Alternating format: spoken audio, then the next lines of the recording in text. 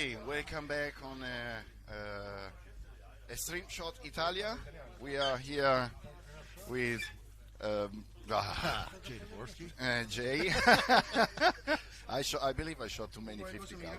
And I did that the other day with Rod. I was giving him the biggest compliment you can imagine because he's done such a great job on the match. And yet when I went to mention his name, I drew a blank. I was like, you got to be kidding. I was just talking. I put in some other words just until I could remember his name. And then, okay, now I address him directly. Yeah, but this is the nice thing of the live. Absolutely. So everybody, welcome here again. Today we start with the very first day of the light class. And it's going to be something really interesting. This is a full field. We've got, 150, 170 shooters or something like this. It's a very stacked field, very, very competitive. These are the world's best shooters we've got going in here. And that's what I tell people. I'm from the U.S., so a lot of people think that we've got things covered over there. But unless they've come over here to compete, they can't really appreciate just how good the international shooters are. Particularly in light class. And we saw yesterday, even in heavy class, they couldn't really get it done. Wow. Yesterday was, we were just talking about what we have done yesterday. Yesterday we have seen something really interesting. That was impressive. We've seen a very good shooter not doing very well, and we have seen apparently new shooters doing quite well. That is something that it's just phenomenal when you see the depth of the field. And you're looking at the different shooters from around the world. And unfortunately, we don't have exposure to a lot of the shooters on a regular basis. So we see a name, and it's okay, that's not anybody I know.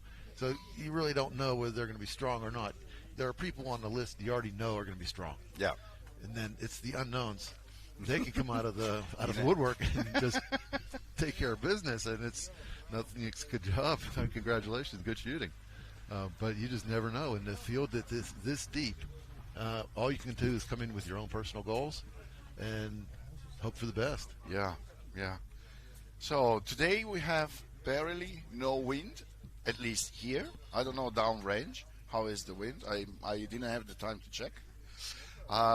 It was a little bit, there is a lot of moisture, so mirage can be an issue. It's wet. Mirage can be an issue. Impact on the terrain can be an issue.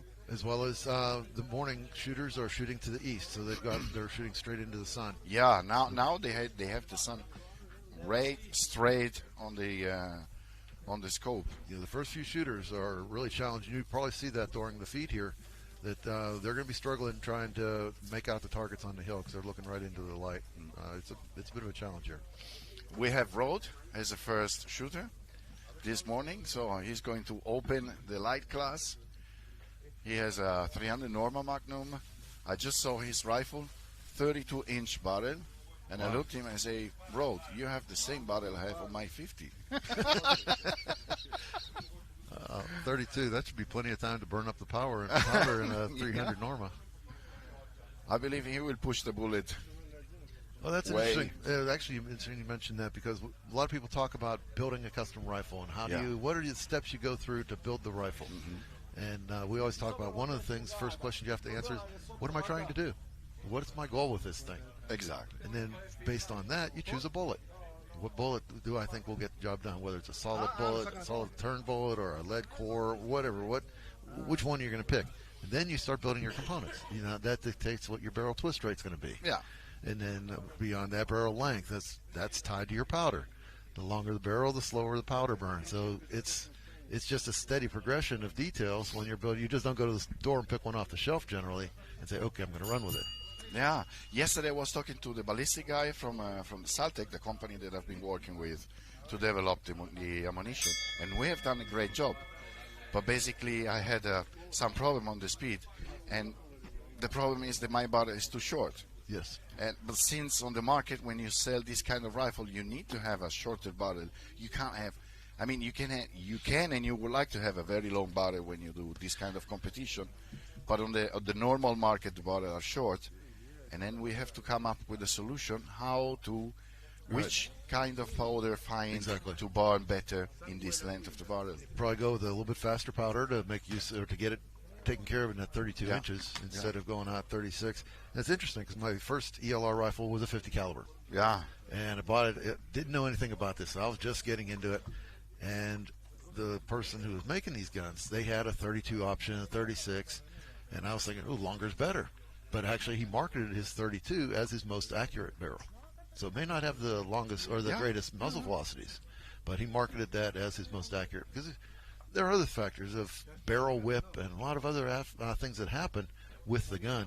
So length isn't really the end all. Yeah, I mean, there is not one thing that is the solution. It's always working around all the component of your rifle, all the component of your ammunition, and see what better fit the other component to get the final results. And I know different commentators have hit on this throughout the feed yesterday of how things have changed, where we used to chase BC, go after the high BC bullets, and now we've learned that really isn't the answer. Your consistency is more what you're after. It's sort of the same thing with muzzle velocity. We used to go after high speeds because, if we're going to shoot lasers, we're going to get it down that range as fast as we can, the less time in the wind and so forth. We've come to realize, again, consistency is more the winner here. So we've got some of the top shooters in the U.S. at this point are running 416 Hellfires. And they're running at 2850 feet per second, which in meters it's probably what 8 something, maybe 870, something in that ballpark. Much slower than what some of your faster ones used to be. It can be considered almost an uncompetitive speed. Yet these guys are winning matches because it's extremely consistent at 550 grain bullet running that speed, extremely consistent, extremely predictable, and they're doing very, very well with it. I had the experience with my 50. We had a 2 bullet. One was 650 grain, 640 grain, something like this, and the other one 750 grain. So the 650 was going out from the barrel way faster, about 50, 60 meters per second faster. But down in 500 meters, the speed was, I don't want to say almost the same, but the lightest bullet was slowed down much more than the heavier bullet. And here was the ballistic guy telling me, Danilo, you have the mass. You have to consider that. Exactly. Yes, so your energy is stored in mass or velocity, one of the two. And if you're storing it in mass, that doesn't bleed off. Velocity bleeds off. So downrange energy, it's definitely conserved if you're carrying it in mass. And this is where we decided, no, we have to go for a heavier bullet because we want to fly. I mean, we were positive to go on the final, of course. And we want to fly up to 2,600 meters and say, if we get a too light bullet, I have very, very much, I mean, I have doubts you can get precise at least. You get a much more drop out at that distance. Exactly. Now your fall off of the bullet at distance becomes much less competitive, and that's something you have to. Again, it comes back to the question of what are you trying to do. Exactly. So whenever you're picking your components, I tend to run a little bit on the higher side of my bullets, the weight-wise, thinking that I'm going to be optimized for these long-range targets. I'm not sure how practical it is because most of the targets we shoot are inside of that distance. Yeah. So, every once in a while my choice pays off. But most of the time I'm penalizing myself by having a slower bullet. Yeah, but we need to be positive and always thinking we can make to the next step and then going for the longest target. Exactly. I don't want to make it out that far and be unprepared for it. Exactly. And anyway, you can play very good with a heavy bullet also on the shortest distance. I mean, and this is sort of feeds in also a couple of discussions we've had, one of them being last year's match here. Tony started off the preliminary round and he was struggling, got on target. He got well enough to make the finals. He was quite frustrated with the performance. Yeah. But he made it into the finals. Well, in the finals he had just an absolute fantastic run and won the match. Yeah. So this ELR, it's always a matter of hanging in there, never giving up, living to fight another day. Because tomorrow you never know what's going to happen. We all have our day, and last year Tony proved it. That come from disappointing performance to an absolutely great final run. So we start first shot. Oh, that's a small target. Wow. So with the light class, we have the cold bore. The cold bore is a very small target, at about 500 meters, and they have only one shot, which is the cold bore, either the impact or they go directly to the other target. But it's nice the solution that they come up not to be bordered if I can say, by the way. And you can see the angle, the down angle for that first shot. We're going down the hill, down into a valley as well. It's about 3 degrees down. I mean, compared with what we were doing yesterday, it's incredible. Hey, there's my target. Cool. Sorry about that. Yeah, no, it's true. Shameless self-promotion. I apologize for that. Is it really true? Yesterday, I keep going thinking how I can mistake the target. Jesus.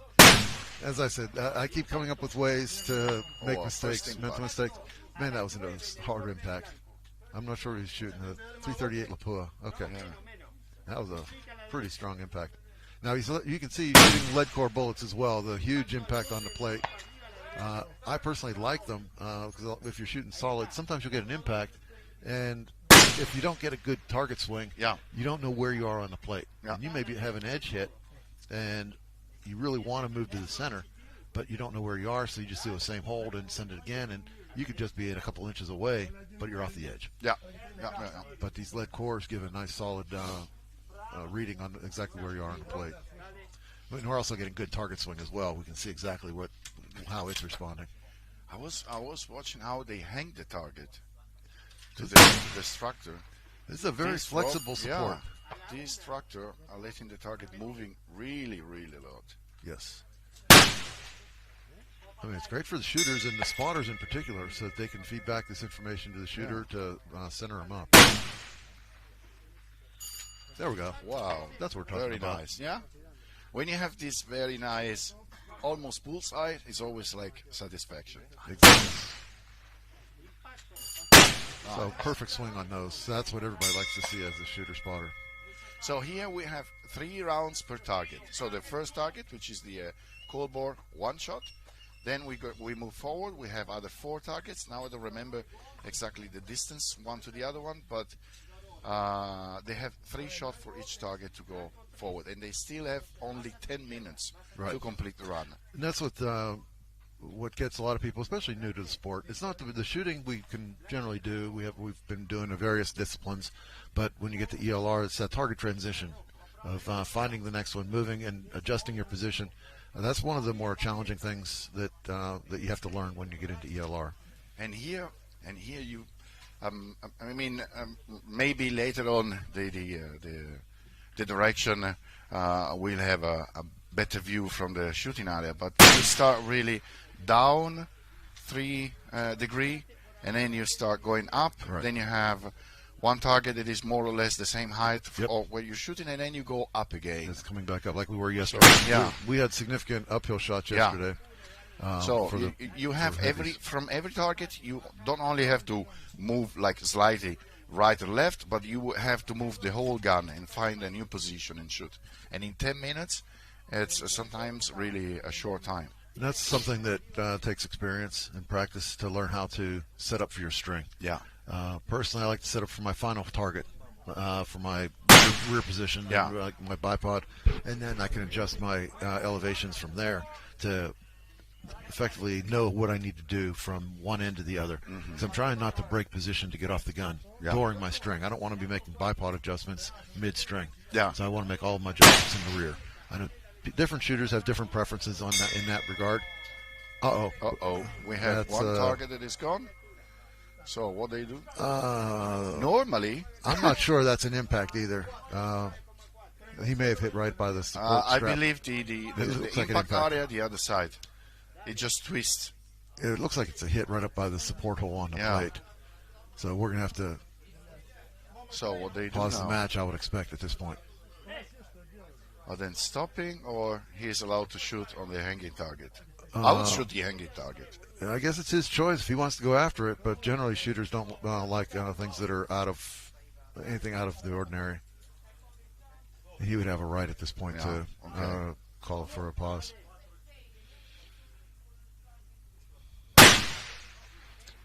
So we should at this point just mark the time that he's paused, and then let the first shoot or the other lane will just continue his run, and then we'll have to repair the target and finish off his clock. Because everyone's got their...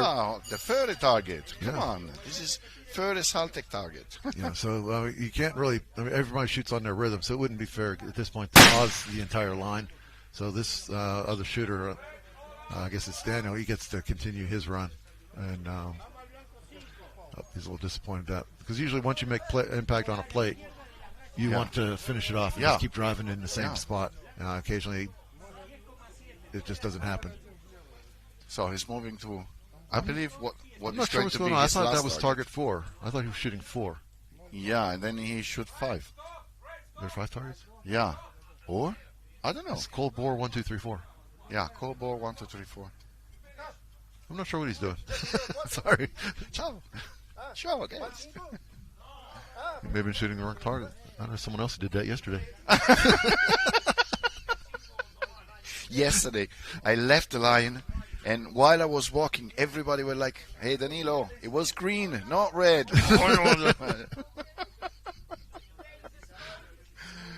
Experience.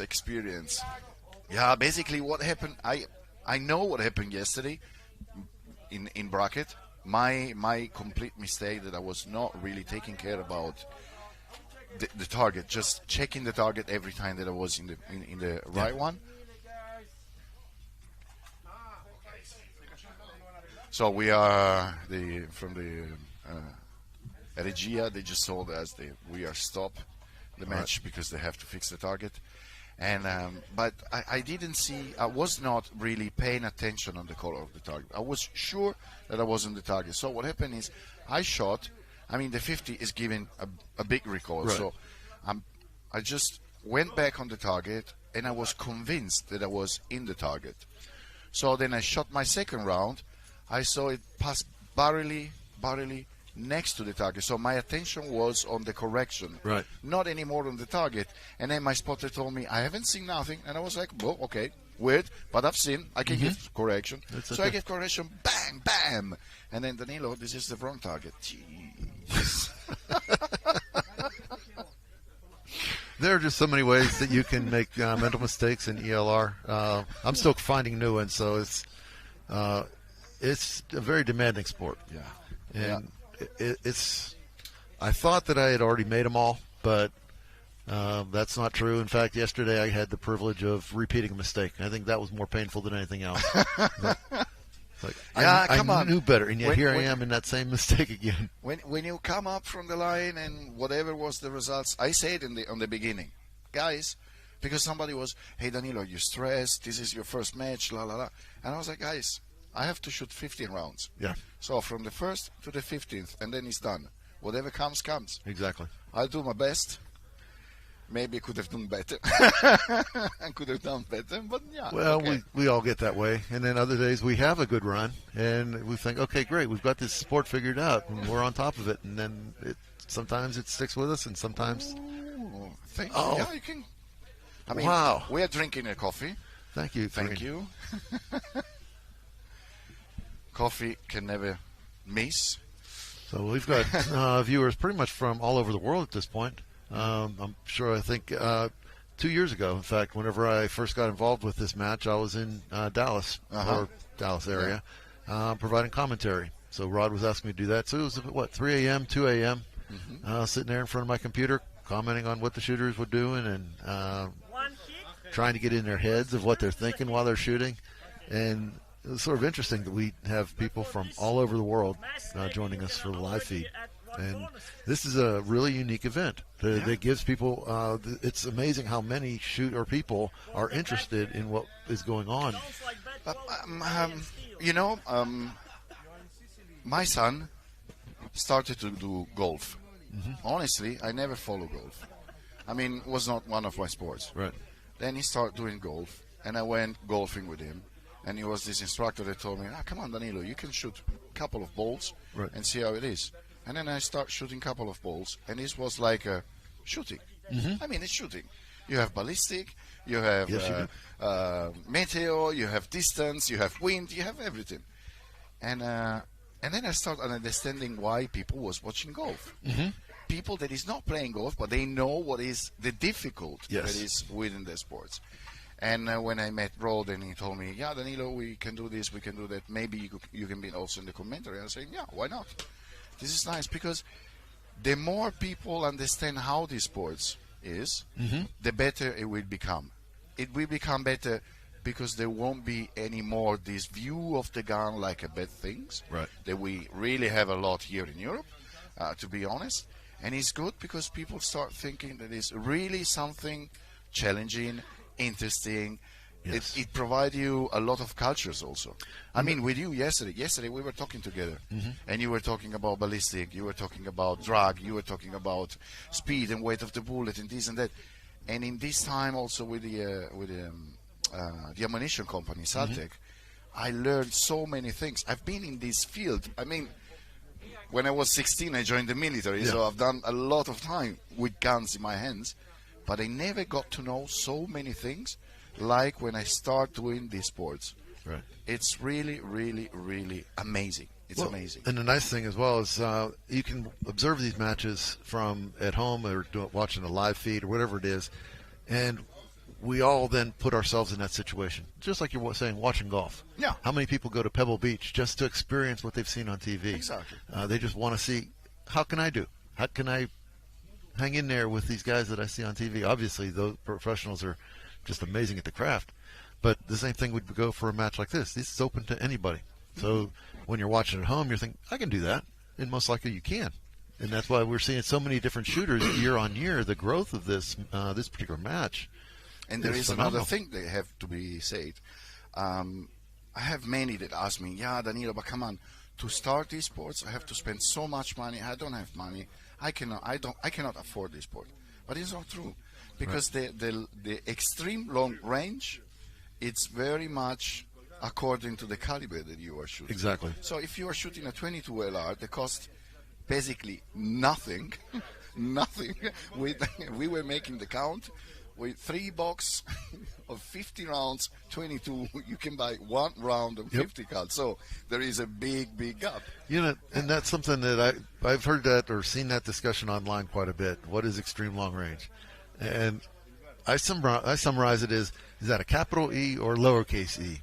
For capital E, specifically ELR by definition, is like 1,500 yards and beyond. Yeah. But like you say, if you're shooting, say, a 6.5 Creedmoor or a 22 long rifle, well, extreme could be for a 22, 500 yards or even 300 yards. Yeah. But for one of these calibers we're shooting today, that's nothing. Go. That's barely our zero. Exactly. So it's Exactly. extreme But in that you sense can is a start- relative term. You can start from each caliber, from each expense that you want to have, according to your budget, and of course also for the shooting range, because there are, especially here in Europe, there are not so many long range to do ELR, but there are a lot of shooting range where with smaller caliber you are still within a very nice challenge. Well, what we're seeing also in the U.S. is the matches are growing on the downward direction to become more inclusive. So instead, ELR started off the heavy class, the 2 mile, King of 2 Mile Venture and all that. And then went down to King of 1 Mile, so light class. Light class, when it was first introduced, was almost a preliminary, getting people into the sport so that they could get into the 2 mile sport. But at this point, I believe that the light class in King of 1 Mile has outgrown the 2 mile. Well, now we have classes down below that, hunter class, tactical class, things like that, depending on who the match director is. But what it allows is people to bring their hunting rig and compete in ELR. So there is no exorbitant entry fee anymore. Exactly. So it's open to anybody. And if anyone interested in doing it, you can look up the match schedule and try to find out something in your area or someplace you want to go, and just try your skills with it, test your skills. So they start again, the target is fixed. And he had punished it. the impact on the target. And he's still up at the top. Well, he's really hitting that upper left. He didn't change anything. He did right. We can't talk too much about exactly where he's impacting on the line because our shooters are not too far away from us. And we don't want to give any kind of unfair advantage since we have camera feed and they don't. So that's why sometimes we become a little more oblique with our description of impact points. But I can say from yesterday being on the line, They cannot really hear us. They've got other things on their minds. Yeah, they are. Yeah, you're trying to figure things out. Like you said, you're worried about which target you're on, and just your correction. What some guy up behind you is opining really doesn't matter so much to you. You're more worried about did I hit the target or not, and what's my spotter saying, and all those other things. What's my speed? Is that a fast bullet, slow bullet? All these other things that you're trying to get your consider to keep yourself on target. Nice system here to cover his face from the sun.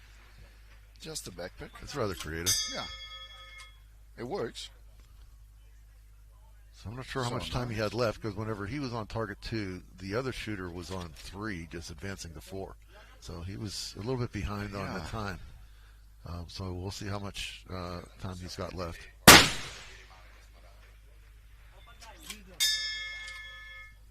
Those are beautiful impacts. No, we can't see how much time do they have. So this is Poise Wealth target. So that's Drew Bezinson. Normally Drew, he's teamed up with Paul Phillips. You've heard a lot from Paul in the commentary. They've got a lot of experience shooting these matches. They've started really all over the world.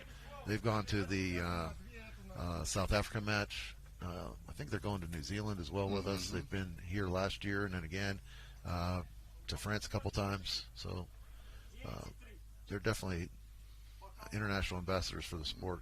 I saw yesterday. There is a King of Tomorrow in New Zealand. Yeah, that's next month. Yeah. So I'll be going down there for that one. Okay. That was a new venture for this year. They wanted to get themselves into the sport, so it's actually going to be run by Jay Monich and Alex Kordsman. Okay.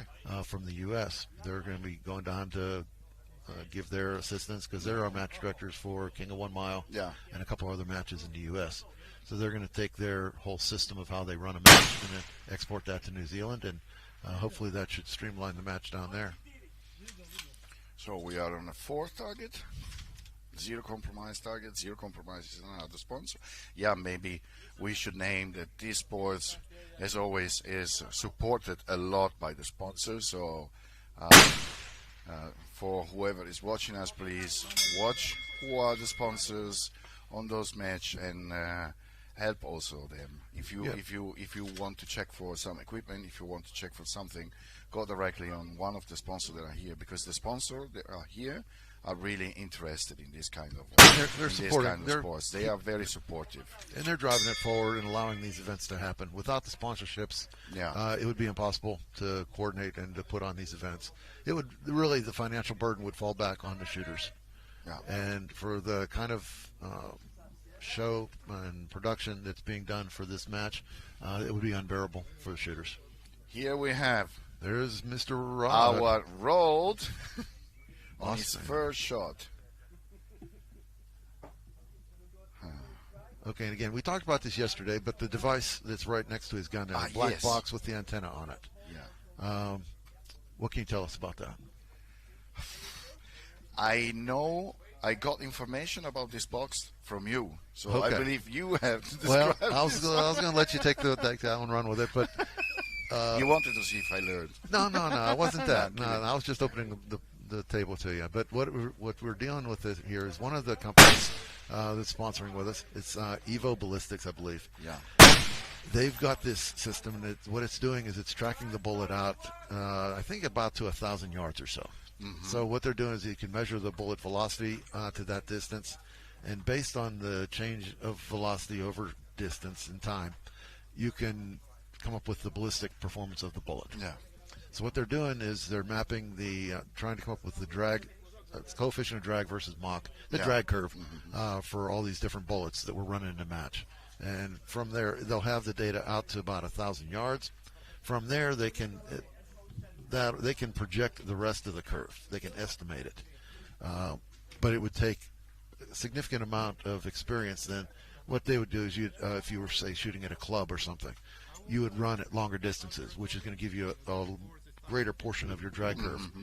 And then as you go out to longer distances, you would adjust your drag curve to give you the right performance that you're seeing on target. For instance, if you shoot out at 2,500 yards and you're hitting at the bottom of the plate, well, you want to be in the based on that drag curve. Well, obviously you need to be a little bit higher, so there's more drag than what the model thought there was. Yeah. Yeah. So now you adjust your drag curve so that the prediction matches the actual range data. So what they do with that then is in a stepwise manner, they tweak the drag curve, and it's an extremely accurate way of coming up with a ballistic solution. But has this system some like extension for the distance? I mean, can they set up more system along the shooting range to record more data from longer I imagine distances? that could be done. They could probably have a piecewise solution. They could probably set up a radar at 1,000 to track, but I'm not sure what that would take. That'd be some creative. I imagine it could be done, but they would have to look into it. As it is right now, they do the initial tracking from muzzle, and then solid impact. So they take it from the muzzle, and then beyond that, they use range data to adjust the curve. And the nice thing also is, in ballistics, we tend to think of the basic G functions. Yeah. Whether it's a G1 or G7, BC, and it's largely for marketing that those numbers are presented, so that the customer can compare one bullet versus the other. How resistant are they to drag effectively? But the standard curves, well, it's hard to understand. The standard is really developed for a 1-inch diameter projectile weighing 1 pound. That has nothing to do with what we do here, but that's what is used to develop that curve. Yeah. So here's your standard curve, and then here's our bullets. Okay, how relatable are they? And what we're finding out is even the G7, which is supposed to be for R-shaped bullets, doesn't really track and particularly the transonic, which is as we approach Mach 1, as the bullet slows down and is approaching speed of sound. That's called the transonic zone. That's a very difficult place to model and predict, and we're finding that this standard shape transonic performance is quite a bit different than what these bullets are doing. So that's where when you start mapping range data, that becomes very, very my ballistic, he was telling me about the shape of the bullet, and then he told me, yes, when you have a bullet that has to stay only in the supersonic, you can have a bullet made so and so, because anyway the air is not really on contact with the bullet. You have this cone in front of the bullet that is pushing through. But as soon as you get into the transonic and then in the subsonic, then as you say yesterday, the bullet is flying in through the air. So it has the air touching the bullet, and it says the more straight is the surface of the bullet, the better it is. Well, the good way of looking at this is we look at airplanes, fighter versus a commercial jet. Yeah. Fighters are long and pointy because they're designed to perform in the supersonic range, whereas commercial jets are rounded in the front. Yeah. That gives them better flow in the subsonic range. So bullets, there's no difference. Bullets are going to give you better performance if you're somewhat round, not circular, but a rounded nose. Yeah. You get better performance in the subsonic and transonic zone, whereas the flatter edges, that's more designed for supersonic, heavy supersonic, Mach 2, Mach 3, that sort of thing. So whenever you're designing a bullet, it's almost like we said earlier, what do you want it to do? The same thing, same question is for a bullet designer. And if you're designing a bullet to be stable and transonic, well, then that requires you to have a certain curvature on your nose, certain mi-plat curvatures. Then that bullet is going to be the best you can do for transonic. It's not going to be best supersonic. It may not be best subsonic, but it's going to be the best in the transonic if that's what you're trying to do. So that's, as shooters get into ELR, they start to learn these eventually. And then the secondary issue to that is consistency. Yeah. BC from shot to shot. Early on, and again, this was a discussion that I heard Paul have yesterday, so I'll just cover it lightly. We used to chase BC, go out for as high of a BC as we could. Well, we were finding that, yes, we had high BC bullets, but they weren't very consistent. So if you ended up with, say, a 3% variation on BC, which is a reasonable number we're seeing, it leads to a lot of variation in your vertical. So you'd get out to, particularly in transonic zone, and get tremendous vertical stringing. You couldn't stay on target shot after shot. You may be high, maybe low, and you did nothing different. It's just a variation in a bullet, and that became uncompetitive. Whereas other bullets are designed more for transonic performance, and they will give you the exact same drag curve all the way out. So that's became really the goal then for the bullet designers. So it could be. It just come out to my mind. It could be that on a ELR you can have also two ammunition, depending on which side of the area you are. Absolutely. If you are in the supersonic, maybe you can use one ammunition, and then the closer you get into the subsonic or transonic, and then you're going to change ammunition, because you know that anyway you have to fly all the way up this point. That is a good point, and people could have different charge weights. They could do a bunch of different. They have different bullet weights if they want to go the heavy weight for the longer range, lighter weight for short range. Yeah. It's a matter of reducing variables, though. We'd like to know what our solution is for our gun, and then at least we don't have. We know that's not changing. The problem would be if you're shooting one with one load and then you switch to something else, and now it doesn't hit. Now, did it miss because of the bullet change? Yeah. Did it miss because of something else? And we try to minimize those variables as we're going through our strings. But it is a good point, though. That would. I mean, if you have the time, I know that I'm also struggling to test the ammunition, because you really have very few range where you can go and check in the subsonic. I mean, with this huge caliber, you need very long distance, and even here in Sicily, the 2,600 meters is 1 day open. Yeah. It's not the regular distance that you can shoot here. And the thing is, you may have access to a range on a given day to try to get data. And but if the winds or the conditions are such that, okay, you found what it took to get on that day, but I had some hellacious winds to deal with, how good is that as a baseline data? So it takes quite a while, actually, to accumulate data. And it's not just the basic draw. You have other factors like aerodynamic jump. Yeah. So now you have to have on a day with a steady known wind, a lateral wind, to know what is your jump factors. So there's so many variables that we tune from a ballistic standpoint. It takes a long time to get experience with your bullet and know exactly what it's doing. But that said, that's one of the things that with ELR recently that has been so beautiful is that the tribal knowledge of all these variables and the learned experiences, the shooters in ELR are very open. Yeah. We discuss these, whether it's online, in person, at matches. Mm-hmm. We have discussions just as we're doing now, where now you don't have to experience the pitfalls. Yeah. You're now a step further. And what we're seeing is the guys new to the sport it's like instant mediocrity. You're not down in the bottom anymore. You're right in the middle just by going to a match and talking with the other shooter. Talking to other people, talking to other shooter, getting information, getting suggestions. Yeah. It's some sports are going to be that way, where it's guys help each other. Others are going to be more competitive, cutthroat. ELR in general is extremely open. I've seen guys where at a match where a fellow was there and he had his gun sitting there, and some maintenance guy came along with a 4x4, ran over his gun, broke his scope. Well, some disciplines he would have been out of the match. ELR, everybody helped him, gave him what he needed to get up back and running to complete the match. And I don't remember how he finished, but I think he ended up doing quite well. All right, looks like Rod finished up. I'm not sure whether he's happy or not. It's sort of hard to tell from his body language. He doesn't look really happy, but yeah. So it looks like he's working with Gary Costello, spotting for him. Gary's with March Scopes, another one of our sponsors.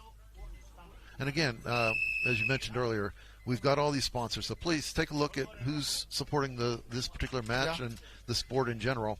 And when you need a product, please take a look at what they've got to offer, because they're the ones that are supporting our activities and helping the sport grow and continue on.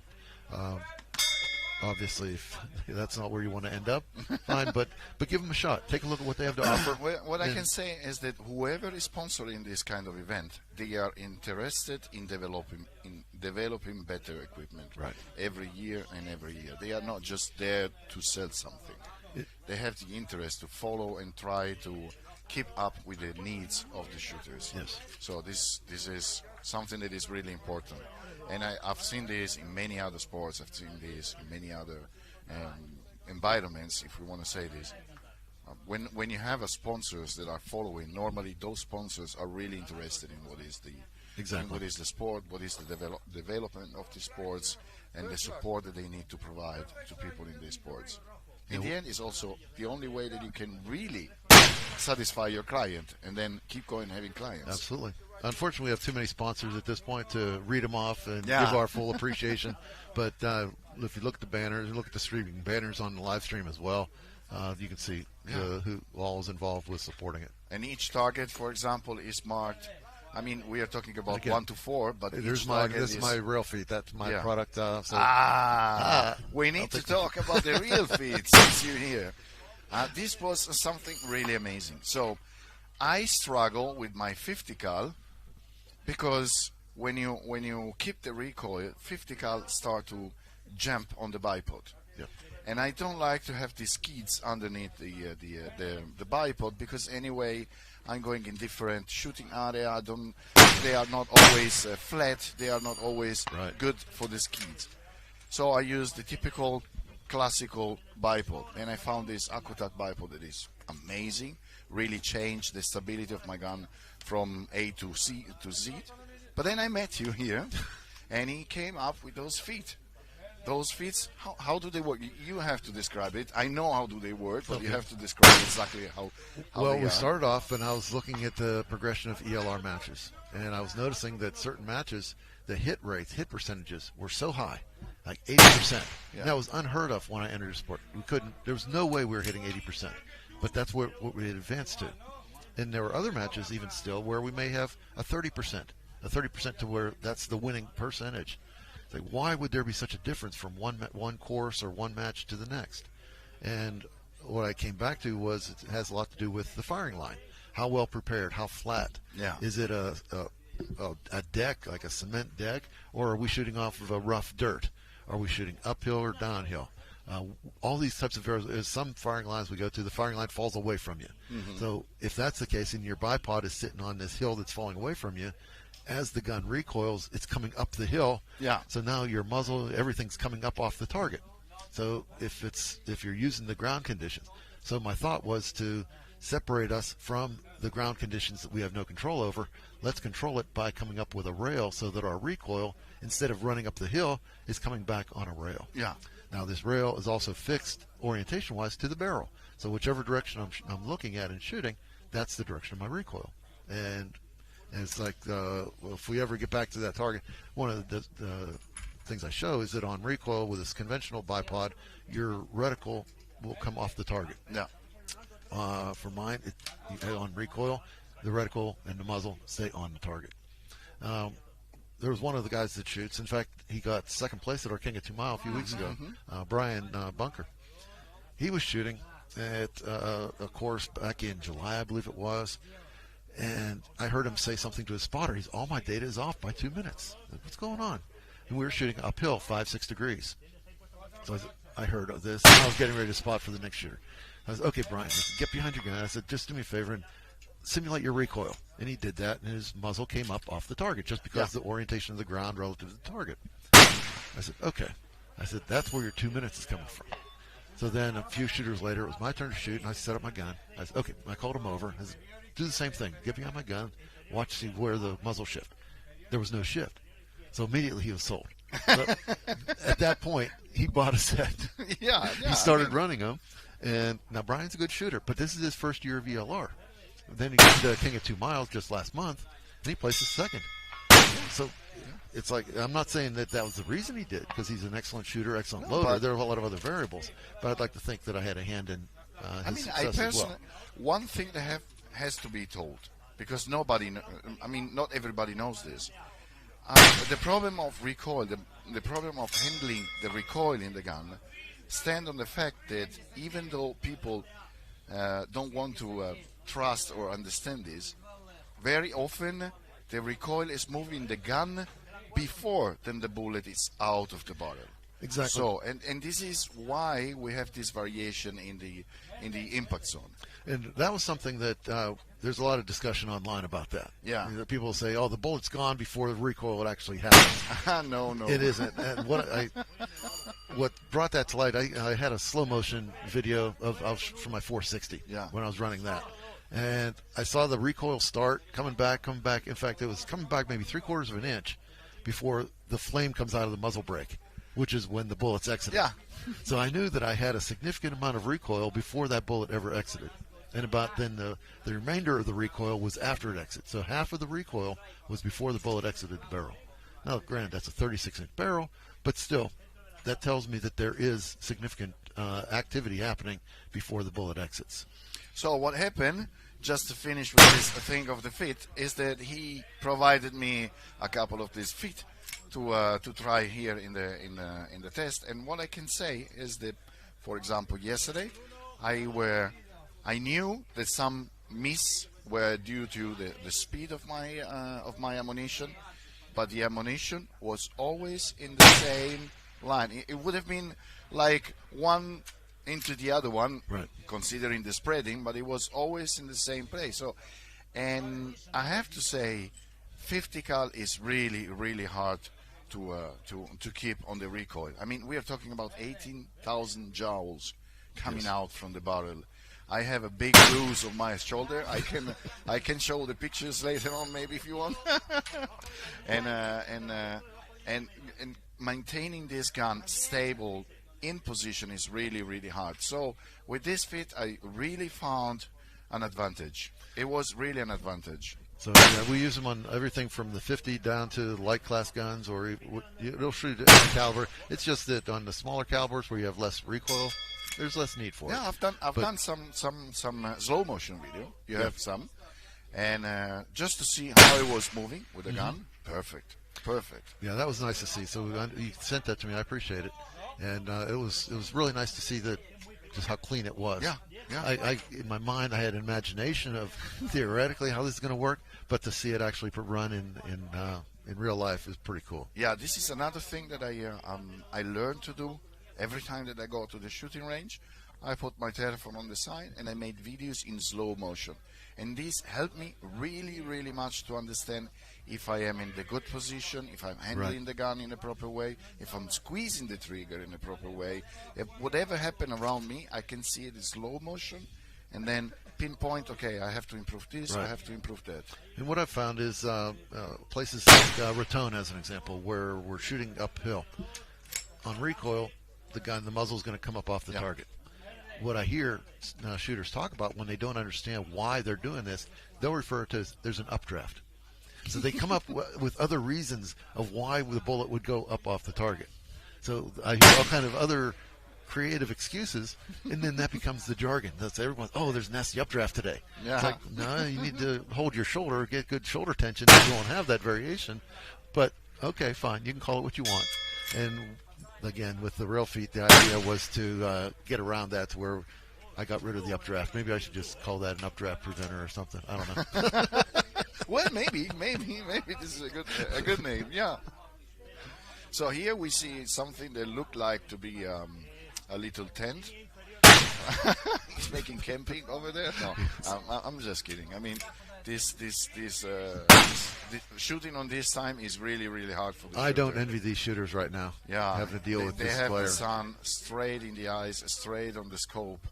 It's really hard to see. Unfortunately, we don't have much of a choice because we've got so many shooters. This match has grown to such an extent that these preliminaries, the light class, is going over 3 days.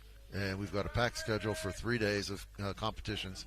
So we have to get just some shooters in. And unfortunately, it leads to some of them shooting in less than ideal conditions. That's, again, where we talked earlier, luck of the draw. They've got a challenging life, but right now they've got virtually ideal wind. So there is a bit of a trade-off, and we're seeing a lot of impacts. Even these plates, we're seeing that these shooters are really performing well this morning, despite the lighting conditions. Yeah.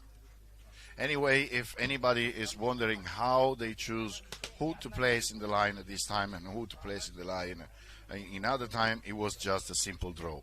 All the names were put in a big pot and then taken off name by name, and then they made the list and the time that they had to show up. It was very nice. Rod holds it online to where the random draw, and it's live event, so everybody can see it. There's no question of how the order got situated the way it was. I love the transparency of it. I heard I heard people complaining about some other competitions around Europe where they say, yeah, we have like the feeling that And in the best time, Right. there is always the same people. And Road made this clear. Okay, we don't want to have discussion. We don't want to have problem. Exactly. We want to do everything fair. It's luck or bad luck, whatever it is. Yeah. And we used to have that, or in the U.S. as well. It's like certain shooters just seem to have preferential draws. Yeah. And you think, how can that be? In fact, there was this one team that they always seem to get good draws. So to get around that, match director said, fine, we're going to draw numbers out of a hat before we start shooting, and that's going to establish it. First time we did that, this team, they got like the second and fourth, whatever, right in the ideal spot they could have asked for. That's what they drew out of the hat. And it's like, okay, there it is. It happens. It just simply happens. We like to assign fault that whenever we didn't get things falling our way, we thought, something nefarious must have been going on. It's like, no, that's just luck of the draw sometimes.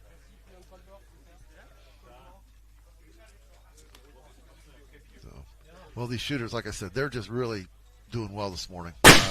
They're setting the bar high. Again, these scores are going to be compared with everybody over the next today and then the following 2 days. So they're definitely setting the bar high. Yeah, for them it's different than from the heavy class. So heavy class, we had one shot, either good or bad. Yeah. For them, they have 2 days. So in total, 7 targets, if I remember. Yeah, with the cold bore, 7 targets. So they run today, they run maybe tomorrow or after tomorrow to be seen. Yeah, I misspoke there. So it is. We have our first run in the prelims. There is a second prelim run. Yeah. That will be, again, another random draw, but it'll be later on in the sequence. So these shooters, they shoot today or whenever, and they will be following up with another for the following 3 targets. Yeah. So it's not all or nothing with a morning draw. So it's not 100% dependent on today. So he's shooting with a 33 XC. I don't know this target, honestly, this caliber, honestly. But I saw also a lot of people shooting in the heavy with a 33. Yeah, I was running a 33 XC as well. Yeah. So 33 XC. XC stands for Extreme Capacity. This was developed by David Tubb. So he's got the 37 XC, 41 XC. It's a family of cartridges. Effectively, what it is, a 338 Lapua. Yeah. Just a little bit longer to give a little bit more powder capacity. So it's like between, let's say, 308 and 300 Winchester Magnum. Yeah, it's pretty much that. Yeah, exactly. Okay. So you're taking the 338, giving a little more powder. So now you may be running a Lapua at a 2,900, 2,800 something feet per second. Now we're able to push it up into the 3,100. Okay. So you're getting a lot more speed, but some people find them difficult to tune. As well as your component life, your barrel life drops off because you're running so much faster.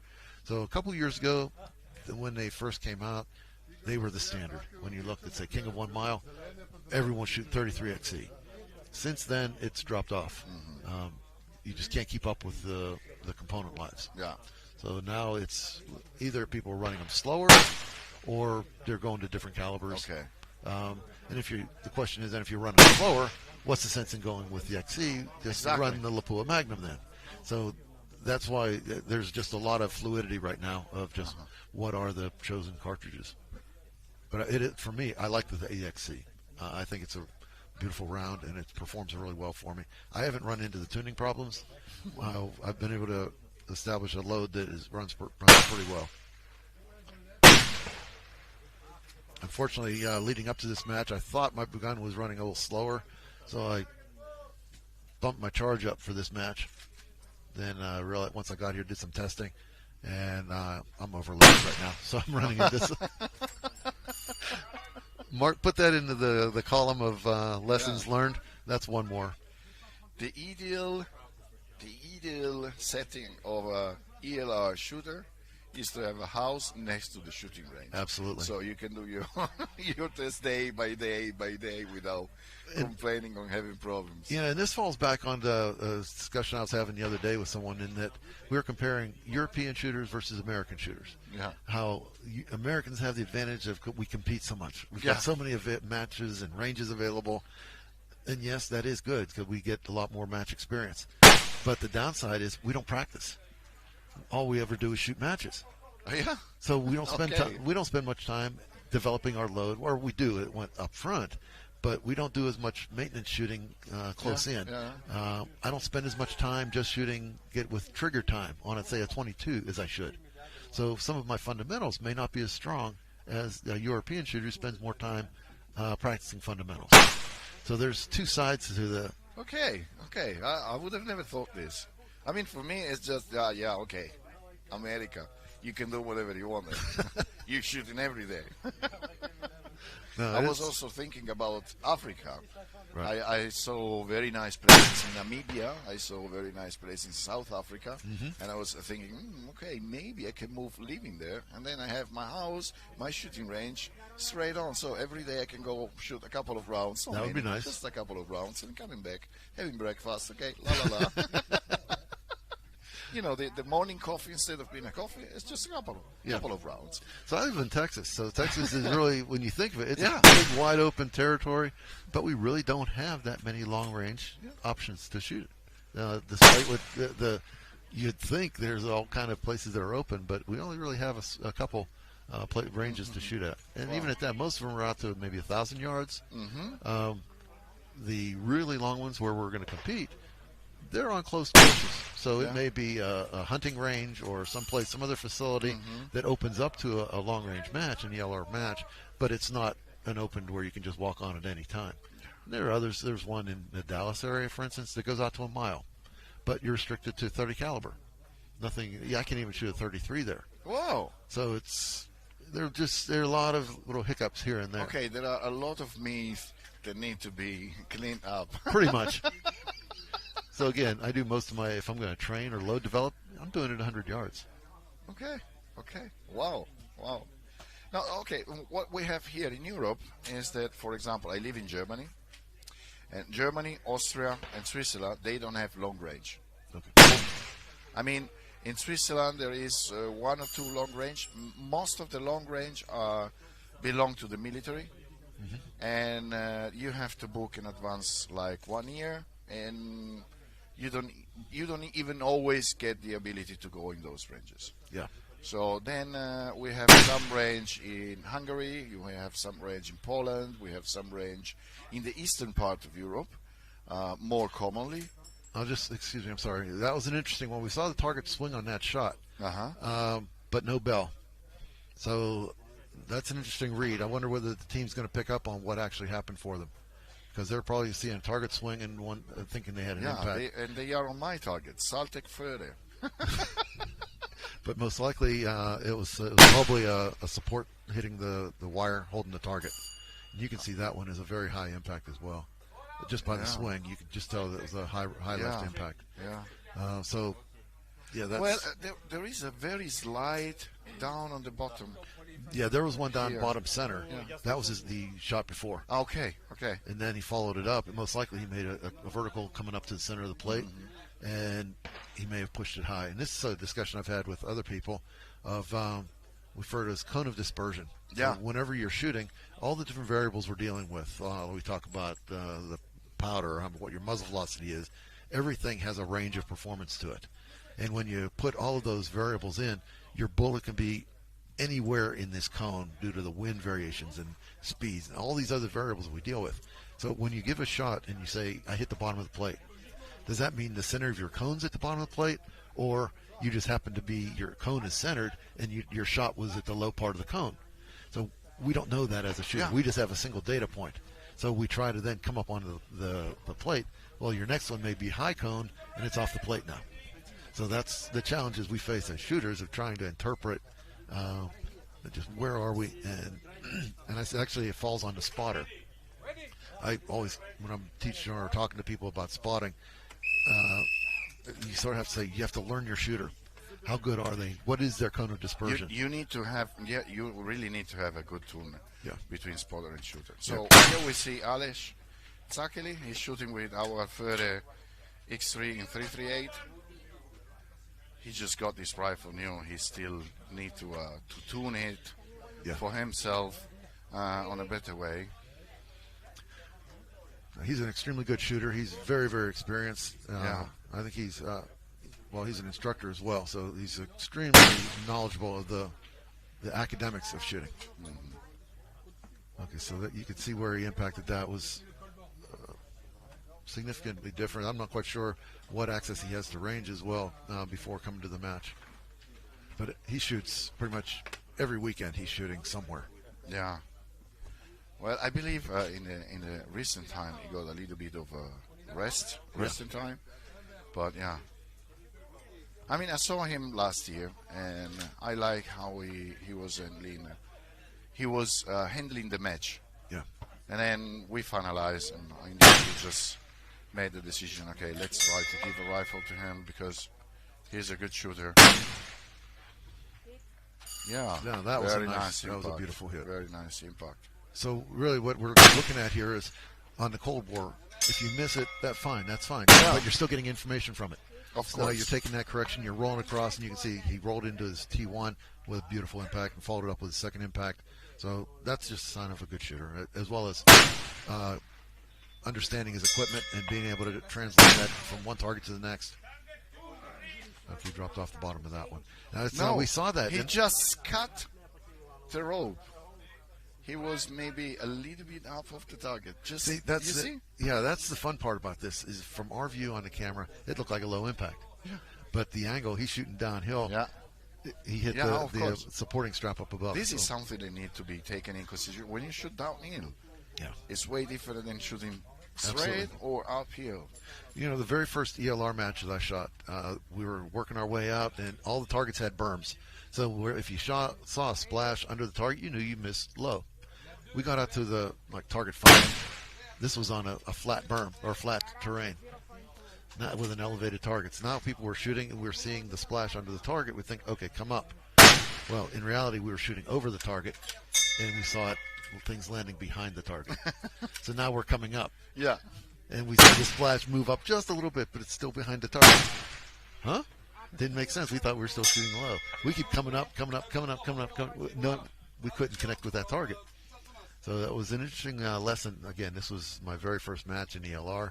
That was a very good lesson of paying attention to the optics and the terrain and trying to read it correctly.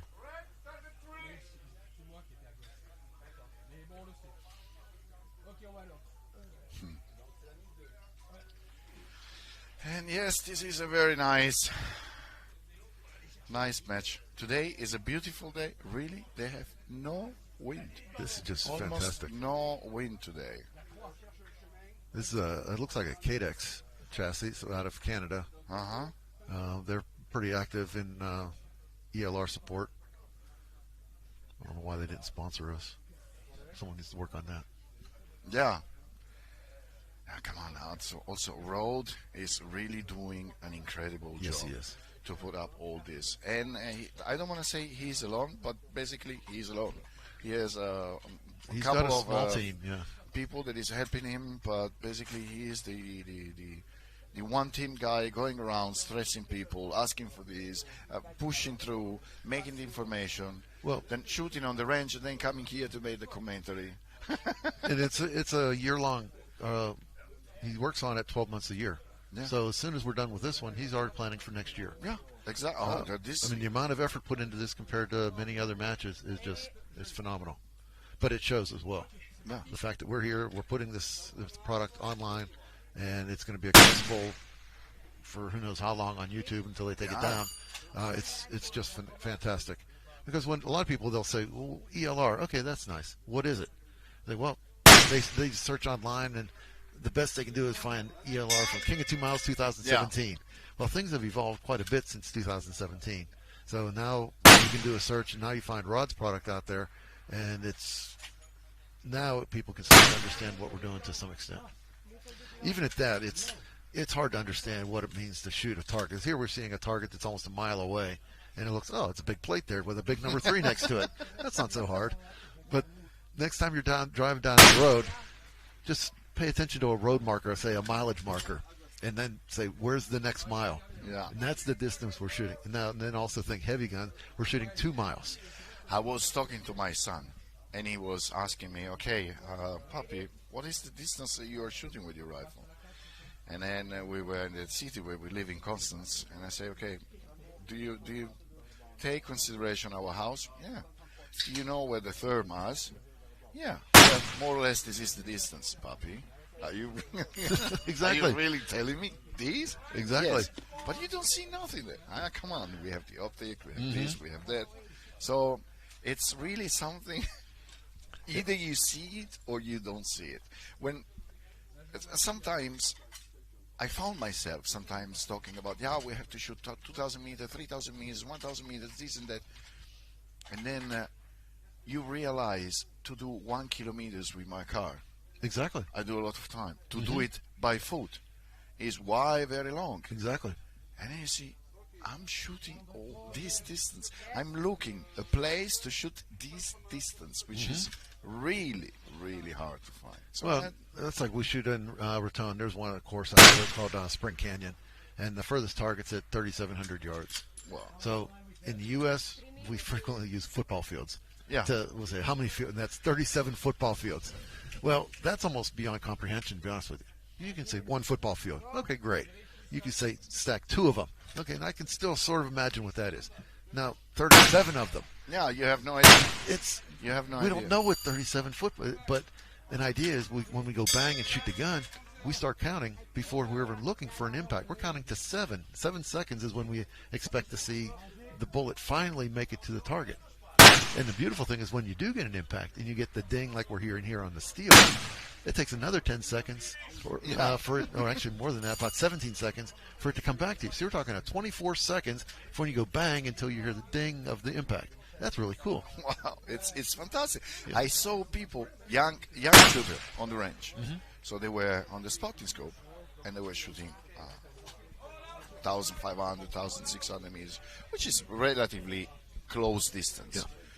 And the shooter was shooting, and they were like watching in the spotting scope. So nothing seen, and then ding. Yeah.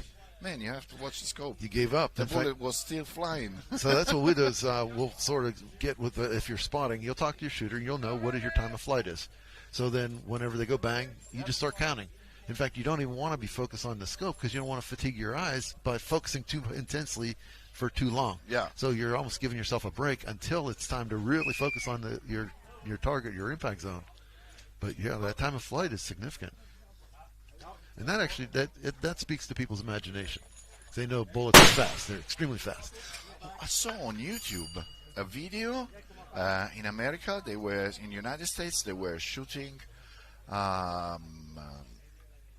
from 7,000 yards, something like this. So they had this platform, angle platform. Yeah. They had 2 or 3 prism in front. Then it was people downrange on a cover position that they can spot where the target were. The impact where the target was bent out to the ground. Right. Almost laying down exactly. on the ground. And they shot the whole day. And finally they got an impact. But this was like something like... Yeah, those kinds of things used to happen. But like you said, you get an impact finally at those distances, and it's like, okay, can you follow it up? In that particular case, they tried and tried and tried. They couldn't get a second one. So it's now, what does that mean? Does that mean you can hit a target at 7,000 plus meters? No, or that just means you just happen to finally drop one on? One point that I always say is the bullet sooner or later will have to hit the ground. Exactly. So if you can predict more or less where it can hit and where it can touch the ground, right, then you have an idea where you can shoot. But and as we talked about our cones of dispersion, when you start shooting those kind of distances, the amount of winds, the number of gusts you're going to encounter become unpredictable. Yeah, totally. Where I know, I don't mean to poo-poo it, but when we started ELR, even the King of 2 Mile concept, there were many people that said, you can't hit a target at 2 miles. That's too far. And it was just dismissed as unreasonable. In fact, the early King of 2 Miles, they were maxing out at about 2,100, 2,200 yards. That was the furthest impact. So to go out all the way to 3,500 was seen as absolutely unreasonable. Yeah. Whereas now, people hit 3,500 on a regular basis. So we're showing that it is capable. So for us to say that 7,000 is just unreasonable, well, maybe under current technology, it's not quite reasonable. But so when I went to this company, this Saltec, then I want to talk just a second for this company because they deserve it.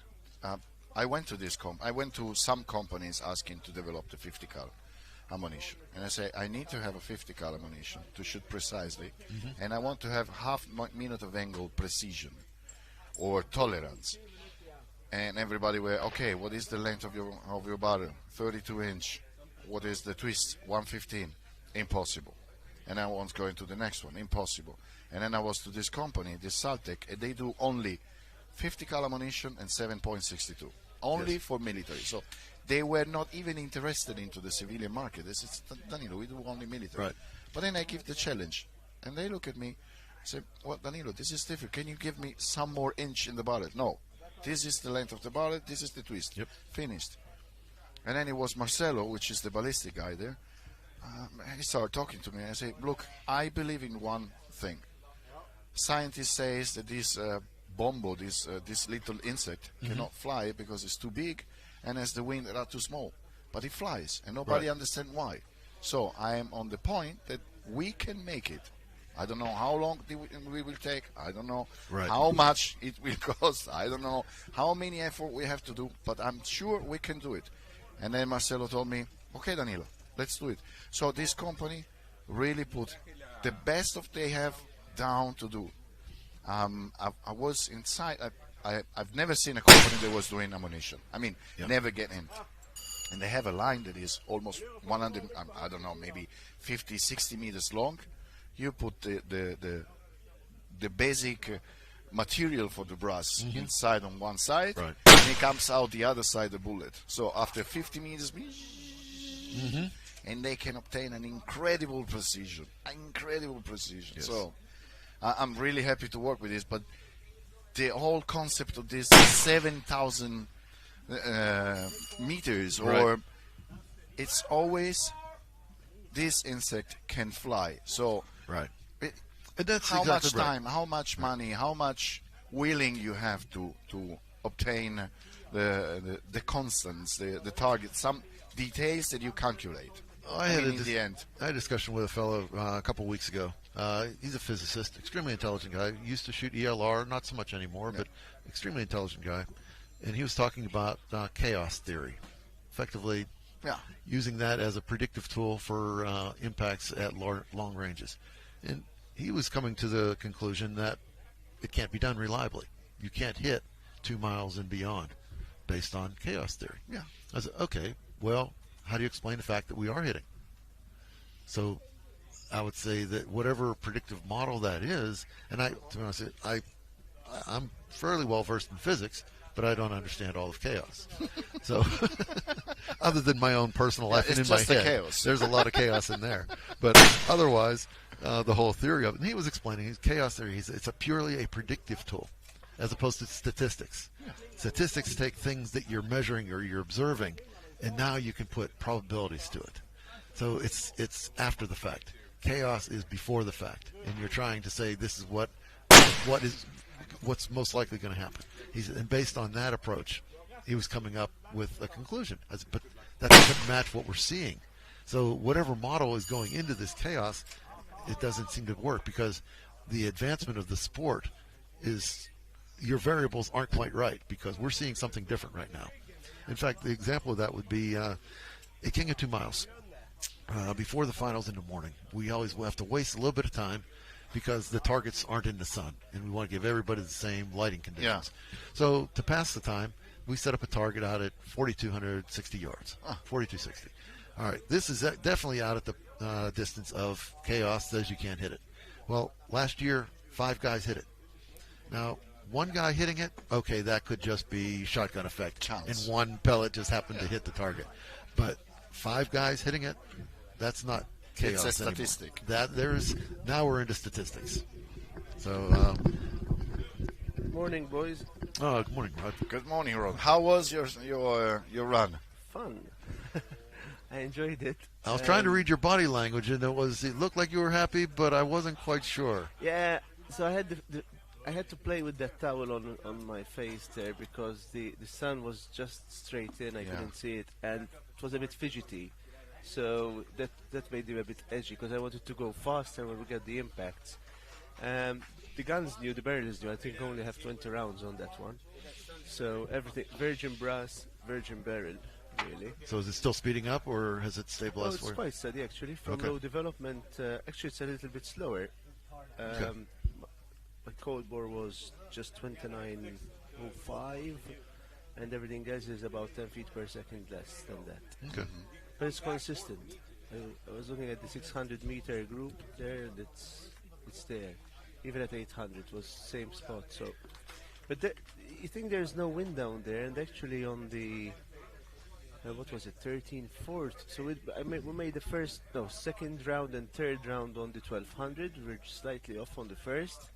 Then we made the first round on 1300, and the next two. So we pushed a minute after that. We thought we were on the edge. There were 2 impacts, and I didn't check the plate to see which ones there were. And then we adjusted a minute right, and we still went another minute left. So it was still pushing us out. And we were surprised because we couldn't. There's no mirage at the moment. There's very little to go by, and not even Gary could see anything significant. Yeah, but so that minute is very hard to read. Like, how do you read that extra minute? I ran into that yesterday.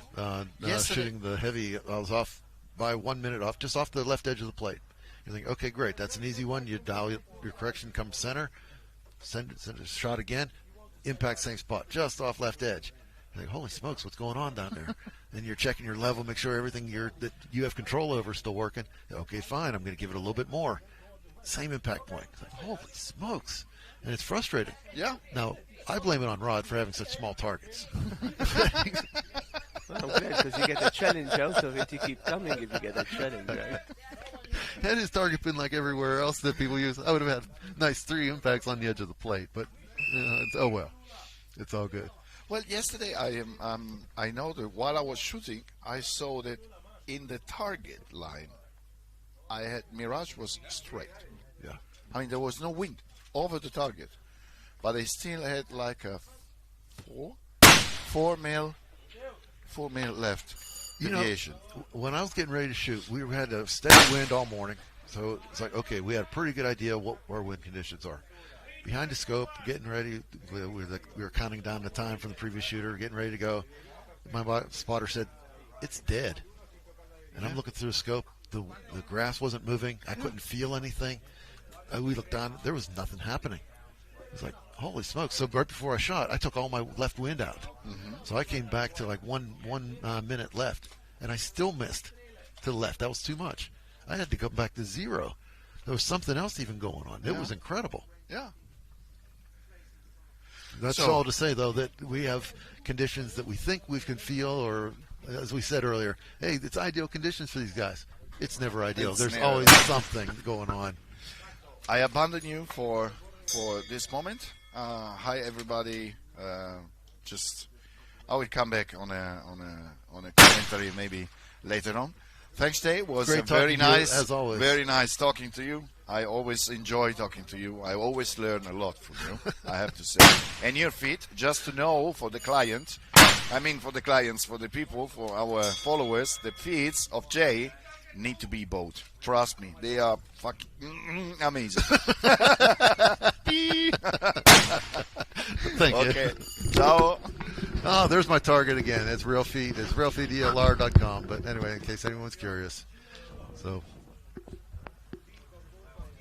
you can see I put educational banners on the side. So I said for fixed feet on the left side, on recoil, you target reticle moves. On the right side, it stays on. That's just trying to come up with some sort of a visual for the benefit of what the feet do. But anyway, that's just my own little spiel. Let's see. Where are these guys from? Slovenia. Now, this is the beautiful thing about this match. Is we've got, I believe, it's over 30 nationalities represented. That's more than any other match I've ever shot, I think.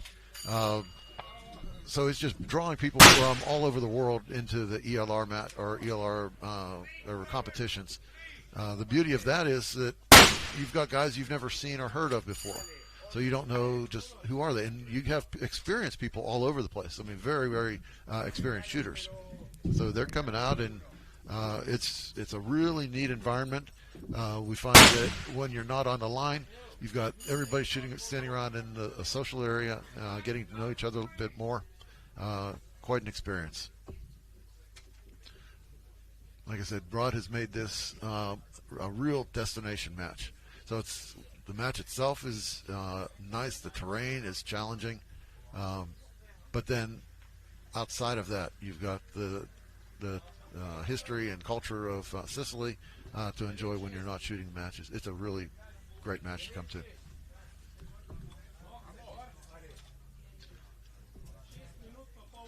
So you can see on these things, guys are tending to run the little device you can see sitting on the ground next to the gun. That's a Garmin chronograph. What that does is it'll tell you how fast your bullets are coming out. We look at those because we know what our bullets should be from our testing and so forth, and we want to look at that to say, for instance, if we miss low, we'll check our speed in case we just had a slow bullet for some reason. So if it was just a slow bullet, then we don't make a correction because our next bullet's probably going to be its normal speed. But that just allows us to do a bit of a sanity check for if we have a miss. We don't always look at it, but generally it's if you have a miss, you're taking a look there to see if that's a contributing factor or not. So target 4, we can see that we don't have all that many impacts on this one, so it's fairly evasive for the guys. This is going to be an area where later shooters are actually going to have an opportunity to make up some ground, possibly. Obviously, the longer target, more points. So someone's going to come along and knock it out of the park. You know that's going to happen. It's just a matter of who's going to step up and when it's going to happen. You can see on this one, I'm not going to say too loud because of the shooters, but you saw where the impact was. It's not a really strong signature back to the shooter. So the spotter has his work cut out for him to try to see that and make a correction to get on plate. So some of these that was a much more obvious signature. The one before that was difficult to see. So sometimes as a shooter, you don't pick those up. And a no call is one of the worst things you can have because now you don't know what to do to get on. Now you're just fishing around hoping to get a different response. And again, this comes back to the whole spotting concept. One of the things you want to look at as a spotter is where can shots go to where you won't see them. So you're trying to interpret a no call or like when you don't see any kind of dust or something, where could it possibly go to where you wouldn't see dust? So that's just, as a spotter, those are just some of the things you have to try to figure out and help your shooter. It's amazing how often you can make those guesses and follow it up with an impact.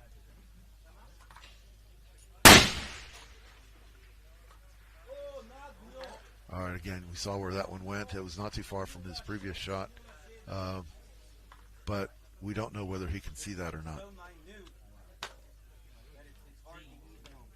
That's a tough landing zone. You can see if off to the right and left sides of the plate, it's going into some tall grass back there. Grass is historically, it'll just eat up the bullet, and you won't get much of a dust response. So it becomes very challenging for shooters to make these impacts. Sometimes shooters will choose to intentionally shoot short into an area in the dirt where they can get a good feedback, and then make their correction and then go for impacts after that.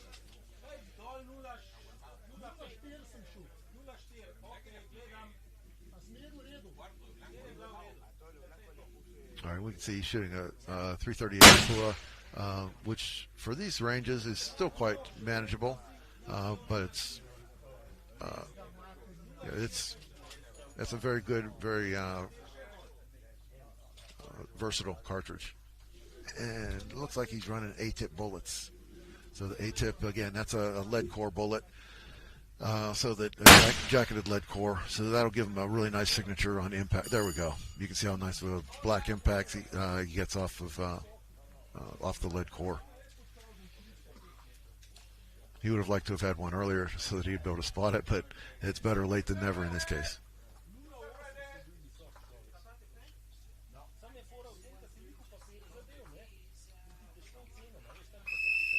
I believe this is one of our French friends.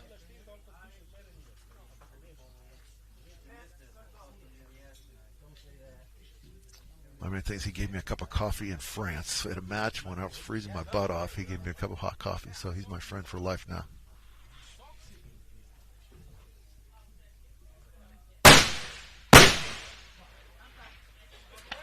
Wow, that swing is amazing on these impacts. So you can see we've only got, on that cold bore, only 2 impacts so far. So it's the cold bore is a very small target at this match. In fact, all of Rod's targets are on the small side, which is a contributing factor for the difficulty and the historical low scores in Sicily. We generally were shooting about 1 minute, 1 MOA target, 1 by 1. You look at something like King of 2 Miles, the targets are more of 2 minutes wide by 1.5 tall. So that's 3 square minutes if you want to do the area. Compared to this course, it's 1 by 1, so that's 1/3 the target size, target area, from say a King of a 2 Mile type target. What'd you do for a win call? Spin drift? I got 1 left. That said, we're looking at that target. There's a whole lot of impacts on it, so they're still getting it done. They're finding a target and really getting a lot of impacts today. So that's good to see.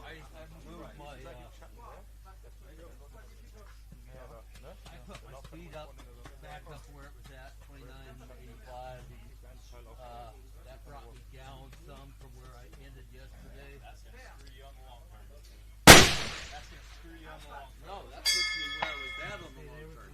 Yeah, he's going to be happy with this. Just getting the points. With so much with ELR, it's a mental thing of having the confidence of getting on plate, and just the confidence that you can do it again and again. Because we practice all the time, of course, and it's like you want to just get into that comfort zone of getting it done. You can be having a close miss, and then you just start questioning what it takes to get onto a target and what you're doing that day to make it work. So getting early hits is extremely good for establishing that confidence level. But counter to that, an example would be King of 2 Miles this past year. I was teamed up with Ryan Cheney. Ryan's an excellent shooter, historically, heavy class, light class, super shooter. Well, he had a little bit of trouble on his 2 mile, or his target 2, and we ended up going into the extra shots just to hit the advance. Well, we got to target 3. It's like, okay, now we just recentered. We're back on points again, and Ryan just knocked it out, got the hits needed. We made it into the finals. So he made it into the finals, struggled during prelims, though. But during the finals, he ended up having the second strongest run of anybody, and he just shot up through the standings. So much of ELR is doing what it takes to just survive that day, to live to fight another day. So even if you're struggling on a given target, that's fine. That's going to happen. Just keep your head in the game, stay in the fight, and just go after the next opportunity you've got. All right, this is Hunter Brewer. He's part of the Black Bear Shooting Club. Now, Black Bear, they had as a team had a nice solid run yesterday in the heavy class run with I believe at least three of their shooters made it through to the finals on heavy. Black Bear's out of Virginia in the United States, so a little bit of a homer on that one.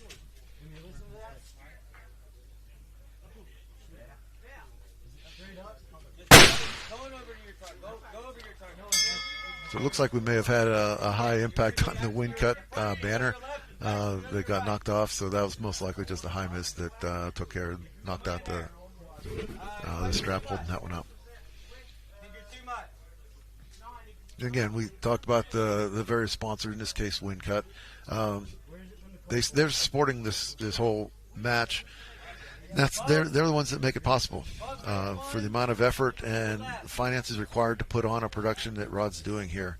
We can't thank the sponsors enough for their contribution to make it happen. Without them, it wouldn't make the match. It wouldn't be possible. So again, when you're in the market for any kind of shooting supplies, please take a look at the sponsors that we've got listed in streaming through the feed. Take a look at their products first to see if they've got something that'll meet your needs, and help them out. That way they can continue to support the sport in these matches.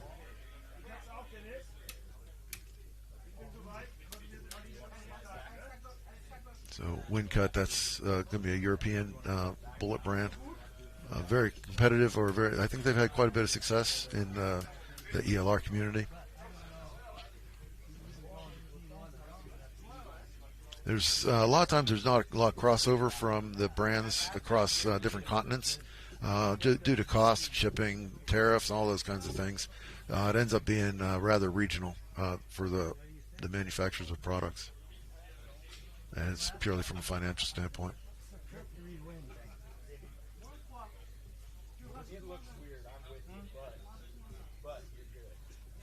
Again, we can see from the grass on the targets.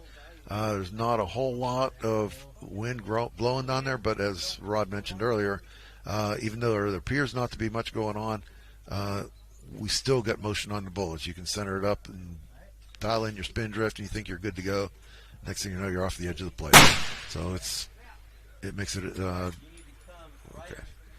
Now we saw that impact point, and it seems like it's a significant miss from our angle, but since we're shooting from up on the hill down toward that target, it's not that much of a miss. He's probably just off the edge of the plate.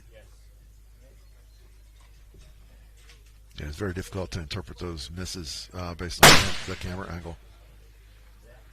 All right, so that's pretty much where the previous shot was as well. My coffee friend, and unfortunately didn't make impact on this one.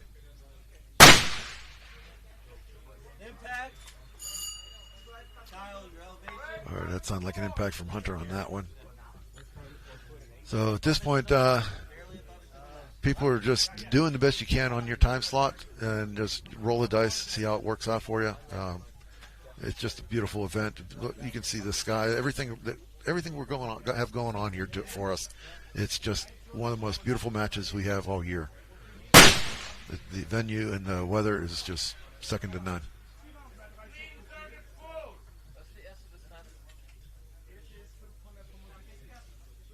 Okay, now to one of our previous points, you can see on the cold bore was significant downhill shot. Now you can see that Hunter's lined up with almost a straight out, almost a 0-degree shot. So it's quite a bit of variation from target to target, which adds to the challenge for the shooters here.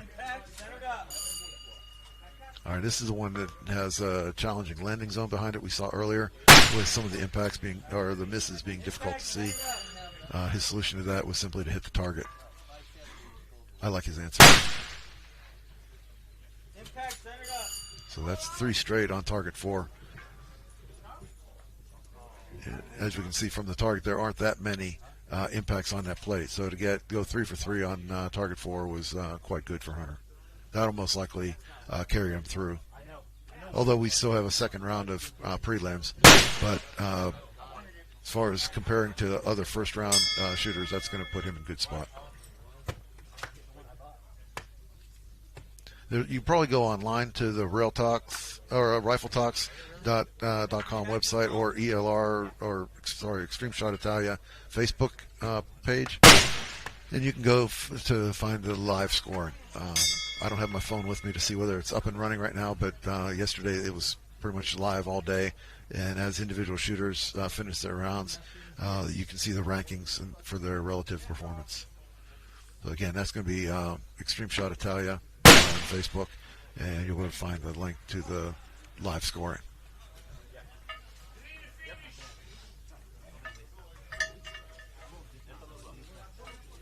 All right, so now we're back to the cold bore. We have a new set of shooters coming online.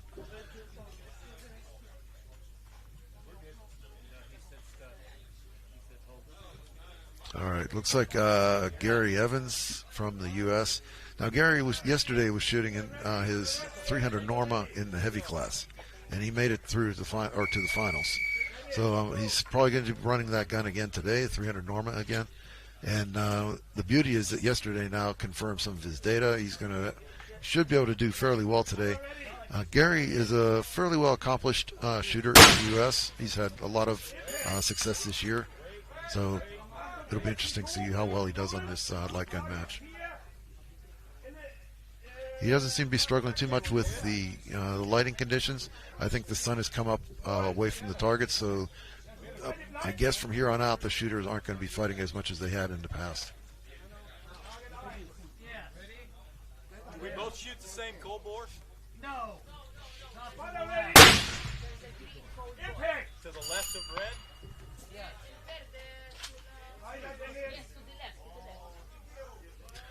We're here, shots going off, but the feed is on Gary's target and his shooting position.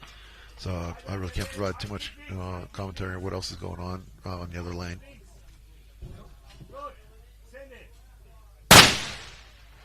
I just hear a lot of hits going on, so it's good for somebody.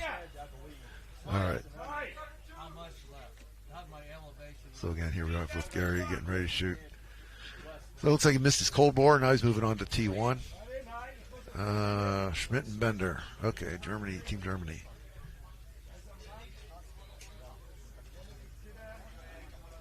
You'll notice how this bipod support is a little different than some of the others we've seen, to where his bipod mounts to the top of the gun. It's interesting, and if particularly for a course where we're shooting downhill, that's advantageous. That lowers the muzzle relative to just the overall alignment. Would have been a challenge yesterday where we're shooting uphill. You would have needed that much more elevation to get up to the targets for positive inclination. But for today, that type of alignment is almost ideal. It also provides a certain amount of stability whenever you're hanging from the top of your bipod support. It leads to a slightly more stable, as opposed to having the bipod on the bottom of your gun, where your gun then is going to want to fall off one side or the other. But you've got to secure it in place. But it's just different preference for different manufacturers. And some of that is based also on why or how they developed their products to begin with. Sometimes they've got contracts, perhaps military contracts, to where they were geared to develop things one way or another, and then products then enter the commercial industry or commercial world from those development contracts. Welcome back, Rod. Sorry, I'm just tuning in. Okay. I'm just keeping myself entertained here. There's not many shots there on that target, windcut target number 3. Windcut, there's some of these targets have been more evasive than others. I think it has to do with the backdrops for being able to interpret the misses and get on plate. I think the teams are having a little more trouble on some targets than others. In general, the T4 looks like it's got more of a challenging background to it. I mean, 1200, this is a small target on 1200. We managed to put 2 on. Need to get that elevation right. Okay. At 1340 is really a wind issue. Okay.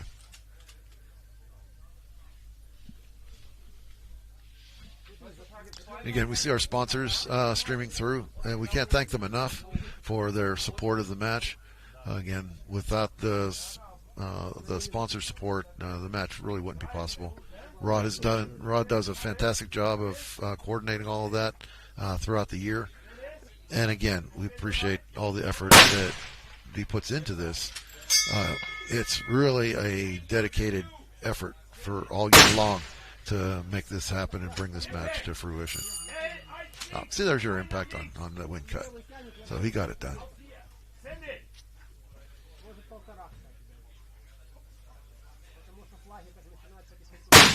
Now, one thing also, a couple years ago, the first time I did this match, the commentary, there was a decent number of things that I was speaking about equipment upgrades, where a lot of guys, they were new to ELR, and they brought pretty much what they were used to shooting, maybe other disciplines, maybe PRS or something else, and they were coming to ELR. And there were things that just jumped out at me as things that could be improved. Last year, and this year I should say, hardly anything jumps out as needing improvement. The setups, everyone has learned so rapidly what it takes to be successful in ELR that across the board around all these countries, like we said, 30-some countries, the word is out there. The knowledge of what it takes to compete in ELR has spread very rapidly. It's just incredible to see the level of education for the shooters. It's incredible. And we're seeing it in the scores as well. Yeah, speaking of scores, I'm putting the score sheet for live up now. Okay. Yeah, it used to be a little bit more spread on it, to where You could get by on an average run and still possibly make it to the finals. But with the number of shooters and the skill of the shooters we've got coming into this now, you're not going to luck. You're not back into the finals anymore. Yeah, for sure on the light class, where there are about 150 guys on. I'm just looking at the leaderboard now. It's going to be live just in a second. I'm posting it. All right, so Gary went 3 for 3 on target 2, so that's a nice run. And you can see that was a relatively small target, so that's a bit of a challenge. And 3 is also, I think it's one of the smallest for distance, one of the smallest targets. So historically, target 3 here has been a challenge. And again, we can see the background, or to where he's got a lot of grass back there, so it's very easy if he was to miss the plate to not see anything, because in the grass you won't see the dust kick up nearly as much as bare dirt. Yeah, so you can follow now the score sheet, and if you hit the tab of the leaderboard there, you can just start to see the numbers for today. We've got Gary Evans, seems pretty happy this morning. Yeah, I mentioned that Gary made it through to the finals yesterday running this same rig, the 300 Norma. So he was... yeah, he's got... I mean, if he's running that same gun, he's got a very good idea of what it should be doing. His trajectories should be true, and we expect more first-round hits this morning.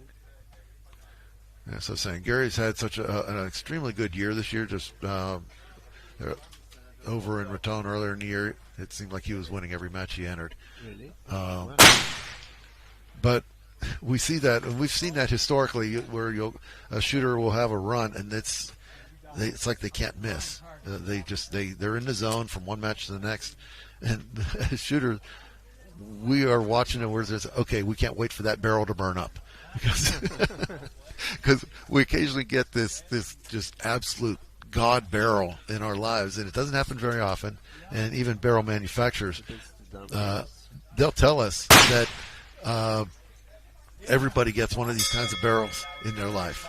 So you're just hoping that you can get it and make it work.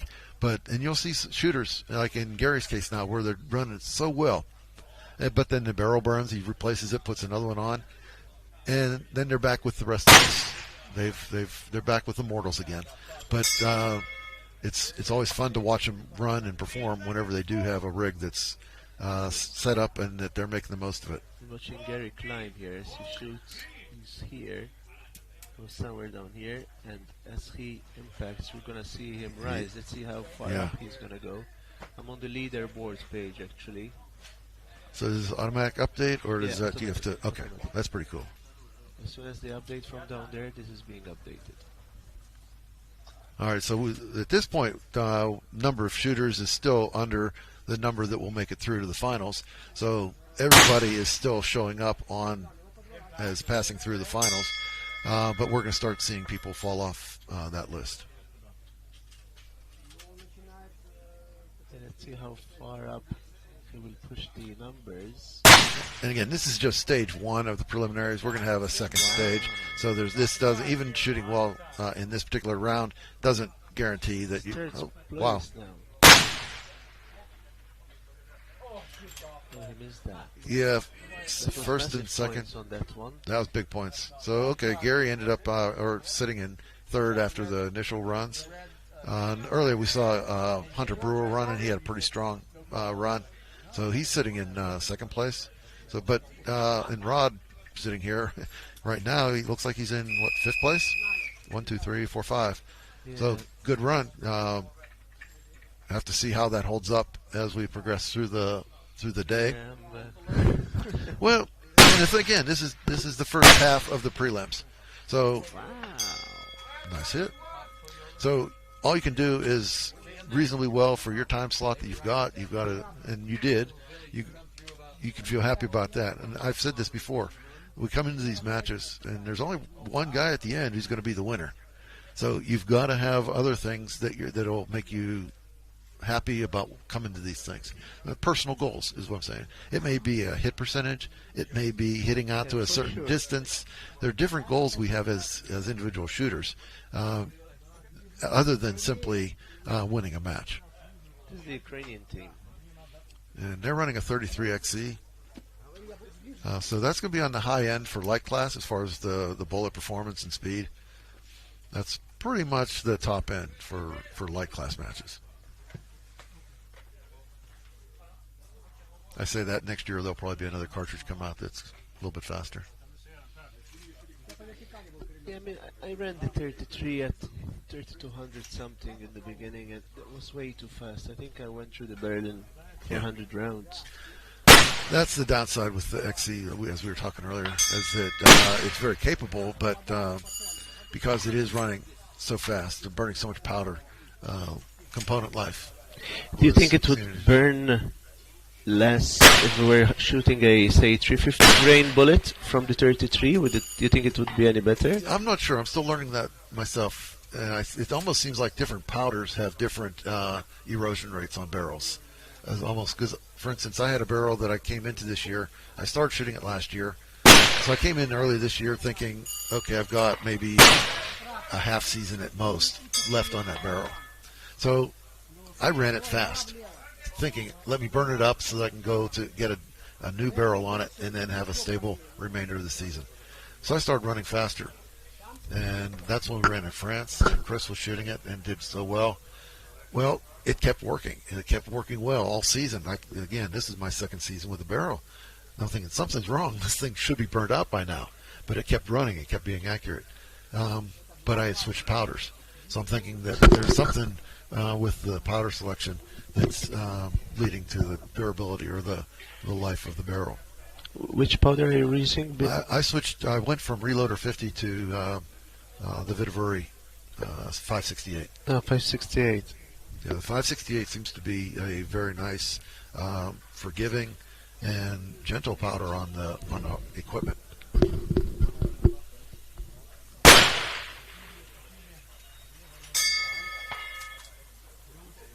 Boy, that plate has a lot of hits on it.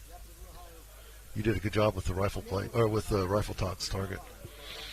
Yeah, this one was very tight group actually, and yeah, I was pretty happy to see that it was bang on. I didn't do trajectory validation with this gun. I just did the load. Actually, not even did load development because I shot the same ammo I had in my Desert Tech. I had a load on it. It was brand new barrel, so I said let's try that ammo first. And it shot right out of the box, and I just ran with it. Yeah, sometimes, and I've noticed that in recent years that barrel manufacturers seem to be getting better at what they do, so that we don't have such a break-in period that we did in the past. It used to be maybe 50, 75 rounds for the barrel to finally break in. Well, when you've got a life of only 400 rounds, that's a significant portion of your life.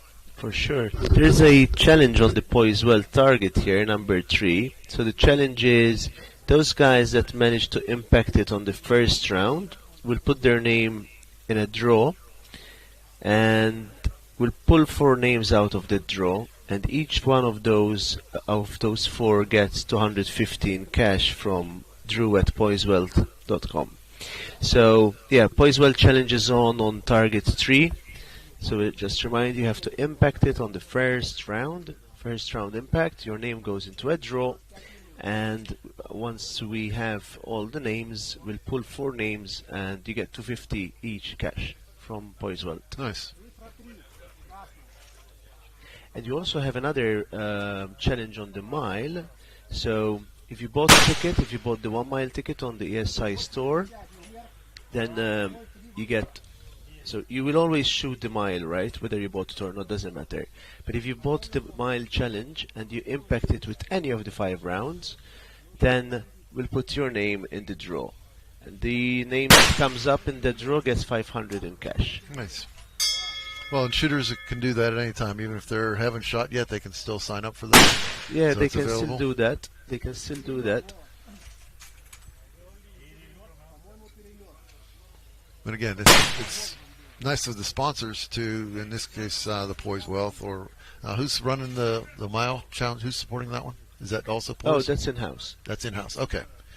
But again, it's nice of the sponsors to contribute to these various challenges.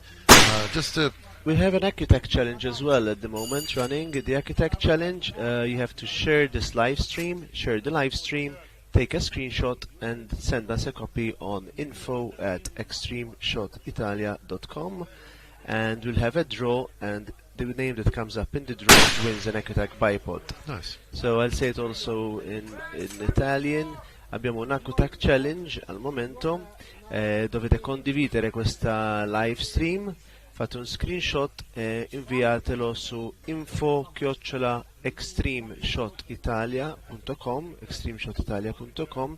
Metteremo i nomi in un sorteggio e quello che avviene nel sorteggio vince un bipiede EcoTac. C'è la foto sulla pagina Facebook Extreme Shot Italia. Voer Soltec target there. So Voer makes precision rifles. We had Danilo on the call this morning, and also Soltec. So Soltec is a precision ammunition manufacturer located in Switzerland. Switzerland has some very good ammunition. I used to live there, and at the time I shot Ruag Swiss P. That's the premium ammo from Ruag, and it was good. Let's say good priced, cheaper than other places, and that gave me trigger time in Switzerland behind some of the bigger. This was actually where I started shooting the big rifles. They had a 50 cal club in Switzerland run by a guy called Pete Reynolds. If he's watching, I send my best regards to Pete, and he got me started there. Shooting his 338s, and then he gave me a round of one of his 50s. At the time it was an AMSD Nemesis 50 cal made in Geneva, and I put one round of that 50 and I was doomed. I knew I would have one. I know what and that many feels years like. later I did buy one, and actually I bought a 416 in the same configuration of the first 50 cal I shot there. So I came in it from the other angle. I started shooting 308s, and just from precision rifle standpoint, worked my way. And then I started shooting an ELR day or event that we do once a year, but it was just shooting rocks out in West Texas. It's like, well, this is pretty cool. And then shooting out to a mile and beyond. And I was, at that point, a mile. I thought, wow, that's pretty awesome. But I wanted to shoot further. So now what do? Do you go to, what, a 300 Magnum, or you go 338? Or at the time, I was training with some ex-military guys. Well, 50 was the next step. So my first ELR rifle was a 50 cal. And it was just... And it's nice that Soltec has picked up the mantle, really, the challenge of coming up precision 50 cal ammo. yeah, I mean we're also seeing 50 cals being shot here. We have a few of them running. I mean you can notice those real big impacts on those plates. We've got Peter here from LRD Sweden. They make this chassis that you're seeing in the picture. The tube. Last year he got the prototype, and now he's running it here. Last year it was all, I think, all in aluminium still. So, and Peter had cleaned the stage last year. All of the targets. So let's see what he manages. That's right. He had a really good run last year. Yeah, for sure. And also what we changed this year on light class day one, we changed very few things, but we only changed one thing. There's 5 points on the first round, 4 on the second, and then 3 on the third. Like that, if you have a very good run today, you're racking up points. Yeah, it used to be you couldn't really fall too far behind, because I think you had a 3-2-1. Correct. So that was, I mean, when we looked at the percentage ratios of impacts on day one, we saw that they were still very challenging targets. So they merit more points. Obviously, you will not have as many as day two, because day two, then you've got 5 rounds, and that distance multiplied by 5 is whatever it is. So, but day one should put you right up there if you do well. So that means that you don't have to have a super performing cartridge, right? So let's say you are running your, I don't know, you have a 300 Win Mag, right? Or you have a 300 WSM, which you shoot in F-Class. And you want to give this match a go. So you want to put your F-Class gun on a bipod, basically, before you buy anything else. Then you can do it. Because if you do well on the first days, you're going to transition into the next day, and you're going to get good points. And these are distances you're accustomed to shoot. Right? And then obviously the further out you go, then you have 5 points. And remember, on day two, you have 5 on the first, multiplier 4 on the second, 3, 3, and 3. Oh, okay. So you don't keep losing points after your third, because it just doesn't become easier after your third, right? So why keep losing points if it doesn't become easier? Yeah, scoring systems, like within the U.S., that is such a point of contention of what is a fair scoring system. And we've actually looked at that statistically. We've run through databases where we calculate or accumulate all the match results from all these different matches, and we'll just get all the hit data, and we'll run it through different scoring engines. And the bottom line is it almost doesn't matter. The results are within 1 or 2 placements the same, regardless of what system is used. But as you say, where you'll see a difference is now in the preliminary run today, where we're 5-4-3, whereas before 3-2-1, I think it was. Now you're getting a lot more credit for the early prelim run. So sure. It is giving guys, particularly if they're coming into the sport on the lower end of the power spectrum, gives them a little more credibility for the hits, or credit for the hits they're doing. King of 2 Mile, they err the other direction, where they use a model where it's distance squared with the multiplier. Distance squared over 3,000 is what it used to be. The idea of that was to reward people for making long-range impacts, because we were finding people would only hit the short ones and they couldn't hit long targets, and they were placing what people were thinking was misrepresentatively high in the standings, compared to someone else who would have moderate impacts all the way out. I think it depends on the objectives you have from the match, right? Exactly. So the way I see it is, I want more new blood in this sport. Yes. So if you ask me what's most important for me, is to see more new blood in this sport. So that means that I want to see. We've got a Greek team here with a 6.5, right? So we see a lot of YouTube videos with people shooting long distance at 6.5. So yeah, be my guest, come shoot it. Yes. Right? You got 300 WSM, F-class gun, 284. Come shoot it. I saw 284 first year I was in France, and they did pretty well out of 1500. And they loved the challenge of doing well with that. So yeah, I want to see more new blood in the sport. And otherwise, it cannot grow, right? If it doesn't grow, there's no fun in it. Well, then you can bring what you've got, shoot the gun it doesn't take the investment to get into sport. Now you can come in with what you've got, be competitive, and now then it comes down to shooting skills. Obviously, when you start getting to the longer range shots, then you're going to want to tune your equipment. And I found that we have a tactical match we shoot up at Spear Point every month. And I used to shoot that with 6.5 Creedmoor. And then we'd go out to 2,000 yards or so. And we were shooting silhouettes. I could make impacts, but I just couldn't group the same as someone shooting a 300 Magnum, a 300 Win Mag, something like that. So, yeah, I could make the impacts, but not quite be competitive to win the matches. So it's one of those things where, yeah, it's an entry point, and you can have fun and you can learn the sport, but it also then allows you the time to see what other people are using, what works, what doesn't work, and then you can start evolving your setup. So Peter had a really good run early on. I lost track of how he's been progressing since. Yeah, the good thing is also that whatever gun you shoot, you probably keep that scope, right? So buy a good scope, buy the ones that you can afford, the best that you can afford.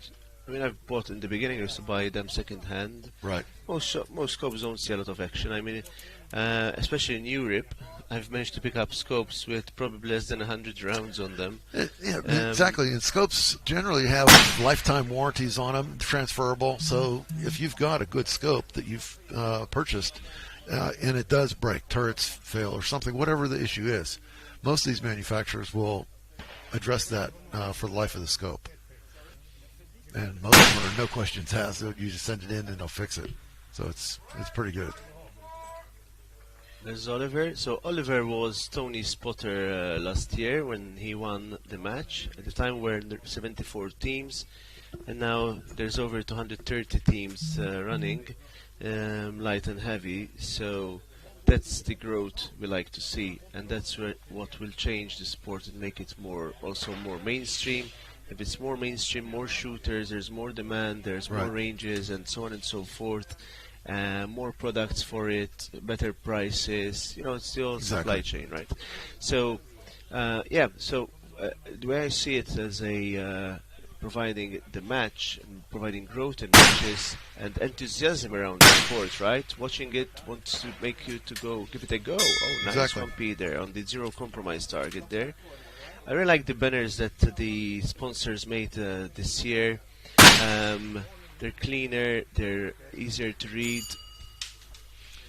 Yeah, and one of the things to your point about potete mettere I banner in diretta. But to being like more inclusive.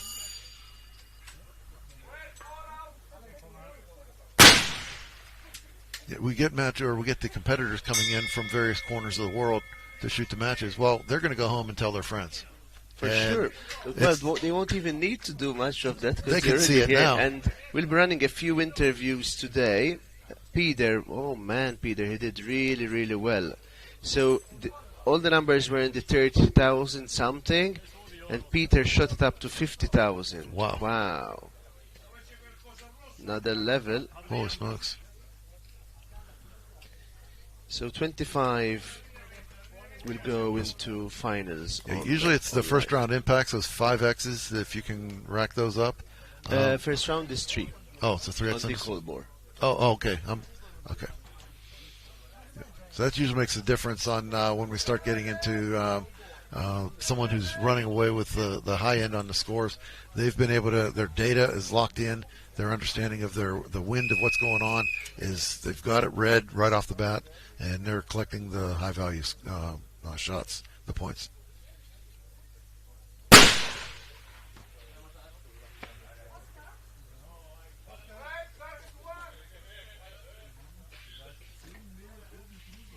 You want to? Looks like our substitutes are coming in.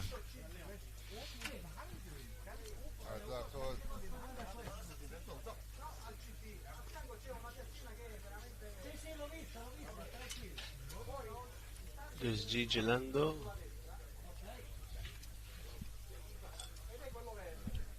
Yeah, you can come.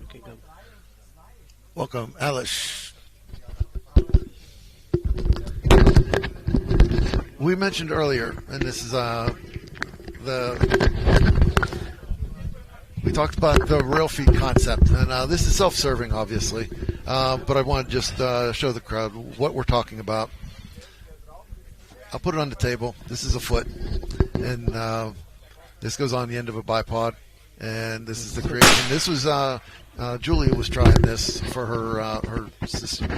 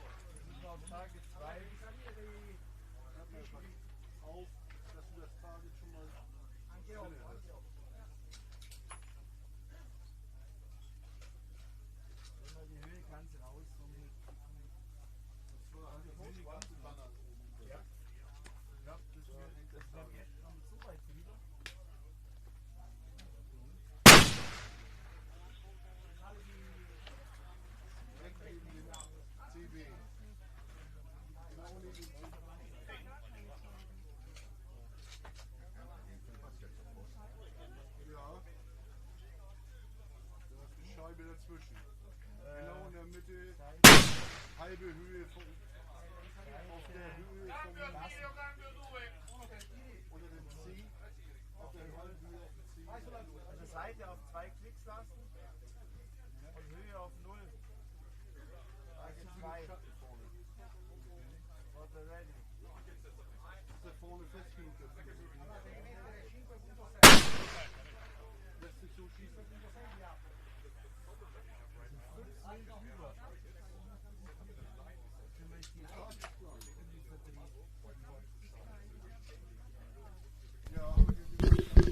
Okay, we've got Alice now on us with the commentary panel as well. We're having a chat about the cartridges for the match, and so we've got a lot of dedicated, obviously ELR cartridges, but we also want to see more of the younger blood come in with the cartridges that they have, right? So whatever you're shooting, whether it's 6.5 PRCs. We saw the Latvian team last year come in with their 6.5 PRCs, and this year they switched to 200 Norma Mags. So, and then they ran the Norma Mags as well in heavy class. And yesterday we saw, I believe, Alex Harter. I believe it was Alex Harter or Gary Evans. Gary ran 300 Norma yesterday. Yeah, and they went into finals. I think they're in 5th place with their Norma Mag. So that basically was training for them for day 2 of light class yesterday. So doing that, basically what the idea behind it was, when I was drafting the program, is that you'd come, you get more shots on the match. You have training days, you have 4 training days, I think 420 slots is what we had.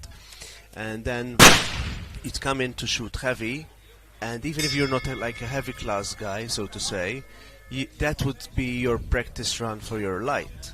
So doing that, people start to shoot both, and then they say, oh well, actually this is really cool, because I got to shoot, say, 2300 as well while I'm on the trip, or 2600. So if I got into finals, right? And if you can get to finals with your light gun, it's going to be even more satisfying, right? It's a good strategy for sure. And you have the opportunity to also witness the big guns if you're interested in them. You can have a chat with the guys that are running them.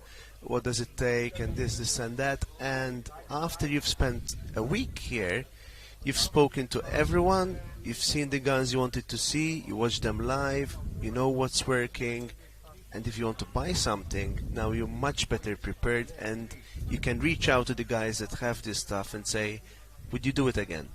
And you can compare to them. This is the most important. Normally you can't compare to the big bores.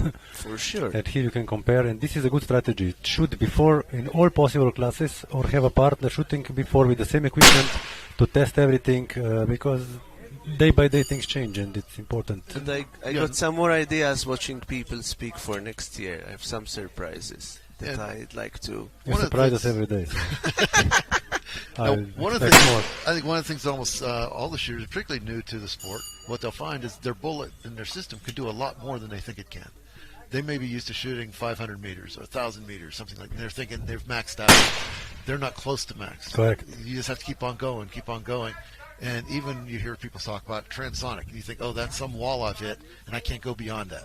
Now, you can keep going. Correct. As long as your bullet is a good transitioning bullet, it's still going. Yeah. And so your limits are generally far beyond what you initially think they are. We like to push the limits, for sure. And that's the whole idea of ELR, is we push it. That's the point, yeah. Perfect. And the shooters as well, new shooters, they're more capable than they think they are. For sure.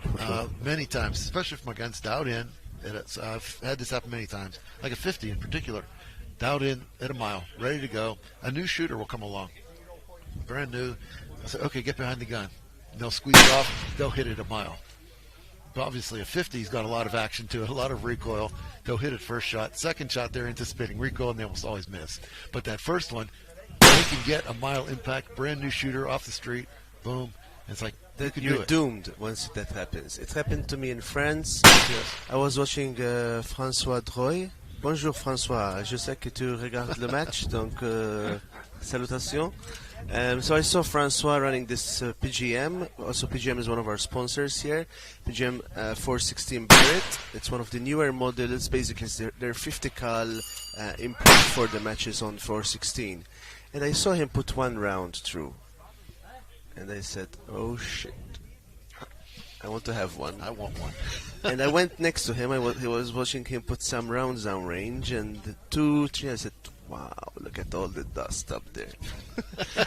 And I walked up to him and I said, "Can I see your bolt?" And he handed me this huge PGM bolt, and I said, "I must have one." So That's what I want. Yeah, I want. I want one. Once one guy told me, I used to work in France at the time, and once he said, "You know what's the difference between this brand and this brand, this car brand, right?" He was a brand manager. And he said, "This one, you say, I need one. And this one, you say, I want one." And he said, "We're on the want side. We sell wants." And when I was there behind it, I said, "I want one." So anyways, I started seeing like where I'm going to get one, and the rest was 416, and then I bought a 50. Well, I've got a friend over here in Europe that doesn't want to even pick up my phone call anymore.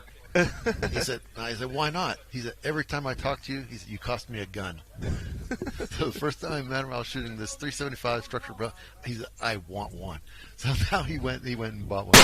Well, the next Speaking time. of structured barrel, yesterday we saw Stefan, who's leading the heavy class, running his 416 barrel Barrett on a Tacoma HQ structured barrel.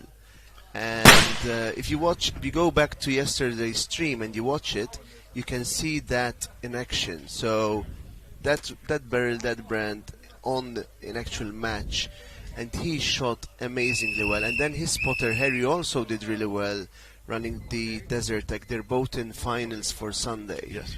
Yeah, So- first and sixth, I think, are their spots. Yeah. They're very strong. Yeah, and I'll just finish the story real quick. The next time I came to a match, I was shooting a 460 Steyr. He saw that. I want one. So that was another rifle. So he can't afford to come to matches anymore. I'm a little bit different. Normally I have one rifle for all, so I try to keep it. That's what I have moved to, because what I find, if I shoot too many things, especially during a season, I get distracted. You're better off shooting a single piece of equipment, learning it really well, Yes. and And I know everything. I know the wind, I know the clicks, Absolutely. I know this is, you get it's very easy to get distracted by having too many yeah, options. yeah. But Alice, I look have at you it from spent another- time behind the heavy guns? Or 50 cals? No. Not even in the military? No. Okay. I stick to my 338. It works. 338, yeah. Because for me 338 is some kind of optimal choice, because I can get it in a close distance with some kind of sniper competitions. I can shoot quite precision competitions up to 1 kilometer, and then military. We have military competitions up to 1 mile in Bulgaria in tech class. We have different targets and 5 minutes, and you have to move around. And I can do it also with my 11 kilo barrel Right. of the rifle, 338, and I can shoot King of 1 mile, Lord of Steel. Here it's not perfect for sure, but it's some kind of all-rounder. Well, that's what we always said. The 338 Lapua Magnum is just such a versatile round. Yeah. When we come to an ELR match, it seems like it can possibly be outgunned by some others, but it is so capable Yeah. that it's never out of the running. Yeah, and I'm still using the scanners on all the competitions. Lapua scanner 300 grain. It just works for me. Yeah. I don't want to change it. Also in transonic is great. So Well, we were talking about that earlier, that you may have other even higher BC bullets or something, but that repeatability, that consistency of the bullet, and honestly, it's a mental sport as well. Yeah. Of having confidence in what the bullet's going to do. Correct. Makes a huge difference. Correct. And I've had even guys, if I'm spotting for them, a lot of spotting is getting in the head of the shooter. Yeah. To give them the confidence that they're going to hit the target. correct. And just to keep them from being monkey-brained, you Correct. want them to focus in and have the confidence the next squeeze is going to be an impact. Yeah, but the point for me is also why I use one rifle and one caliber is because I shoot all the disciplines. Right. And with all the disciplines, I'm training the wind. And I use only one bullet and one caliber to train with this bullet the wind. That means it's like in a basketball. I don't have to go through the Strelok because I generally know what means 3 meters per second, Right. 5 meters per second. I think in France we had also 12 meters per second. And if you shoot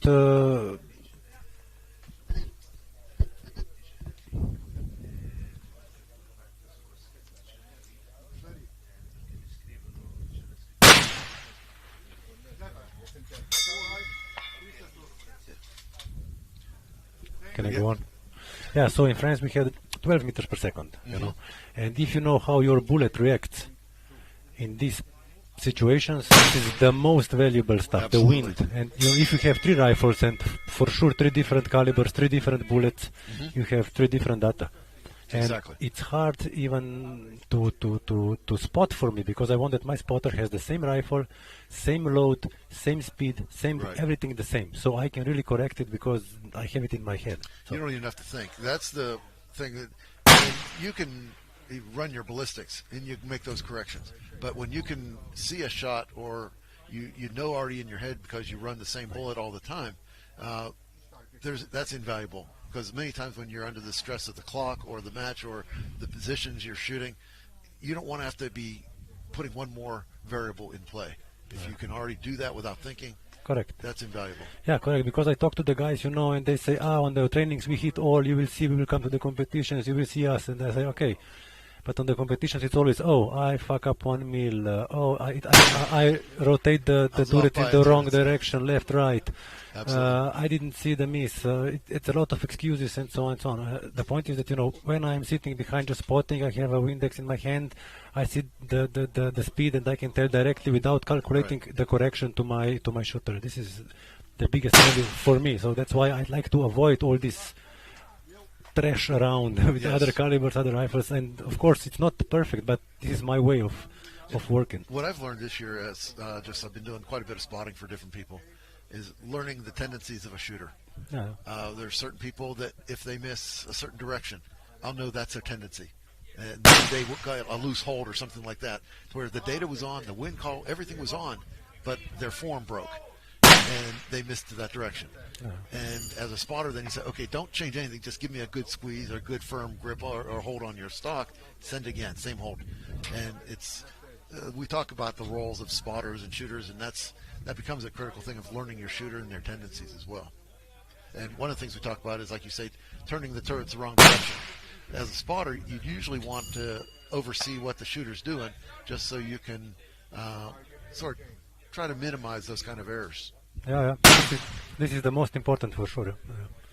And you know, you cannot have all the ways. You have to have, you know. Exactly. And in reality, you know, if we go, we want to be the best on 500 meters and on 2 kilometers, and you never know where will you have to shoot. You have no time to change the rifle, Right. and this is the challenge. And sometimes we shoot also on 100 meters on police military competitions, when you have to, cut the wire, or you have to split the bullet on the knife, or some funny things like this. And you have to do it also with retreat, and it's hard to see your miss on the closest distances if you are not Exactly. preloaded on the bipod, if you don't hold it strong. Right. It's a lot of things, you know. It's a lot. Exactly. There's just so many variables, and like you say, once Yeah. you start learning a given rifle system, that makes it easier. Yeah. So, and Guys, I posted the life score sheet, right? And if you hit the tab at the bottom called leaderboard, you can see the first 25 that will go straight into the finals. So there's a red line, anything above goes into finals. So I shared the link, hit the link there, the thing will load up. It shows better if you hit the top 3 buttons and say open an external browser, because when you load it from Facebook it's a bit shorter. But say load an external browser and then you can see it better. And there's a tab at the bottom, leaderboard, and you can see the top 25 that will go into the live. What if I don't have a Facebook? Well, then you're missing this. It's a simple answer. Well, I gave you a simple answer. well, I never had Facebook until I started shooting ELR. I resisted it. I was an old dinosaur because I didn't want to get into it. But then for ELR, so many of the match registrations were on Facebook, so we had to join the crowd. Now my son, he was asking me, "What's your Instagram page?" I said, "What Instagram page?" I think I've got an account, but I have never posted there in years. He said, "If you're not on Instagram, you're not on social media." That's good.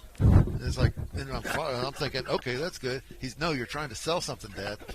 You can't hide and sell something. Okay, I'll tell you what. You do that. I'll let you do whatever you want. So yeah, he has fair game with that. Guys, I'll have to go, so I'll leave you. Well, you just got here, but it's good to see you again. We see you later for sure. Thank you. Thank you, guys. Okay,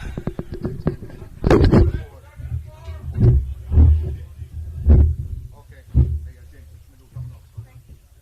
11.3 elevation. That's it. I'm at 11.3. 11.3. I don't know how to for Adi. 60,000. Yesterday, wasn't it? Red That's 4. what I was saying earlier. Yeah, but it was a bit shorter than that. That's now, so 62. It updates all the time. So today, by this evening, this will move further on. So try to do 120 by this evening. I thought that was the number that we were sitting at this morning. I thought that was a screenshot I saw. Yeah, so it's moved since this morning. Because now we're live again. Okay. And we're somewhere here. October 8th.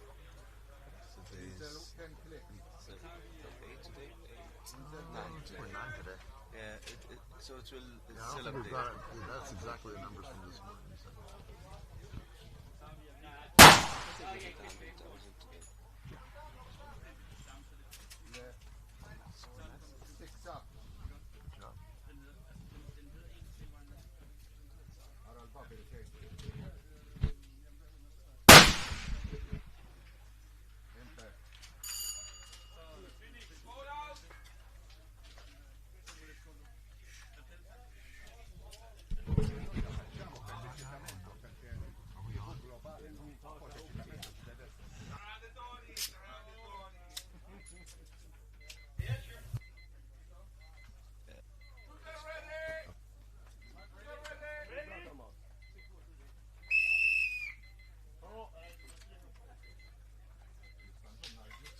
Okay.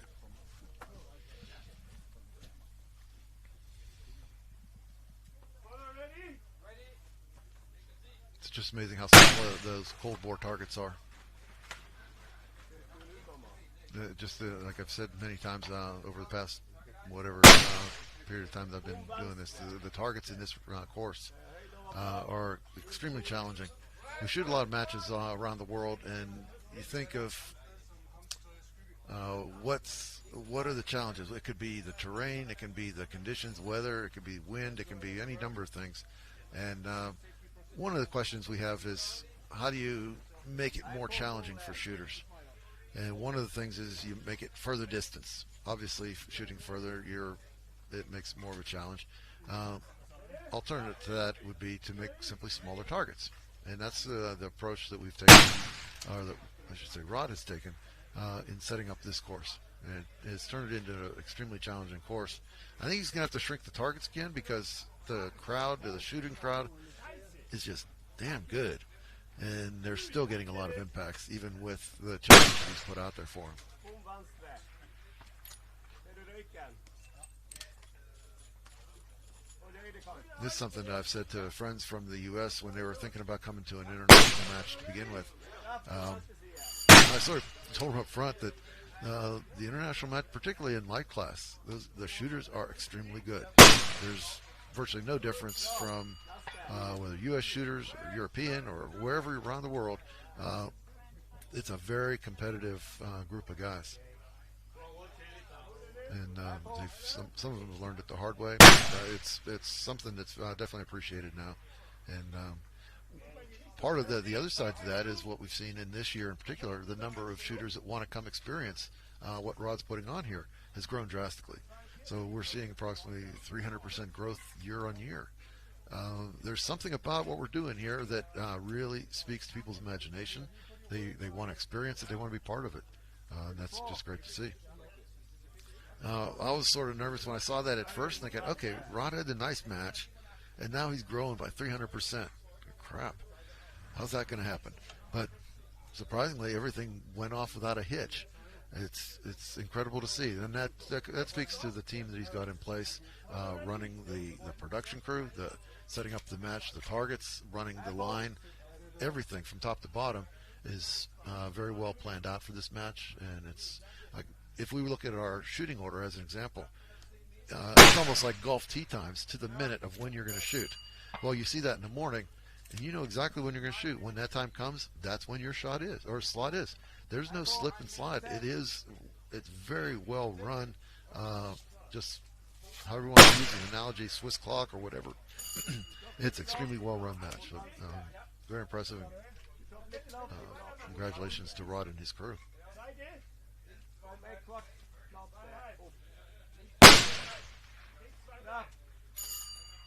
So we can see target 2 here has been hit quite a few times, and the interesting thing about that is they've been centered up. You can see the edges of the plates are still white somewhat. So the guys hitting this plate, they're hitting it with intent, we'll say. They're not lucking onto the plate. So that's impressive to see.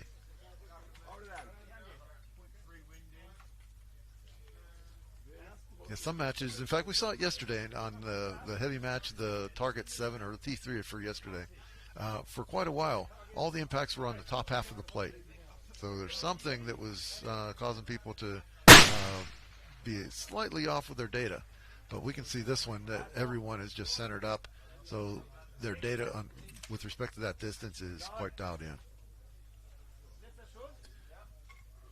Now, obviously, when we go to like T3 that we're looking at now, the groups start to open up because the challenge is increasing. We're starting to come out of the hole in the valley that we're shooting in with T1, T2. T3 is a little bit higher up, so the winds become a little more effective. We're shielded quite a bit down on the lower targets, so the wind isn't quite beating us up. Getting up to T3, T4, we're having the environmentals start to become more of a factor.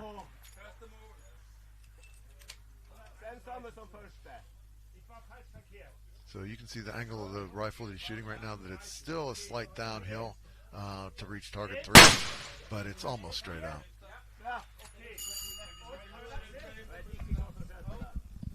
Okay, so he went from a low miss to a high hit.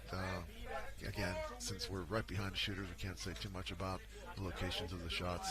Don't want to give any kind of unfair advantage to the shooters. So.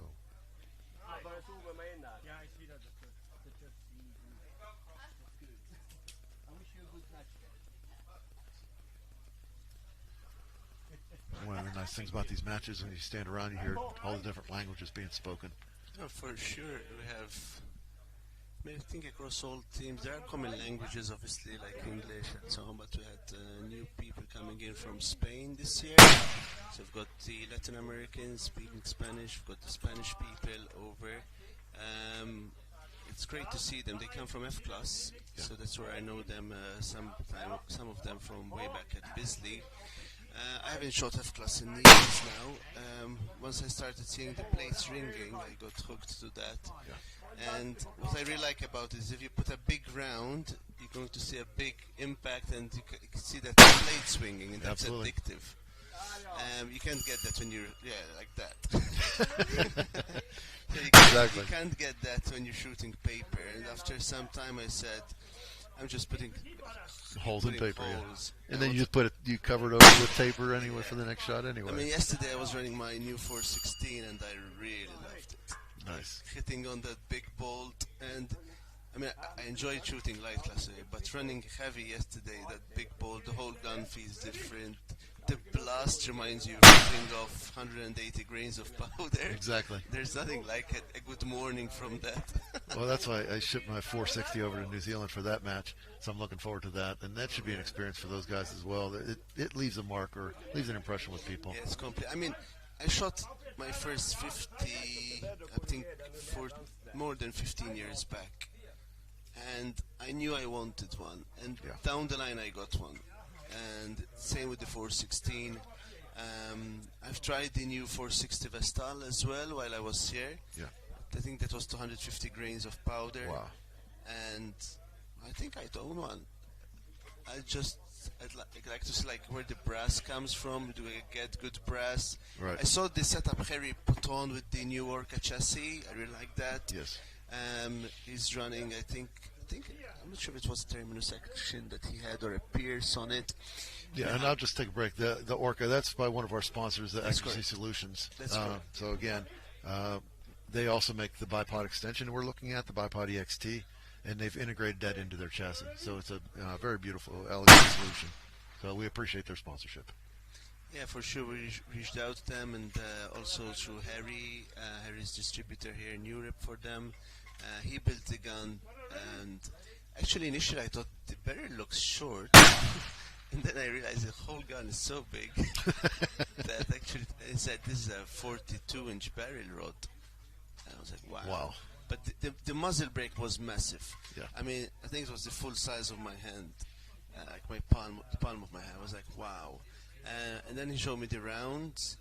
I don't know if we'll ever see anything like the Horizon Lord rifle, the 114x50, right? So neck down to 50. Yeah. I mean, technically we could. It's still possible. physical. Yeah, I've seen over a couple guys over in Africa had some of those oversized rounds. I think the challenge is you've got so much recoil associated with the bigger rounds. And it's like, yeah, you can reach out with them, but are they competitive or are they just a novelty? So what can you What do? if we had unlimited J? That would be interesting. And in fact, we almost see that in the 50 cal world, where you have an unlimited class. I mean, how I see it is, if you can carry it to my firing line, shoot it. That would be interesting.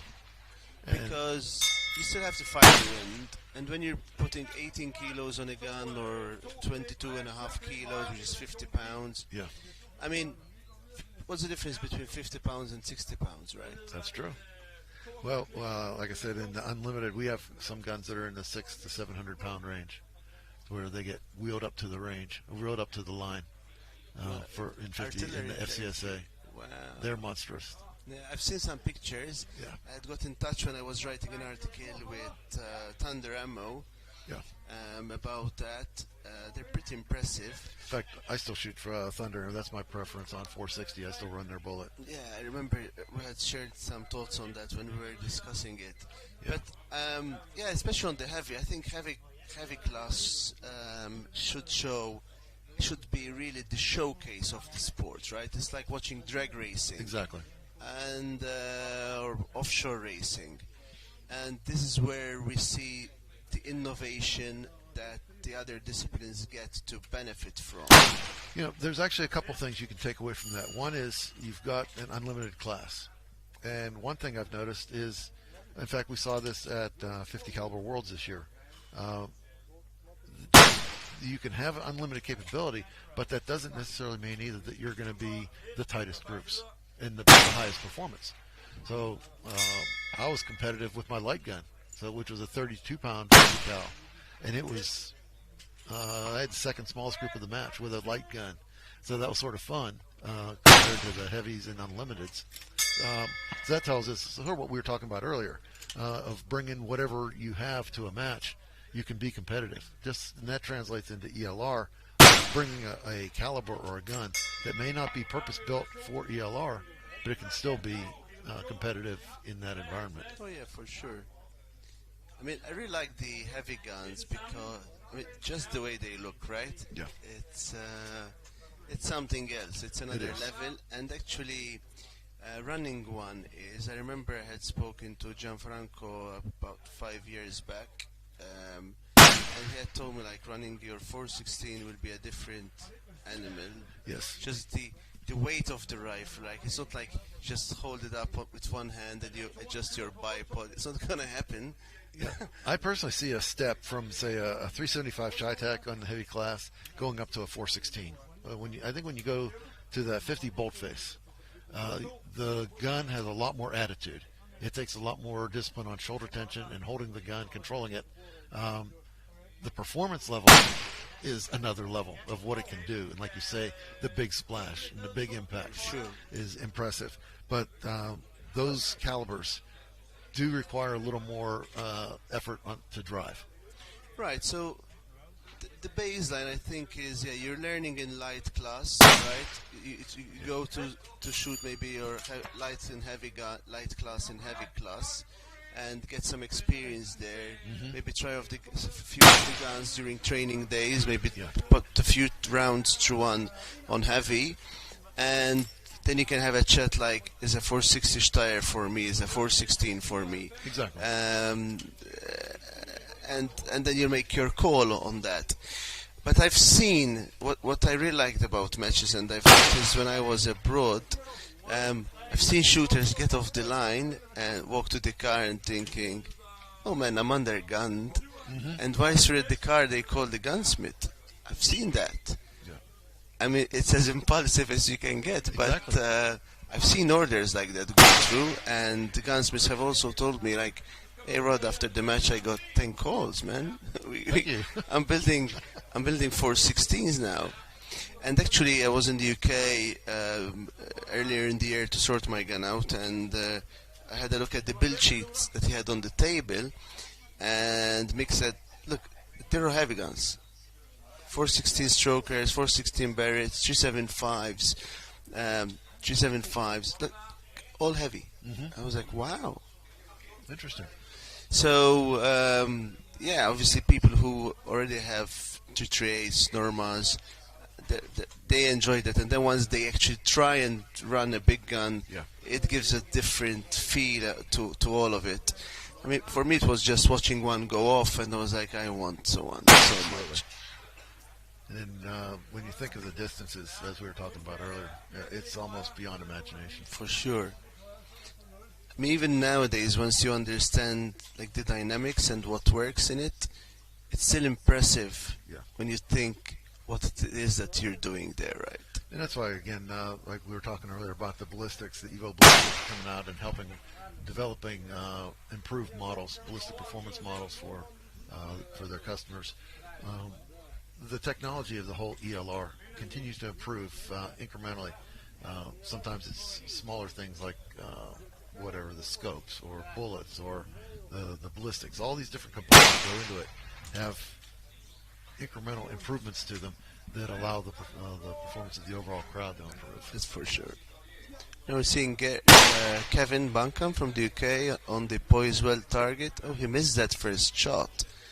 So on this target, if you impact it on the first round, your name goes into a draw. And then we'll take all the names that came up that were in that draw, and we'll pick 4 names. So we'll draw 4 names, and those get €250 in cash.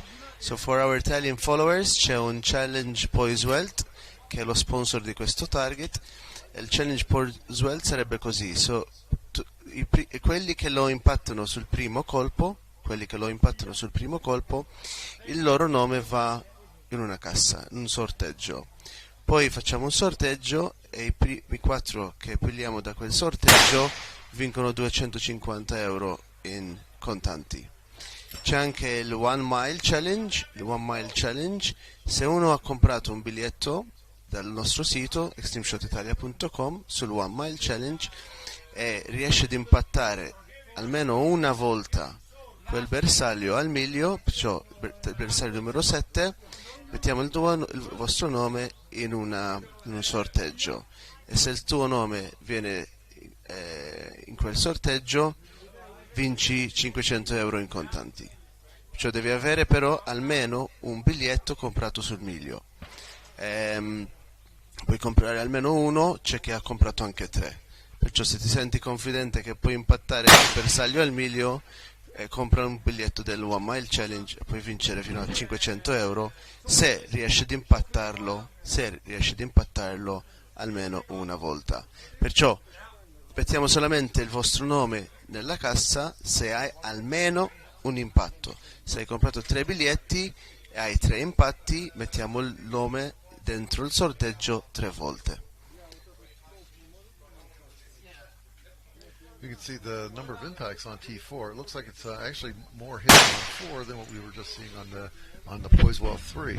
So I think that target 3 is a bit of a challenge for the Yeah, shooters. it's short. It's the smallest target, and when I had a look at the hit ratios, it was the smallest target.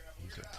Yeah, I think it was counted, about 8%. 12. Okay, yeah, I saw like 12 impacts so far on it. And then I was looking at this number, the number 4, and it actually had more hits. So that's interesting to see.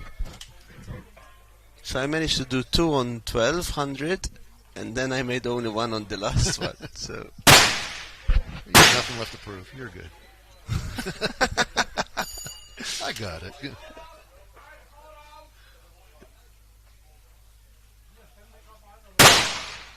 Like I said, everyone's got their personal goals for the matches. That's super important of what you want to accomplish and prove. Even sometimes you shoot a match and you may finish mid-pack, wherever you are. It doesn't really matter. And you think, okay, well, it may not be where you wanted to be. Then you start looking at the standings and you realize that you still, even where you still finished ahead of some pretty darn good shooters. And you can realize that, okay, there were other things going on, that this was just a challenging day. It wasn't your day. You weren't meant to win that one. But that's okay. Your performance was good, and it was just under challenging conditions. So, again, there's many ways you can look at a match and derive satisfaction from it. And again, this match here in particular, just the people that are being drawn to it, that itself pays off quite heavily, of just being surrounded by all the shooters that we have here.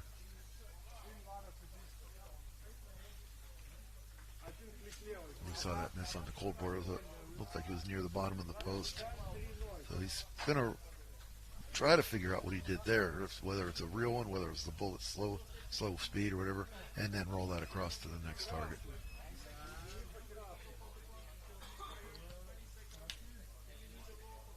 Latvia is running, again, it looks like a Cadex with an Accutac byproduct. I think Accutac is they're definitely one of our sponsors. So you can see on this, it's a low profile, the 50. It sort of cradles the barrel a little bit more, which is particularly good for this day one of the prelims where we're shooting downhill. It's a very nice configuration that Accutac has.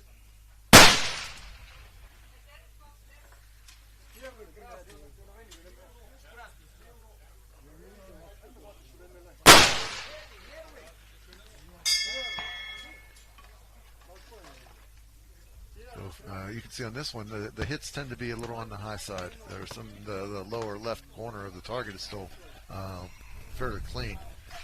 So there's something with the direction and the orientation, whatever it is about the target, people are hitting on the high side. And what that also tells shooters, if they come up in this position, is that if they're going to miss, there's a good chance they're going to be missing just high.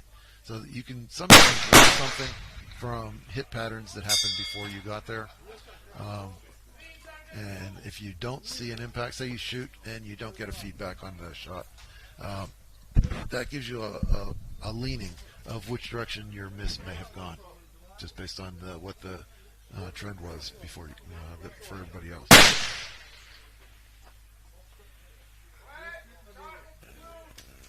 Jay, why don't you tell us a little bit more about rail feed? So, how does it help you? How does it help you out? So, two questions: how does it help you track better? And the second one is: do you get more recoil when running one? I'd say the felt recoil is negligible difference. And I've got a set that I can show you right here. This is an attachment. It goes on the end of an Accutac leg. Mm-hmm. The idea of it being that as the gun, as you say, we're shooting downhill, you have this angle to the rail. On recoil, it's going to slide up the hill. If you don't have this, it's going to slide back on the ground. Mm-hmm. So if the gun goes bang and you're shooting down, it's going to come this, which is actually going to cause your muzzle to come down off the target. Whenever you have this system in place, the recoil is going to come straight back away from the target. So the idea is to reduce the amount of vertical movement of your muzzle, the rifle, just your whole gun system, by providing a recoil plane that's in line with the target. And what do you use at the back under the butt of the rifle? On the back side, I run a bag rider of whatever design, whether it's an ABR or some other proprietary brand, but you want the plane on the back of the rifle to be aligned with this rail. Do you think there's an opportunity to have a sliding bag rider as well? Wait a year. So that's what I was thinking. It's in work right now. Okay. So when I was watching it, I said, yeah, might as well have the whole thing sliding. And then what I was thinking is, say, on the heavy guns, right, like these 416s and so on, there isn't a lot, I think, on the market out there at the moment to help reduce recoil except adding weight. So there's RAD that I know makes the recoil absorption method.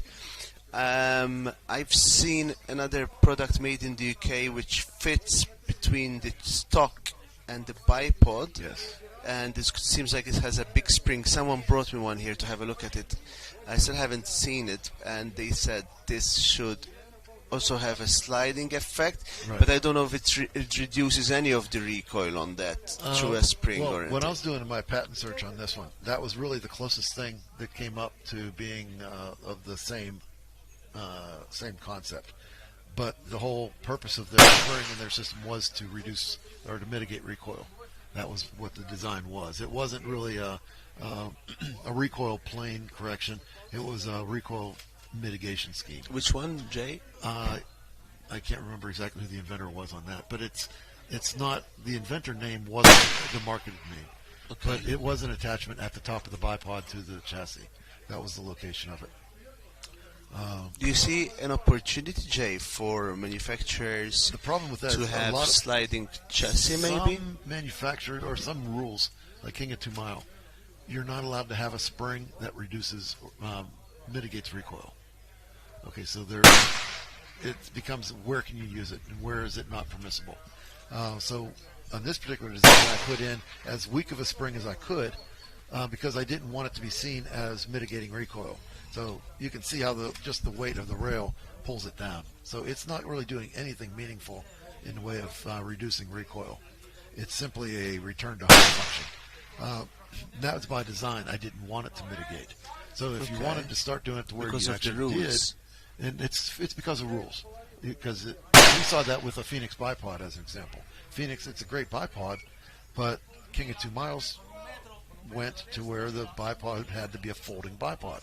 So now everybody was running Phoenixes across the ELR world, couldn't use them anymore. So you've got a great product that you can't sell. So I was concerned about that. I think we should have also, obviously this is my opinion, and this is what I try to implement in my match, but I think we should have rules that are enablers, right? And one of the reasons is, especially in heavy, because we want to, in both classes, they should attract more people, but especially in heavy, which is considered like the apex of the sport, but also because it gives engineering prowess, I think if that's the word, to come up with innovative products, and Exactly. people come up and invent things. Whereas if we have too restrictive rules, what's the fun of that? Well, I mean, as one guy once told me, you're not going to, this is not a military match. You're not carrying your 40-pound, 50-pound, 60-pound gun up a hill, right? So this is not a measurement of what the military can do. I can show you what the Apex can do with this format. Exactly. And then you can, whatever you do, if you want to create a gun for a field gun. But what we're doing here, this is a show, man.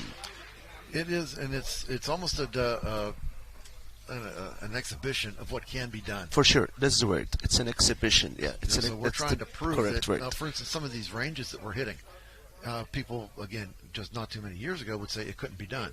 And yet we've evolved our systems to be more successful. And that the rules that come in that limit the innovation is actually, it does hinder the sport, I would say, because it discourages certain manufacturers or certain developers from moving ahead with their product development. So we've seen that on occasion to where it becomes a hindrance, and some of these people become jaded then to even developing further products. Yeah, I mean, people spend a lot of money on this sport, and one thing they would want to do is probably use more of the equipment they already have or use for other things. I mean, you could use it as a strategy to boost sales, right?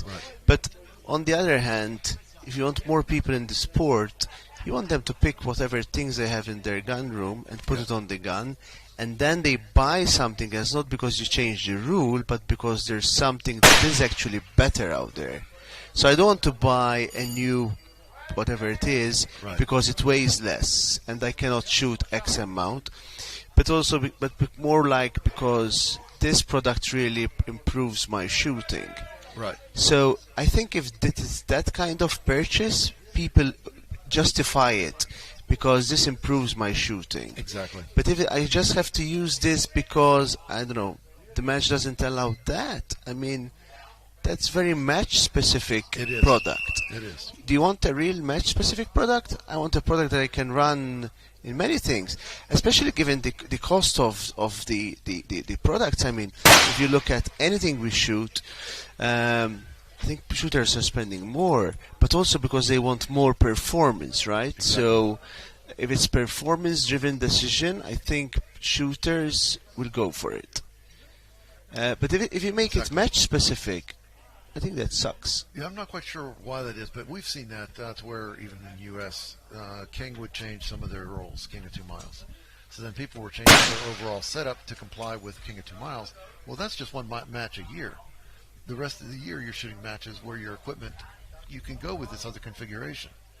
So then the question is, do you readjust your setup to be compliant with all matches, or do you just simply not shoot that match, or what approach do you take?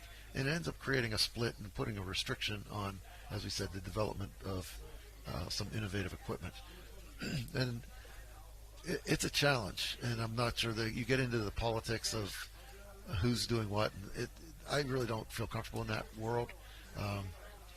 I'm where you are. Let's evolve things. Let's see what we can advance and make people better and accomplish more. For instance, these ranges we're shooting. Again, there was a time where people would have said it's unreasonable to shoot those. Well, it's the advancement that's happened that allows us to do it. So now when you start stifling the advancement, you're hurting the sport. For sure. I remember you had told me, I think last year, that most ranges in the US have concrete benches, concrete flooring. Some do, some don't. That was, again, part of the innovation that, as we mentioned earlier. Does it make difference, Jay? It's huge. For instance, if you're shooting a course with a dirt ground or an uneven surface or sharp angles up or downhill, hit percentage to win a match maybe 40%, 30%. But if you're shooting on a deck like this table, just a cement deck and the targets are straight out in front of you, hit percentages are going to be 80%. So that's a huge difference. Wow. Not only that, your average shooter, that's your top shooter. Your average shooters are still hitting 50 to 60% of their shots on that course. So that was my question when I was embarked on this project, was what is it about those courses that's causing such a high hit percentage? And I came to the conclusion that it was the deck, the flatness of the terrain, so that on any given shot throughout your recoil cycle, your gun was on target. It stayed on target throughout the recoil cycle. So now if you had slightly different shoulder tensions, didn't matter. Your gun was always on target. Right. Yeah, I saw it in your last video that you posted how the gun is moving, and well, that's my son. He does all that. It's a really good job actually, and they're besides it being education and raising awareness of what it is, they're also entertaining. So it's great content there. Yes. Well, part of it was I developed what I saw as a solution to a problem, but that was in my head of my perception of what the problem was, and then along with my solution to the problem. Now the problem was for me then making people see things the same way I did, to even recognize that this problem exists, that you need a solution for. So that part became actually a big part of the teaching. Well, there's one good thing, because you attend a lot of matches, so that's an opportunity to get people to try something, Exactly. right? And I think once you give it a go, then you take your call. But I'd like to see also more calibers coming in, and some of these. I mean, it's pretty impressive with what some people are shooting here. I mean, it's great to get more new blood into the sport, but it's also great to see these ultra high performance cartridges coming in, like the Vestals, and if you can secure brass, high quality brass. I mean, That's one of the Barrett also restrictions. had that issue, right? Yeah. Well, right, we're running into that now with the 416 Hellfire, which has been getting amazing performance in matches and results, but brass availability is the problem. So some people are getting away from that cartridge now because they can't get the quality brass that they need. So it's a whole infrastructure needed for some of the development phases. And I'll just say the last thing, hey, there's my target again. If anyone's interested, just go to my website. It's realfeetelr.com. If you're interested in learning more about the product, you can go take a look. Hello, Welcome, Harry. We've been talking about you. Yeah, funny that I just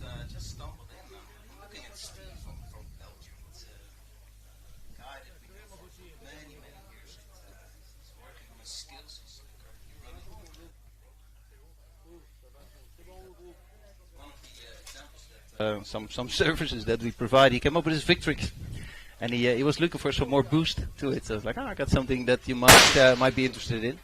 So we changed his barrel into a full custom barrel from Bartlin. We did all our tricks, and now let's see if he can put it to work. 33XC running a 1-in-8 twist, 300 burgers.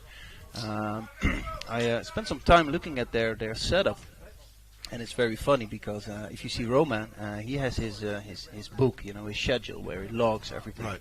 So he's really aimed at effective feedback, so to say. I love to see that kind of stuff. Sometimes me and Stefan, when we shoot together, we definitely need to work a little bit on that. If you can do a nice follow-up on the next event.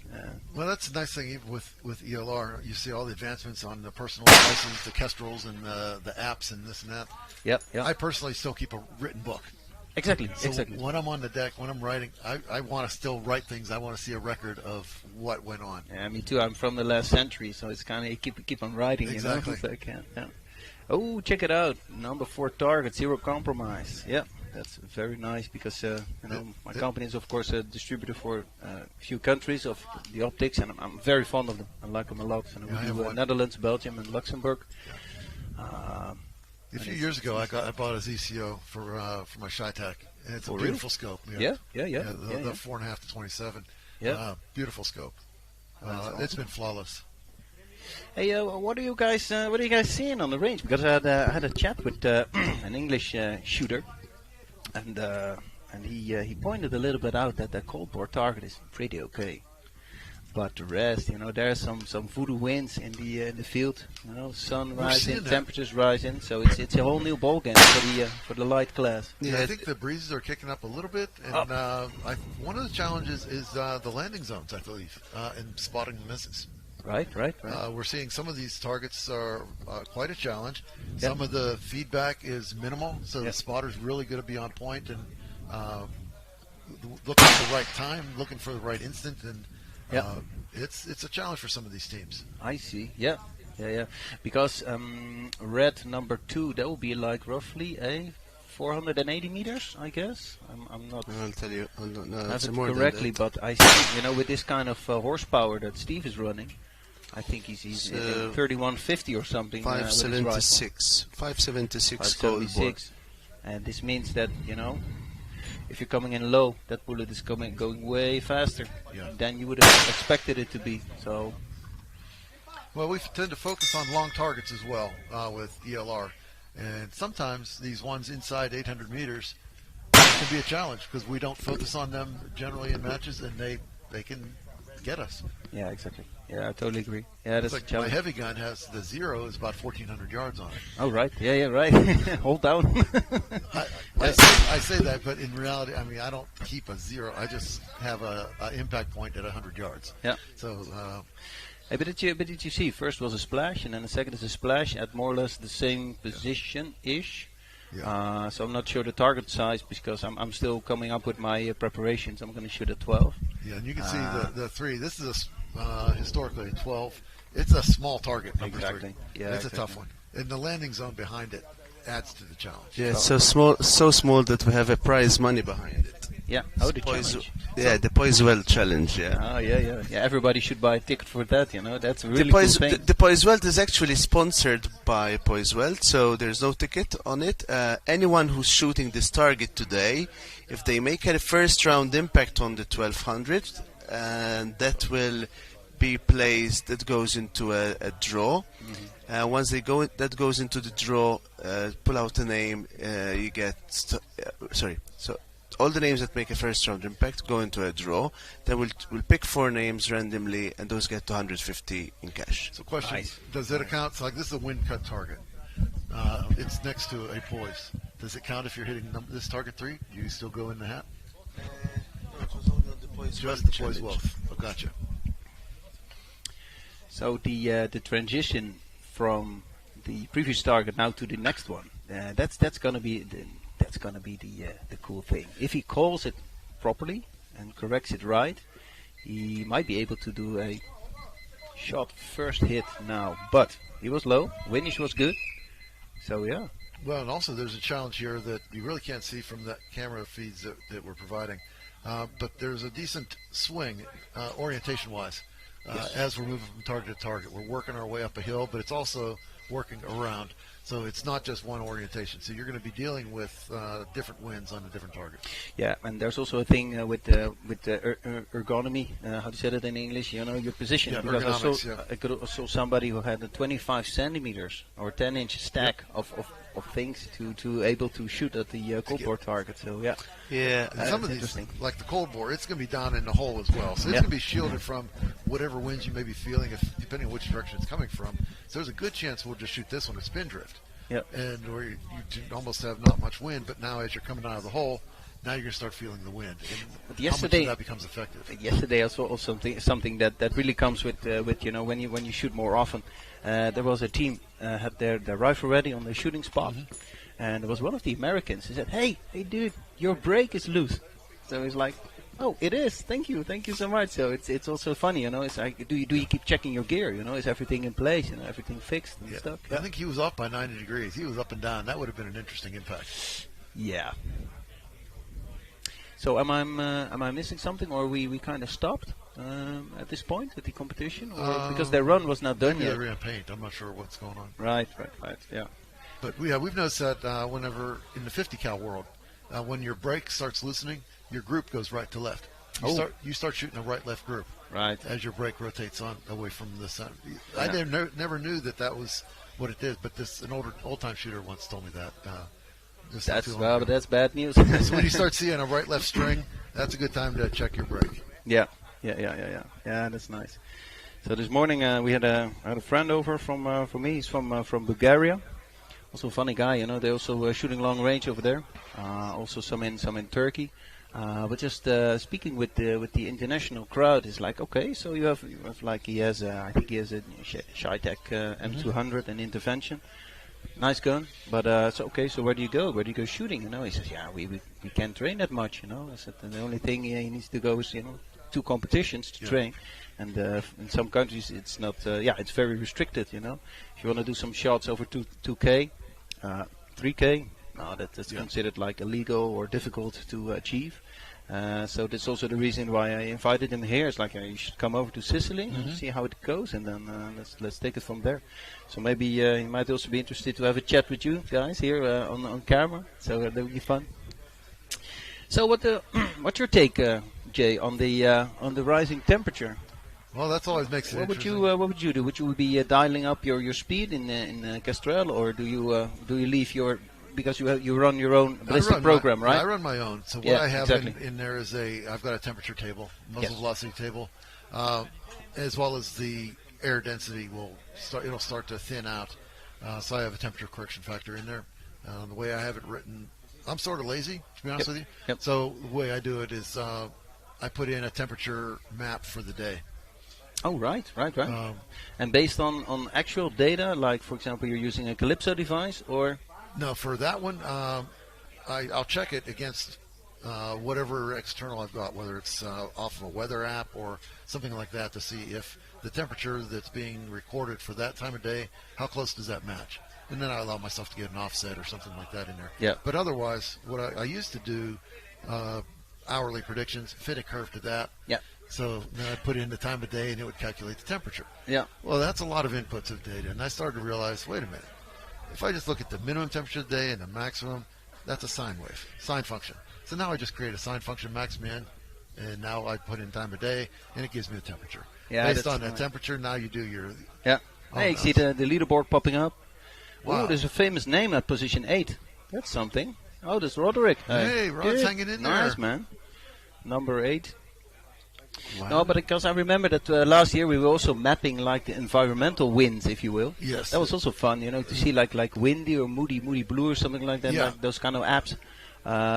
Just another marginal thing that you can use. Exactly, and that's sort of, you have to learn, how does that global wind coming off of an app, how does that relate to your local conditions at the range? Yeah, and you know what? I got home and I told my wife about it. I said, so we have this app, and she was like, of course, because she has as a PPO, as a pilot, so she likes to fly. They do all that kind of stuff, of course. In the preparation, she said, you shoot, but doesn't that stink whenever you have come up with this thing you just learned and it's fantastic, and Your wife already knows about it for Yeah. the last 10 years. My gosh. Never mind. We don't have that many secrets, but this was one like, so yes. Probably she already told me, but I kind of forgot, I think. So but that was fun, yeah. I refer to that as collective memory. Because if she knows something and tells me, then I don't necessarily have to allocate memory space for that because she already knows it. Oh, you're going in like that. So. Yeah, exactly. That's collective memory. But there's something to that because, people sometimes when they lose a partner, yes, they'll say, I feel like I lost part of me. Yeah. Well, you did. You lost part of your collective memory. Yeah.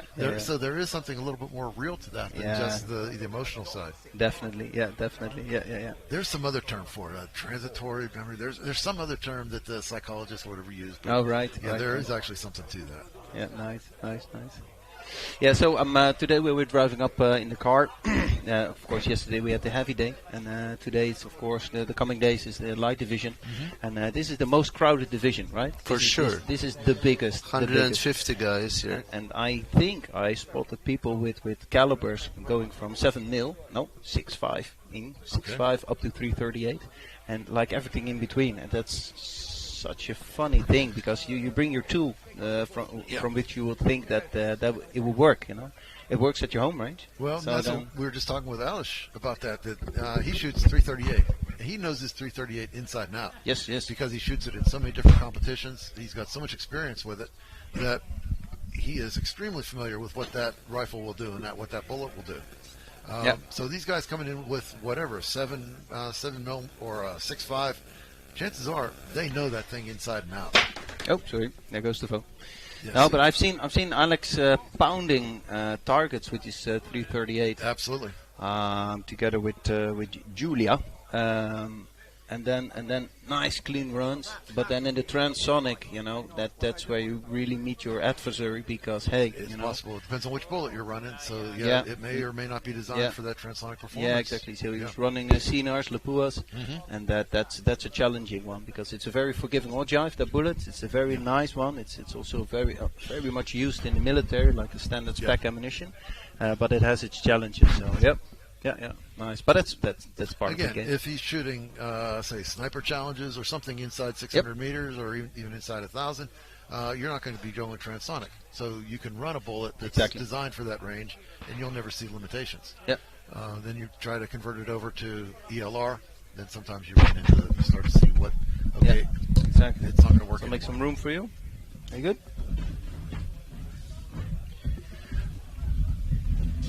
I'll move over a seat. Hello, my friend. We're back. We're back. Back in the saddle. The good old times. Yeah.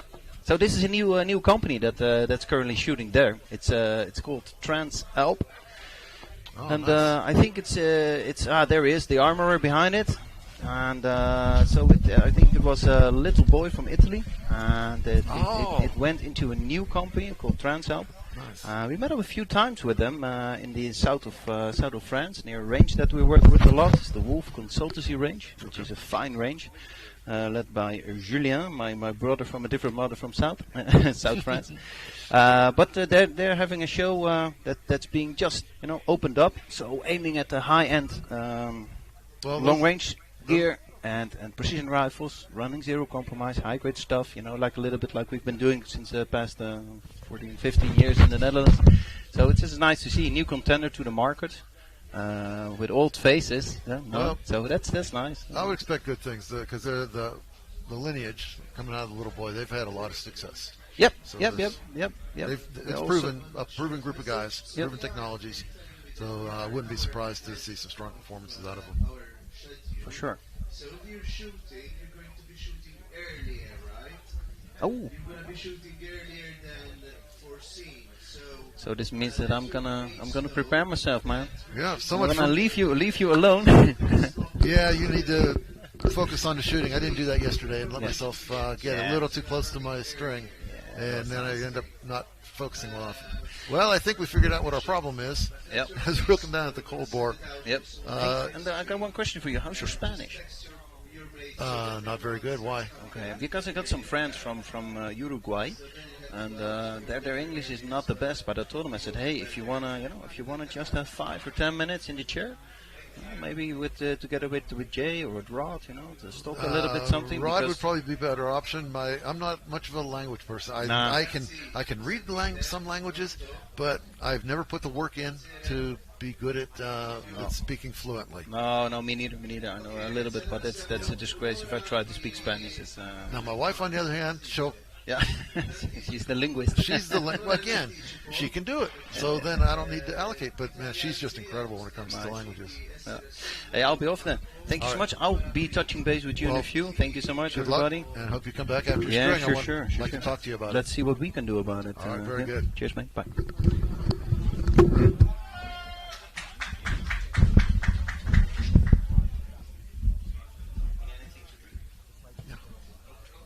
Perfect.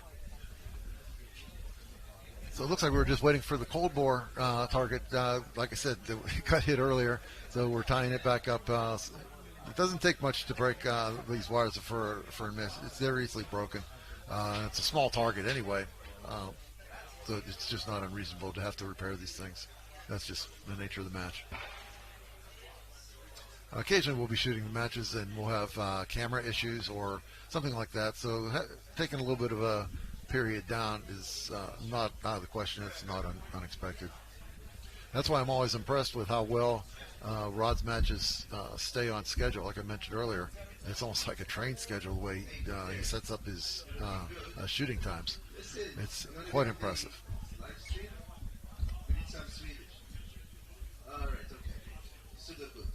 But Rod's notifying everybody out through the shooting area here that just the impact on the shooting times. Can I have you up on the main stage, please?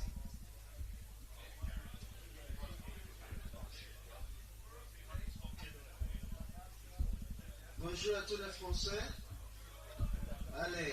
Again, it's beautiful weather here in Sicily. We're probably about 70 degrees, mild conditions, wind-wise.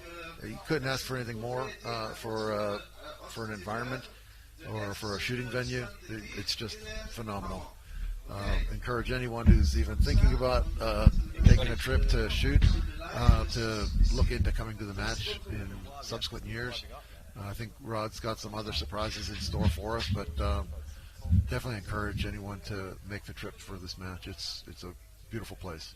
So it looks like we're about ready to start. We're back on the gun, getting set up.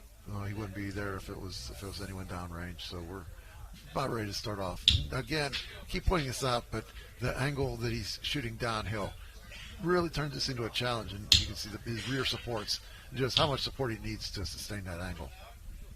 And again, the rail feet, you can see the difference between the ground angle and the barrel angle.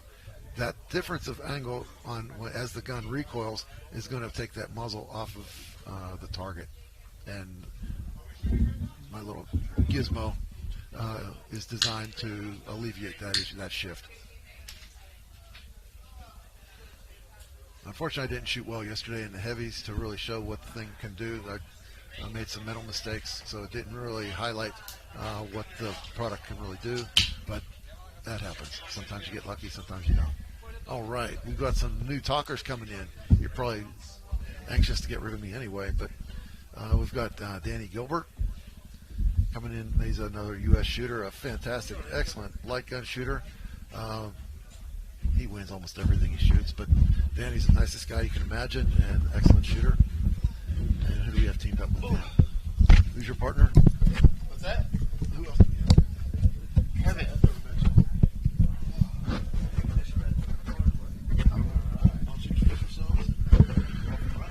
Are we live? Good morning. I was promised you were going to sit here and hold my hand. Are you serious or not? I can't sit here and just... Yeah, I'm gonna get him rolling. Okay, I'll let you guys play. Thanks, Jay. It was Jay's morning show, man, on ESI. We love it. Well done, Jay. So we've got Kevin Bunkham here from Cornwall, Hello. the UK. He's been, I think, second year, right, running? Yes, here. yes, it is, yes. How did it go this morning? Mixed bag. I started very well. Uh-huh. And what happened then? Cornish weather? There's certainly something going on, even when you think there's nothing. Between target 2 and 3, definitely, same as last year. And then target 4 settled. But for the guys that are watching on TV and seeing no grass move or anything move, trust me, there is still a draft. There it is happened to us on target 4. We put 1.5 on, and we actually needed another minute out. I couldn't believe it. There was nothing moving there. Yes. And 33 XC at these distances shouldn't be a problem, right? Right. You're still putting wind in. So for the guys, the viewers looking, it's harder than what you're seeing. I'm going to pass on my mic to Gary Costello here from March Scopes, also one of our sponsors. So you're going to get Gary. We've got Danny Gilbert from the US. From which state, Danny? Kansas. Kansas, okay. And we've got Kevin Bunkham from Cornwall. So really interesting. 2 English guys and 1 American. There you go, Gary. Gary was spotting for me this morning as well, so he'll be able to tell you a little bit how it was from the spotter's end. So was it his phone? No, we did a great job. We loved it. Steady on, Kevin.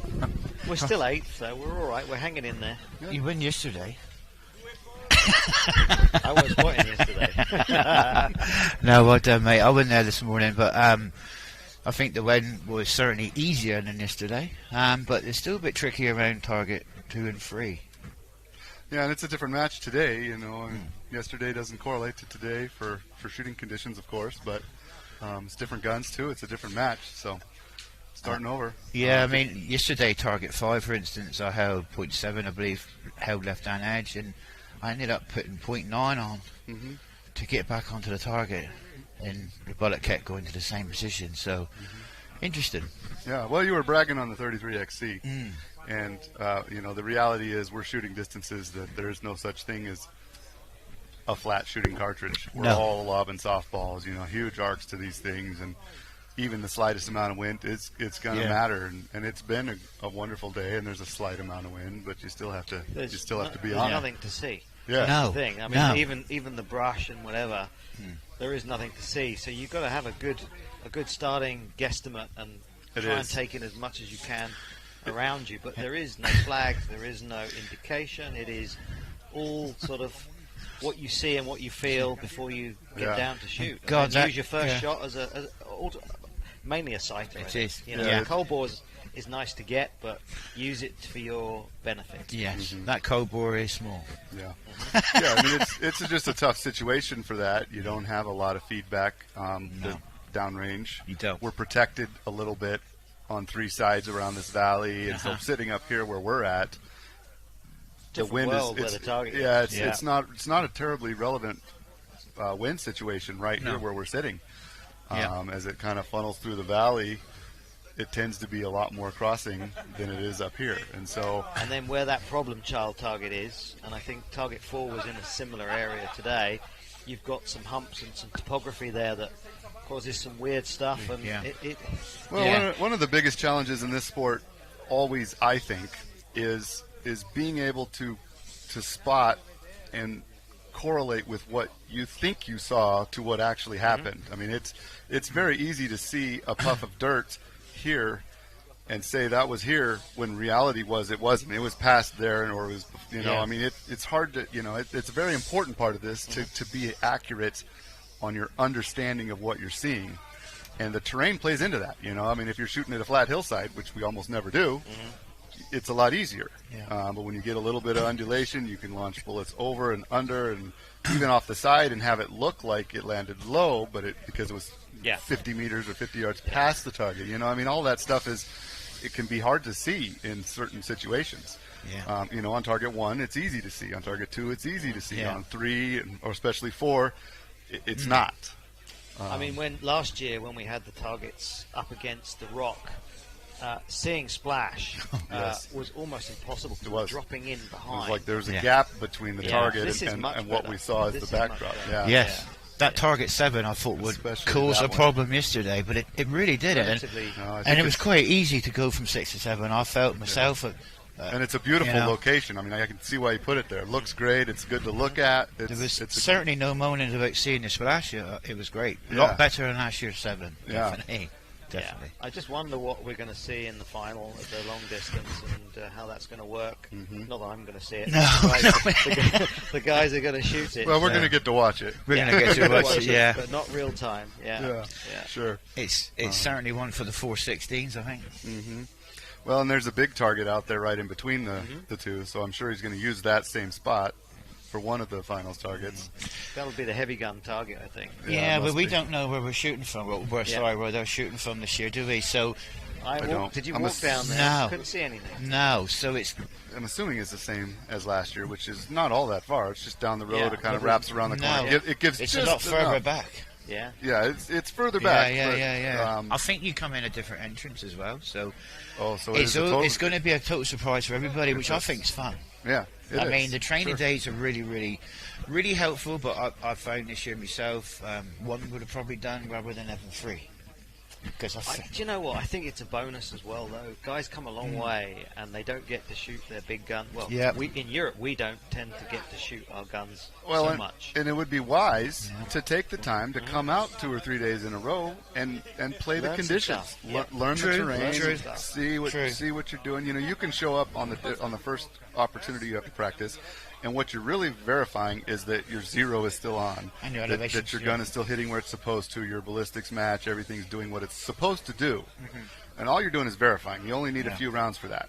But then you can take a little bit of time to learn the conditions, and if you come back the next day or 2 days later to do another practice session, you know, you might have wind from a different direction. You might have totally different environmental conditions that you're dealing with, and you learn a few things. So it would probably be wise to do that. I had one session was learn that you don't shoot with a loose muzzle brake. Well, you know, that certainly doesn't help. No, it really doesn't. We shot in the big wind, and that was actually really good to get some practice in what it can do. And I think we had 12, 13 MOA on the gun. Yes. At a relatively, 1480. That's a lot of wind. I'll be honest. I wish it was doing that throughout the whole match. It makes it more fun. Yes, it was fun. It was real fun. Yeah. So you get a day like that, and a calm day. It does separate things quite significantly. It really does. Yeah. Tricky. That's a big part of this game. So, yeah. But, well, hopefully we can get going here and see some more shooting. So I mean, I think they're spraying the targets. Well, they've been running so well that they're ahead of schedule. I mean, everything's just so well-oiled machine here. I'm assuming it's running perfect. Yesterday I thought, well organised, in and out. But how quick does that 10 minutes go? When even preparing yourself, you think, 10 minutes. Goes fast. Man, it just went so quick. Well, and 12, isn't it, for what we just shot? 10. 10. I think it's 10. 10, mate. Okay. And it's definitely 10. But you got 10 to get ready as well. And yesterday I lay down, get myself ready. I thought perfect. And I got up and checked my muzzle brake. You got a lot of transitions. That cold bore is really low.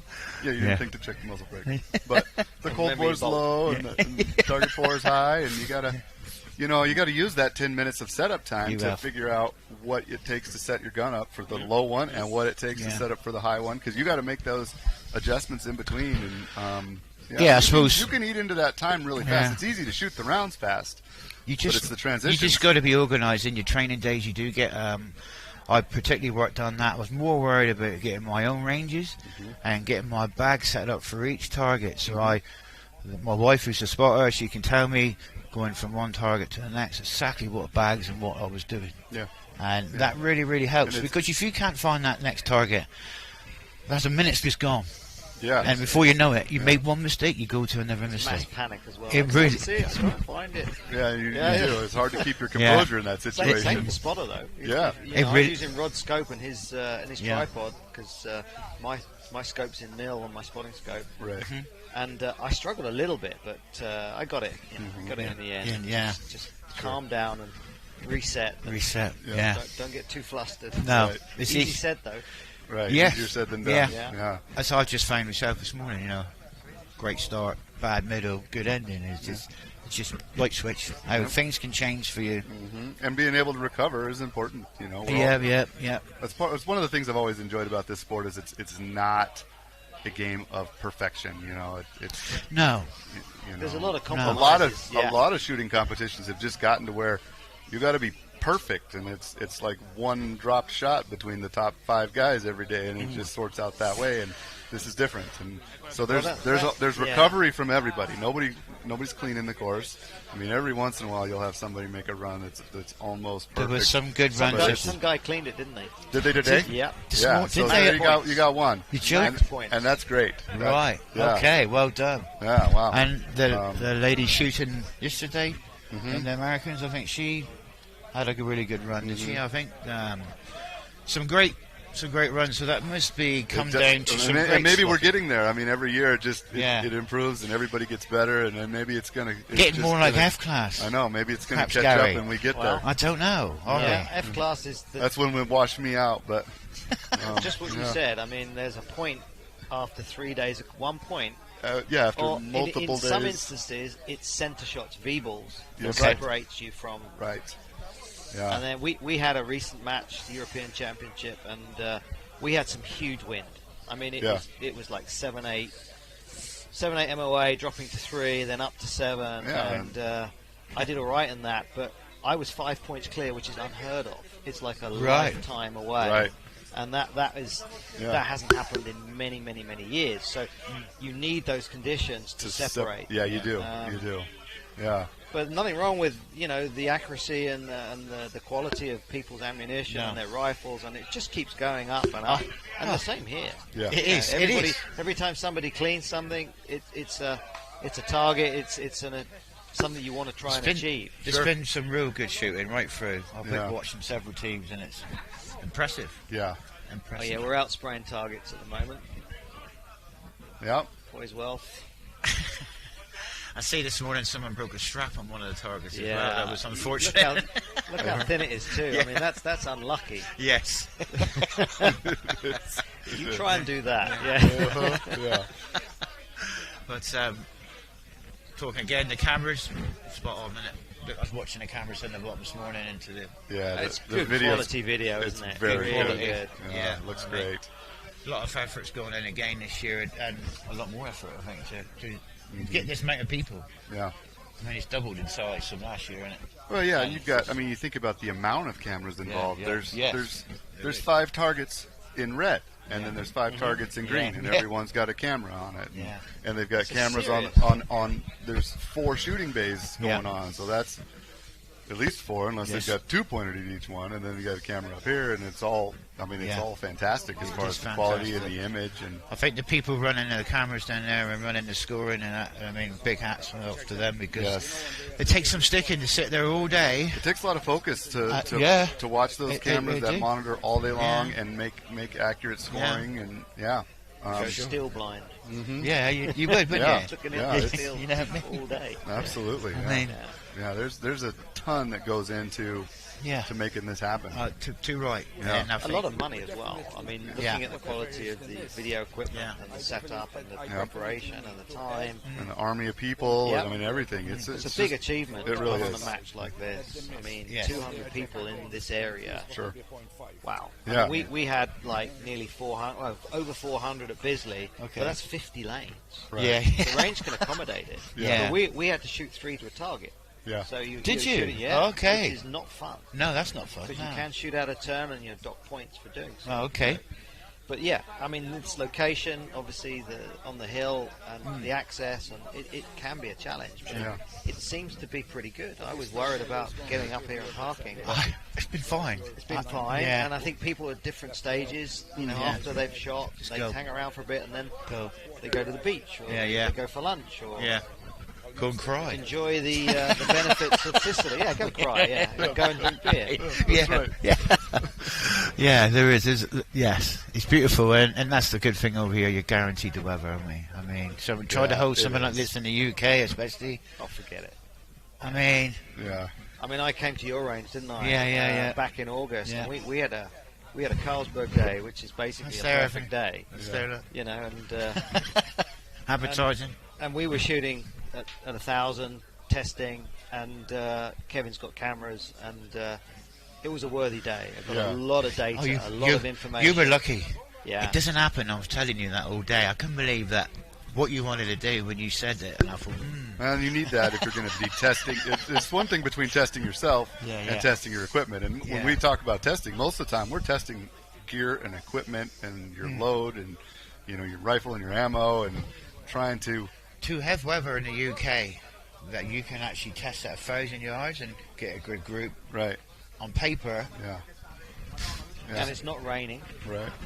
And the sun's out, and you're getting similar temperatures to here. It was like, wow. Yeah. This is, couldn't have timed it better. It does happen, but not normally. And a few weeks later, I went out with a new barrel from Mick, for Connie, from March Scopes here. A benchmark barrel. Barrel from March Scopes. Yeah. Very good, I must admit. Went up to Mick and had it fitted, and time I went out, I had a bit of polythene going across the decking to get just to zero to see where my load was.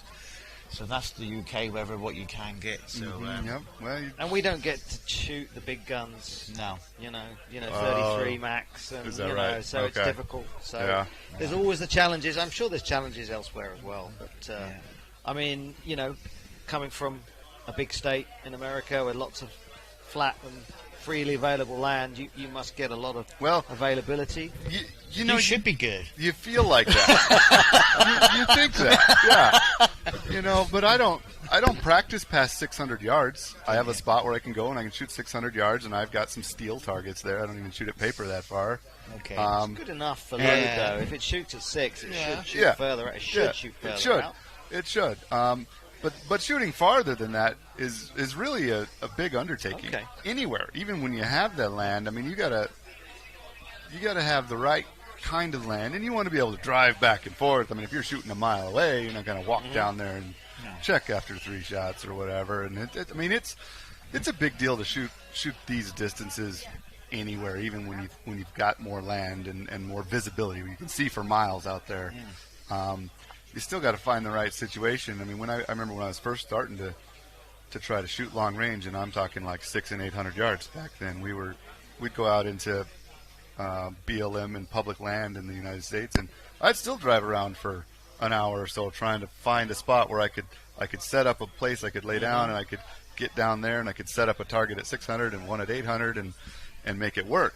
And that was in a state that had lots of public land that you could do that in. Wow. And that's, public land you can shoot on. Yeah, wow. yeah. Kansas, where I'm at now, doesn't really have that. It's all private. It's all private land. So that was unique. Some of those western states, though, they do have tons of private or public land. I mean, they're 50. Some of them are close to 50-50. There might even be a couple of them that are more than 50-50. Might have more than 50% public land that you can go explore. So Arizona's got that, hasn't it? Arizona, Texas, yeah. Texas doesn't. Texas is all private land, but Arizona, New Mexico, which is where I was from, as I was talking about. Colorado's got a lot of public land. Wyoming, Montana, Utah, Nevada. Those states have just tons and tons of public land, just vast stretches, and so. But and that was an all-day event to go set up targets and try to shoot at 600 or 800 yards. And so, realistically, I don't think there's very many people that get out and practice to 1,500 and 2,000. I mean, that's a bonus. That's pretty prohibitive. Apart from yours truly over there. Yeah, I mean, it's a challenging thing to do. So, the one thing that we do have going for us in the States is the number of matches that we are seeing from year to year. The last 3 or 4 years is exploding. And that's where you really get your information and your practice is by shooting matches. It's totally different. Out there and, totally different to practice. I can't tell you how many people I've talked to that have all these stories of hitting a 2-mile target like it's no big deal, but they've never done it in a match. No. And they're like, oh yeah, I put 3 or 4 in a row on one, and it's like I've been to matches and nobody puts 3 or 4 except for just the other day, Curtis Roman did it. He put 4 on a 2-mile target. Yeah, it was unreal. And then you get this feedback and comments. Anybody can walk it in. It's like, well, these guys no, didn't. You can't. These guys, they've only got a few shots, and I've been even to get close at 2 miles is an achievement. Yeah, I've been to matches that had 2 targets past 2 miles, and nobody hit this one, and one person hit that one. Yeah. That happened in France this year. 50 shooters times the guy that hit the 2 mile one. Yeah. Simple as The that. guy that hit it won it. That was it in the final. Right. Okay. You know, I mean, it's you got to have a lot of things come together to make that shot happen. It's not. Another thing here, I think the targets. Oh, they aren't back that up. big. We are back up. Oh, yeah. yeah, right. Yeah. That looks like Bill. It do actually, yeah. Yes, it must have been because Bill was meant to be after me. So yes, so I think that'll be Bill with his 33XC. I think after I made the targets dirty, they cleaned up. Well, this is a nice advantage to have a fresh target to see too. Being able to tell where you hit is a good thing. It really is, yeah. Yeah. It really is. Yeah.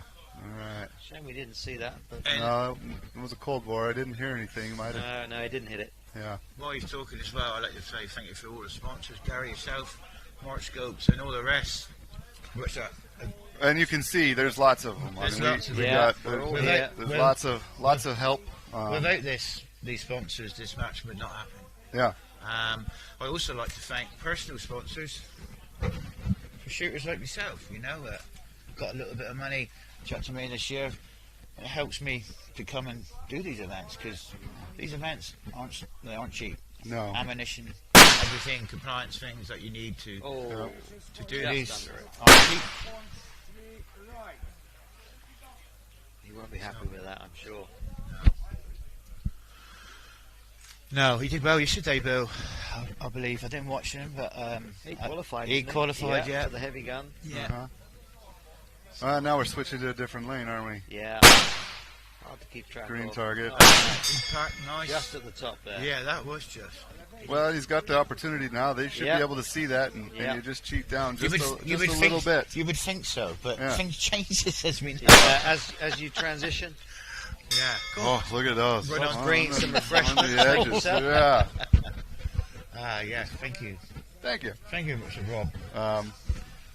Well, and the other thing that I find fun and funny is everybody expects every shot they make, if nothing changes condition-wise, they think they're all going to go in the same hole. I know. And it's like, your group size is not an inch down there or 2 centimeters. You've got to use the target. Use it to your advantage, and then try and make a positive side. If everything's running good and you're shooting really well and your gun's running really great and you hit an upper left corner, you can cheat down to the lower right a little bit. But you can also do that and be off on off the other way. All it needs is one mph a wind change, and it really doesn't take much. I mean, happened to be early off. Oh, nice. Left hand hold. Went off the left where I'm aiming, so I went straight to the right, fired, and it went off the right. Exactly. You can't do nothing about that. You can't. And that could be a slight shift in wind. You can't see that. It could be me. And it could be you. Yeah. Or it could be your group dispersion. I mean, it's not that bad. We feel that way, but the reality is, I know what you're saying. Yes. You go out there in a vacuum and shoot a group at 2,000 yards, and it's not going to be something you can cover with your hand. No. There we go. So is this Bill? Mm-hmm. He's under again. He's low again, He's low again. He needs to adjust that. He won't be happy with that. Interesting, Gary. What are you finding over here for you, like a class? You think custom curve, or do you make your own BC? I like the AB custom curves. Okay. But, I used to point my own bullets. Now I don't. Okay. I go factory because it just makes life a bit easier. Yeah. The juice and the squeeze just didn't quite work for me. So found that to match quite nicely. It's interesting to see what people do. I mean, I was a great believer in custom curve, but I still am. Don't get me wrong.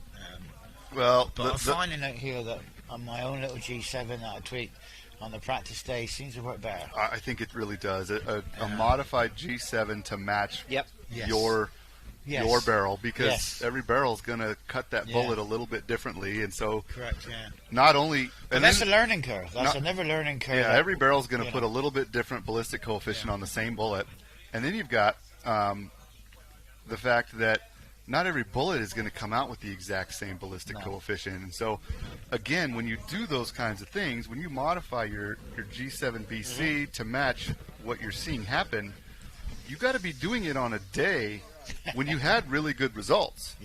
You got to be hitting targets and hitting them well and hitting them multiple times. And so many people will have a bad run. They'll hit a couple here. They'll miss. They'll They'll hit like one shot on the farthest target, and they'll modify their BC. And I'm like, well, I mean, where were the other ones? They were all maybe high, and you're doing your data off of that one that might have been a low outlier, and it hit. I mean, when you do that kind of stuff, you really got to have good data. And so input data is very important because there's so much that goes into this. You got to put the right numbers into your ballistics program.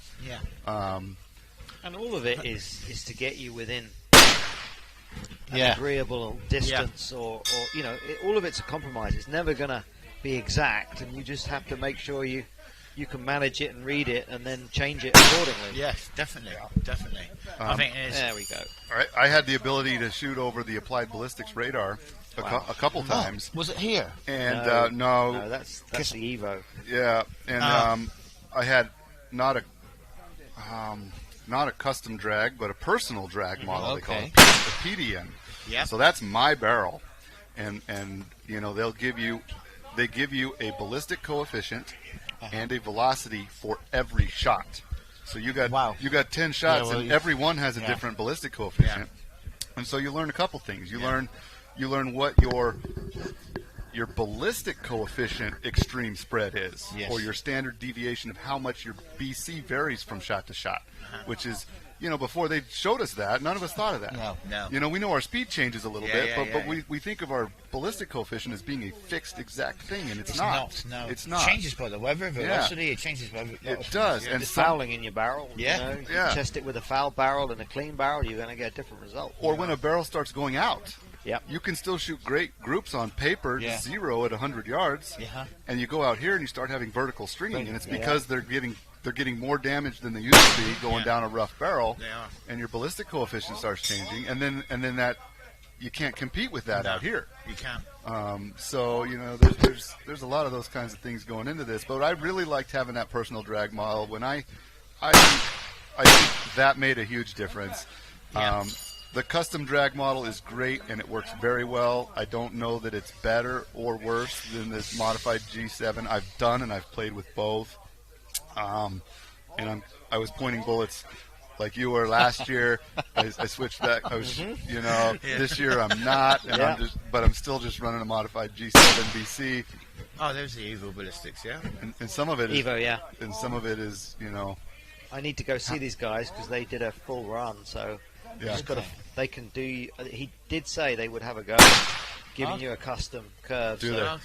So does will that calculate a BC on? Yeah, because it gives you multiple points It's a serious bit of kit. Okay. It's almost like an available AB type setup. But, I mean, it's within reach. It's not. Yeah, the difference is the AB is a $125,000 radar. And I think this is 10 to 12,000 euros. And it'll get numbers all the way out to like 1,500 yards, depending on the bullet size. The bigger they are, they can get them out farther because you're bouncing the radar off the back of that bullet. So the bigger diameter, they can track it farther. I'd say I used the FX. Yeah. Great little tool. I use it on the range for clients that come to me that really are getting into long range shooting or whatever and need help with the ballistics. Take them down to the 100-meter point with the FX, and from that, for that day, you get real good data for put it in your Castrol, make them model up, and back you go, and it really, really works. And I've learned by using that FX from morning to afternoon how much it can change. So the new little lab radar does a similar thing, and that's quite clever. Yeah, it is. You've got to remember to put in your environmentals. Yes. Which sometimes I forget, but there we go. But it is a useful tool, and I think as chronographs evolve, we're going to get more and more personal stuff that is worthy. And probably the best news on all of that is they're extremely accurate. And that was a question I had from the beginning with the first lab radar. They were kind of brought the first one that I got to use. It looks just like that Evo, but talking to Brian Litz with Applied Ballistics, he's got his big fancy one, and he's like, they track. They're going to be a little different, but not much. And he's like, it's extremely accurate. It's good. that we need that. You know, I mean, we have to we have to have that accuracy. We do. Technology is growing all the time, and it's quite frightening. I mean, if you go to the range without a chronograph, you're wasting your time. You know, you got to know those numbers. And with the new personal chronographs, the size and the compact nature of them, you can just put them in your gun bag and put it down or put it on your gun, and you're good. You've got data. Yeah. Data every time. It's always good to just have lots and lots of data that you can go back and check. Sure. Yeah, definitely, definitely. That's Italian there, isn't it, Roberto? I think he's setting up on the cold ball by the look of the height of his bag there and the. Yeah, 338, I believe. It might be more. It might. It is a I 338. think he just stood up the bipod. He might be shooting target 1. Target 1. okay. Yeah.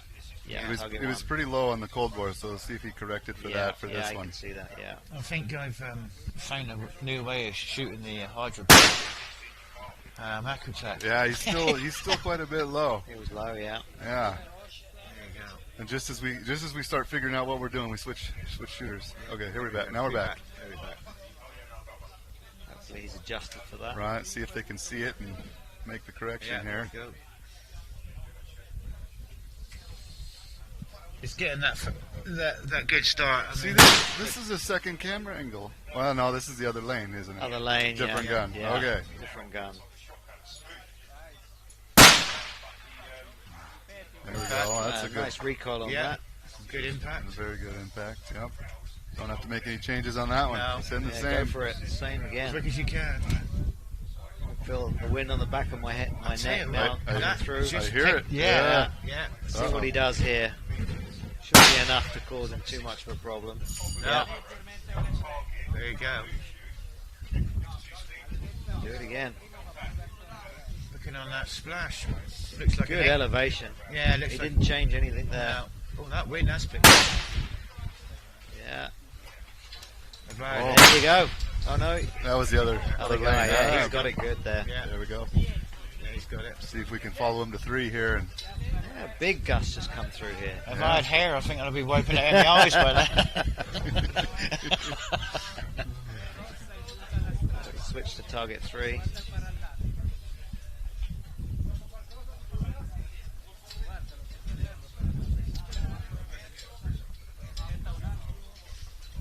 So as you can see, there's no indication there on that whatsoever. There's nothing. That yeah, grass and really the way you're kind of looking down through this valley, you don't have mirage either. Oh, No, it's very struggle to pick up mirage. It is. It's I could see it a little bit on 42 power on my scope, but and it's just a slight movement. You can't really see any waves or anything that and if you would think. Right, if you're going to look for it, you got to kind of pan out and scroll way up to the horizon, and then maybe you're looking at mirage that isn't applicable to your target. That's a lot closer and down in the bottom. Try and pick up on the splashes or the misses. Yeah. And the dark. See what that's doing. Yeah. It's very difficult. I think I learned from last year. Last year I spent hours before my slot and walking around with a casual and waving it, doing all sorts and doing your head in and changing your minds about 25 different times. And this year I've just, before I've gone in, I just waved it, looked at it, gone down and shot. You can mess with your head. I mean, Rod and I, we didn't do any. We had a quick look at wind, and there wasn't any. No. You could see the flags just moving around. So don't overthink it. We just went on spin drift, and then what I could see everything else around, and we just, as I said, we went. Oh, sorry. We went over the top. Yeah, that wind's changed. That's going right to left now. There you go. That slope there. Yeah, it was. So we've been left to right all morning. He's been low on everything. He came up and did a good job on put all 3 on 2. So something's changing because Bill Catherine was saying he was low, wasn't he? So something's changing. Trending low there. Yeah. Something's happening. Could be maybe a vertical element or. There you go. Low again. Wow. Yeah, and you can see the splash going from right to left. Yeah, so it's changed as a switch at the minute. And this is what you can see. This, and then with the valley element, if you do get a headwind, tailwind, it's going to be more pronounced. Yes. So you get vertical wind drift, and that's another thing to think about. Yep. So not only left and right, up and down. No, it is. There's certainly a bit of luck in when you're going to be shooting it, but I don't think the time of day necessarily comes into it. I think because the wind, what I'm seeing here, the wind, you think 12 o'clock would be the worst time, wouldn't you? Yeah, but and it hasn't been. No, you know what I mean? The common conception at all the matches I go to is it's early is good. Early is good, and a lot of time, and most of the time it probably is, but that has not been the case here at all. A lot of times it's blowing a little bit, and it hasn't been bad, but it's blowing more in the morning, and then it just dies in the middle of the day. Early afternoon has been almost some of the calmest shooting conditions we've seen. Yeah. So I'm shooting at 1740 on Saturday. So one of the last. You need headlights. And last 10:20 tomorrow. You're almost lamping. We were watching. Yeah. I mean, I was watching the live feed last night at that time because I had some friends shooting, and it was ideal conditions. Yeah. So it might not be that way on Saturday. We'll see. It's every day's a different day. It is. You don't know. Yeah. I'm first thing Saturday morning. Well, that's a good thing though, because I see on the King, everybody's wanting that first slot first thing in the morning, particularly if you're in Raton in the desert, because that normally is pretty nice until you get to 11, 12 o'clock when the sun gets up and the wind gets up. Well, and the thing about that location is the wind does a lot of up and down over the bluffs, and that is very hard to understand. I don't understand it. It does some strange things there to your vertical that is beyond aerodynamic jump. It's not just it's not the vertical component of a crosswind. It's you got updrafts and downdrafts going on out there that affect it more than it should on paper, as far as I'm concerned. Yeah. So that becomes a big part of that too. I do, definitely.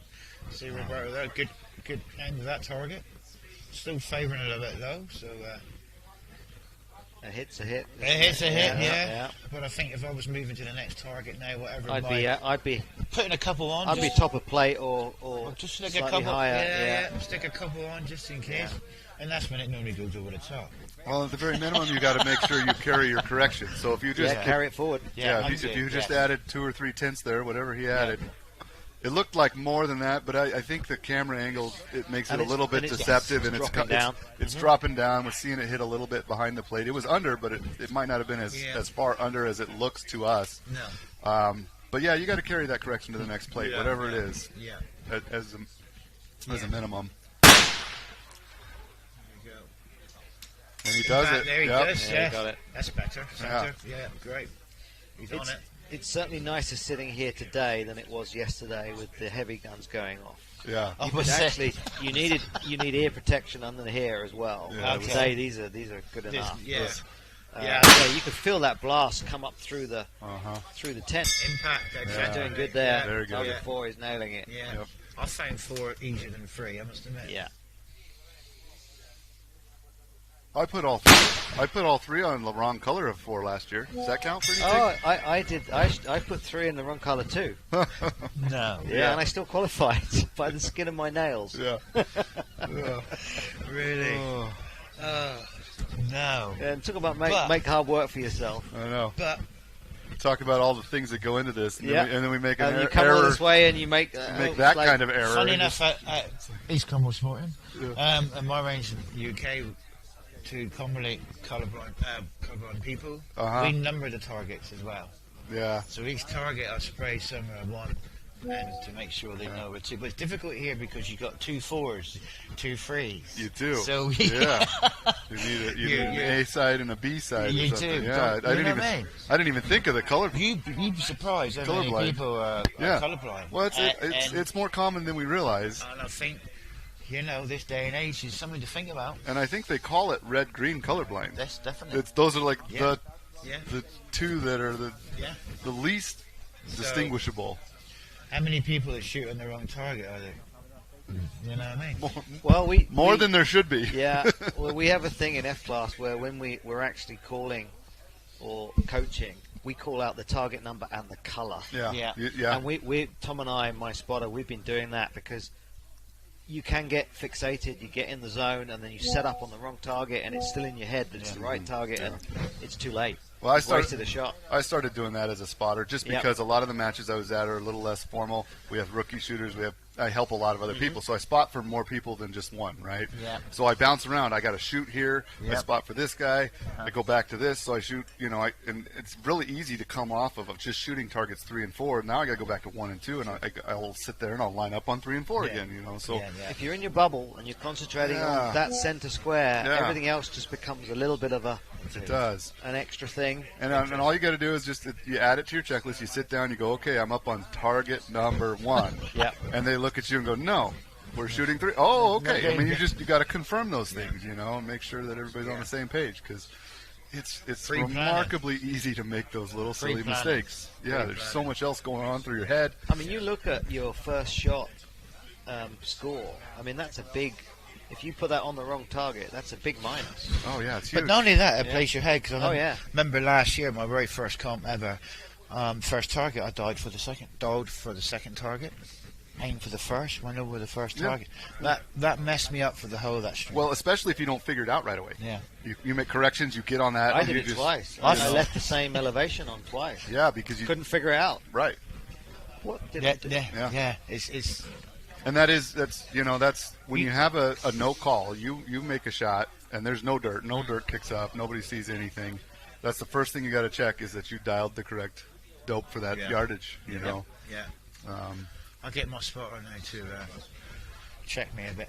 Yeah, and that's what it's for. And that's a spotter's job, isn't it? Yeah, At the end of the day. And absolutely. That's try and their job. minimize the errors and just keep the shooter on track and keep him adjusted. And repeat things. They're supposed to get a little bit less adrenaline, less red haze going on. Yeah. They're just they're supposed to be a little bit more level-headed in the situation. And you're right. That's what they're there for. That's I can still get the same feeling spotting as I do shooting. The heart rate goes up. Yeah. Wow. Well, especially in this, because you feel you don't want to miss nothing. Yeah, you don't want to screw up. You know what I mean? You want to. Yeah. We had Mr. Drescher's about to shoot. Oh yes, there he is. Harry from Solid and Stefan, his partner. Yeah. Spotting. Good team. Shot well. Yes, Well, in the heavy gun. Stefan did. Yes, very well. Cold ball. Hopefully, we'll see the cold ball. We're not getting to see the cold ball. No, for we're some not. reason. There we we go. Oh, Whoa. it was low. Well low, Harry. Everybody's been low on that. Yeah, it's got me wondering if Well, what we're seeing, it can't be that low on that target. it's a fair angle. I'm Yeah. shooting green 1 and I'm -6. Yeah. That's what I come to my own measurement. I think we're looking way down at that target, and It is the camera's below it looking up. So I think we're seeing that as a much larger difference than is actually happening. How high the target is from the deck as well. Yeah. Yeah. So Harry's shooting 300 rum. You don't see too many of them. No, great. Rum improved, I think. As Yeah, well. great caliber. I like the caliber. I ain't got one myself, but it's almost identical to your 300 Norma in performance. It really is. Yeah. It's not. Yeah. Not a whole lot of difference there. A little bit of difference in case design. Yeah. But very similar capacities. So your performance is going to be similar. You don't need the Lapua bolt face. You don't need the bigger bolt face. No, you for it. don't. So Advantage. you'd almost think you would see advantage. more of them. You would, yes. I'm Yeah. very surprised. Yeah. A couple of people at the range that use them, and very good. And Yeah. the 2 Taking his time. the 245 grain bullet in them Low again. is low Yeah, again. it was low. Yeah. Interesting. Seen a lot of Definitely a trend there. Yeah, we've seen it on multiple shooters now. Yeah, we have. Yeah.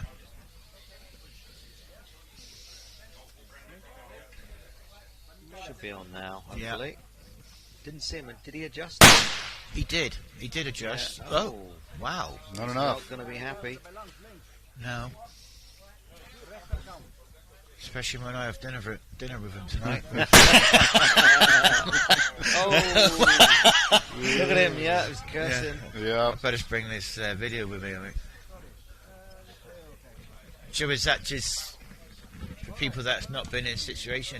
It just plays in your head so much, and you're a bit nervous anyway, and tense and whatever. And if you had a little bad start like that, you can't picture why. Move on. You got to move on. It's hard to do, though. Your time's ticking. You're still thinking about that previous shot. Yeah. And you wake up the next morning and you're still thinking about it. It's, You do, yeah. And see, this is what happens. Yeah. He's trying to slide off the front of his mat. That bipod's going to come off that board. Hopefully he's seen that. Yeah. The vertical transitions here are a real factor to this match. I mean, it's it's a big difference in what you've got to do to set up the rifle to shoot down for the cold bore, and you're shooting up by the time you get to 4. Mine is 6 to +4. Yeah. It's different. It's different from left to right. Yeah. I did my practice on the left, and Okay. then shot the second practice on the match on the right, and it was like, whoa. Because the I've run out of boards. The ground's not, the ground you're shooting on may not be 0. Yeah, it's different, little different angle. Distances are slightly different, and there's also. He got it at the bottom there. Still low though. He's barely on that plate, so see if they can account for that. Hold high right. He should be on. He's adjusting. He's adjusting. Yeah. Yeah. I think I would have just held that, but. Well, someone I was discussing someone I was discussing with a couple of people earlier, though, I've gone into an habit now of, I don't know why, if I just miss, I'm starting to dial instead of just going quickly, and it's killing me, I think. When I first started, I jumped around a little too much with my reticle and my crosshairs trying to compensate. And most of the matches I shoot are 5-shot strings. Yep. And the number of shots does matter. You know, if you only have 1 shot left on a target and you want to make a small correction, then hold it. Okay. But you can chase your tail a little bit, and then you can make an impact, and you can almost forget where you were exactly, and you're just not being as precise. Whereas if you make an accurate measurement in a spotting scope or your scope reticle, between the two of you, you come up with a number, 2 tens, 3 tens, a minute, whatever it is. You dial it and you hold center target every time. I think your precision level is better. I think that's my recommendation to anybody starting the sport is dial it first, hold center every time. The only time I don't hold center is when I cheat a little bit inside the plate. Like if what we're looking at right there, if I've got 1 shot left, that was my second to last, I would cheat up and right a little bit. I wouldn't dial for that. No. But if that's your first shot and you want to come up a 10th and right a 10th, I might do that in the scope. You know, if you've got another 4 shots to go, because if you've got to hold the same place each time and then watch it. It's a thing. And you can lose it. Right. Yeah. He's taking his time here, Harry. He didn't. Did he shoot that? I didn't see it. He didn't. I didn't see that either. I didn't know. He is definitely. Hopefully he's on red. He is. Perhaps we put the curse on it then. Yeah.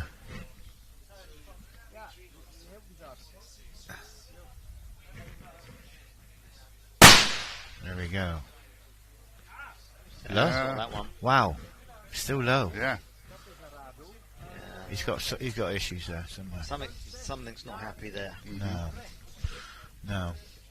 Perhaps that's and why. Probably Harry at the end of it too. And he's going to the windage knob here, which again it looked pretty good to me. It did. Yeah. I don't know how true these angles are.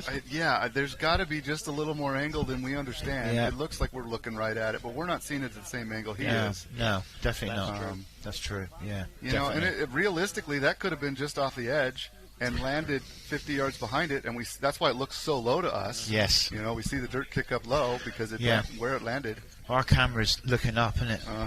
Yeah. So, I find it very hard setting up my range camera-wise. It's one of the first things I thought about, because if you can't see where you're impacting, you can't. You can't shoot. And it's the need for cameras here is for scoring right. and to verify hits and not hits. Yeah. You know, they don't really give you an accurate representation of what kind of correction you need to be making. They don't. No, definitely not. We really can't second guess. What correction they're making and they're seeing just because we're looking at a different angle. Yeah. I managed to set mine up home on the right angle, so it depends what you're shooting. Yeah. Well, the unfortunate thing about it is I think they're missing a lot closer than we're giving them credit. Think they are. Yeah. Definitely. Yeah. They look like they're a meter off, and they're not. They're you're just right. barely off one edge. Yeah, you're correct. Yes. Yeah. He's certainly taking his time here. Yep. It's his last target. Because He needs to try and get some hits to make some points. Yeah. It's important. Use your time. If you've got time left, then use it. Yep, This first shot on this target is beneficial, definitely for points. Yeah. Oh. Yeah. See, was that to me? No, I think that was to the right. Yeah, Yes. It was probably. I think it's looking. Yes. You see the angle coming down, but I think that you're right. came in behind. I think so. Yeah, right up. Yeah, and you can see he's just dialed Wind. Wind. Yeah. just Yeah. dialed wind there. Yep. Yeah. Deceiving angles. Uh-huh. I think the wind may have. Well, the cover's not blowing now, so the wind may have. No, it's all died down up here, Yeah. but whatever he's doing down there. Yeah, he got impact. it. Yeah, Impact. Yeah. right-handed. Nice looking stock. I think that Gary's that. Same as the baby version. Of It is, isn't That's it? that- Yeah, yeah, I'm that running new- the Orca. Yeah. Okay, yeah, looks nice. Oh, yeah. Nice. There you go. He's got it. He's on it. Good way to finish. He didn't kiss Yeah. it. But then again, good recovery. Well done. Good. Yeah. You know, sticking at it, not losing it completely. You just Yeah, get your stuff together and that's right. Get yeah. the big points on the far yeah, target there. that's it. Yeah, great. That must be cold bore that high. Yes, that's. Yeah. You can tell how high that is. Yeah, I mean that shows you what it takes Yeah. to get on that first one. Yeah. It's good. I actually got to use my hydro pod with my legs going forward, Uh-huh. and they're not meant to, Yeah. because it's the hydro one. So it is difficult. We didn't see that. Nope. A little bit, yeah. That one gets there quick. No. No flight time on that. Yeah, close that's Yeah. playing the PRC. Yeah, good caliber. That's another good caliber. I've seen a lot of them. Yeah, at I think he Mar won, range. he won with that a couple of years ago with the 300 PRC. Did he? Yeah. Yeah, It's- it can do great things. Yes, it can. I see a lot of them at the range home, and very good at 12 mile. Very good.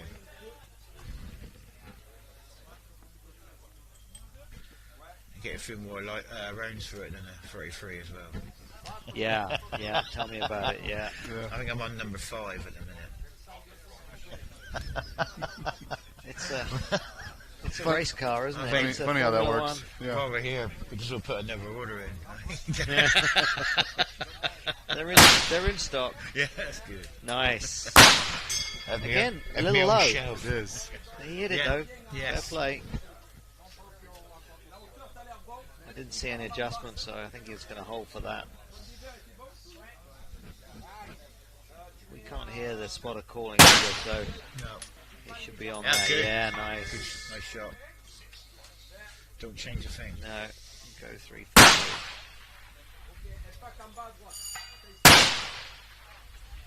There you go. Yeah, well done. No vertical there, though. No, he did good. Taking his time, looks cool. Yeah. Not stressed. Been there before. Yeah. And I think that's it. The answer. You've done a lot. How many competitions have you done, Gary? Me? Yeah. ELR, not that Not- many. not ELR, No, not that Surely many. a comp's a comp, isn't it? Or I don't know. Is it so? Oh, I don't know. I don't know how many F-class comps. 2005 I started shooting Okay. F-class, so I Okay. can't even tell you how many. But it must, Yeah, you still get the stress Yeah. and the heart rate, and yeah. you know, it takes you an hour to calm down afterwards. You know, you look at your watch, you think, oh, yeah, what caused that? I'm not doing anything. I'm lying still, but Yeah. it's just stress. Yeah. Can And believe it's how you manage that and how you manage to deal with it as well. Yeah. Huh? Yeah, he's got a Acutac there folded forward. Yeah. I've always been a bit dubious of that Yeah. because the way the recoil pulse comes back, are you Yep. restricting it? But it seems to work for some people. So I think. Yeah, and I don't like the rubber feet on, No, on the me mat neither. here. Bounce. Yeah. They don't make you bounce. Yeah. Definitely. he hit. There you go. What do we know? Yeah, what do we know? Nothing. Yeah, that's right. Yeah. It didn't move. I mean, It didn't. Oh, it went low. he went low. I think I'm going to probably on that first shot come up a clip or two. Just to. Maybe. Yep. Yeah, he's Definitely. still low. Yeah. definitely a trend today. Yes. Well, if anybody's watching this and they're going to shoot, then maybe that's a hint. You never know. It wasn't a trend when I shot, and that was only probably an hour ago before this started. So it's certainly changed since I come in here. Well, I'm seeing. Definitely. Yeah, I really hate making corrections off of what other people are doing. Absolutely. No. Bad news. Go with what you know. Do your own ranges as well. Yep, that's right. In there. Yep. Yeah. I think I did that cold ball one today about 3 or 4 times. Every time I've been shooting it, I find myself in Green Lane 1 for the whole comp, which is really quite nice. Oh, there's a view. That's very cheeky. The sun's out. Oh no. I'm sure that'll be shown again at some point. Put that on a highlight reel.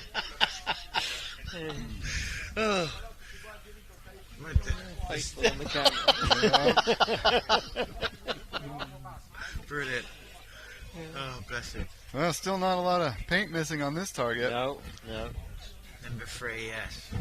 And again, look at the scrub and the grass behind. You can't see a thing. No, it's not even still as anything. Nothing's moving there. The wind cut advertising things aren't even. Oh, there's the wind cut banner on the right starting to move a little bit. It's moving, so we know something's going on. Yeah, and then you've got Splash going to the left. So he definitely didn't carry his lowness going forward, did he, onto the next target? He's looking really comfortable there. He is. Really is. The technique, everything. His posture, very good. It's very, very nice technique. Nice and smooth. Yeah.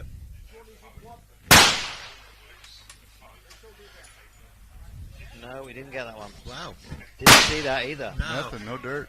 I just felt... He did move his head very, very quick after I was that just shot. about to say the same, Gary. Yeah. Not trying to be critical, but I mean... He did move quick. He did move very quick. Yeah.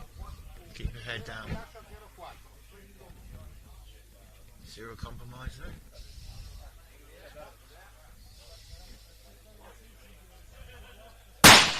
Again, you have to a lot of manipulation in there, trying to get your elevation to where you want it. And in the end, sometimes you do have to shoulder it, and just if you can't get that level within a period of time, you've got to do something. Yeah. I just do my homework, and my wife sort of, why are you taking those bags with you? You know what I mean? From the UK, I cut up some rubbers. And I did. Yeah, I don't know if I've got enough for the cold ball. I'm going to have to pack it up with some cloth. Yeah. You'd have to be looking at my bag, probably then, Gary. Come rummaging. Well, yeah, I mean, you don't have one setup that works for all 4 of these, or 5 of these targets, really, I did. So you have to have some adjustability in probably front and rear to be in the best situation. You've got to move definitely from, I think it's from 2 to 3, or definitely 3 to 4 at the ranges. You've got to get up at some point and move to front. Yeah. I think a lot of people don't want to do that, and I get it. So if you can just pack it underneath, or have some adjustable bag rider, and then maybe something in the bag, like the penny bag and some of the other bags out there, you can get away with it. But that cold bore transition at minus, what was it, minus 6? Minus 6 on Green Lane 1 I had. Yeah, it's a big thing at that distance. I ranged that one 3 or 4 times, and I was getting a metre difference every time. Yeah. And I did it again yesterday, and I'm glad I did, because I managed to hit it today, so I'm chuffed with that. So. Oh, he's on it. 3 for 3 there. Yeah, well done. Yeah, he done well. Finish. Who's this now? The cold ball. Yeah. It's a very pristine cold ball. It is. Yeah. Yeah, it's been painted, but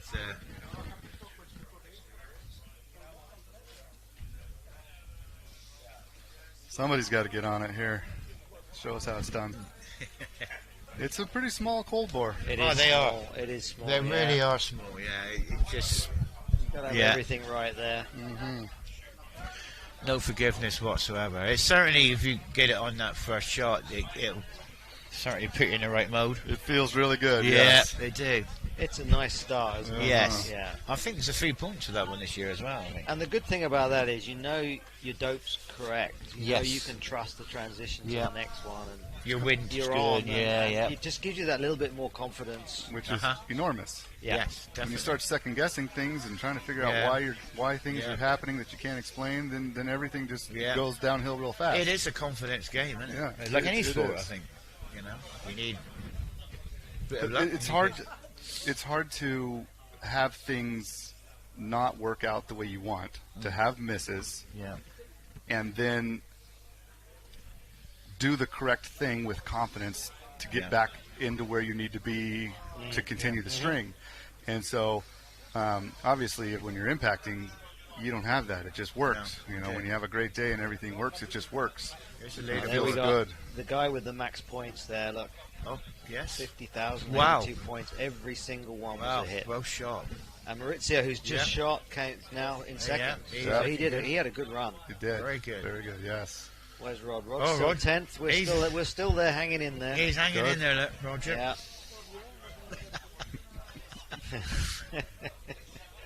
Where is it? Long way to go yet. I think Yeah, there's long a way to go. Wow. Yeah. Yeah, and a lot of wind changes and condition changes. Yeah. Yeah. The rest of today and half of tomorrow. Yes, Yes. tomorrow. Still- I know. Yeah.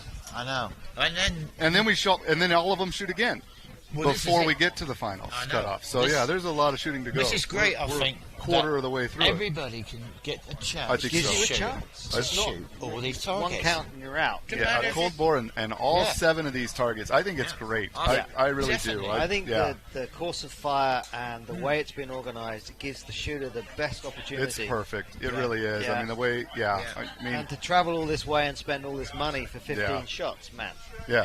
I No. wouldn't do it. No, I mean No. we get 2 opportunities on Yeah, we do. 2 different, You can mostly 2 different days. Some people Yeah. shoot twice tomorrow, early and late. But yeah, I mean, I like that. I like it's that. It's a good format. It looks like our relief is here. Look, Ah, look I at think that. everybody's All bored, right. bored with hearing us now. I think so. He Like, definitely all right, needs makeup, doesn't he? That one. Let's get somebody He's here in the that powder knows, room knows now, what yeah. they're doing. Yeah.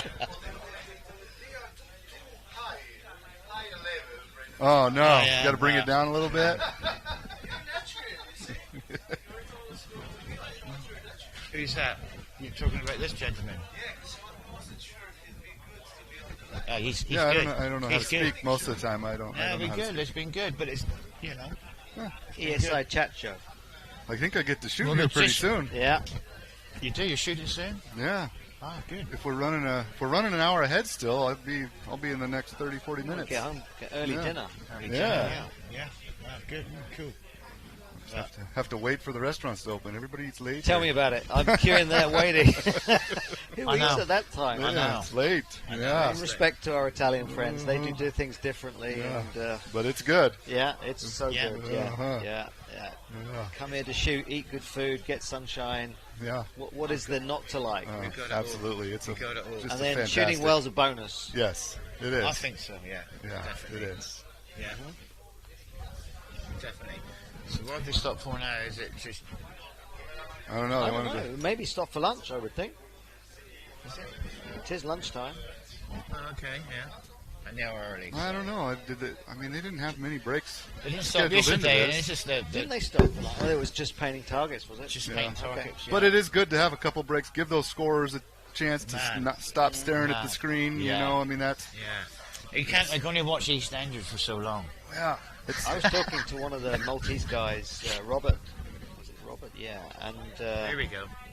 yeah. We're still shooting there here. was a couple of shots missed, actually, off one of the strings. So, Yeah, and I mean and it's he saw it on the camera and he went back. It's you easy. had one too, did you? It's easy to do. I Yeah. mean, you know, you have to sit there focused constantly the whole time here. I mean, Yeah. you don't get a break between shooters either. I mean, when one guy's done, the other guy's already been setting up. He's ready to go. He's waiting on you. So ready, you yeah. switch over. You gotta watch the gun for when it goes off, and you gotta watch the target for visual confirmation of a hit or a miss. I mean, you gotta be looking for that. And so that's why painting the targets helps, so they can keep Yeah. track. You know, when they get too beat up, it's one less visual I indicator.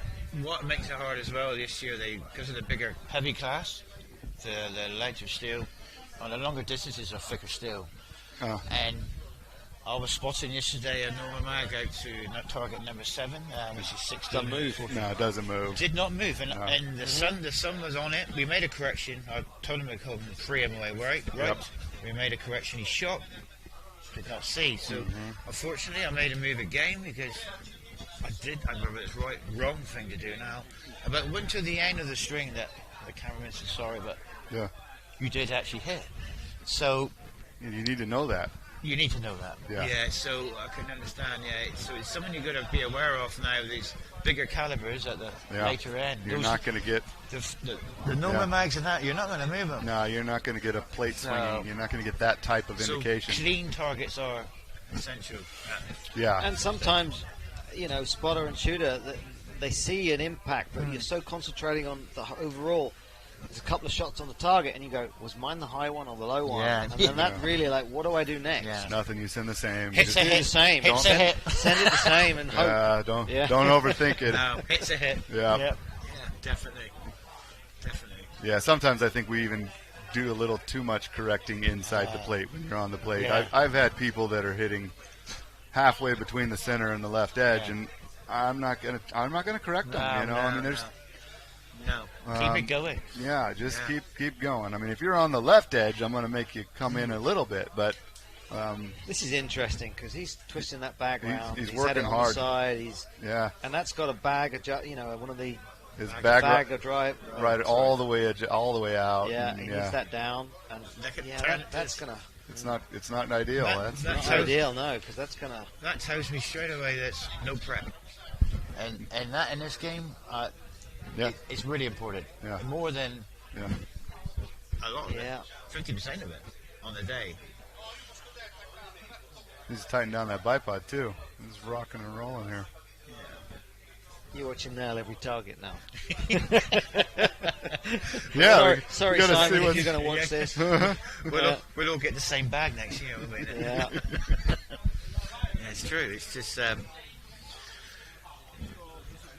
end pump up bags is getting. You more know, fashion. bunny-eared bags there for a reason. You know, you want to Yeah, track. You want it to track nice. You want to have Sure. proper recoil management. You want to be in F-class. line with the target. Yeah, F-class. yeah. Nothing wrong with a bag, but if you've got an eared bag, it's designed for a purpose. You so don't want to shoot across try it and the use wrong it way. if you can. Yeah, Yeah, definitely. Yeah. I think I've got more bags than my wife's got handbags. To be fair, you know what I mean. I can trump you on that one. I bet. Yeah.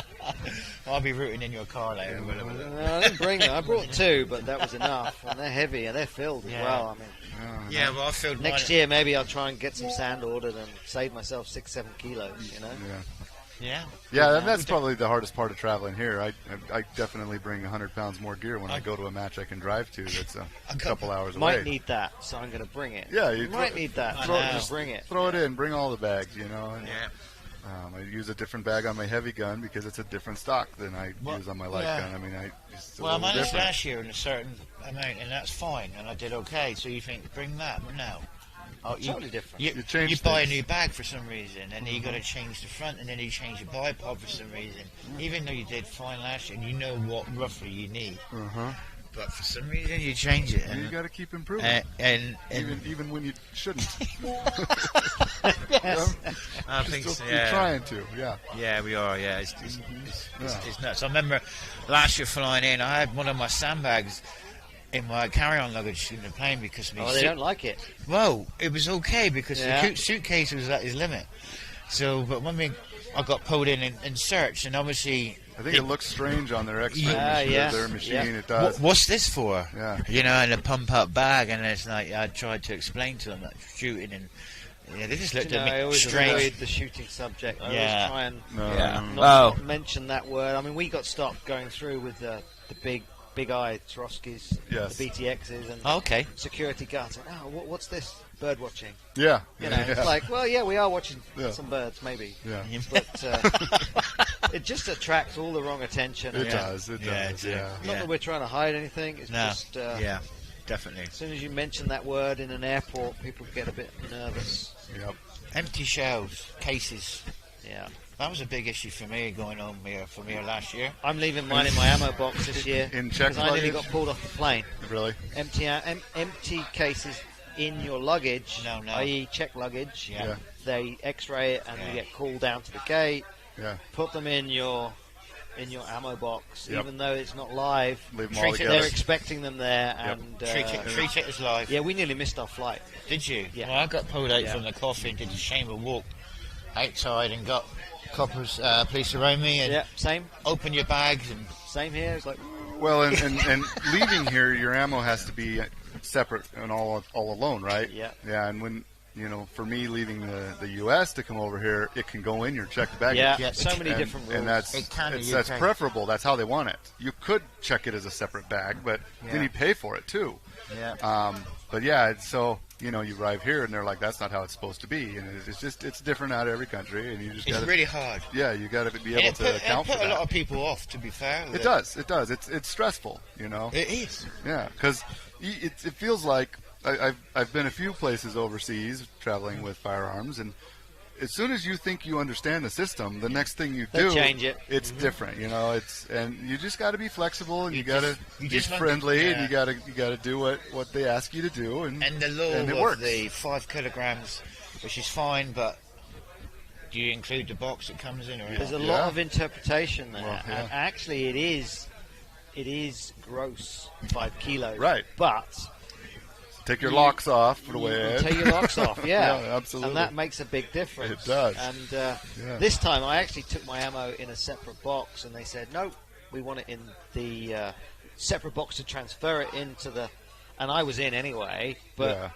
Yeah. I know some people have done that, and they go, "Yeah, no problem. I Fill mean, your ammo box." I've wondered about. I don't know how you make weight bringing a heavy gun and a light gun here for ammo. Well, you can only take. You spread it I out. can only bring 50 rounds of heavy gun. You got to spread it. Yeah. I mean, can you bring enough for both guns and make that? No, you got to spread it between two people I had traveling. to spread it between two people. Yeah. I mean, you have to do it that way, and so. And that leaves you at a real disadvantage, because if you've only got 4 or 5 rounds for practice, and Yeah. then Yeah. was it 28 for heavy gun?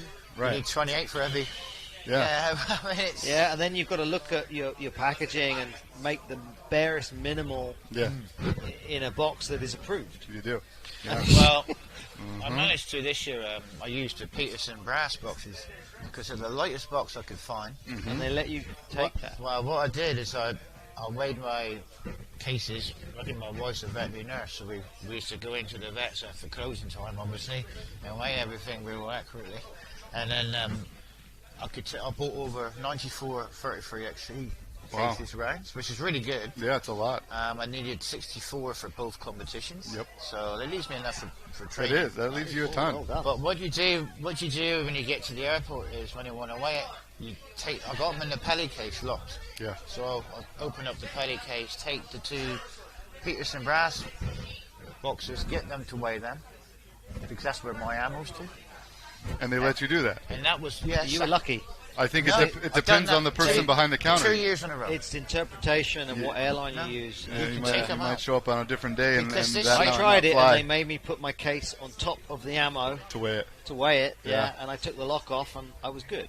Yeah. But that's because I'm spread over 2 people, Yeah. Well, and 2 people with a firearm certificate, because they won't let you give it to a partner or spouse or No, a they friend. Right. You've got to have Yes. the permission to carry that ammunition. So yeah, Right. yeah. anyway, we're here and we did it, but it's Yeah. always a thing. Yep. I don't know, Rod. Rod does a good job of making it really easy. He gives us all the right paperwork. He lays out all the instructions. Yeah. He's gone through a lot of work to help facilitate that It travel. was a lot smoother this year. Yeah. than it was Yeah, last no, year. he's put a lot of work into this. You so know, I mean, I think we're getting ready to do a handover in a minute, so Well, they just- you can listen to somebody else bore you to Yeah, tears. that's right.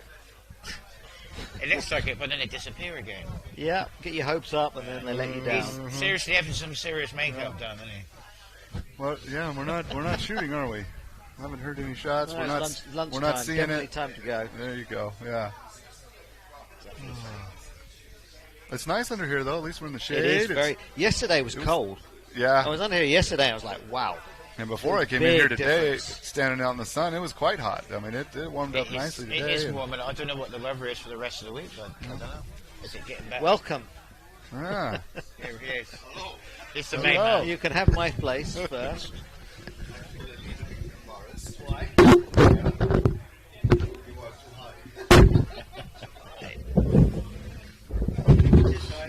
Thank you, Gary. Yes.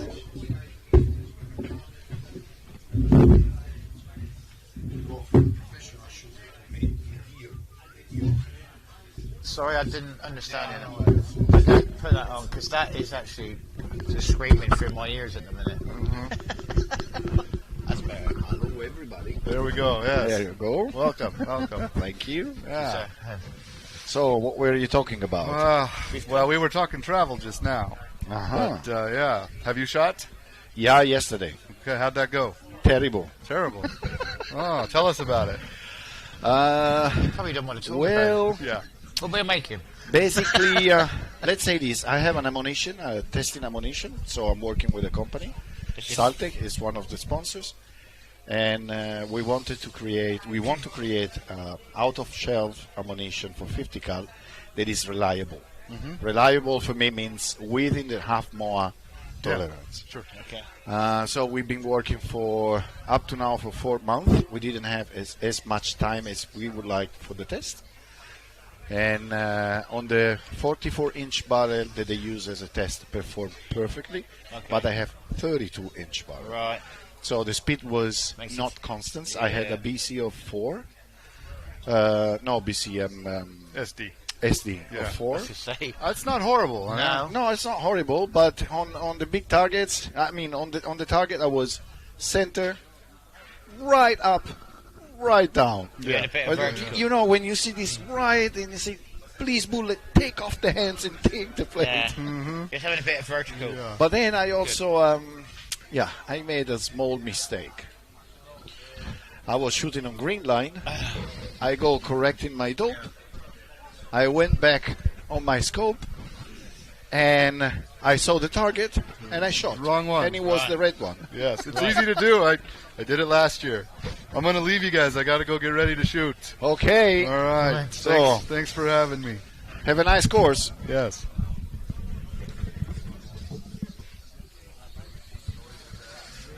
Good luck. Happy shooting. Thank you. Just remember what we just talked about is what I expect you to do.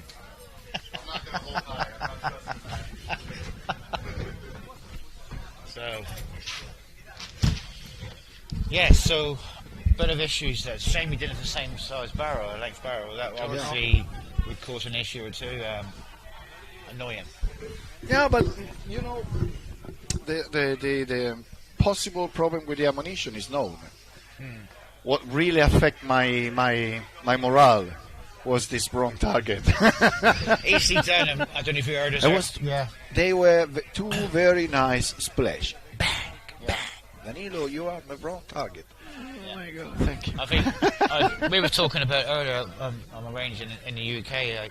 I actually marked the targets, number one of them, as well as colouring, because just in case some people are colourblind Yeah. and whatever, and it's quite actually it's more vast than what you believe, and people are quite embarrassed to say about it, but they shouldn't be.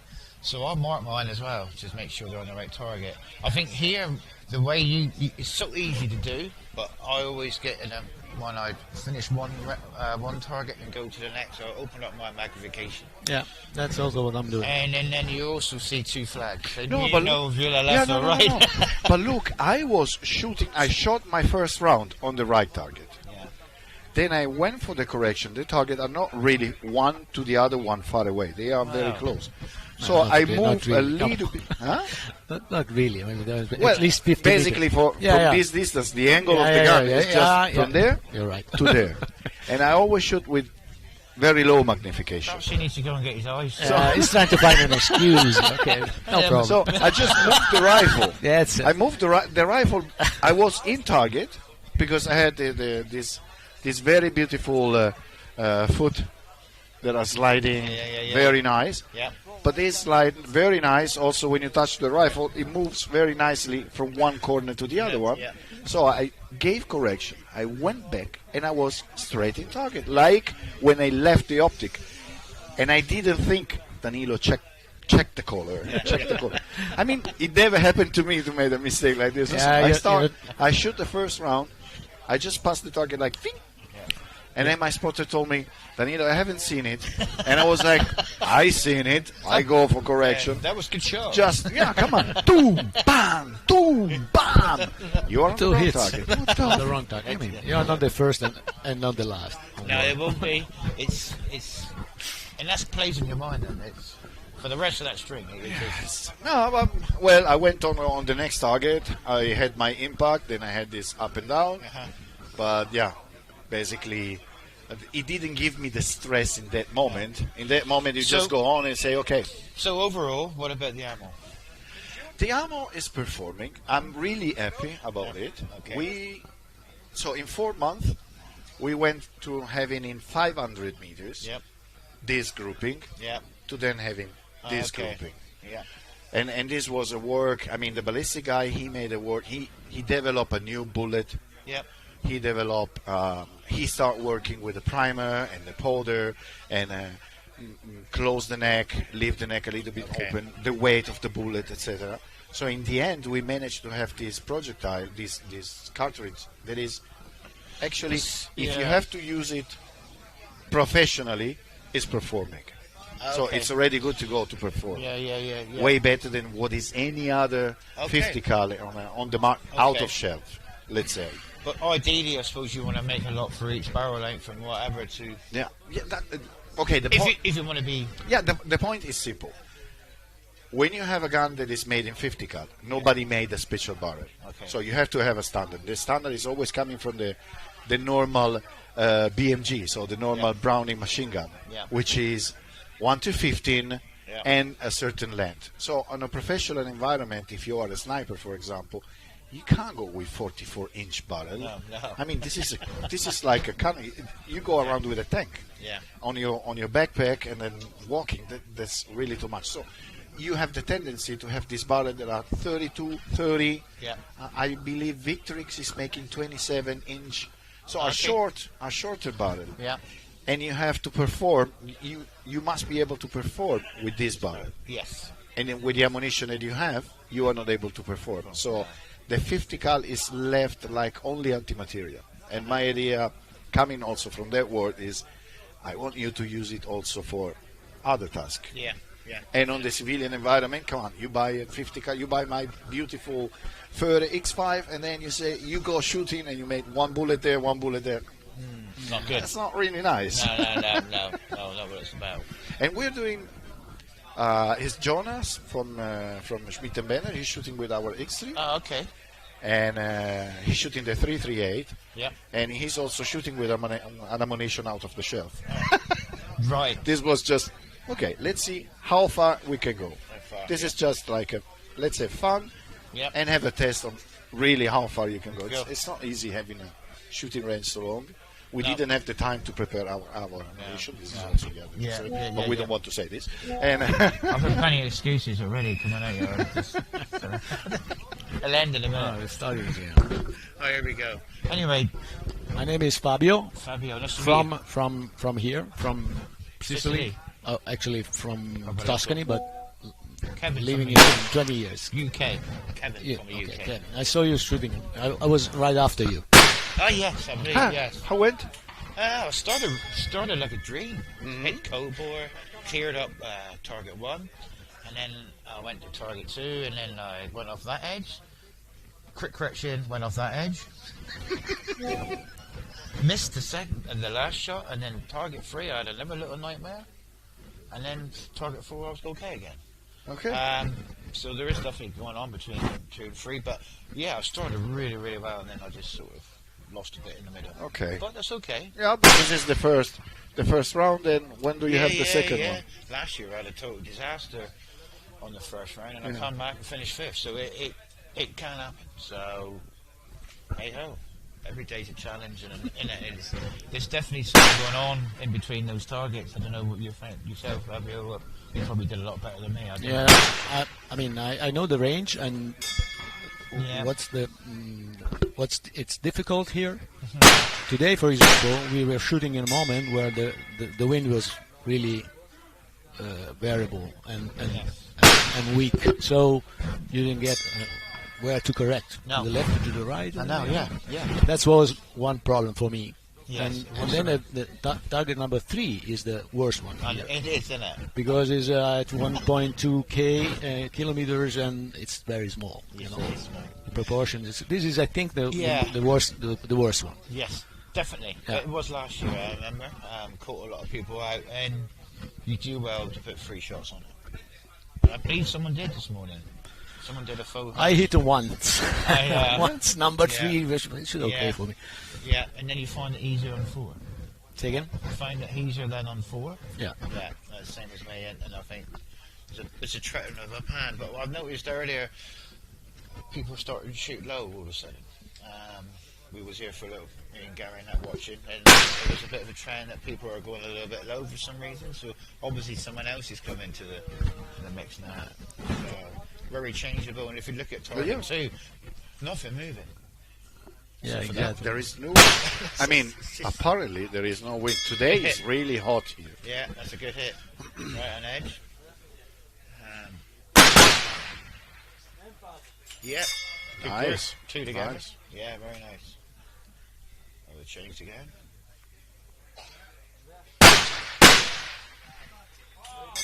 Well, low. How low that is, obviously, because of the angle, we can't really tell. No. That's my rifle. The same. I have the same one. Nice. Savage 110. Yeah. Caliber? 338. 338. Yeah. Yeah, it's a stock rifle, but you know, it's performing good. Even if now I have a suspect the barrel is. Yeah, getting there? a little bit burnt, worn out, I guess, because I don't have a consistency on the speed, and I try to be accurate in the reloading part of it. Yep. And still, I have variations in muzzle speed. So, somebody who is much more expert than me told me maybe it's the barrel. It's the barrel, yeah. You usually find with the barrel you can do your velocity at drop, which is sometimes a good sign that your barrel's going. Velocity drop. Yeah. Say it drops. And you're doing 3,100 and all of a sudden you're doing 3,060 or 3,070 and it's like, shooting okay, but it just drops. So not variation, like unpredictable variation. Variation to me would be neck tension, perhaps. Would be the first one. Neck tension. Huh? Yeah, that could be something to look at. How many rounds you have on the barrel? I think 1,500. 338. Yeah, I mean, on the edge, huh? Maybe. Maybe. I mean, I don't know how hard. How many? What speed? Speed was 850 meters per second. Yeah, it's quite low. That's not. Yeah, it's not an extreme reload. No, Actually. no, you're not hammering it. But someone's taking a picture of this. I'm glad my hair's looking good. Yeah. Over there, number 3. The most difficult one. It is, yeah.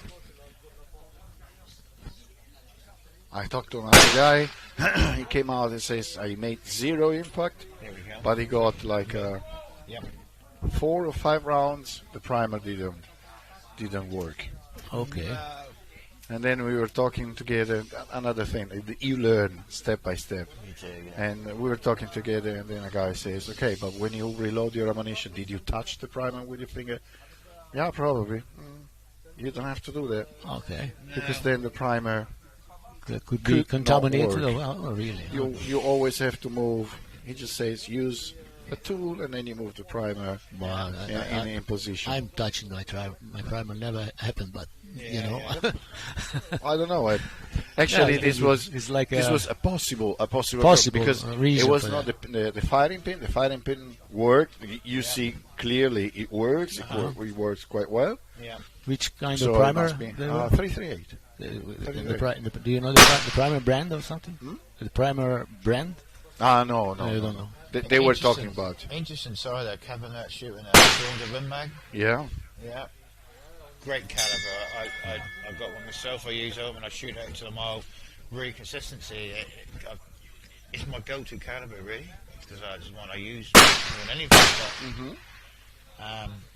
Obviously, at these sort of longer ranges, Yeah, it's a little bit weak. A little bit weak, but I made mine to 32-inch barrel, custom action, and blah, blah, blah. Come on.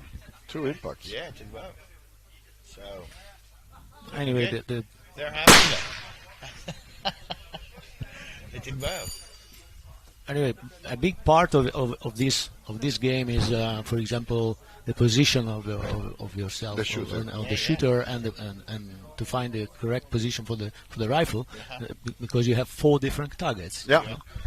and then you don't have too much time. No, actually. no, you don't. I think, like I said, prep work is important. On your practice days to use your rear bags and what mats you need, and to get yourself to go from one position to the next as smoothly as you can. Yeah. For the heavy, it was a little bit easier because then anyway you were starting from a flat going up. Here from but below here to up. you have the cold board that is Points. really down. It's -5 degrees. Yeah, -6 on the green I had this morning. -6 and then so well, the whole course is -6 to +4. Yeah. So you've got to be prepared for that. And if you're not, it needs time. Needs time, and you don't have. No, you don't have it. No. That's one of the problems or the difficulties of this competition. Definitely. Actually, Yes, I think so. We carry so much gear now, don't we? We do. Rucksacks and foam and bags and mats and you need to keep it simple, but if you have time to, in the last days during the trial phase of the other guys who are trying, there was a lot of shooting, but not too much, in my view, attention to the position, or the various positions on the different targets. That makes you losing time, which is it's not beneficial for the competition itself. I worry about positioning more than anything. Of getting from one target to the next, and I would be totally lost, no good, jumping on there without any prep work. It would do my head in. To be like that, so I need to, first thing I worry about when I come to the first practice day is not so much shoot, is to get all those positions and the range is right. Because I think without all that, you don't want to get stressed while changing position. That is really cause of a lot of miss when you get stressed. Yes.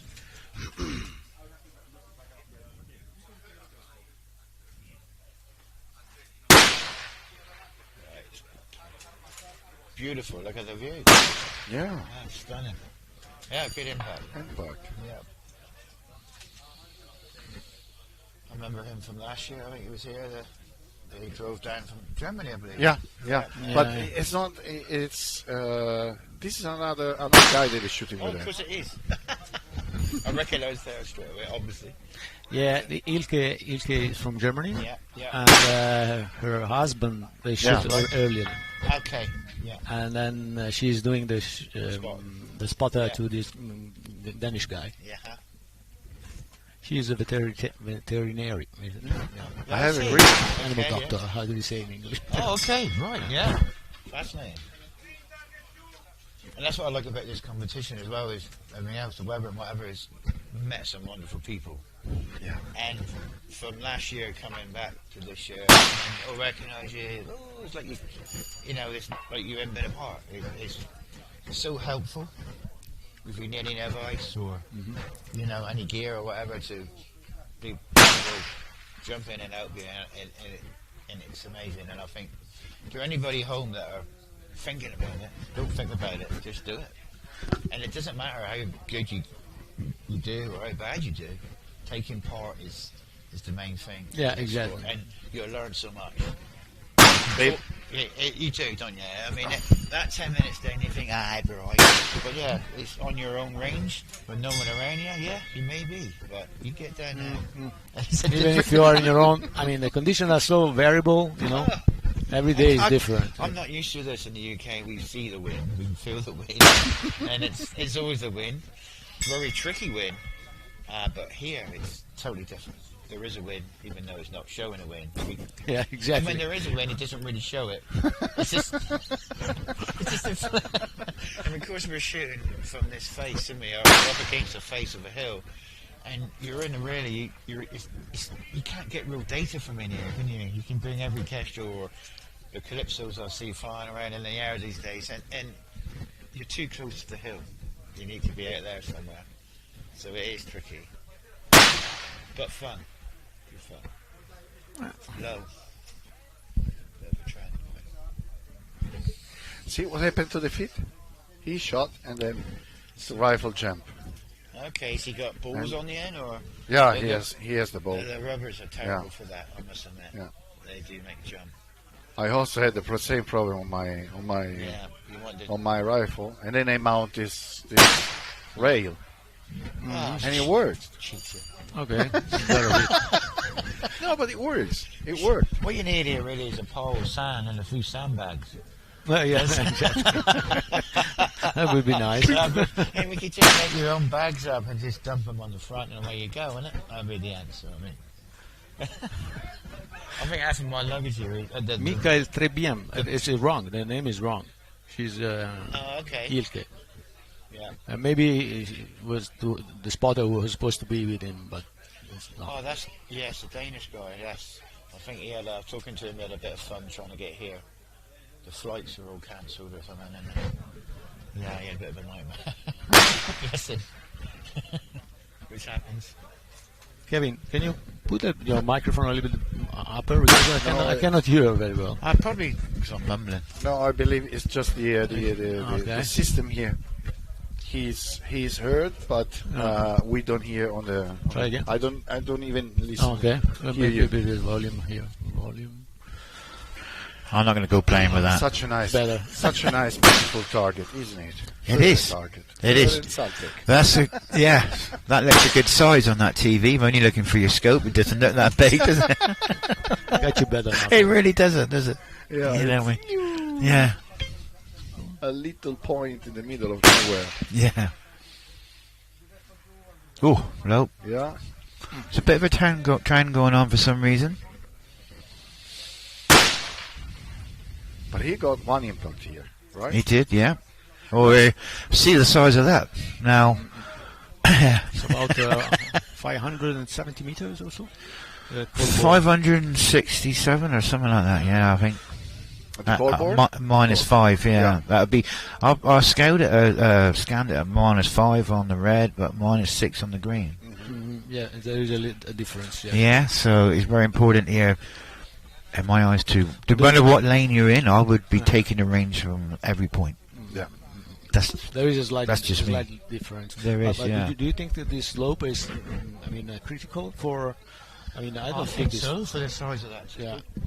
Because it's for the size of that target, I think. Yeah, I could think, be. Yeah. Don't you? Everything matters. Everything matters. Yeah. So when if you make a simulation on a software, it doesn't give you too much difference as a result. I didn't hear you. So sound's going. No, it's just I believe it's my. Well, maybe there's a volume somewhere here. I have no idea. I don't want to touch anything. No. I want to touch. This is what I learned. I can shoot. I cannot make any electronic. I'd be in trouble if I touch that. Trust me. This would be a very nice target for me. I'm sure. Nice cobalt target. Yeah. Yeah, it would. Yeah. It's bigger than a cold bore. Yeah. It is a lot bigger. Yes. Yeah, the targets are they're all a challenge, to be honest. They all are. And I think it's important. What makes you shoot better is smaller targets. If you're training, smaller targets, you shoot smaller groups. Yeah. Without doubt. If you're shooting a big target, say 4 foot square, you'll naturally probably relax a bit. But if you're shooting someone a foot square distance, your head's down. You're gonna try that a little bit harder. Think about the wind a bit more, and also you got no error. Where on a big target, if you hit bottom corner and top right corner, you're not worried about it. Even though really you should be thinking, look at the size of that dispersion. Mm-hmm. So small targets are good to train. That. Yeah. But the calibers and the technology today should be, and the rest we got and everything else. So to me, and I don't see a lot of people doing their own ranges or whatever. Where I'm critical of that, I really would, because sometimes you shoot, you do a string, and you end up low, learning but high, and you think you blame everything bar in the range. You don't see people. Well, I'm going to check that range actually a minute. Oh yeah, because I'm 2 meters shorter than my full. You know what I mean? And that was going to make a difference. And we range every target. From the first day, we start ranging position 1, position 2. Yeah. You did, green and red, green and red. Yeah, it's very important. And then you measure all the target, you measure all the angles. Yeah. So that wherever you go shooting, you know exactly what is the distance. Yeah, definitely. I mean, what you can know, what you can for sure know, you need to know. Because you have too many variables already in the box. You have. You don't want to add more and more. No, you don't. You really don't. So, right, this is... Make sure. What do you think of the position of the legs going forward like that? Is he on the code board? No, he's on 1, isn't he? No, it's 1. It's definitely 1. Yeah, I haven't seen the code board for them. No. I'm not too sure of the bipod with the legs forward like that. Tilting him. I never tried with a bipod in this position, honestly. Me neither. I don't know. Let's see. Let's say I believe that in this position could be an advantage when you use the position that I'm shooting, so I'm leaning over the gun. Yeah. Okay. And, pushing into it. Yeah. And if you don't have a terrain that is really, really good with that position, probably with this kind of bipod, probably you can stick a little bit better. Yes. And remain stable, rather than the normal bipod. But I have to be honest. Low again. Robert is from Malta. From one brand of bipod to the Akutak. Yeah. And Akutak I can say also because it's a sponsor. Yeah. Just to remind. And I found an incredible improvement of my your setup, huh? Yeah, I mean my position, my setting, how I can handle the recoil of the gun. Incredible. I would have never said incredible. So it makes a big difference. It really does. Yeah. I mean, I think if proper bipod. If you got the more contact you got on the gun, if you're holding it with gripping it hard with your right hand and you're gripping the forehand, there's more points of contact where you're actually probably twisting that stock and probably doing more damage to your shooting position. So I tend to these days, I've learnt by watching other people and listening, using a rear bag and an Accutac front bipod, which actually all I'm doing is touching that gun with my finger. Exactly. So which gives me, there's no dry firing will show this. Yeah. Dry firing, I think, is a good thing you want to have a position that I see. Let the rifle works as much as possible, like if the rifle was on a permanent position, like blocked somewhere. Yeah. So that's the final dream. Yes. I want my rifle to stay there. Yeah. Where it is not moving. Yeah, you do. Definitely. And it's for seeing your own shot. I'll really work on 600 yards. I want to see my 33 shot going into that target, and I am. So you know then that you're doing something right, and it's good for the next shot. Yeah, exactly. You don't want to be twisting and moving again. And Robert is losing too much time, for example, for the setup. Huh? That's the problem for this kind of competition. I think that's where, he's got a pump up bag in that one as well. I think. Yeah, I use a pump up bag at the end game. It works brilliantly. Okay. Brilliantly. I wouldn't leave home without it. The bags for the ears are really, really good. Don't get me wrong, they're great for recoil management. Yeah. But we're sort of sniping here and adjusting from -5 to +4. You need something. Yeah, you need something to do that quickly and smoothly. I'm changing the bags, and sometimes you lose too much time. You do. Good shot. Yeah, good. So 2 shot, 2 Go ahead. Yeah. One thing that I noted, I was there. Good. Where is the boot? You hear the shot, you hear the bell, and then you hear the impact. Yes. No. Yeah. Again. Bravo, Robert. See? It's a bam, dang, bam. It's like a music. I know. mean, it's For us, it's like a music. It's quite impressive. Actually, it is. one of these. One of these guys that are taking the sounds and then with the sound starting Yeah. with the music.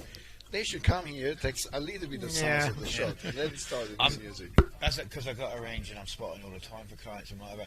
I'm pretty good now at hit without looking at the steel to tell you where they're hitting because of the different tones. So you can honestly, there is a difference if you hit the center of the steel with a deeper tone to the outer edge, and you get to know. That's quite sad, I know, but yeah, you do get to hear it.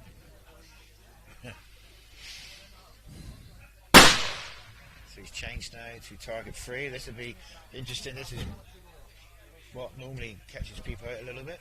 Yeah. Doesn't it? Yeah. Checking his cash a little bit. They're quite calm now. Yes, yeah. You have to. You've got time, though. There is. You're comfortable. If you're comfortable with your movements, you've got time. Plenty of time. Once you're actually shooting, you shoot quite quick. You're 3 or 4 or 5 shots. Even you go quite quickly.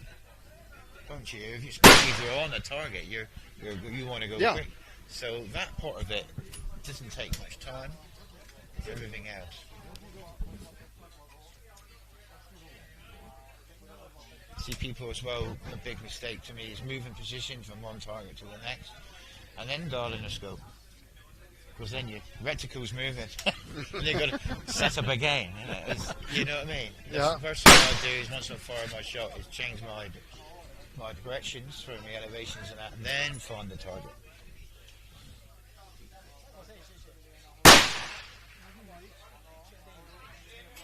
Now, I guess that was to the right. No, maybe. Looks like. Maybe. Oh, there, that's maybe. From this angle, it's really hard. Burger tips, I would say. Fringe of normal mag. So him shooting a 308, 338. Normal mag. Normal mag. Yeah. Also. Now I'm going to be a spotter for a Greek guy that is here for the first time. Okay. And he has a 308. Right. And yeah, he knows. I mean, everybody knows it's going to be very hard. Very hard. Yeah. But like he just says, come on. Especially beyond the 1 kilometer. If you know what you're doing, if you've got good AS, good SDs, good dope, why not? I'm using commercial. It's pretty hard. Well, it's pretty hard. I mean, yeah. He should do all right out to target too. At least. I mean, for the first run, probably. Yeah, but at target too, what's that? 800 meters, 800 meters, and target too. He should do all right. Yeah. Come on. He could go out to there and come back during again. the training, he was. I think during the training, he was hitting the furthest target with the commercial ammunition. Was he? Yeah. Okay. 59. Yeah. I mean, he was shooting. Then we were getting coffee. Impressive.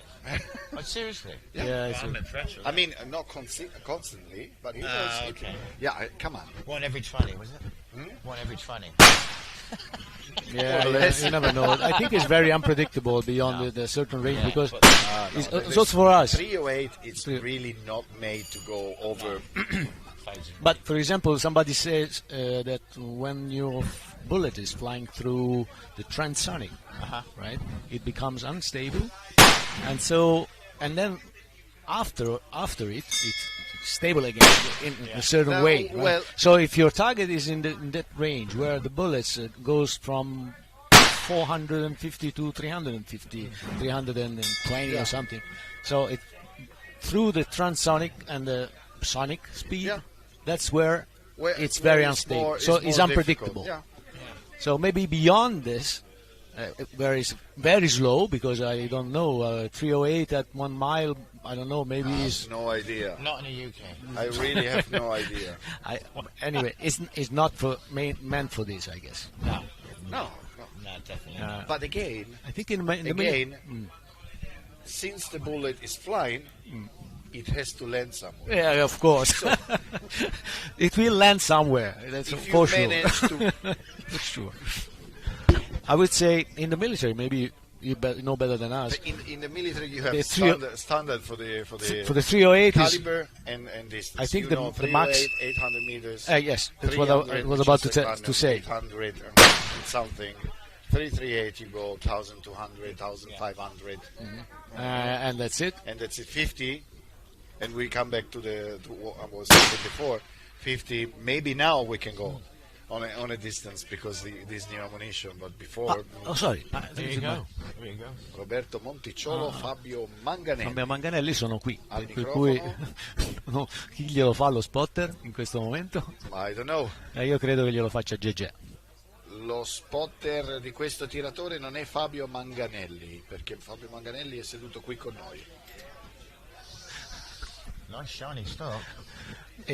Lui, Roberto, was supposed to be my spotter this morning, and it was not there because I had another spotter. So with the spotter is JJ. They are doing F class normally. Okay. So they go to Beasley every year. And he's also instructor of windsurf or kitesurf? Yeah, he has a school, a kitesurf school. Wow. Good shot. Roberto is not. Let's say that this rifle is beautiful. That is clean. Look at it. Yeah, it's beautiful. What caliber is using? 338. 338. Is it 338? Okay. Okay. It's Roberto. Quick adjustment, yeah. We're obviously going up there, look. The position is very high. What do you think? Maybe he's shooting the cold bore. No, one is still -3. Yeah. -2, -3. Yeah, so it's still, It's still angled. I had to, I don't know if you see me, but can you see the way I shot my first 3 targets? Say again, sorry? Did you see the way I shot my first 2 or 3 targets? No, I was not following.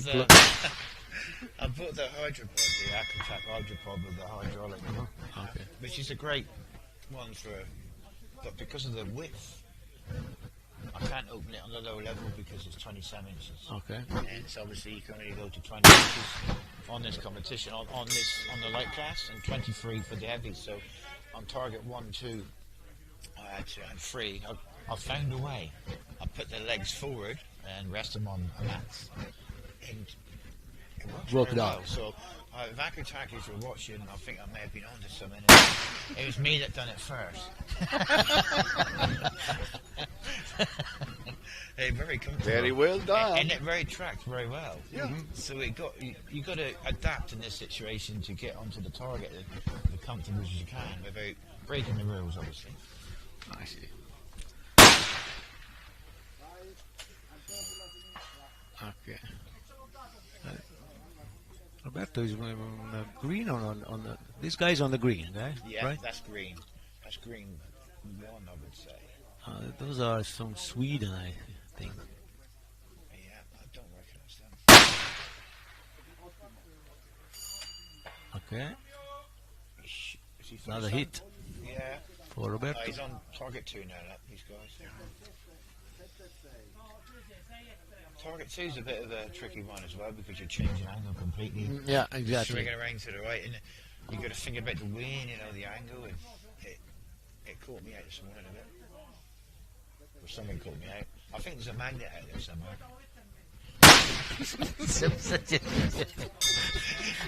Moving position. It could be you, isn't it? Yeah, you know what I mean? maybe. It seems to be that way. This boss is Robert. I don't know. No, he's going again, look.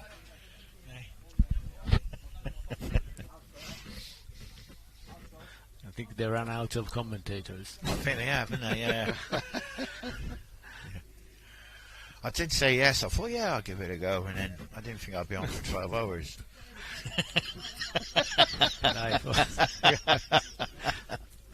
Yeah. I don't mind. You got a good view. And I think the wind, I don't know what the wind's doing out there because we can't see outside properly, but it seemed to quiet down again, if anything. It seems to be quite quiet outside. Yeah, it's quite quiet. Yeah. It's like a breeze. coming So from the north. here we are. What time is it? I don't know what time it is. It's got to be midday gone. 13:15. Well, yeah, you think now that this is the thing we was on about earlier as well. You try and get first thing morning or last thing at night shooting position, obviously, because you think the weather's going to be better. But it didn't been like that this year. The dinner time, look, it's fine. It's calmed down, if anything. I've seen some odd times where the wind picks up. It could be first thing in the morning or last thing at night. But the wind here is always changing. Oh no, It's it always is. changing. You have not like a constant wind. No. The sea, for example, is influencing a lot. The only thing that they know here is when there is the flag in the middle of the target. Look, now he's picking up. And you are Classic. training. That's a classic of using F-class boys here at Museum. Yeah, exactly. Yeah, and you can see that it's not great work with these positions. Yeah. It's too high, I think. I think so. Yeah. Anyway, maybe he's not comfortable for the shooter. Yeah. Or No, maybe that- for him is. Yeah. Yeah. But this. Yeah, that's. Yeah. Not my style. Not anyway. my style. No. Oop. And these are the phases where you lose time and maybe. It's because already turn your magnification out first is a big thing I do these days. I learned that from last year. Last year I didn't. So I remember when I got to the final and oh, where's that last target? In it made me rush, I think. Where this year I've definitely worked on that and thought about first thing I do, open up the mag. Just Yeah. oh yeah, and you can sometimes not move it. Oh, there's the target, and then you just. You know what I mean? And how you should I'm also doing maximum magnification? No, I don't. I'm about 15 to 20. So Okay. not too bad. Okay. How much is your max magnification? I've got a Note 4 piece, which is 5 to 25. Oh, 25. So, the same. Yeah, so the same. So I'm about 15, 20. I never on full. I find that, especially here with the lovely sun weather, the mirage and that, it just it's too much. I like to, with my eyesight, I don't shoot with glasses, funny enough, and I just like to take it a bit back a bit. Yeah. Just This morning I tried to zero my rifle and I decided to shoot with the glasses. Yeah. Because- Okay. And then when I was on the line, it was a little bit hot, or maybe I was emotional a little bit, Yeah. and they were Motion. fogging. You just Okay, watched sorry. me. That's why he was emotional. I had fog on it, so I had to He was change after again. me. That's why he was emotional. Was it you kicking me? Was it? You know. But you can shoot without. The problem is that when you have to dial on your scope, or when you have to read some numbers, you know.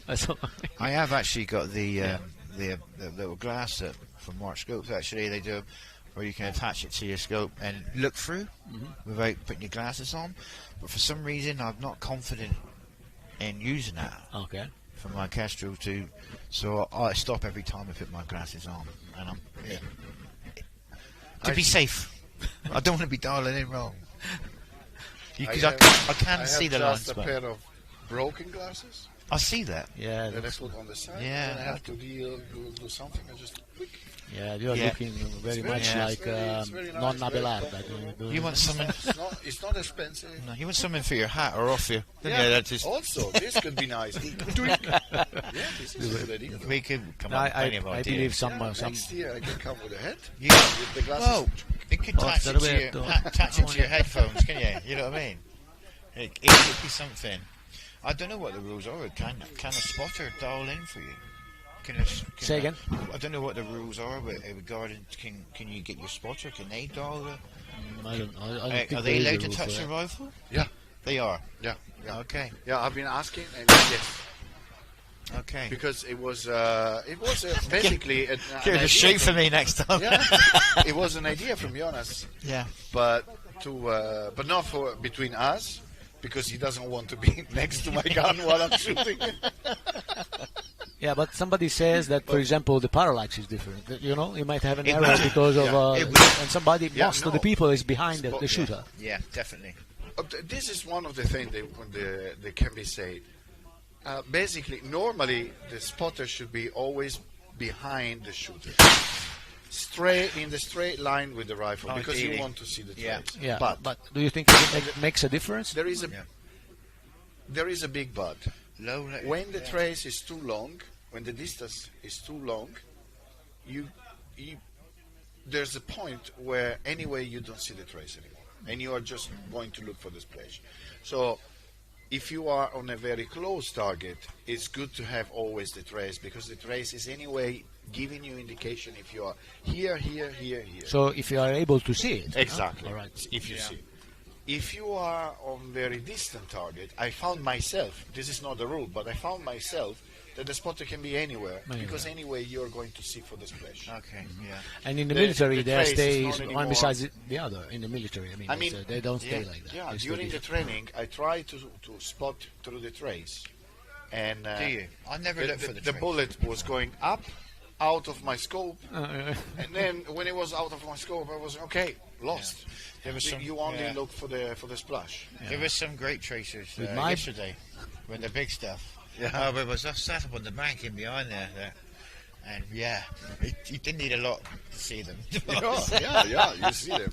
I mean, with my 50, you see any and every trace. Yeah. No, for sure. Yeah. But of course, because when it's you a go big bullet. too far away, so in this, with my 50, in this distance, is still supersonic, so you can see the trace from the beginning to the end. To the end, yes. But anyway, it's going to be, you concentrate on watching the trace, and you don't see any more the splash. Yeah. So up It's to distracting that point, you it's- actually. So. But another point is, I think, the communication between the shooter and the it's very important. and it's very important. Yeah. Oh yeah, definitely. Sometimes if you don't have noise abatement on your ear set, it's difficult to communicate with them. Sorry, that's a weird looking. What rifle is this one? I don't know. It's definitely not factory. Looks like a stand. Well, I'm not sure. I'm not sure. That's It's a 33XE. Vincent van Oost. Netherlands. Light 33XC. Yeah. Also, they have the optics is very high Genesis. on the rifles. Yeah, that's The thing is, with those Genesis, they give you what 400 MOA or so. It's massive, isn't it? So you can't have them too low because they on a standard rifle that is. So yeah, I should be interested. He missed a code board. Actually, so he gets on a target one. Marco's target there. Low again. Oh, and he has the double window, so probably can be left and right-handed. Okay. Could be like I mean, our X5 is this. We have the double window, so you can switch from left to right. Good shot. Good recovery. Yeah. Nice input. Yeah. Or it could be that he just have the double window because he wants to. I'd be chucking it through the other side. That'd be my issue there. I mean. There'd be a lot of clicks going on, mate. Impact. Quiet. Nice.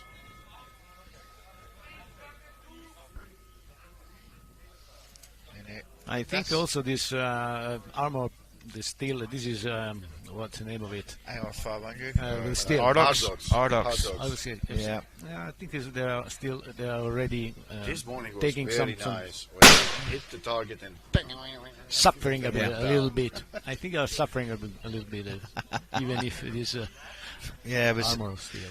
Yeah.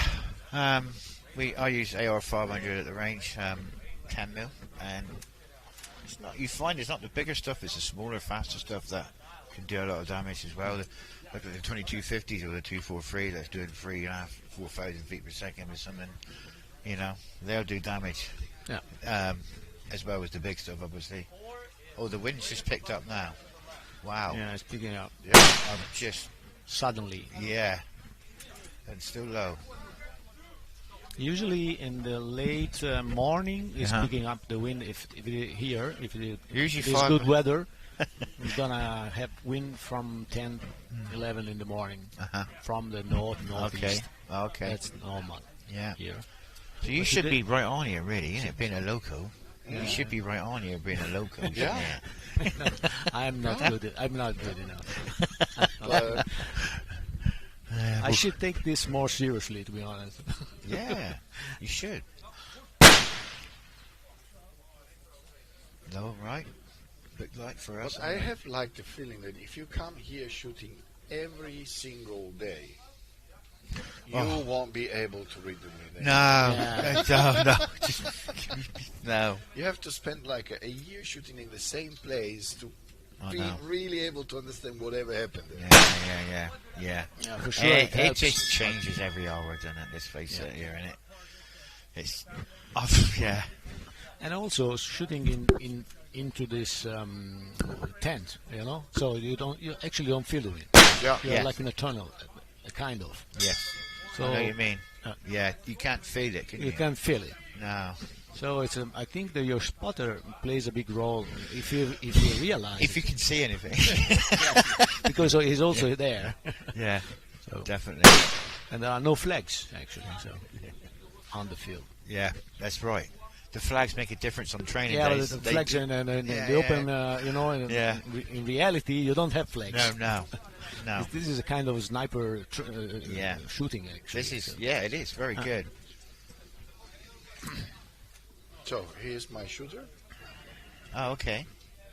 You on shortly, or is he on shortly? 5 o'clock. I got plenty. 5 o'clock. 5 o'clock. Yeah.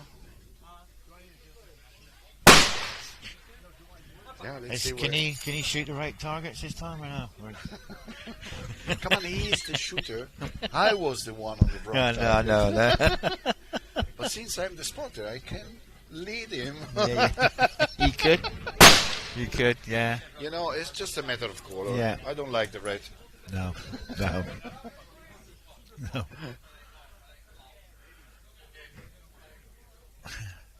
don't know he's doing this guy. I've not been watching, to be fair. Target 3 now. Yeah, low. Right, looks like. Yeah, I don't think he's carrying on. His last two, especially his last target, it was low again. I don't think he's carrying that on. What I would do in that situation if I start on target 2, say on my MOA low, if I went to target 3, whatever the Kestrel or whatever I'm using, I would put an extra MOA on straight away. And I don't think he was doing that in that situation. But anyway, sort of also this strategy here can be not beneficial because you have such a difference between one and the other target. You need one more MOA in this target, and in this other target, you need half MOA. No, it's not proportional, of course. No. It's not. I mean, if you realize that there is a difference between your calculation and what the actual elevation that you have you got to carry it on. I think it's not the same all along the the other targets. So it's difficult to realize how much do you need in case you're off. I think that's what the training days are good for. You can see what your BC's doing at short to long distance, and that's what I do. That's what I worry about. I don't worry if I hit the target. I'm just looking for my elevations on those 4 targets, and I'll tweak. And I did the same last year. I tweaked my BC myself and just parallel it up, and so far it has worked well for me again. Even though I'm missing. I'm missing. I'm missing, but my animation's good. You know what I mean? I'm surprised if there's a competition for that, I'll be pretty good today. I think. I know. Target 4. He's so low.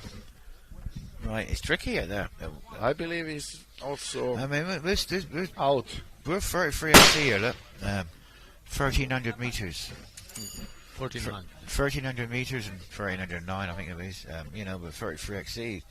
It should be very good. Some people would say it was a piece of cake. Well, come on, have a go. Well, I don't think it's never a piece of cake, but 33 XC is pretty. I use the 33 XC. Straight trajectory, very high speed. It is, yeah. Above 900 and plus. Yeah, I'm 3,100 feet per second. Oh, okay. With a 300 grain ATIP, so you think you'd be pretty straight with it.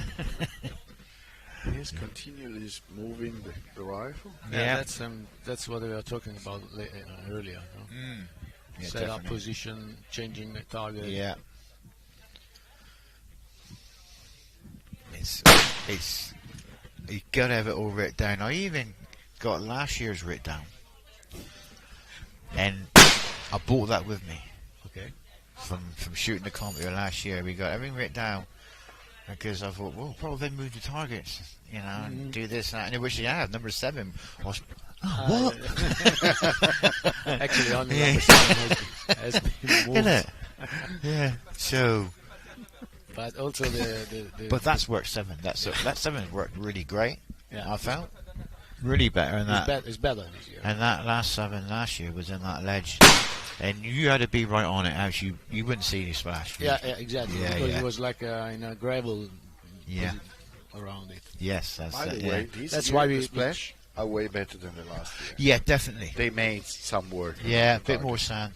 Yeah, yeah, definitely. Definitely a lot better. Here's Davis. Did great yesterday with his Norma Mag. I think he reached the final, I believe. I have no idea. I believe, yeah. From Latvia. I barely look at the results yesterday, just because I didn't want to see if I was the very last one. Yeah, that's. But then I was upset. Because I said I could have been the first or the last, and I was in the middle. It's also not easy to be the last. You know. There he goes, Cowboy. Get Oh my God. Get it. Good. Oh, he's using a 338. Oh, that was the other guy. That was in. This is Davis shooting. I know Davis.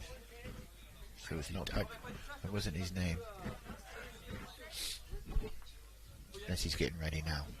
Well, he's on 1 then. Oh, I don't know. I'm lost. I think the cameraman's playing tricks on this. Yeah, they have. Random pattern. Yeah, yeah. Davis is definitely on 1 then. So. The trend at the minute has been a little bit low, isn't it? So we'll see. See if he does the same or he's on it.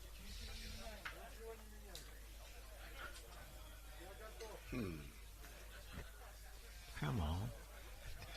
It's ages when you're waiting, isn't it? But they have 10 minutes. 10 minutes. 10 minutes to run the whole course. Yeah. Cold ball. Wow. Low and right. Low. There we go again. See what I'm saying? There's a bit of a trend. I felt first thing this morning there was some good shooting, and that's when I didn't see any of that. Yeah. But now it's starting to show up a bit. Could also be the light. Yeah, it could be. Same spot. That was the same spot. Yeah. It looked like with the camera.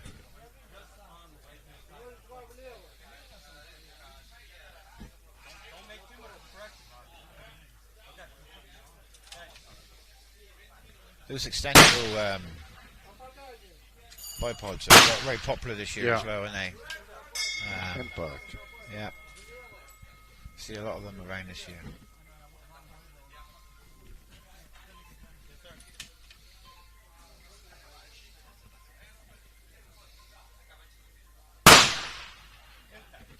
Yep. Top right hand corner, I believe. On the very top. Yep. Hits a hit, oh. Very close to cut the rope. He's the right colour. The right one here looks a bit tilted. I'm sorry. My God. Gaga his crew. My God. It was so sad. 2 beautiful impacts. I know, wow. Bam!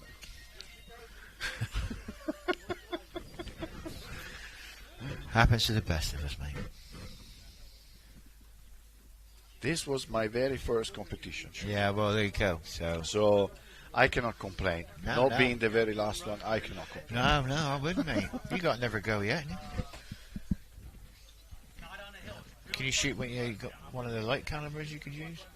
No, it's shooting Jonas with the 338. Yeah. I wanted to do light and heavy. Yeah. Then I'm very old, and You I know don't that want. Oh, come on. What? I don't want. I'm lazy. I don't want to you're- run from here to there. Say from the here to truth. there. You're lazy. You're Not lazy, never yeah. old. Yeah. And since I'm positive, I was thinking, what about if I get in finals with Yeah. both of calibers? I have to shoot in the morning and then in the afternoon. Yeah. Look, did you That's a see bit too much. the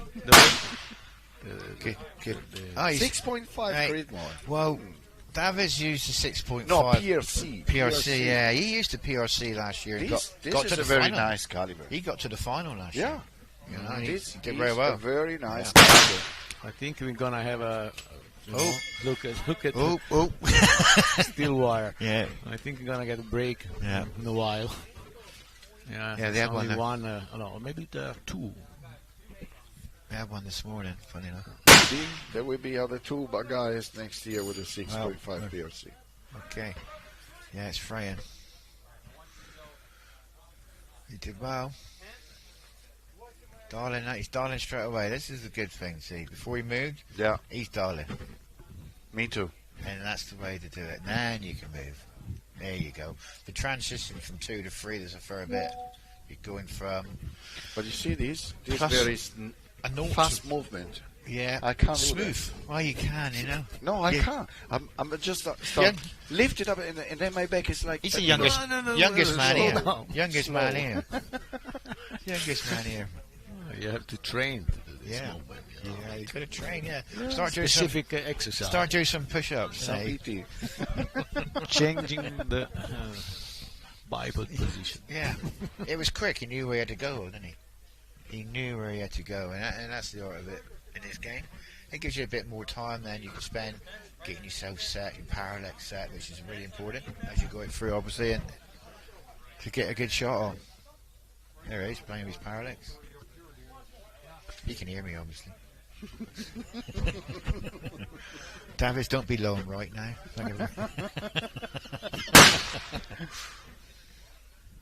Yep. Yeah.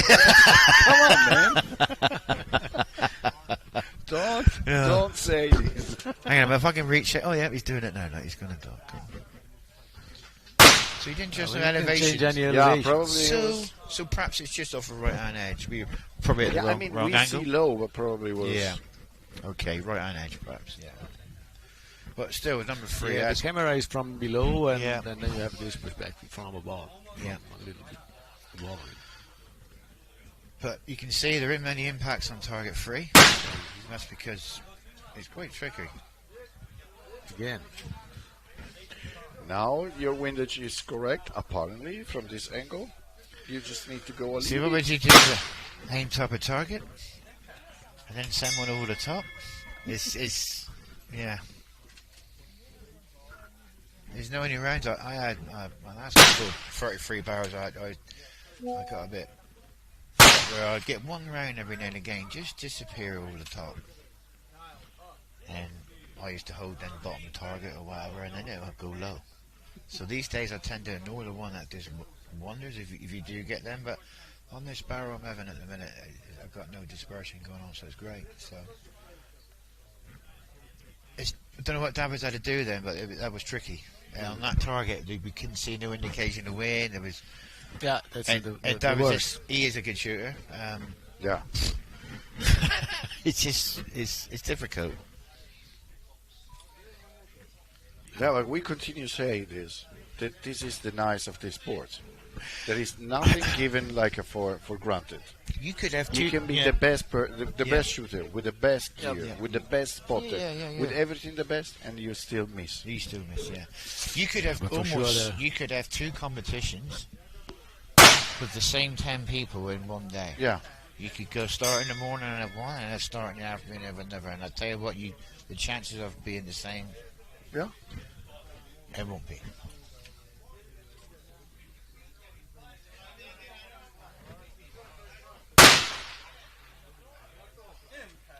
Good impact, center impact there.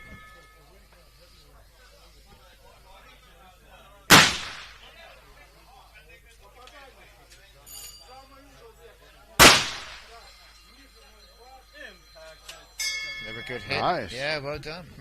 Almost Well that done. center. Yeah. Ding. Yeah. Nice. So the wind changed because now we hear the splash better. Yeah. Okay. So we have wind okay. flowing here. I'm not really listening for the. Okay. Yeah.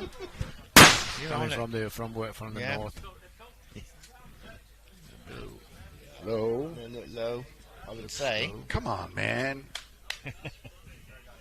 He's only moving his windage, see, so it could be just to the right. Maybe he's holding.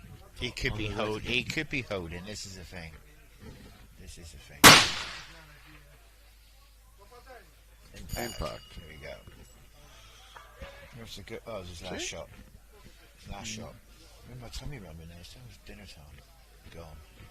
I think the 6.5 guy that is, Davis is finished. Yeah. This is. hasn't finished yet. There's a couple of Americans there. Look. This guy is from Missouri. Yep. Commentating with him earlier. Yeah.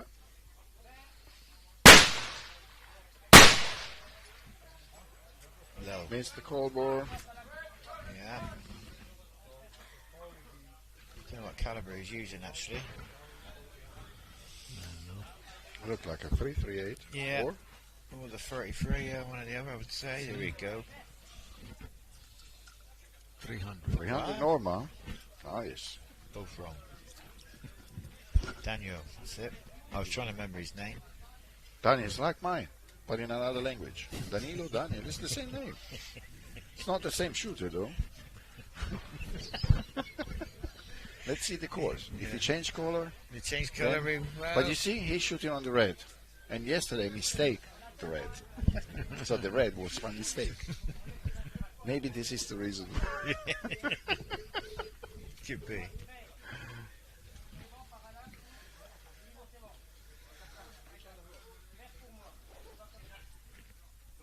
I think Daniel has done a lot of competitions, I believe. Experience, anyway.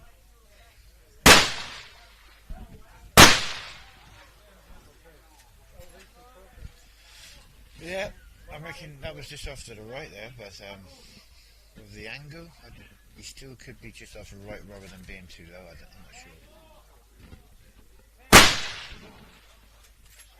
Back. Good Okay. recovery. Now he wants a quick shot. Here goes a green line, I guess. Yeah. Oh, hold the second on the red line. He's almost down. Yeah, there we go. Back. Yeah. Very low, very. Good.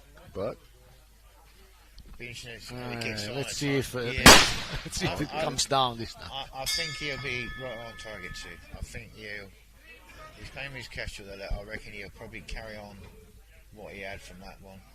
Oh, Tweak it a this bit. guy is with a Roman. Yeah. Roman Benoit. 338.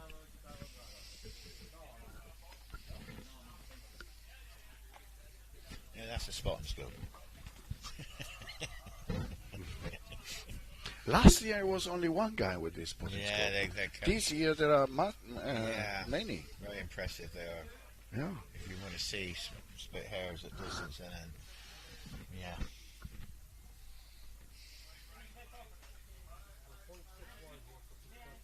It doesn't mean you're going to hit them.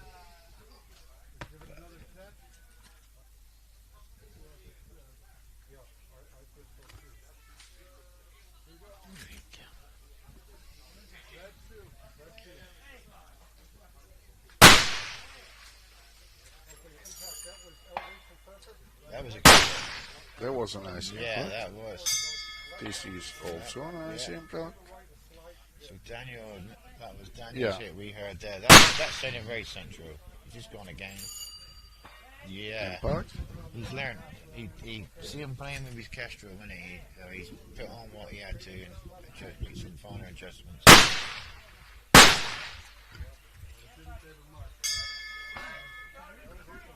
Double impact. Yeah. So He made all three. he did, yeah. Now he's going on Excellent. target number 3. 3. Yeah. You were green or red? I'm green. I was green. I'm green. Oh, old you're cup. green. Okay. Definitely not harder. Did they change it? They're gonna Definitely change- not harder on the green. So much more win on the green for free. So let's see how they. I want to see how Daniel does it free. Yeah, we'll hear that. We would have, even though we should be able to hear it. Yeah. So Roman's 338. Roman's doing okay. Roman's doing well.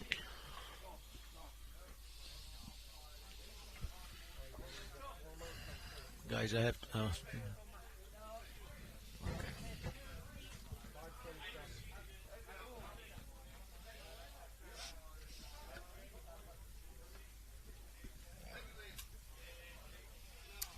what.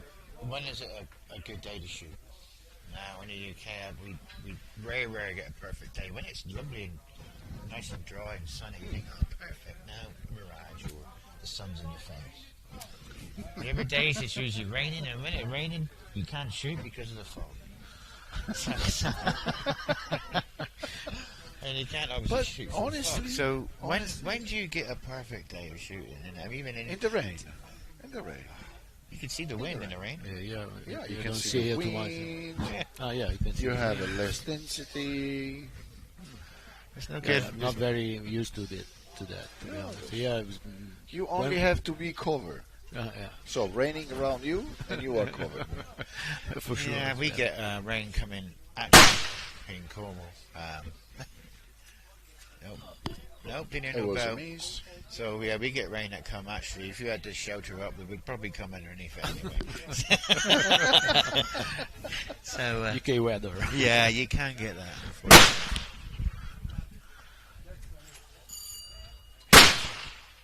Yeah, Daniel hit. Roman's hit. He's on. Good recovery. Daniel. Oh, low. Or Only one. Yeah, that is a tricky one. That free. Yeah.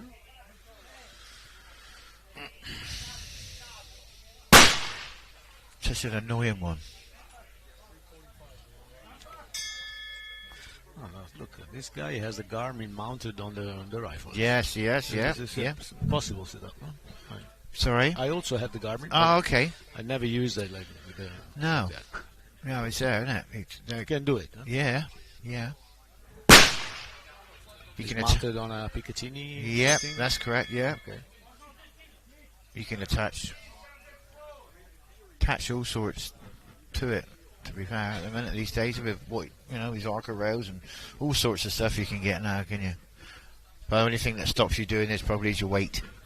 You know what I mean? Yeah. Got to keep the weight down. My rifle there is no problem for that. Yeah. Less than 10 kilos. Yeah, I've had to change my rear end of my stock slightly, take a bit off so I can accommodate the bipod. So, and by doing that, all I done was I got a longer Picatinny rail from my bipod and just moved it 3 or 4 inches further forward, and then that transformed the weight to the back end again, and it felt really good. So,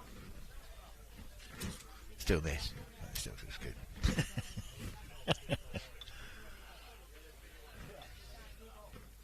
So this is an Acotac bipod, but here's the extension to because it works kind of this joystick. way. Okay. Yeah, he's got it so for the cant, so Yeah, you can yeah, go yeah. to the cant. It's only for the count. Huh? Yes, that's all you can use. It'd be a bit F-class, yeah, else you're not allowed to use them. I don't think you can use. Impact. Yeah. It's also very important, long distance. Cant is big time, yeah. You know. Big factor. Yeah, of course it is. Yeah. Sometimes Parallax. you miss on the right and on the left because the count you think it's a win. Yeah, but it's not. It's correct. Yeah, definitely. Daniel is going very fast. On He is. Yeah, he's 3 clear impacts. Yeah. Even though we have. They are running out of time. I don't know, but I think he's on. You're on, isn't it? You just got to go. Yeah, when you see that you are on the plate and you are good on the plate, just go. Just boom, go, boom, yeah, boom. yeah. You stay on the same weight, you stay on the same condition. That's correct. Yeah. No needs to wait for. Yeah. that's the technique that they use in the F class as well. Yeah. You should like string some bullets one after the other. F class, yeah. I've never been involved with F class. I mean, Gary would be the one to speak to about that. But it's something else. So to keep those rounds going in that small hole. Well, you have Beasley. Yeah. You are also. Yeah, I don't. Aren't you? Yeah, I'm about 4 hours supposed to range. Okay. So, but when you got your own range, you don't need to really travel, do you? Yeah. Lucky guy. Even though I don't use it that much because clients we only open weekends, so I work during the week. Me and my wife work full time during the week, and we work out there weekends. So we end up working 7 days a week, really, and doing a lot of shooting. So can't complain. Oh, no, bad. Why? Wow. That seemed a a bit off. I believe Yes. there he was high. Maybe. Okay, Maybe could be. the wind dropped. I believe it was high. He hit the first one, and then he went high. The second was dead center, like in, Yeah, know, right in the middle. Yeah. There's your angle. That shows you the angle for the green cold boiler. -6. So These guys are from Argentina. Argentina, yeah. Recognizing that shit.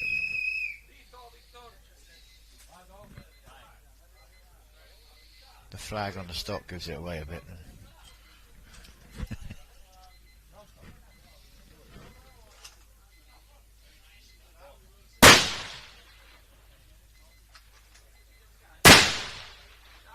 Impact. Wow. Yeah, Wow. I didn't think that one was coming back down. But I have to say something. I would love to shoot on this target With the 50 caliber. just to see the effect. Oh dear. Don't you? Well, yeah, it'd be good to watch. Last year they made. I think they changed the steel type. I don't know. They'd make a hole. Yeah, and then, With yeah. the 33XC. Yeah. On a hard dogs, it's really hard. Yes. Hard dogs. Hard. Yeah, it is. Yeah. I have a plate that I bring around the range when I go demonstration with a rifle. That is 4 centimeter thick. Wow. Hard dogs. Wow, 50 by 40 by 40. 4 centimeters. Gifted by a German guy to me. Yeah. And not even, I mean, just the scratch, the 50 cal from 300 meters. So Yeah. it has all the energy. Yeah. Just a little scratch. Little so scratch, No yeah. way to. No, right now. No, it's amazing what it takes. I worked out with a wind mag at a mile. I could shoot 6 mil mild steel. So I used to put a steel sheet up, 3 foot square, and shoot at it, and it would not go through. It would just bend the whole sheet slightly. Yeah. And then the next time we use it, just turn it around, just straighten it the other way around. and it did work. There was a guy in America online, I've seen it, and he worked out what, through velocity and energy, what steel you could get away with. And I tried it, and it was bang on with the wind mag at a mile. Yeah, it was good, incredible. This steel is taking an hammering. Number 2, look. A lot of impacts. He's using a 7 mil. Don't see many 7 mils here.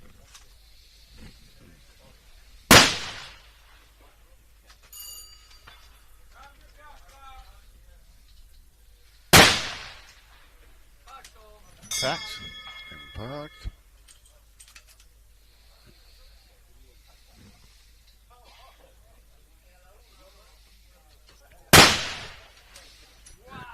Yeah. Impact. He's doing well.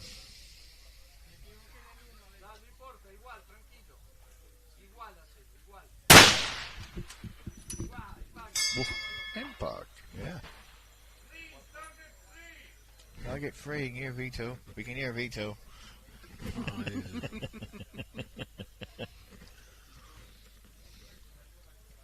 Hats off to the guys there all day. Ringing and scoring and making everybody shooting on time. And we were ahead of schedule this morning. yeah. Why was that? I don't know. I think there were some missing. Maybe because somebody was somebody was not showing up. Didn't turn up. I don't know. Okay. Ah. Giovanni Montana, Italia. This is from with Palermo. 338 Lapo Magno. Let's see if he catch the bar. Yeah, it ain't going to take a lot more, is it? Impact. Left hand side, I would say, by that plate moving. Bigger impact. 800 meters. Target this one. 804. Yeah, if you want to be precise. Yeah. 5. Yeah.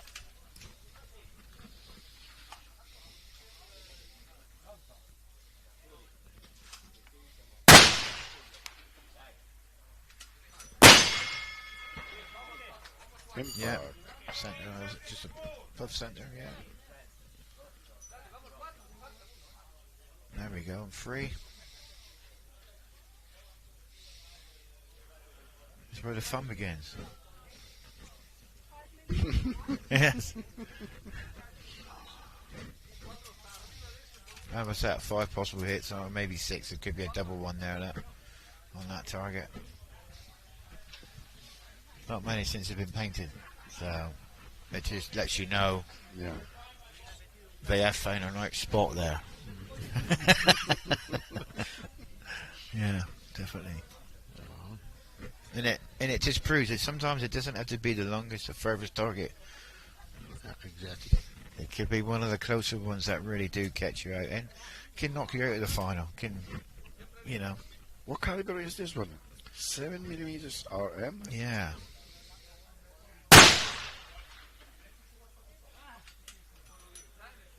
Nothing. Didn't see. No, I didn't see nothing there. He's moving his wind, so perhaps his spotter has seen him that. And it's moving quite a lot. Oh, and he's moving his elevation. So it could be high. Out of camera view as well, can it? Just slightly, perhaps. See? Scope looks. Good recovery. Go again. Looks like a night force in it, I think, scope.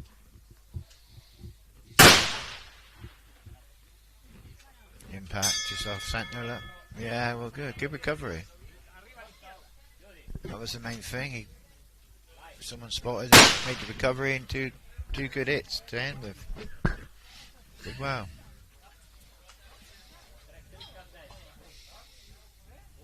There's still sun shining out there then, because we can't really tell here, but.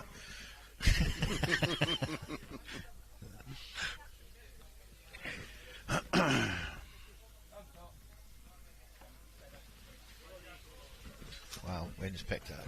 He's really taking his time.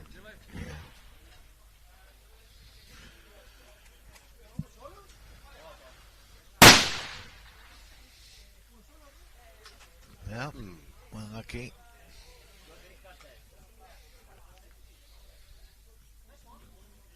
I reckon, I reckon they're coming off the right, you know, and unless they're all holding the same. He gave I left right. 3 or 4 clicks. 3 clicks right. That's the wrong way, surely. Yeah. Yeah, and didn't touch the elevation. I mean, from our angle, yeah. it looked to me to be left. Yeah. Yeah, definitely. I mean, he was right, and it looked to me that he should have correct left. Yeah, but it's hard to tell. Yeah, but this is the angle from the camera. I mean, what we see. Yeah, from the camera. It's not compulsory. We just run out and move the camera a minute, we'll let you know. Yeah. I go, just give me a second. The camera is, 6 or 7 meters in front. Okay. Yeah. Yeah. Difficult. Of the target, and the perspective is completely different. Yeah, definitely. I believe this is the target that I mistake. My target. Number 4. Oh, is it? I really shot on my target. I wanted to shot on my target. It is your banner. Now I know why. It is. See? It is your banner. Gosh. Get it. It is your banner. Impact right at the top. Nice. Yeah, he's right at the top. Sort of 1 o'clock.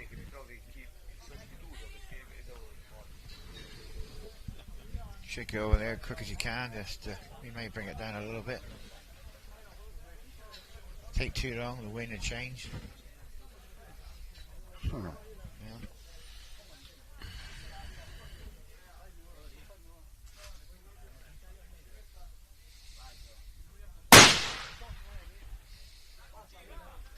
There you go. Park. Just below the other one. On the right edge. Yeah. 2 there together, yeah. So, elevation is correct, but... So how big is this target? This is 70 by 80, I think. 70 by 80. 70 by 80. Centimeters. So 0.1 mil. Yeah. At that distance, I think is, 13, 1309 meters. Impact, dead center. Yeah, they're tight to them, aren't they? Most of them, they're small, except for that one.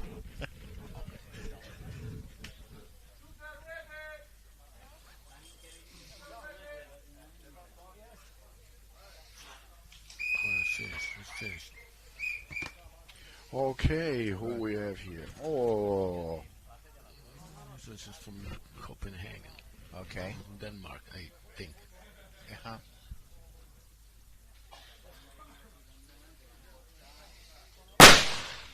Wow, that was loud. yeah. Yeah, I believe they are also on our side. Yeah, that was loud, that one. Miss. That's the recoil. Okay. So we have the two Danish guy.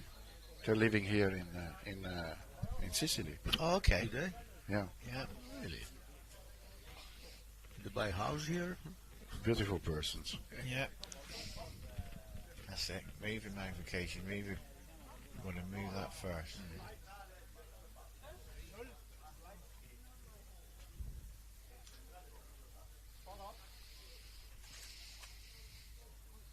She's ready.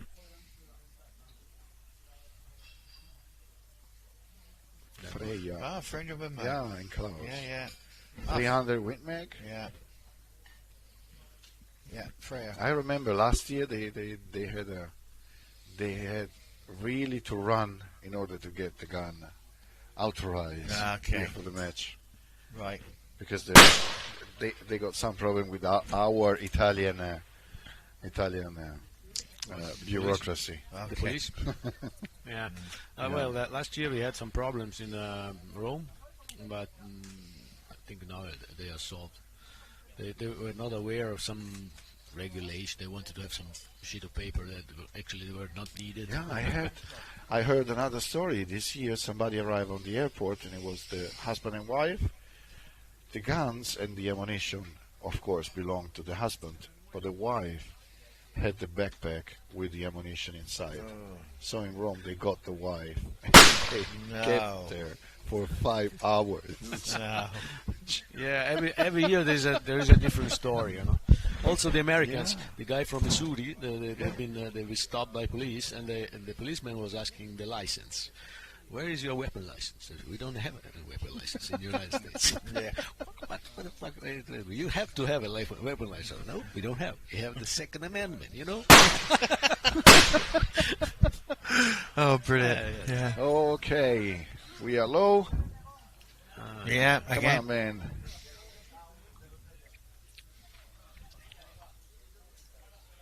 But on which target is he? I don't know. Is that one? Because I thought he ran. Oh no, he ran the heavy class yesterday. He ran also the heavy class. Yeah. I don't know if he has two rifles or he's doing. He has the same rifle. I'm not sure. Because you can run the heavy class with a lighter rifle. Many they well, do actually, heavy class. I was telling German. Bedeutet. The heavy class means. I know this word. means every caliber. Yeah, exactly. I mean, if you want to come up with a 6.5 Creedmoor, you can. Yeah, that's it. Yeah, there's some guys they want to shoot more, you know. Yeah. Because at the end is only 9 or 10 minutes. It's not too much. But well, I felt because I'm coming over anyway. You just will do both. It's more shooting time while you're here, isn't it? Like you say. Nice hit. It just makes it more awkward for carrying your ammo with you. You know, you gotta allow for both competitions, and it gets a bit tight to what you can carry. So.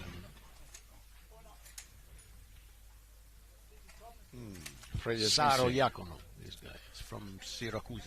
Okay. Nice looking rifle.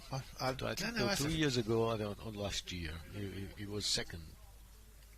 Last year? No, last year. 2 years ago. 2 years ago. Okay. Yeah, but we started, we were, I think, 35 or less than 40 people. Yeah. I wasn't 5 years ago. I wasn't here. Yeah, you came last year for the 4th and now the 5th edition.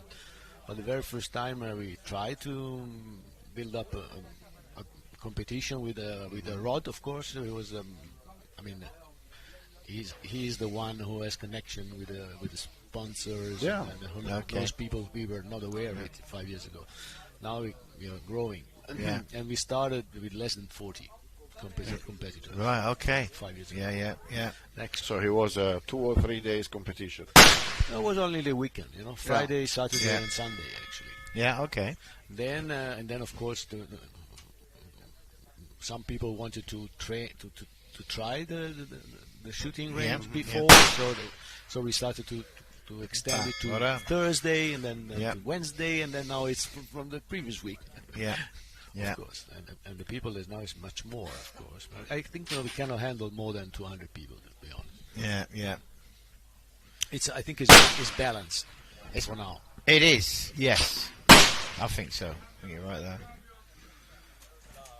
You missed the last shot, unfortunately. There we go, number 3. Let's see how we go to this one. You got to miss in the last one. Yeah, missed the last shot on target 2. The interesting enough, the green number 3 has got a lot more hits in it than the red one. Yeah, exactly. So one is now mine. You know why I shoot red. One of the few shots I hit is one is mine. Come on. Yeah, definitely. Forza Saro. There it goes. Now you're rising a fair bit from target 2. I think you're like a -1 or whatever it is, or not even up to a +3, is it, or something like that? Or something. The angle, you mean? Yeah, the angle. +3. Number 3 is 0. Is it? Isn't it? I'm messed up now. I don't remember. I should know. I tell you. I can tell you. I sent yesterday to our.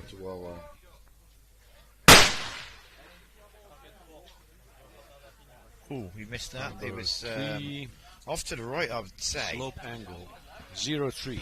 0.3. Yeah, 0.3. Okay. He's come up. So he was obviously low.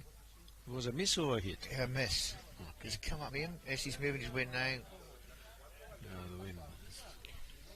So. I think with Chris Patterson, I think he's coming in to take over. No, nobody wants to come. I will leave in a few minutes. I tell you. He's leaving. Come on. We try to keep somebody coming here. Nobody as wants a commentator. They are anymore. Yeah, no, I've been here. Feels like I've been here all week. Yeah. Rod's just done me. He just dumped me here, and he just ran off and left us. So we have 1.6. So he's. I didn't see what happened to the final shots in 3, where we had a couple of hits there now on the end. So target number 3 is plus 1.1. Oh, okay. I have different numbers. If I'm right. Not sure. Maybe this is one.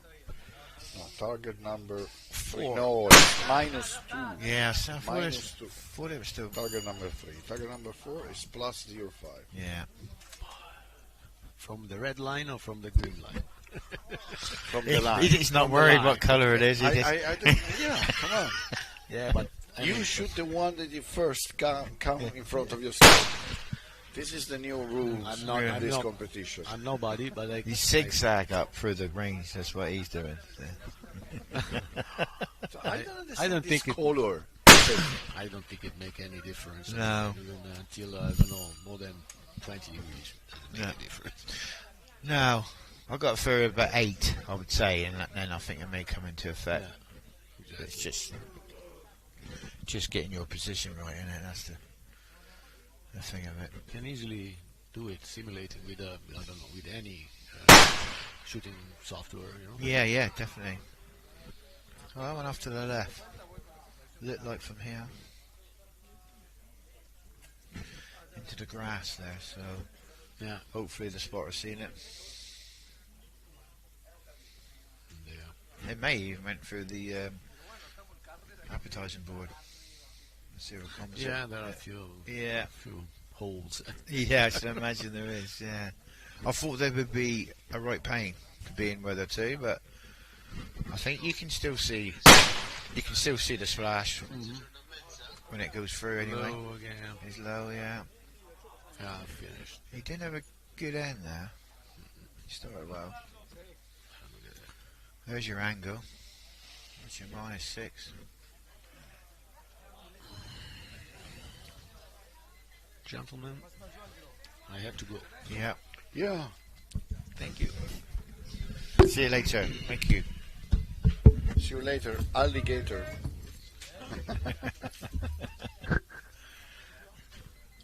Just the two of us now. Salvucci. Is this Italian? I believe. Oh, okay. I don't know. I don't know. Yeah. The name sounds like. They do. Yeah, that'll do, won't it? But also, In my fact- wife has an Italian name. She was born okay. in Germany. So Oh, well, okay. a Good. nice cold bore. Though. That was a nice cold bore. He was ready for that. Yeah, that was good. Like 7mm. Abelardo Antonio Salvucci, Argentina. Argentina. Argentina. This is why. Yeah. 7mm RM. Do you know this caliber? No, I don't.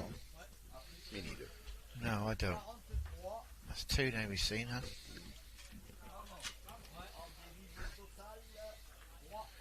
See if you get a good start here. Yeah, right on. He's on. Bingo. I think that was top right hand corner. Seems to be getting a bit of a kick in that top right hand corner there. Yeah. Yeah. He's going quite Yeah, fast. he is. He's at on. the top right. He's on. Just making it look quite easy. Oh, change. Missed. He missed that one. Yeah. Wow, it's because the camera went off, isn't it? There we go. Rail feet. France. Nice too. Yeah, from France. Look. Anastasio Angelo. I'm glad you is said- from France. I'm glad but you- actually also this one. Oh. Like an Italian name. Anastasio is a typical name. Okay. From around I'm Napoli, glad I you. believe. I'm glad you said the name.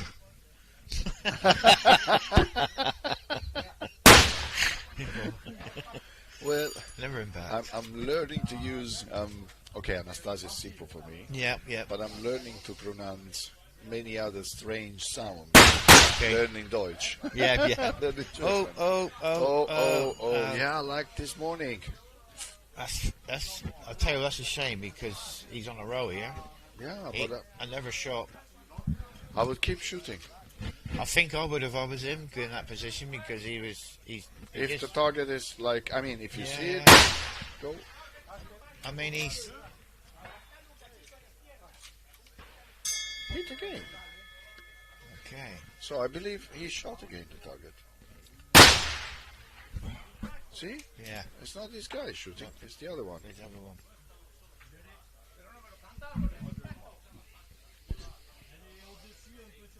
Could be that they've moved both onto the same target. I don't know. No. No. Das ist verboten. Nur ich.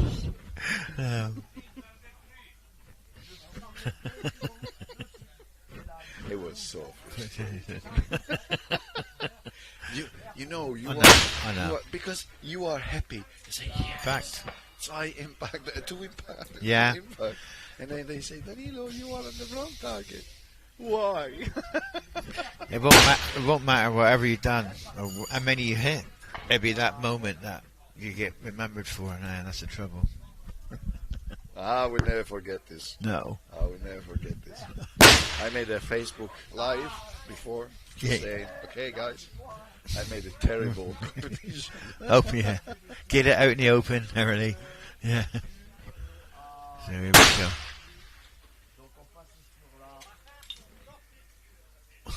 All experience. Yes, All of experience. course it is. It is. You have to take Even it positive. I mean, yeah, even experienced guys makes mistakes. So it happens to everybody, I'm afraid. So target number 3. Yeah. The nightmare. Yeah, the nightmare it should be called. It's quite appropriate that wing cut bullets. It's got that one, that you know. Maybe it's just You because need- they are seeing what Yeah. kind of bullet are you using? Yeah. Are you using wing cut? No. Yeah. Yeah, that's what you're missing. Still, the impacts on that one to the green free is halved, if not more. There may not be nothing in it, but it seems a bit odd.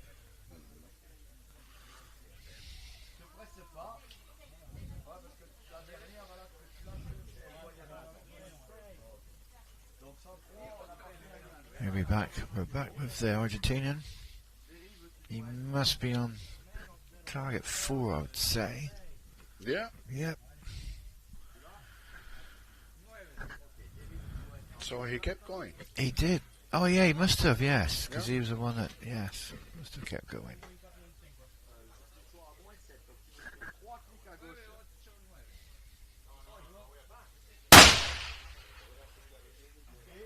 Impact, right on the right hand edge at 3 o'clock there.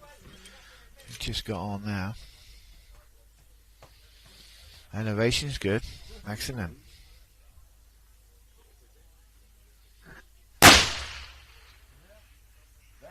Impact. Wow. Oh, yeah, good. Very nice. Good, yeah. Shooting well. Got his BC looking good, apparently. I would say so.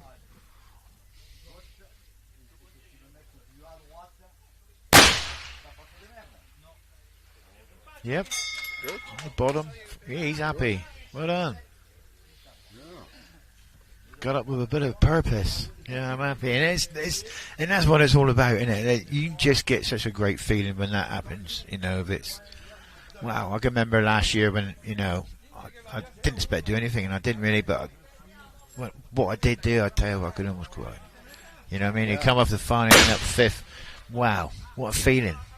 You know, to do something that you never done before. You had a go and, you know, like that guy So there. last year was your first competition? Ever, yeah. Never done Wow. competition anywhere. So it was all a good learning experience. But it's one that I will never, ever forget.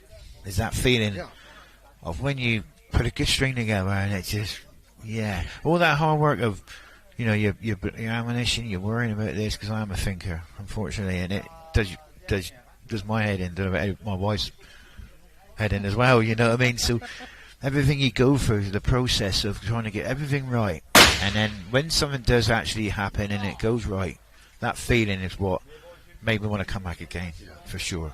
It's just a great feeling, and to see fellow shooters, you can see when they're done well, they jump up, and you've got the spring in them. Yeah, you know what I mean, and that's what it's about. It's great.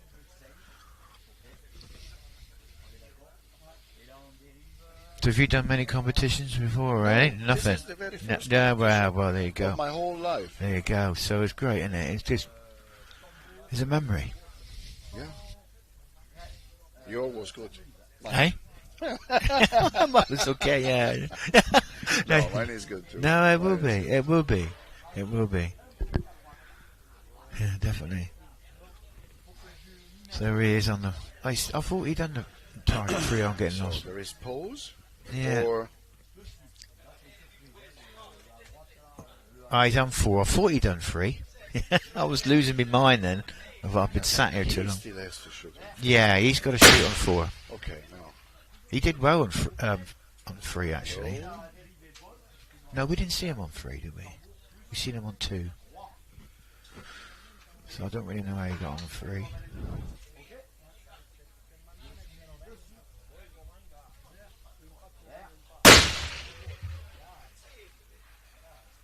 No, still low. Yeah. Or maybe high. Could be, yeah. Yeah.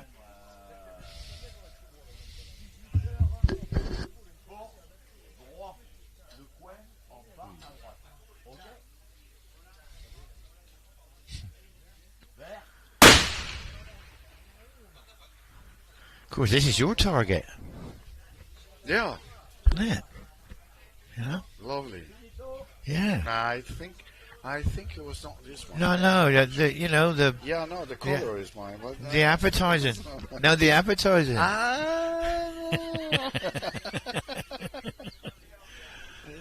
That's a pretty gun. AR-1, that.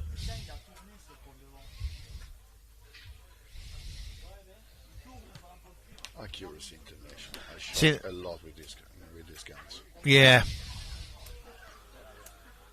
Very popular in the UK. Yeah. Yeah, very popular. Switch barrel as well. It's just, you know, you can get a lot of calibers out of one action, and yeah, so it does go down well.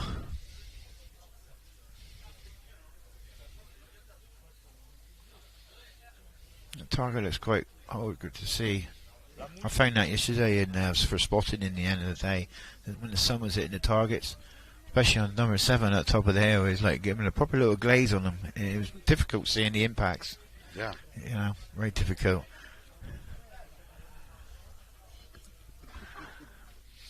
Oh, we're back on screen. Best behave. Sure. Hello. They must be having a bit of a break. Am I mending that strap, perhaps? I don't know. On that target? Could be. Yeah, for sure. They are replacing. They are probably downrange, replacing the target, or I mean, hanging again the target. Hanging, yeah. There's 2 already. Oh, yeah. The flags are actually blowing the other way now. So. Yeah, there is a little bit of wind down. So this first round, this ends tomorrow. Dinner time? What? The light class first round, the goes on for a day and a half, doesn't it?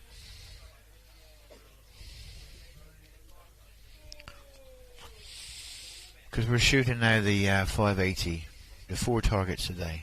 Yeah. And this continues today until tomorrow morning. Ah, okay. No, it's yeah. Good. Yeah. And then it starts the second ranges. 5, 6, and 7 tomorrow dinner time, and then Saturday morning to Saturday dinner time. Exactly. So it's great. I think that it gives everybody a chance to shoot, but also if you think of the time difference, that I shot this morning and I don't shoot now till Saturday morning, so the weather elements will come into it again. You can have a real good one this morning, say, and you can have a real bad one Saturday, or vice versa. Yeah. And I noticed that last year by this situation. There was guys that shot really well on the first day. I have my dived on the second day because for whatever reason, and then I have my buddy Tim. He is going to shoot tomorrow, I believe. Yeah. In the morning, the first course. Oh, and he's doing in the afternoon. Yeah. Well, that's I don't know that could be an advantage. Could be. Well, it could also could not. Could be that you are stressed from the morning. Yeah. And then you get in the afternoon. Yeah, and then the wind the wind change. Yeah. Or maybe it will change for sure. You get a very bad weather day. I don't know. They say tomorrow could have been rainy. Oh, tomorrow. Yeah. Right. No, I haven't seen the meteor forecast. No, I don't know what it is. It's not worth looking. It is what it is when you get here. Yeah. Although it is a lovely day today, the weather has seemed to got better. Today, with this lack of wind, by the way, it's really hot. Yeah, it is hot. It's really hot. I don't know what degrees it is today, but yeah, it is hot. We're in the shade at the minute, which is obviously helping us, I think. Yesterday, and last yesterday, I mean the other days, if you were in the sun, it was hot. If you were in the shadow, it was cold. Oh, yeah. And then, meanwhile that the sun was going down, it was getting colder and colder because there was this wind like a... Yeah, definitely. But actually, the temperature is the same. Yeah. Yeah, well, it really fascinates me. When I leave the UK, and I think the morning I flew was like 14 centigrade, and I quickly went to the range and did the last minute testing before, and it was a bit late. Yeah. And I was doing 3,100, and come over here, and it's 24, 25. It's still different. Doing 3,100. So. How was? Did you have any change on your on your dope with the temperature? No. Okay, very good. Oh, the BC. Sorry, no, I'm lying now. Yeah, the BC I switched slightly. I come down a bit, but only about 6 clicks. Okay. 0.6, and then that's just to true it up a bit. But my my velocity was exactly the same. And when I did check zero because I managed to drop the case. I had the gun upright in the airport when it went down rubber. Oh. Yeah, and I was like, oh no. So I had a bit of a panic on, and luckily everything was good. I just had to go right 0.5, which was interesting. So yeah, apart from that, I'm really amazed by the temperature thing. So obviously, Vit powders are pretty temp stable. Yeah, but anyway, you also seal very well the bullet. Yeah, could be. So, yeah, it's interesting. I should imagine there's a lot of countries here. I don't mean, how many different countries are there here? What? 30?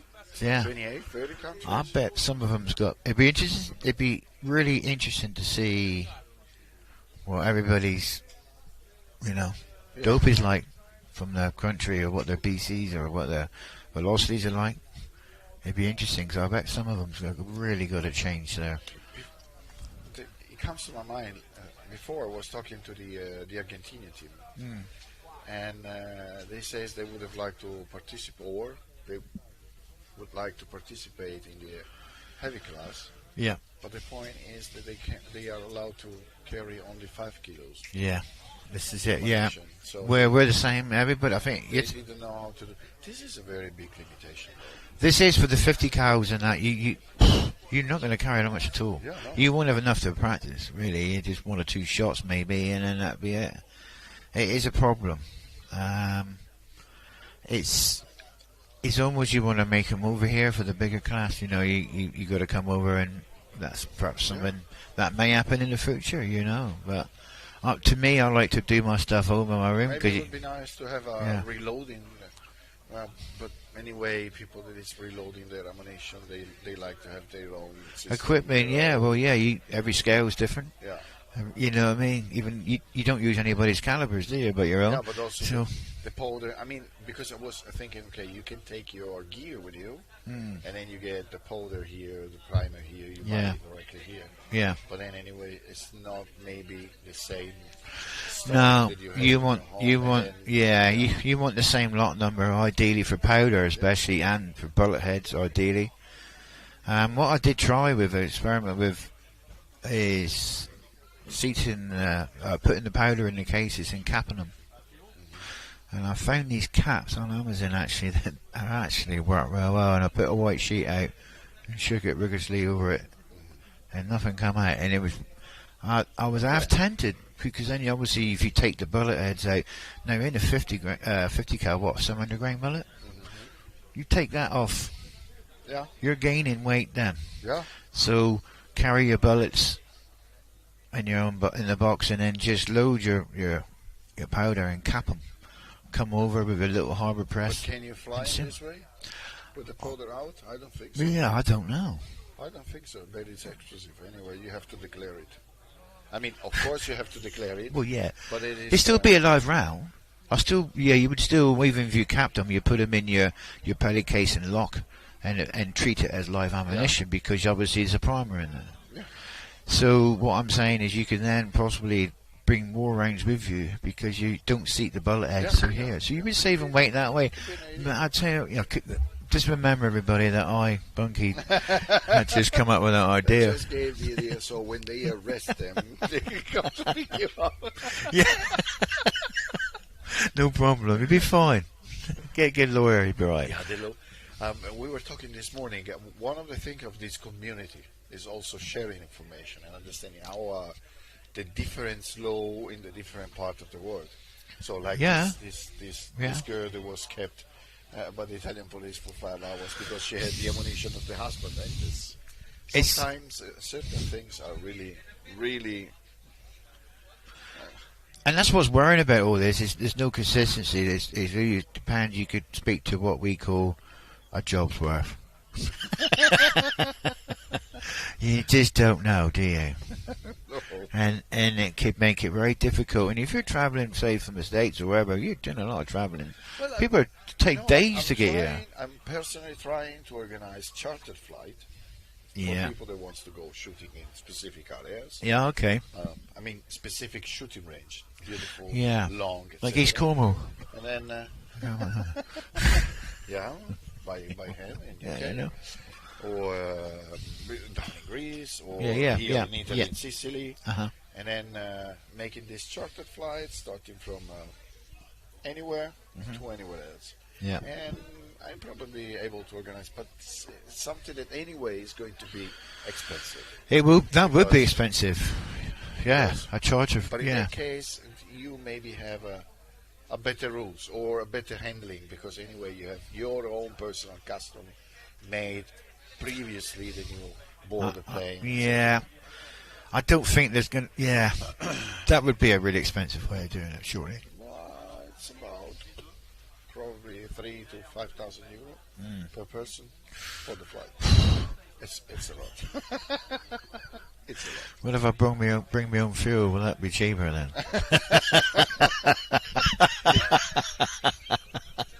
Eh? Yeah, something's going to have to happen. I mean, I think here, especially in Robin, you know, the heavy class has proved success already. I mean, I'm at the final, but it will be, you know, there's 81 shooters or 82 shooters. That's great. First year, bang. Oh, we're going to go. People from America and 30 other countries. Wow, some good shooters as well. I've seen some real good shooters here, and I'm not worried about what gun they're using. How are you getting that data? How are you getting that wing call? That's what I'm thinking about. You know, and this is where if you spend time with these people and watch where they do it, and you pick up little bits and pieces, but you also go away, oh yeah, that's a great idea, because they will speak, they will tell you so much. You know, they're not going to show you, but they'll, and that's, to me, this community is all about. You'll end up with a community of shooters that are doing the same thing, and everybody appreciates how hard it is to get out through these ranges and to actually get successful hits. There's alright one thing missing. Well, I tend to say to people at the range, if you're missing, stop. Why? Ask yourself, why are you missing that target? What's making you miss? You're doing something. Try and work it out rather than just racking 10 rounds down and missing completely and then going, oh, what did I learn from that? Absolutely nothing. You know what I mean? You won't, will you? So that's what it's all about. It's, yeah, definitely. I'm babbling on now. But it's having a go, and shooting at your own range as well is totally different to travelling in a different country and shooting someone else, isn't it? I mean, it's just... The beauty of shooting in different places is that you always have different conditions. Yeah, you do. You are in different places of the world. Consider the Coriolis effect. Yeah. Coriolis effect is something that you calculate on your first bullet. Yeah. Then it's done. Yes. Anyway, you have the correction. Yeah. Correct, yeah. But depending on where you are in the world, I you know. have another effect. So you maybe see some difference. You have another air, you have another temperature, you have another language, you have another field. How can I say? Landscape. Yeah, you do. And the landscape modify a lot. What is, maybe you have another kind of humidity. Consider going in like jungle areas, or then mountains then icy areas, and then desert areas. I mean, this is really really nice. You can have an incredible amount of information, and definitely. It'd be a great year if you could pick up a range as well that can do both days. One day you shoot it that direction, and the next day you go and shoot it the other way. Well, that would be interesting. Yeah. That would make it fun. In some range they do it. I do they? Notice, but I don't know where. Actually, I don't think here in Italy. No. No. Someone's down 0. Oh, I'm getting attacked. That's gone. I've been beaten before. Have you? Yeah. I hope it picks on you again, not me. I was there, and right on my back, like bam. Why? You're obviously smelling good or something. They just like it, yeah. Spanish, 300 There we go. QC. Every lady, it's good to see the ladies here shooting. Yeah, definitely. We should have much more. I think so. Much more. Definitely. Shooting is not a sport that require or has advantages for one or another sex. No, not at all. So anybody could run the sports. Anybody can be successful. Everybody has the same advantages or limitation. Definitely. Yeah, it's good to see the women shooting, and hopefully, you can be tall, small, doesn't fat, matter. slim. Yeah, Doesn't make any difference. No, it doesn't. Doesn't make a difference. And also because I've been asking for this. Also, people that is wearing glasses. Whatever. You can adjust your. Yeah, you can. Your you can. You can do all sorts. Yeah. You can. These are very focal, so I can't shoot with these because when you're down shooting, you're obviously looking up. Yeah. The very focal is the wrong bit to look through, so it's no good at all. So it doesn't affect me. It's just until I'm dialing, as you know.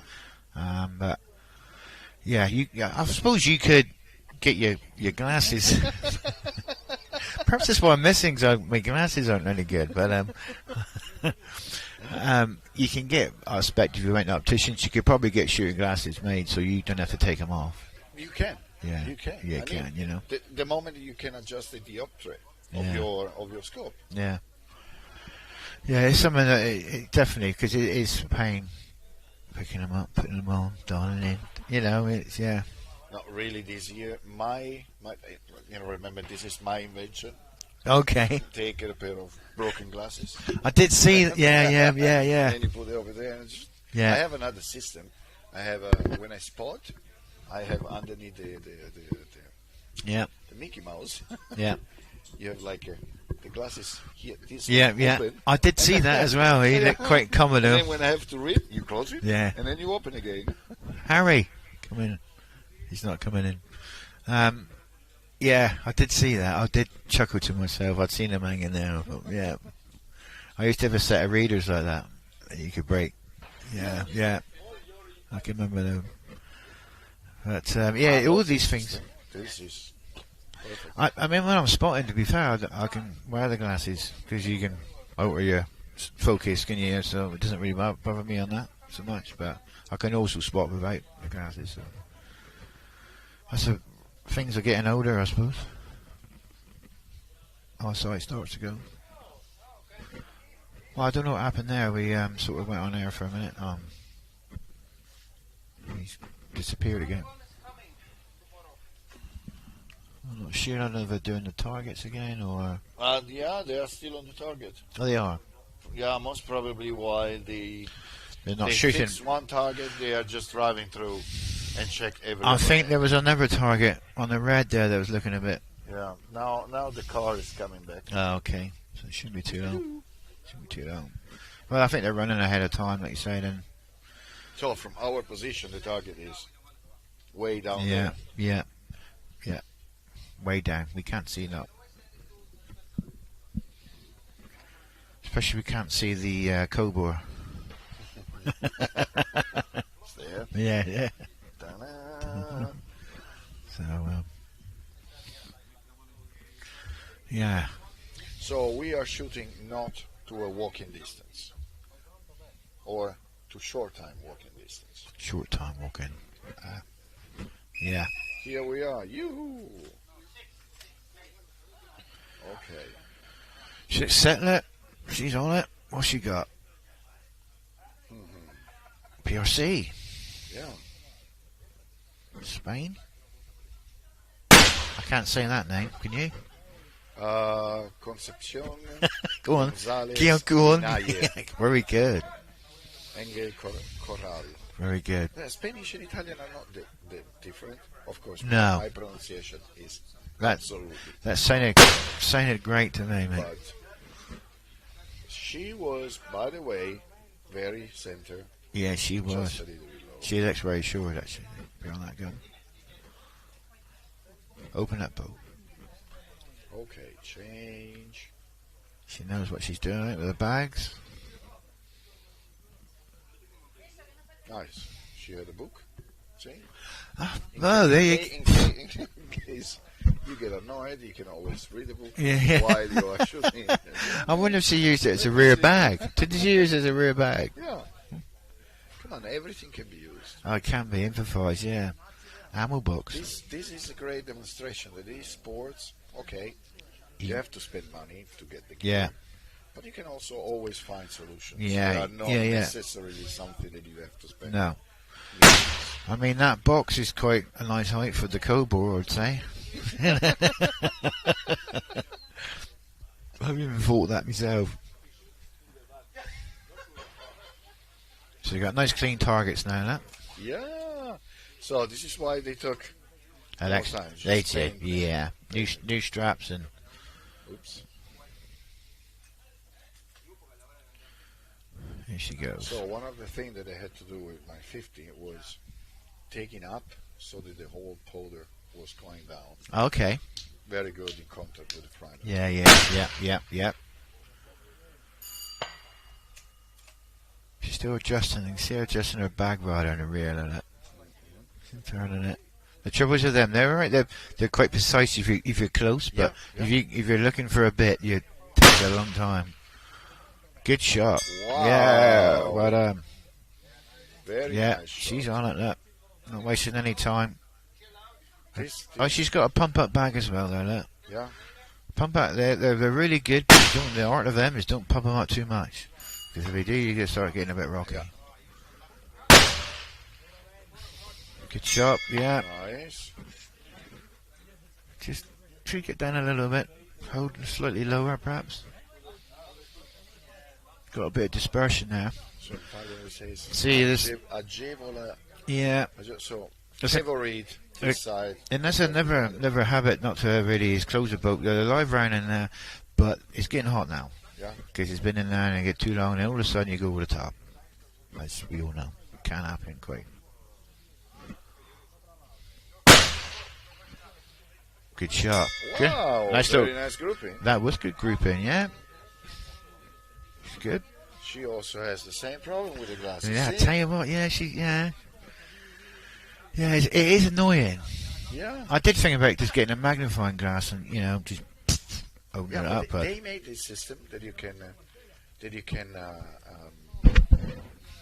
you have this lens in front of the. I've of got the, one. Of the turret. I have got one, funny Yeah. enough, but I just don't use it enough to get confident enough to use it in a match because I don't trust myself with it. I can, you got to look at, and I can see, but to use it in a match is not quite yet there for me. I wanted to get one, and this is why actually I have this glass, this broken glass. Yeah. Because I wanted to get one, and I didn't manage. I had too many things to do.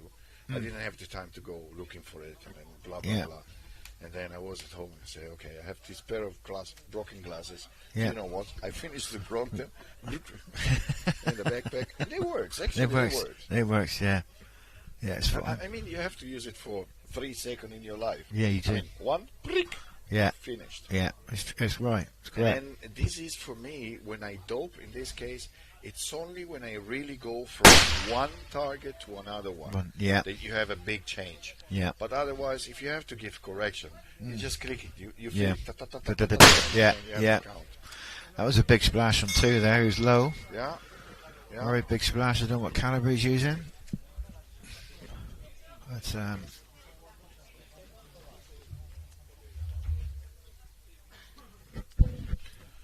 Yeah, drinking water is a good idea.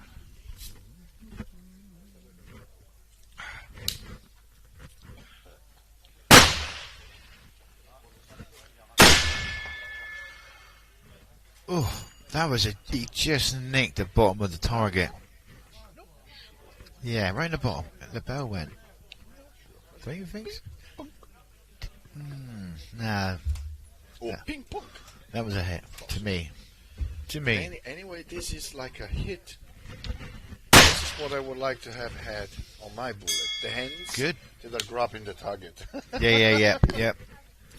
She's on again now. I don't know. So now she's on target number 3. Nightmare Let's target. see how she goes. Yeah. Let's see. Let's see. If girls can make better. Of course she. Yeah, I think they can because I tell you why. Yeah, they can always. They listen. Yeah, they listen. I get girls every day. We had a group down from Midlands in the UK. They come down and one of the shooters brought his daughter. She's only 13. Man, she was great. What a pleasure to have there because I tell you what, her safety was second to none. Her listen and just a little bit of advice. I spotted for her all day. She was shooting 308 and got out to 1,260 yards with factory ammo, by the way. So she was 13? 13. I mean, and there's no problem. But she can shoot with this Oh gun? yeah, she can shoot. You can shoot as long as the license wasn't on. She's not got a license, but it's on her father's license, so you can shoot. Okay. Like, you know what I mean? Wow, nice. Yeah. So that you can do that. No.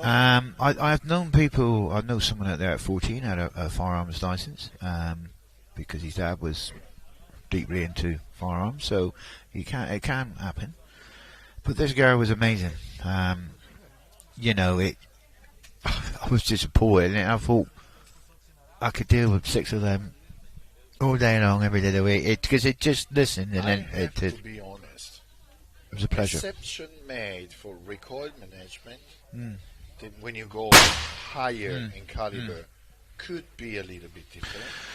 But what I see normally is when I was going shooting with girls, no matter pistol, rifle, hunting gun, whatever. Yeah. They were always there. Yeah. I mean, it was more. My experience is that I got more problem teaching male rather than female. Yeah. We have to be careful what we're saying now, because there is women here. But no, it was a pleasure, and yeah, I think I remember this is my wife, spotting. I mean, she only started last year, and she come with me in the first gun, and 6 months before that, she didn't want to stand near me with that gun. It was too loud. I had a job, not a job. I just said, well, if you don't come with me, I've got to take someone. So eventually, I believe you have the replacement. Oh. Now, okay. Yeah. Yeah. Does she wanna? Okay. But don't you come also in? This is a very nice guy. Nice to meet you. Nice to meet you, Laura. Kevin. Danilo.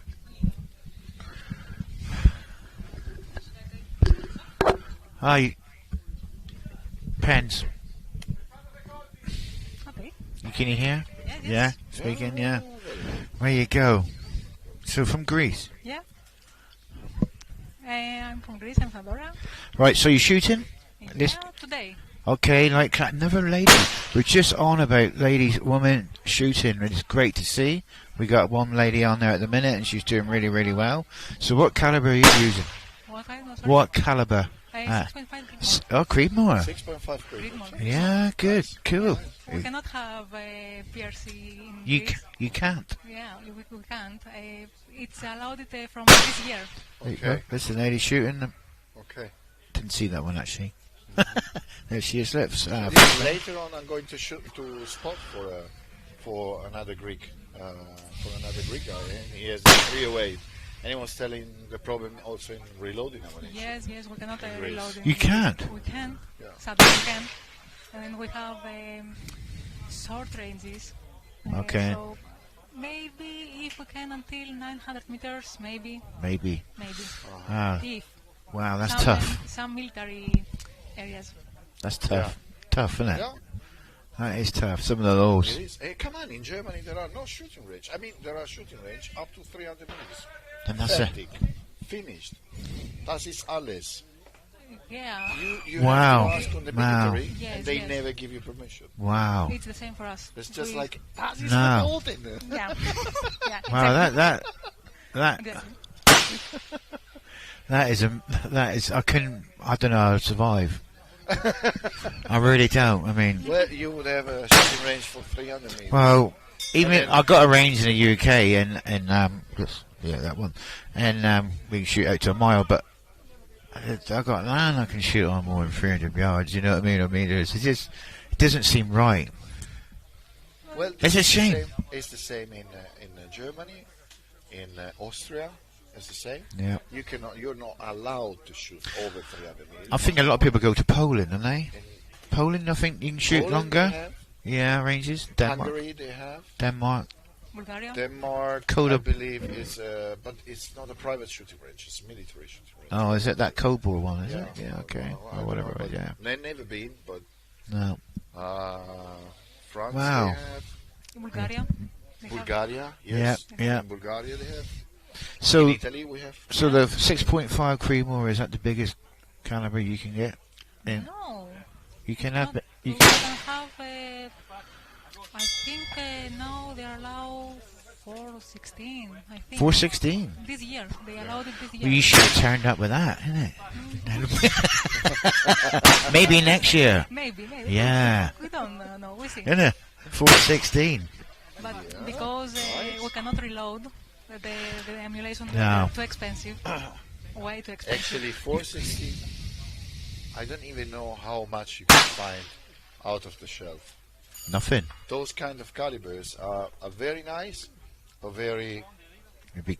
Yeah. Looking for. We was discussing this earlier in our conversations about the trouble of getting ammunition over here, because you can only carry like 5 kilograms into Italy.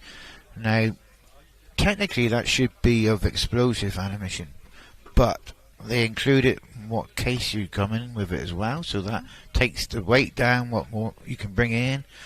And I think for the 416, wow, you won't bring enough in to time to do a bit of training and that. So it could be a thing where it comes that you get here and someone like myself come up with a reloading shed. When it's only powder, by the way, with 1 kilo powder 416, probably you can do 20 rounds. Around 20, Yeah. maybe 18, 20. So surely it makes sense to make them over 5 here. kilos is 100 rounds. What about the primers? My 33XE is it's 99 rounds. The primer doesn't weigh. no, but it's explosive. Yeah, but it doesn't weigh. You know what I mean? They're 5 kilos You're to traveling with explosive. I know, yeah. I don't know if you can carry it all together. Can you? I don't know. No, I really. No, I don't know. I really. Could you, I know you can travel with a round, completed round, but how would they go with not completed rounds? I really don't know. Honestly, I don't think this is allowed. But so did you travel here with ship, car? Ship and car. Ship and car. Yeah, it's easy. Ship and car, yeah. It's better than flying. The easy part is to come in Italy. The hardest part is to cross from. You come directly to Sicily, or you were from Brindisi. From Brindisi. Yeah. And then you have to cross from Puglia, Basilicata, Calabria. Beautiful trip, I should imagine. Yeah. Stunning. Hey? There are such beautiful places. There is. So have you been to Sicily before? No, in Sicily no, but in Italy, yes. Italy, okay, yeah. It's my second year here. Come back and. Sicily reminds me a lot of the Greek life. Okay, I suppose it. Yeah. It's very similar. Yeah, yeah. What about the drive-in?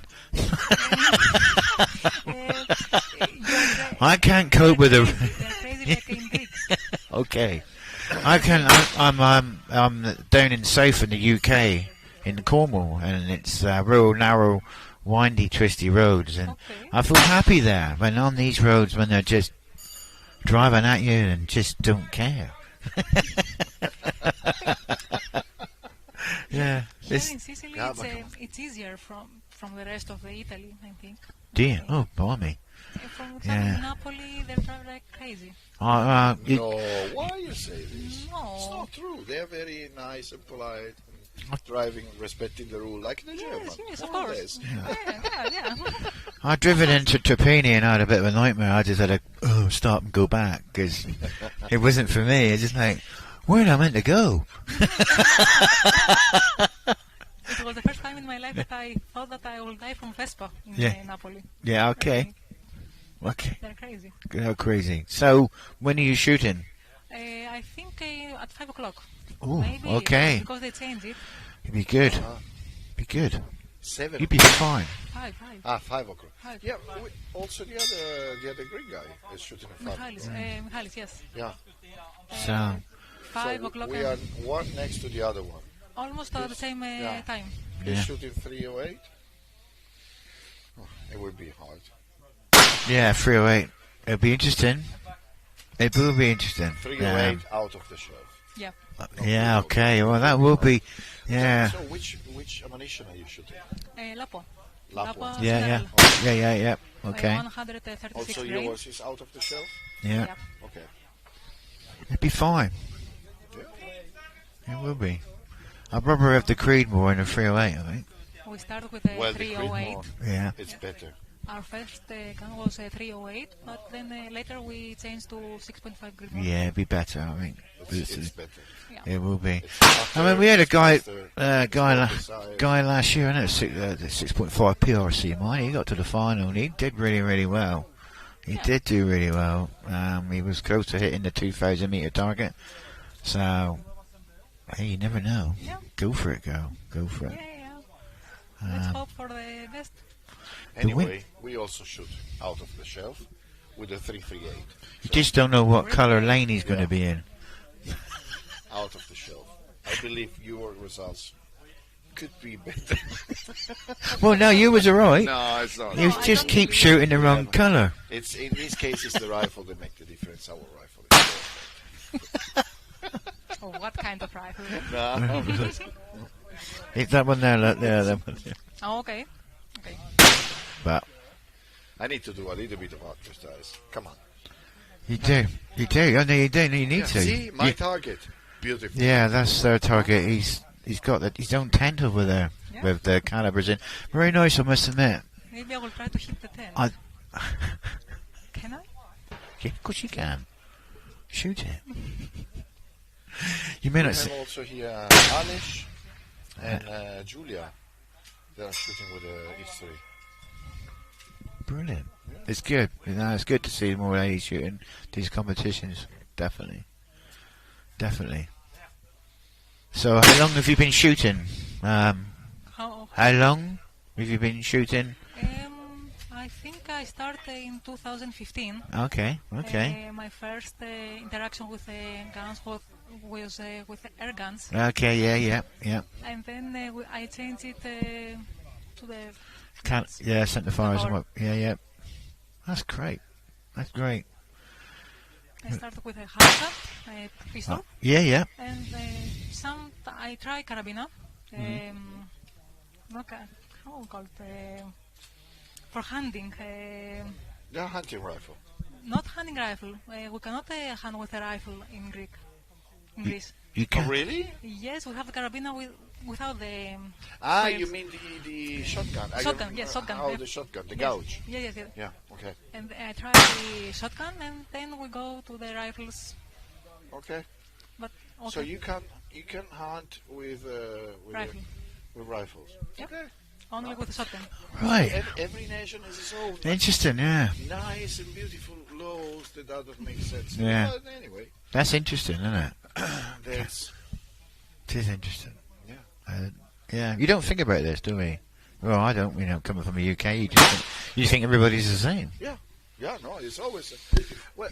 And you got here, and everybody's got different stories. I heard a very younger shooting with a rifle on a big caliber, and actually in Germany, until 18 years old, you can't shoot nothing more than 22 or gouge. And here is the funny point for me. Say, if he's able to shoot with a gouge, because the Olympic with the skis, etc., can't he handle any other kind of rifles? I mean, the recoil of a gouge is not really like, hey, ciao. No.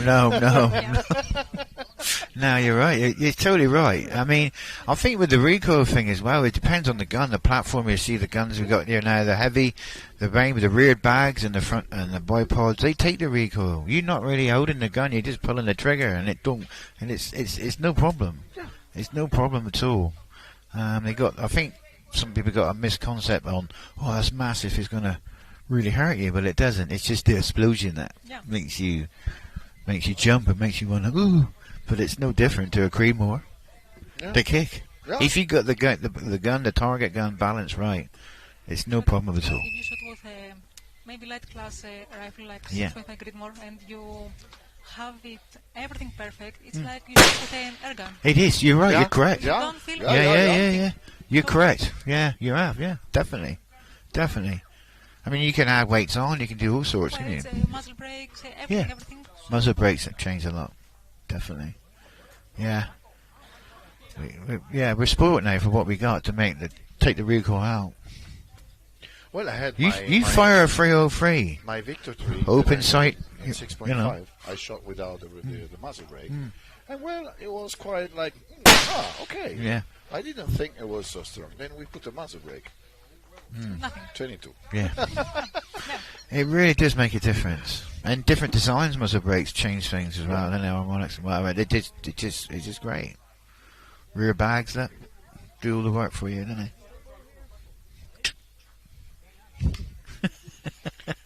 Yeah, anyway, we have this very interesting law about the gun. There is really... I love this sport also because doing sport like we are doing now with this live stream, with commentators, with people coming from all over the world talking about this, it's also a good message to say guns are not bad. Guns are not this bad image that everybody thinks they can be. Guns are fun. Guns are sport. People got it together. I haven't seen last year nor this year nobody discussing, fighting, having problems or arguing or even when you see something in the rule that could we change this? Could we change that? In the UK, if you do something wrong, like drink driving, they take your guns away. Yeah, because you're not being responsible. You got to be responsible. If you do criminal record, you got to be clean. Okay. So by having guns, it also puts you on the right path. Yeah. It keeps you straight. Yeah. Keeps always, you. always. You know what I'm saying? Fight, Yeah. And sorry, Rodders. No, I could have a break if you want me. You want me here all week, didn't you? We haven't done a contract, haven't we? I think that I also must go to prepare myself. You got to, yes. Well, good luck. We may be watching. It looks like I'm going to be here all week. Yes. So thank you very much. Oh, guys. nice to meet you. Thanks and to you. Nice Yeah. to meet you. And see you later. Yeah, thank you. Target freeze the worst. Come on, Rodders, you can sit down.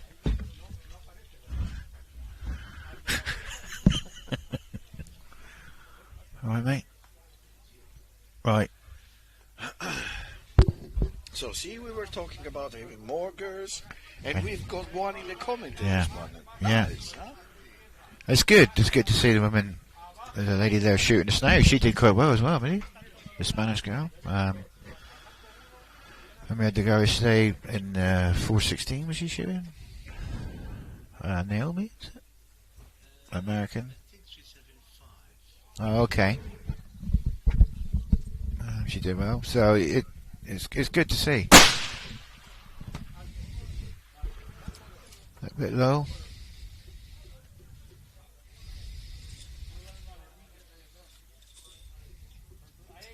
Never Spanish. So, how many nationalities are you here now? 30.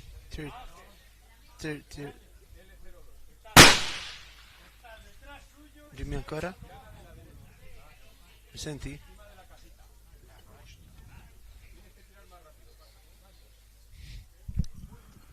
Ci sono?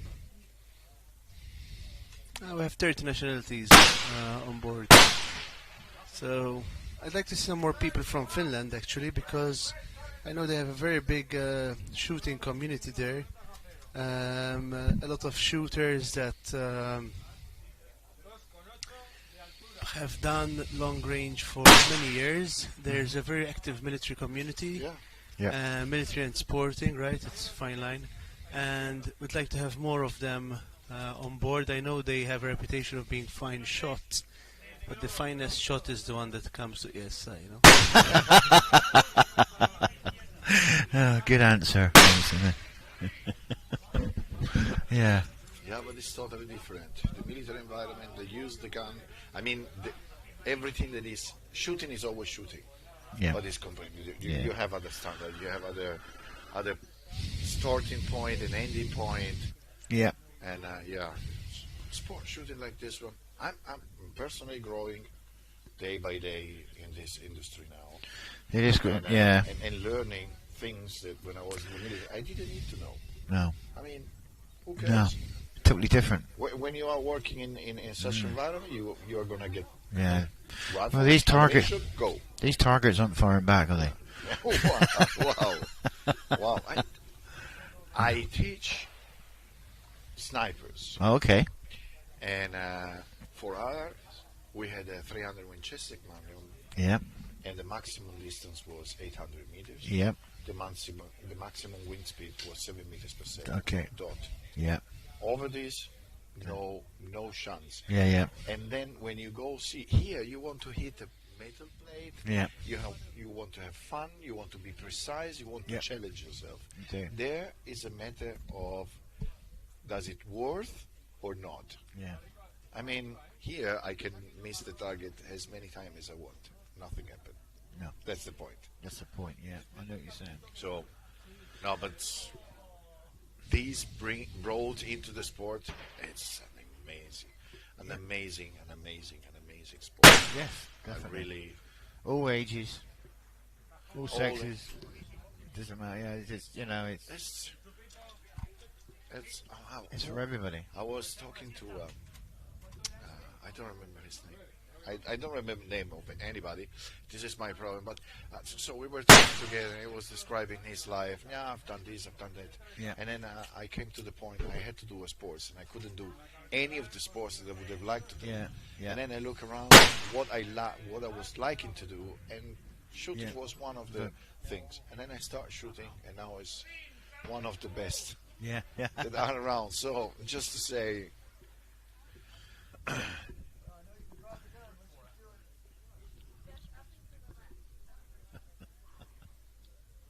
He's got distracted. So we have another lady coming in. Oh, good. She's Freya. take She was she was shooting before. How was your shooting? It was good. Because we saw you in the beginning, and then they change to the other side. I say, why? Yeah, what can you do? I don't know. I think it went fine. We didn't see all of it. The trouble is, we've not only seen bits, so we can't tell you. Yeah, it's quite loud here. Yeah. I found that out. Yeah. You go deaf after a while when you get used to it. Okay. Then I know why. Then Klaus can just yell at me, and I'm just like, Yeah. No, I think it was fine. I missed the cold war. I was in very because it was like we were not supposed to. I was not supposed to shoot until 45 minutes later. Yeah. I got called out early for that. And Luca came and said, "Are you ready in 10 minutes?" Yeah. To shoot in 10 minutes. So when we were down there with our rifle down, it was like 5 minutes. Yeah. So but I think it was okay. I missed the cold bore. I missed target number 1, but I had 2 impacts on 2, 3, and 4. So very good. Very fine. good. Yeah. Very good. But I always want more. Yeah. Well, you should always want more. Yeah. Tomorrow you have the second rounds. The second round. Yeah. So yeah. It'll be fine. Definitely. Who do we have? Right. Where are we to? Got a bit of a delay. Francisco Gil Carillo. Yeah. Carlos Cubino. Never Spanish? España, Spanish. I'll get that bit right. Can't say the name. It's quite easy. Carlos. Light 338. That's perfect.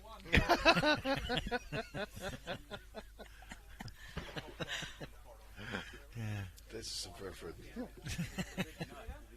But now, since you are in Italy, you have to learn to say it in Italian. No, I got a job to speak English, to be fair. It's difficult. 3:38. No, it didn't happen. Try, come on. Even I can do it. Well, oh, yeah. Yeah. Someone that lives here, You speak very good English.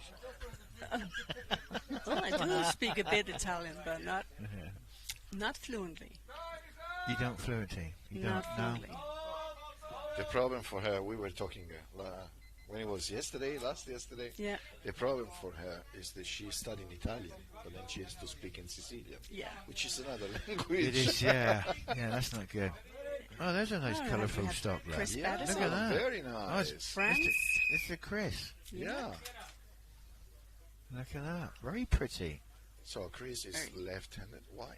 He has the chronometer to... He's right-handed. Yeah. He's got a left-handed boot. How was the cold book? He missed, I believe. Yeah, and he has the rail. See? Yes, what's the rail? The foot rail. I made a video on slow motion for this, and you see clearly the gun is really like fluent, very stable. It looks, it does look good. I'm sure it'll catch on, without doubt. It'd be interesting to performs on that. It looks like a bit of a board there. It looks a bit shiny, so you know. Yeah. I don't know. We'll see. They've obviously been using it and testing it, and it will catch on for sure.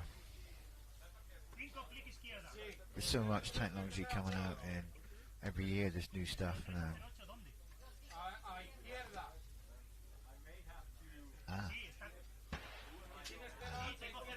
Needs a hammer. Oh, okay. He is. He's a bit tight. Yeah. He's his boat. He's not quite right. Let's see. So he's on target 1 now. Target right? on target 1 there. Yeah. His first shot.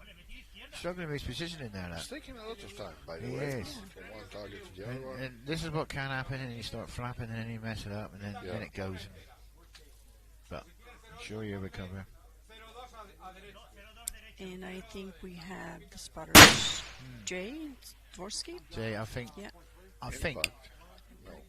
No. No? No impact. I've been watching the target, but there was no impact.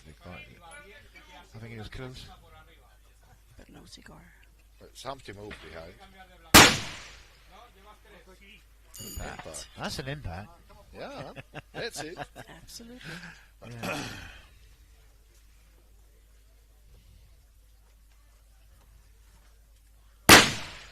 That's Brian Well, Cataneo on the other. convenient that he's shooting on the rail feet target. Yeah. With the rail feet. So. It's true.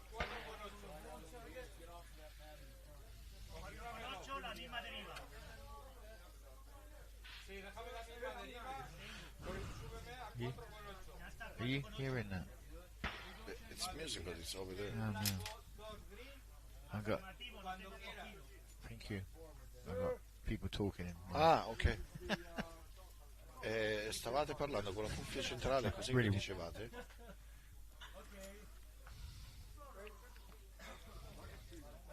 I don't know which number I am. I got a clue. I am. Okay. I am in number 3. I'm in 1. What button should I push to talk to you, or tell me something? So we have the Spaniards on green line. Want me to speak to you? No? No?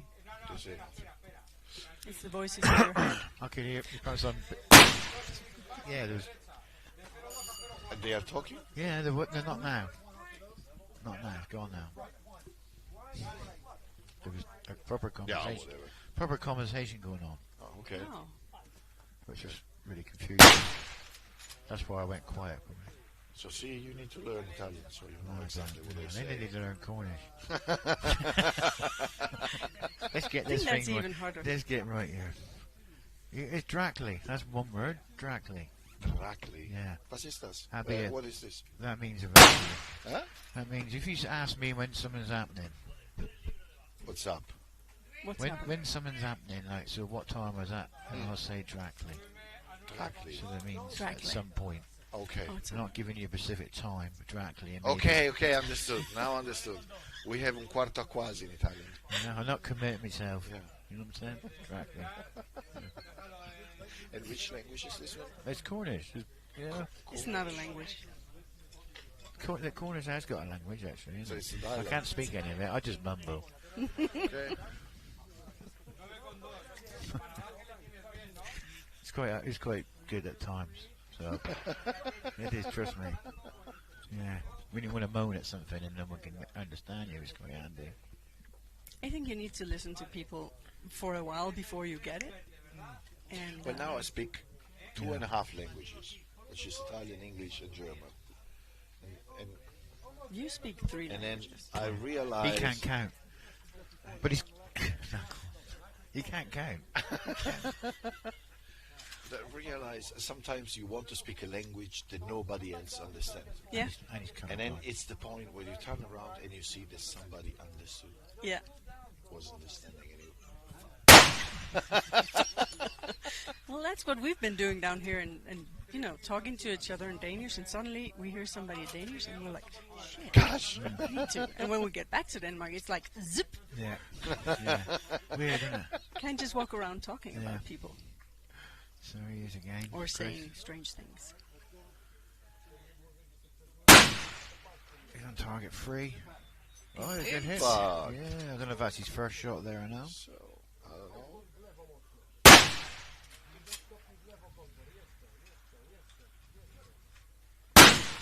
Yeah, they rails are good. They look good, don't they? That was a miss. Only move.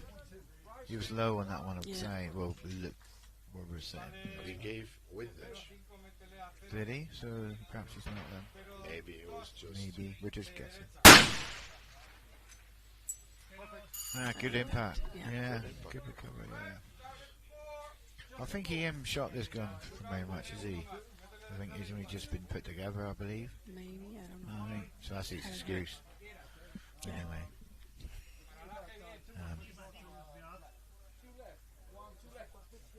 Because he's also the safety officer now, isn't he, as well? Yeah, on that's the fire true. line, which is good. He's doing a great job.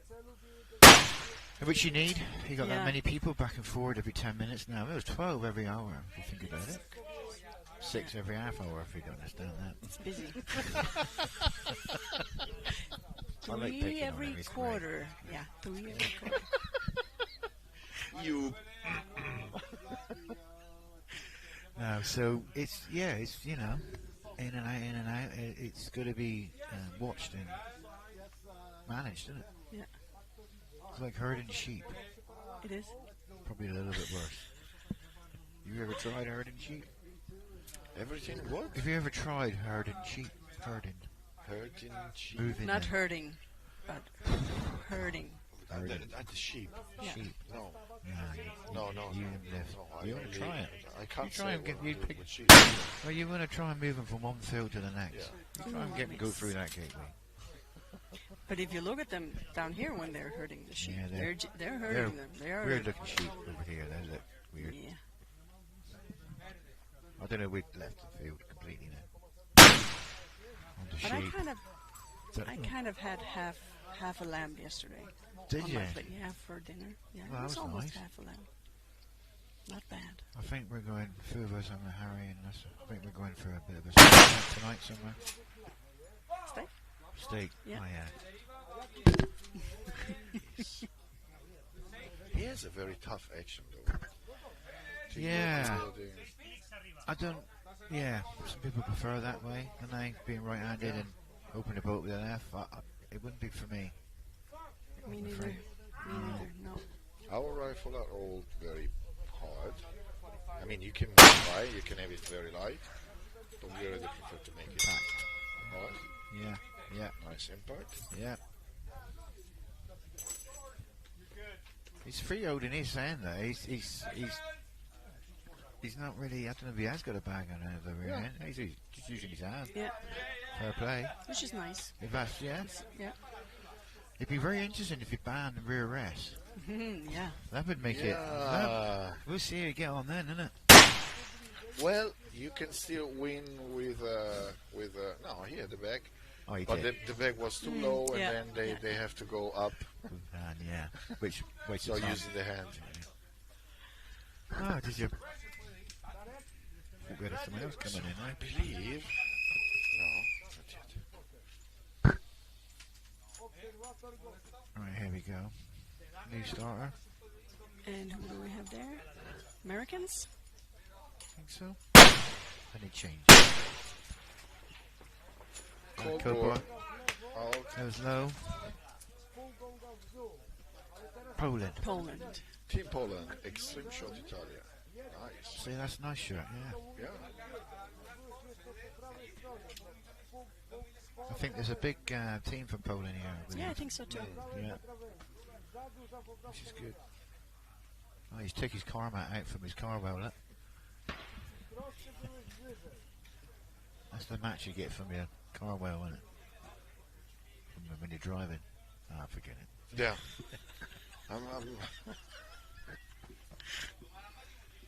It's true. Yeah. How do you find that bipod? I think it's a front knee. I could be wrong. Am I right? Yeah. Okay, I mean, if you could tighten up the cant.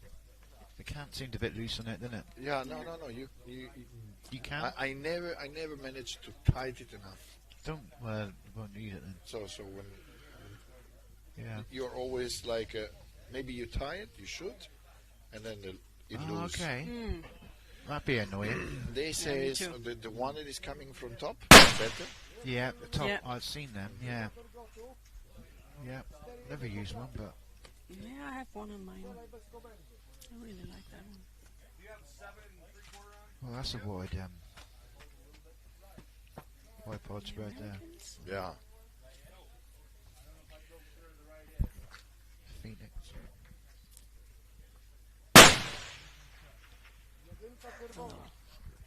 It's been a lot of low shots. Yeah. Looking from where we're looking, for a while now. Huh? Sure wish his makeup's wearing off now, that's the trouble.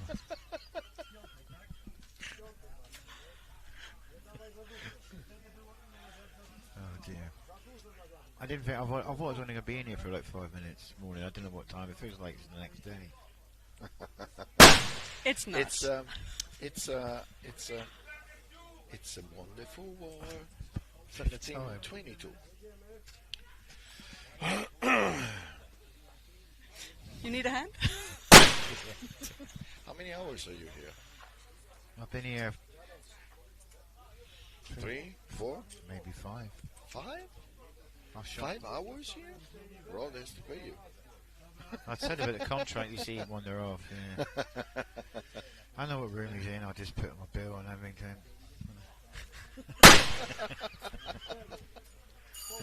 So from this you have to take off 5 hours. Clink, clink, clink, clink, clink. Wow, but didn't 5 hours. I've got someone else looking at me now. But no, that's a bad hit. But he's, I don't know if he speaks English. That could be fun. Ciao Rosario. Rosario, lo parli inglese te? No, solo italiano. Ok. Trovati un coppio. Vai. Così ci dai il cambio. Sì. Just find a teammate, and then we can switch. And we can also switch language, so somebody from. Yeah, that may be good. I don't know how many countries this is going out to.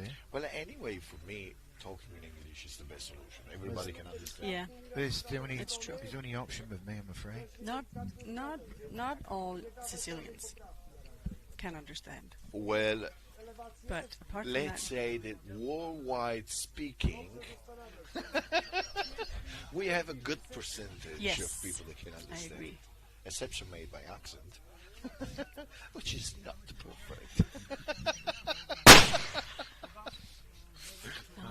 Low and to the right. Yeah, it looked like it. Everybody's been low and to the right. It must be.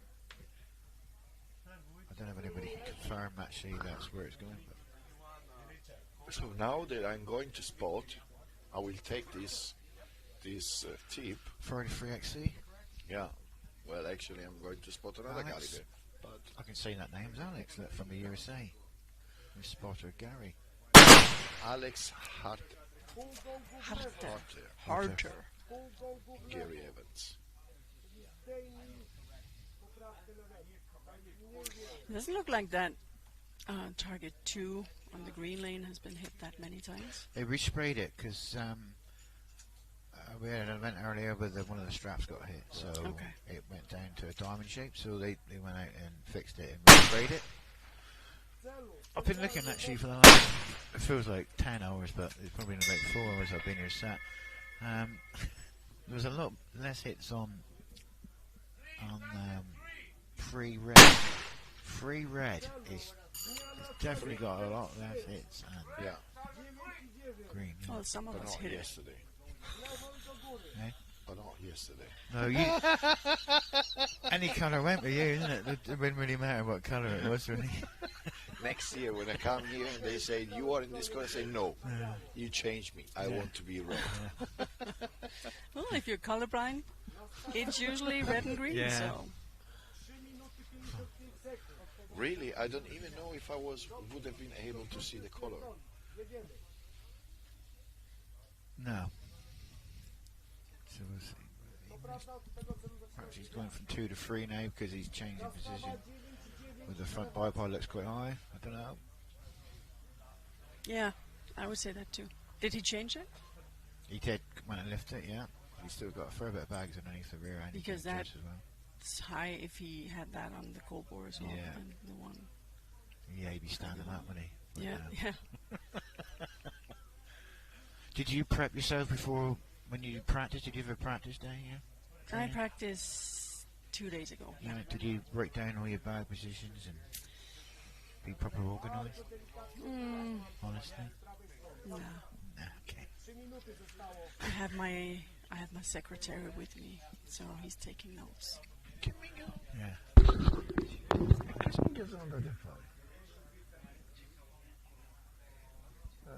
I had to, yeah. I had to write everything down. But I like to be note- organised. I did, yeah, but I did note what I did wrong and what I had. We to didn't change. see the whole of it of you shooting. No, we seen the that. beginning and then it switched over. That is the same last year.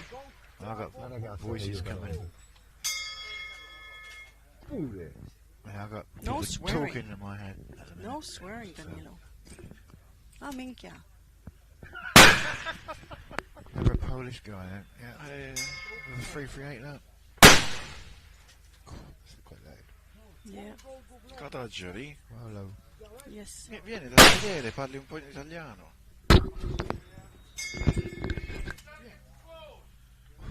I'm gonna place an Italian guy so you can talk to him. And he's also Sicilian, so you can understand both languages. Un po'. I tell you what I can do, I'm going to go out too, and they two can just... Ellers begynder jeg bare at snakke dansk, og så er der ingen, der kan forstå det. All right. Wow, man. So we're going to have a changeover, guys. Okay. I think I need to get up. Ciao, everybody. I will leave you with a very good friend che parlerà in italiano. Danilo, you're not leaving. No, I have to leave. I really have to leave. Ma io non parlo italiano molto bene. Sì? No. That's No. like my German. Ich spreche kein Deutsch. Da, sì?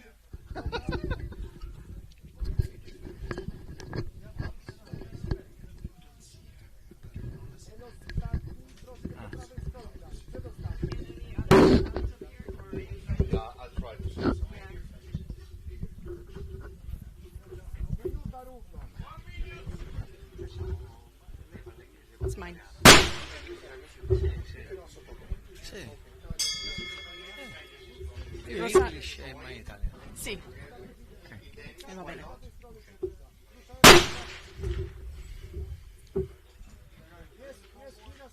So Rosario, you shot today? Yes. Sì? Sì, io ho tirato oggi verso l'1:30 e è andata discreta. Ok. È andata discreta. E qualche target diciamo che l'ho mancato, c'è stato il vento che era molto incostante. Oggi? Sì, sì. Ok. Al miglio? Mhm. Sì, sì. Ok. Il vento penso che ha cambiato direzione, il vento soffiava frontale, quindi il primo colpo si è abbassato di 1 mil. Okay. E questi, which targets did you hit? Which targets did you? Questi targets è un.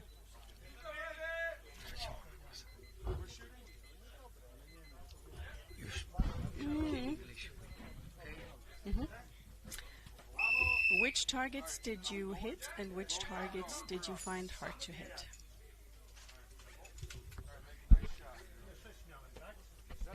E allora io ho colpito tranquillamente il target 1, 2, un colpo al target 3 e target 4, 0. Ok. So, no niente cold bore? No, niente. Una, so one on target 1?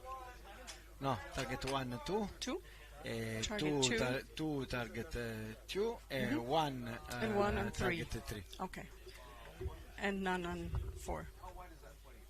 Which lane? Verde o è rosso? My lane is green, verde. Sì, io penso io sparare sulla stessa linea verde? Sì. Oh, ok. Adesso vediamo impegnati sul target 1. I think it's the Americans shooting at 9. Let's see.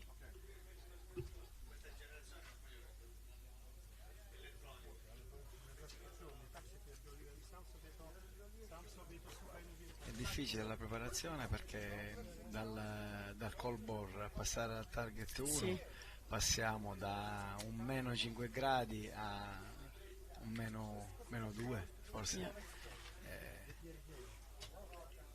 So you have to get up pretty high to go for the call bore because of the angle. And this one is target 1, I think.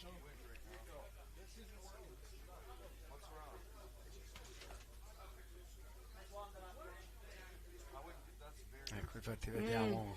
Sì. He does take his time.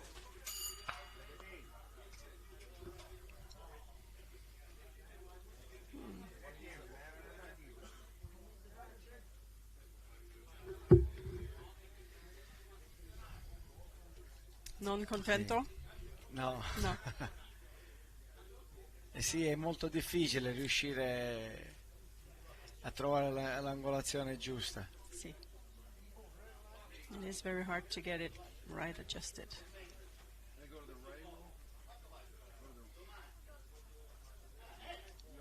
Ecco, forse che ha trovato il giusto angolo. Ecco. Getting the angle right. No. Io ho dovuto aggiungere un altro sacchetto dietro perché non ci riuscivo, ero più alto di tanto.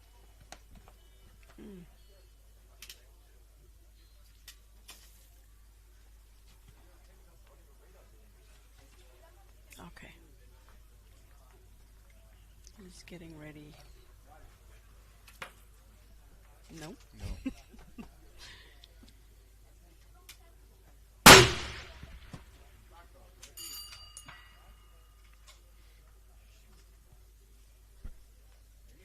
Vediamo se la regia magari ci dà i target di colui che già sta sparando.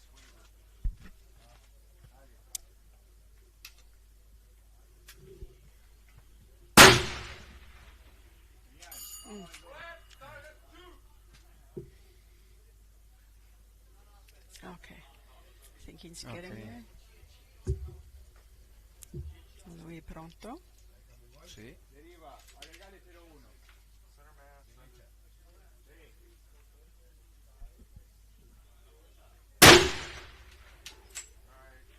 No. But it was in the middle, but low. Sì, è andato Still molto low. basso di nuovo. Sì.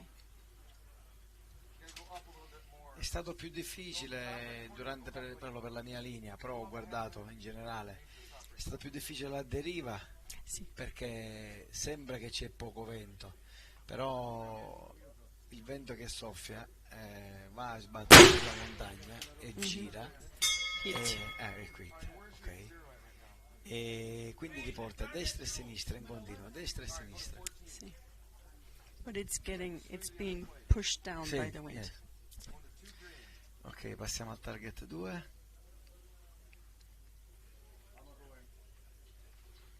Come vedete molto impegnativa la preparazione per il cambio bersagli.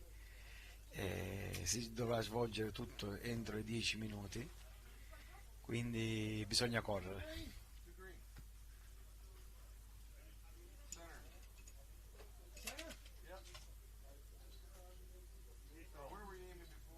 Upper right corner. Yeah, aim the same spot. Upper right corner. Yeah, upper right corner. Okay. Top center. Okay. Top center. I got top center. Top center.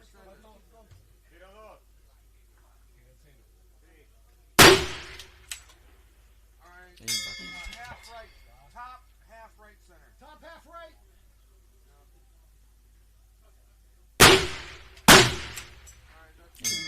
Perfect. Nice. 27 and a quarter. 27 and a quarter. And a quarter. It's going to be interesting to see if he will get all targets.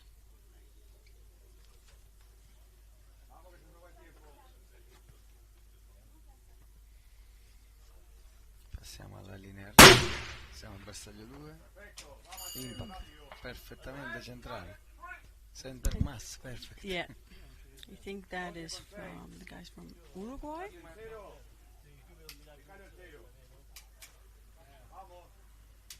With a 338 Lapua Magnum. Yes. Shot in with Sako. Yeah.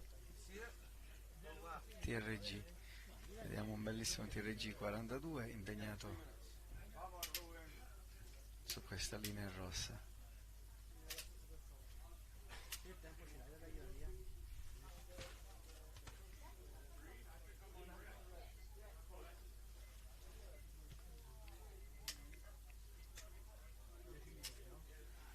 Eric, 10 minuti.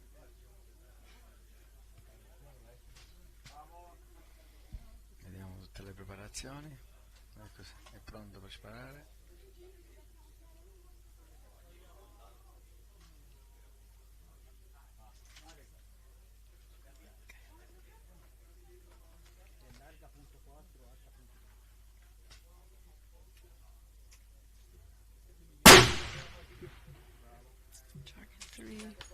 Basso.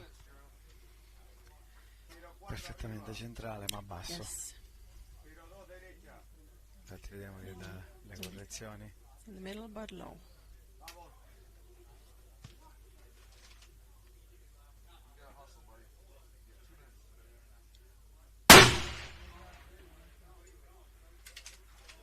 Sempre basso.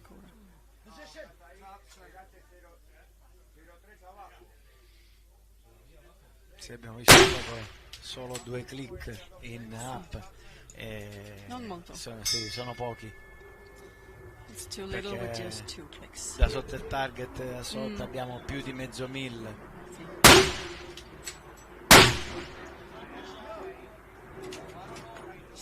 Niente. Ancora basso.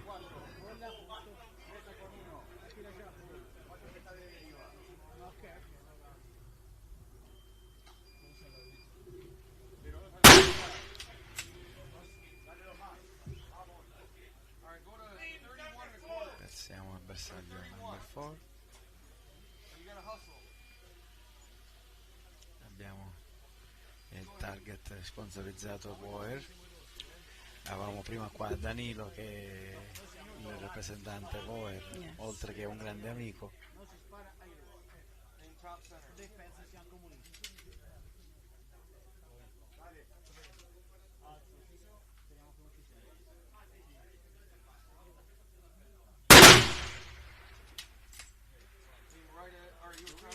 Sempre basso. Yeah. He needs to be more tanti. More, molto. Vediamo.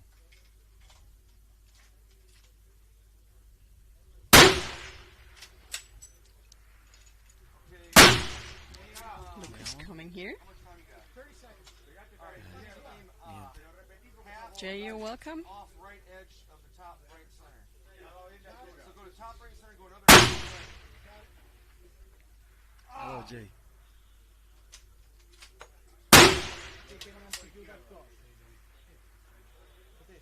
Niente, non riesce ad andare in testa sul target 4.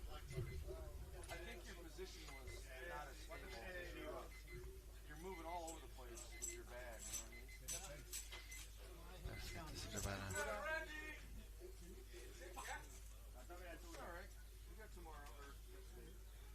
Come avete visto quest'anno le linee sono a scorrimento continuo, le prime 2 si preparano, le altre 2 già sparano, perciò in una giornata si fa tantissimi turni, si fanno, è davvero un sistema ottimo. Adesso vediamo che un italiano abbiamo Sì. qui a sparare, se non ricordo male si dovrebbe chiamare Lorenzo. Ecco, vediamo se ci... Ah, preso, ok, Impact. perfetto, impact.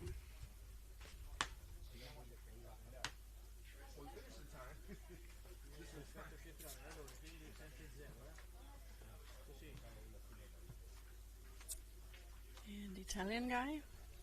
You know Sì. who is it? Lorenzo mi sembra. Sì. Lorenzo. Sì. Vediamo se Yeah, ho we have it ragione. there. Vediamo. Lorenzo, ok. Lorenzo Bambini. Yes. And the spotter is Spotter, Francesco Campobasso. Basso, Campobasso.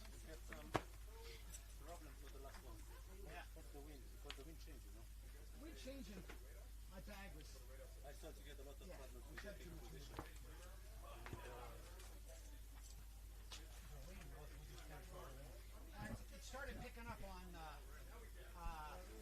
4. Yeah, because I held another inch off. 4. And still the shots are. Hopefully it helps. Si accinge anche lui a prepararsi per il target 1. È pronto. Questo è buono. Beh. The shooter's global to Impact. yeah. Sì, io ce l'ho anch'io, io ho la versione precedente, quello prima. È sì. più piccolino, però è ottimo. Impact, perfetto.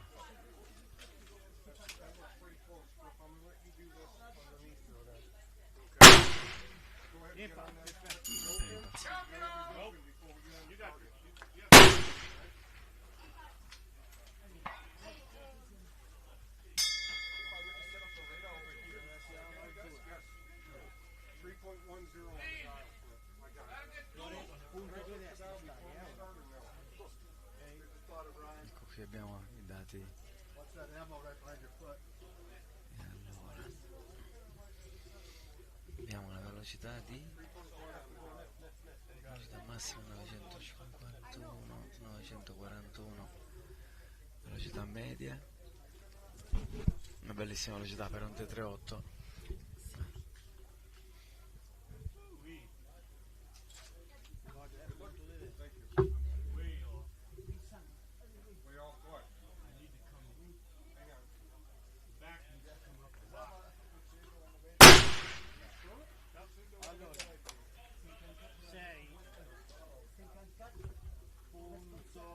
Devi dare punto 3 sinistra, punto 2 down.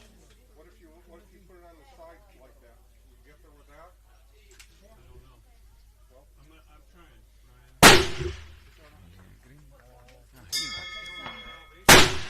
Perfettamente centrale anche lui.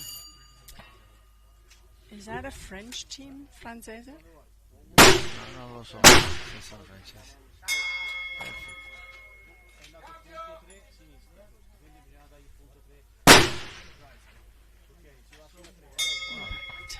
Nice shooting. What do you need, sir? I can help with that. I'm too high, buddy. Quindi ora è andata a destra. Di punto 3. Questo è il bersaglio numero 3 e in teoria è il bersaglio più difficile. Sì. Perché alla distanza, ma con quella distanza è molto più piccolo. Infatti abbiamo un target piccolo a più di circa 1200 metri. So the target on target 3 is very small compared to the distance. So I think it's almost equal as the target 6, 7. Il miglio? Il target 7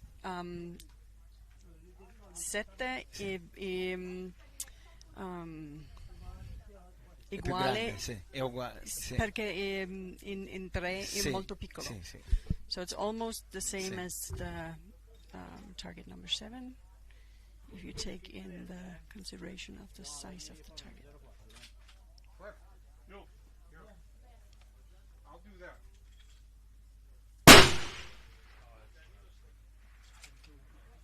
Quando vuoi, Niente. No.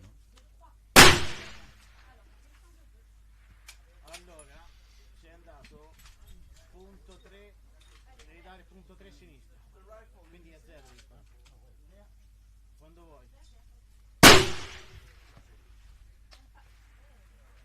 Way to the left, to the right, I'm sorry. A destra, molto a destra. Sì. È molto difficile, Sì. difficoltà. Sì, abbiamo i target 5, 6, 7 sono la stessa distanza, la stessa dimensione. Ora si continua così, Ora è a 0. Sì, compensiamo. Ecco, seguiamo Lorenzo. Allora ci abbiamo 4 minuti, Va bene. Did he start you? Well, you loaded your round. Well, I thought we were already on the clock. Did he say that? I don't know. Are we ready to start? Oh!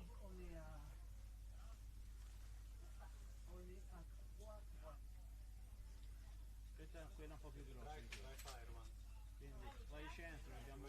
Sulla linea di tiro questa preparazione vi assicuro che è un po', anzi ti fa mettere un po' d'ansia, perché sei lì sempre con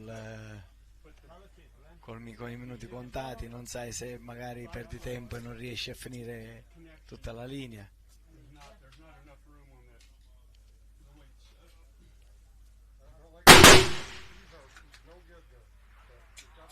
Basso. No. Quando vuoi.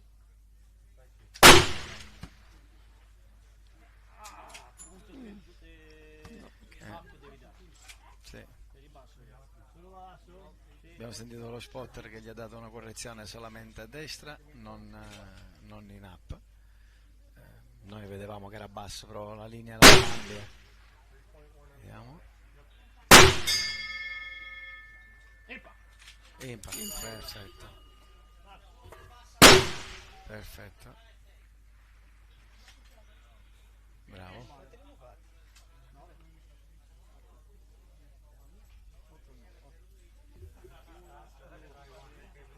Ecco, Giulia Trevisan. Ecco, abbiamo un'altra italiana. Spot dovrebbe essere Ales.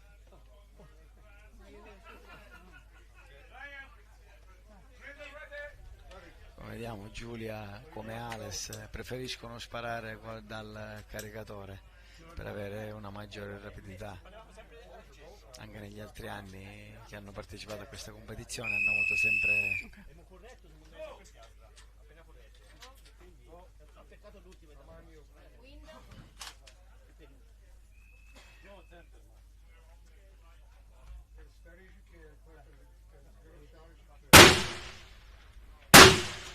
col basso.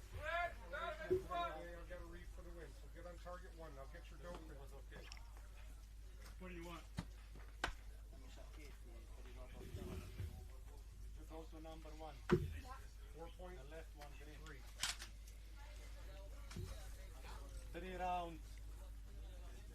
Giulia e Ales sono degli esperti tiratori, partecipano spesso in tantissime competizioni di PRS, oltre che alle competizioni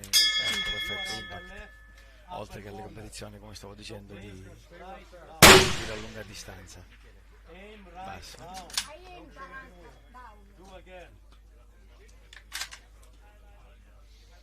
Vedete la rapidità nel caricare ed essere subito già pronti per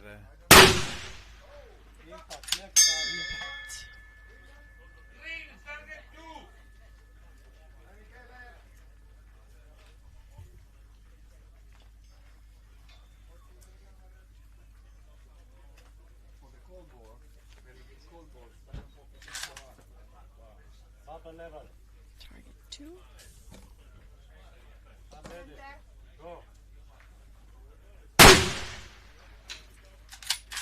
basso.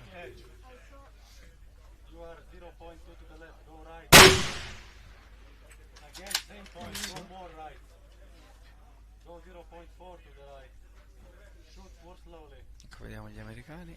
Si preparano. Brian Cataneo, bravissima persona.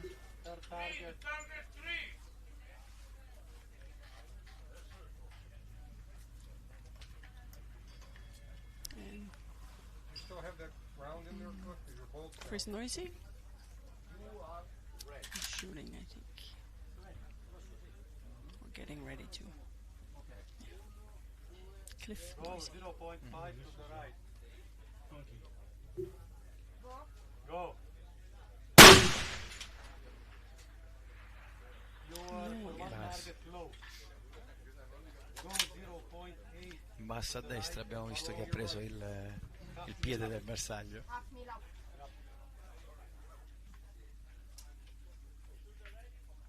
Lo spotter chiamato mill up, abbiamo sentito.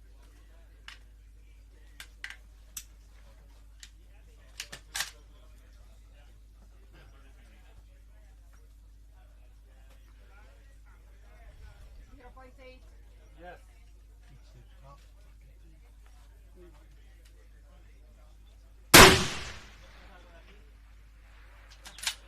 0.5 elevation was fine.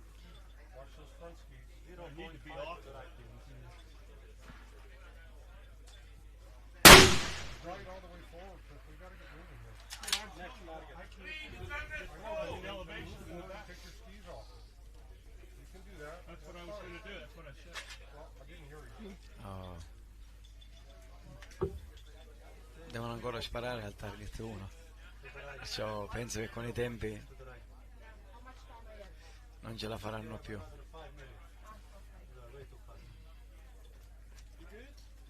So same safety briefing, something from 20 seconds and do things. Watch out, no bolt or safety flag when you leave the platform. Thank you very much, guys. Wish you a very good fly. If you want a coffee, just ring me. Enjoy.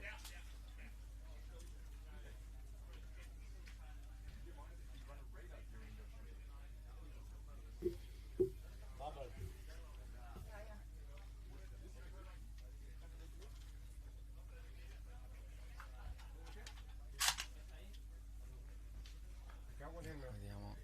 How much? Go. How much to the left? To the right? 0.6.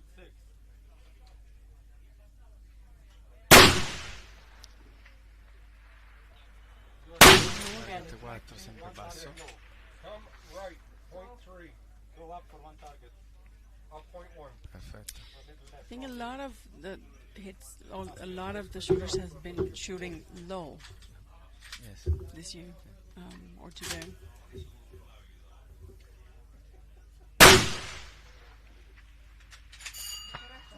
Favor slightly high. Vintage was very safe. Direction for the winner. Impact. Was slightly high, Cliff. Sono riusciti a trovare il bersaglio a partire. Impact.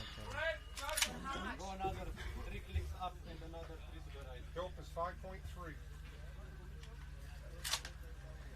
No, no. How much to the Give me right? 0.1 left. 0.8.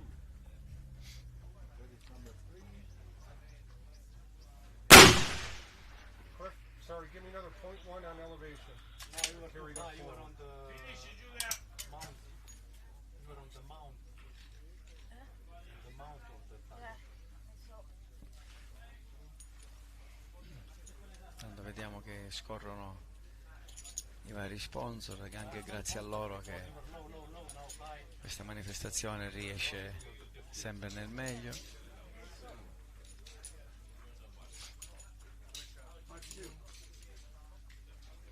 Is she okay? Yeah.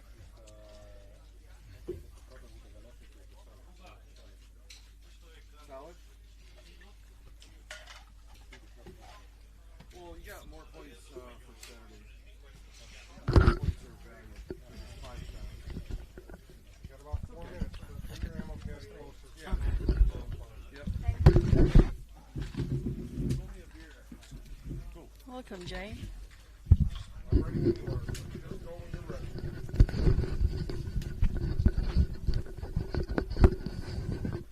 Okay. We're speaking Italian guys. here. Well, it's an interesting day for shooting today. It is, absolutely. The conditions seem ideal, but so many times when they seem ideal, there's something hiding that you're not seeing. Yes. Like you And mentioned. we just talked about that. Mostly the shot has been going under. That's interesting. Yeah. And we were finding our misses, if we were going to miss, we were pushing them to the left. So there was a little, for us, this is just probably about 30 minutes ago, there was a little more of a right to left than what we gave credit for.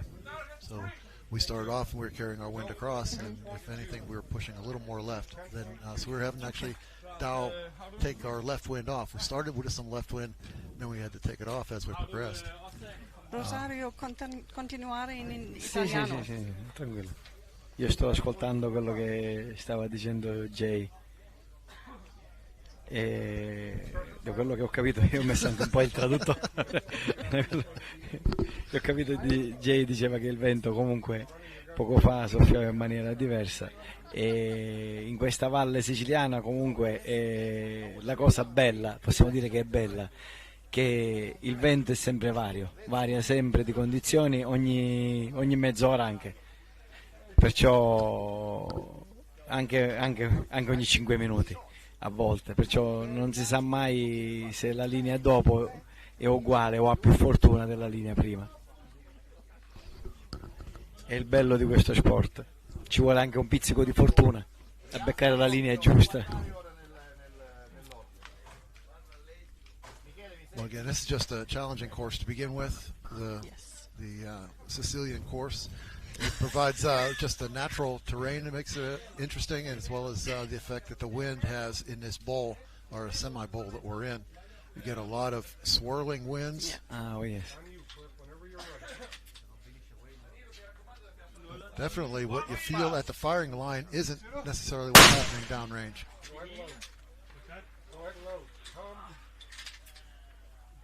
Right, point 4. Right, point 4. This is another American team. It's Cliff Noisy. And Brian Cataneo is these guys, they were here last year, so it's good to see them back. There were quite a few American teams that were here last year and came back. So this is very much a desirable match to shoot. Absolutely. And the overall attendance level is improving as well. So what happens for Americans is we go back and tell stories and talk about the match, and people hear that and they want to be part of it. Yes. Which is understandable, because it's a good Il match. nostro amico Jay ci A lot diceva of che people, very social event. It's really nice. ci sono tantissime squadre americane che erano presenti anche l'anno scorso e che quest'anno sono di nuovo qua presenti, perciò intanto vuol dire che si sono trovati bene e divertiti l'anno scorso e quest'anno hanno ripetuto. Quest'anno gli americani di tutta l'America, dal Canada al Sud America, ce ne sono tantissimi. Sì. There's also a huge team from Poland this year. I think Poland has a huge contingent. Yeah. They In have general, a the very Eastern strong. European countries have been Absolutely. Yeah. Early on, they were committed to this match quite early on, so it was good to see that. Mainly, my wife is Polish, so I'm sort of. In fact, we went to dinner the other night, and part of their team was there. That she was spent some time talking with them. So we have a Spanish team here. I was talking to the Spaniards.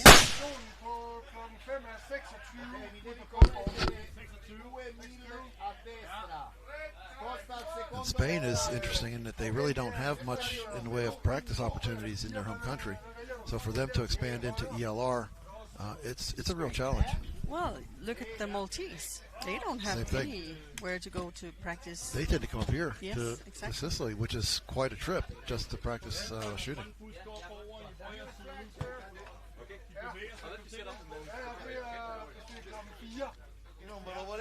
See, earlier we saw Robert Aquilina shooting. Yeah. And he seemed very dialed in.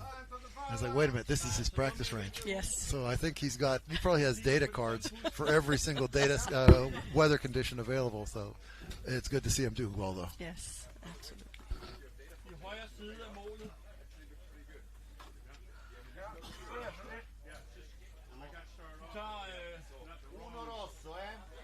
Again, we see a bipod with like a 12 o'clock mount on it, which is almost ideal for these low-angle shots that we're taking. We're seeing a lot of teams struggle getting the rear end of the rifle up far enough to get the angle down on the shot. That bipod configuration helps quite a bit.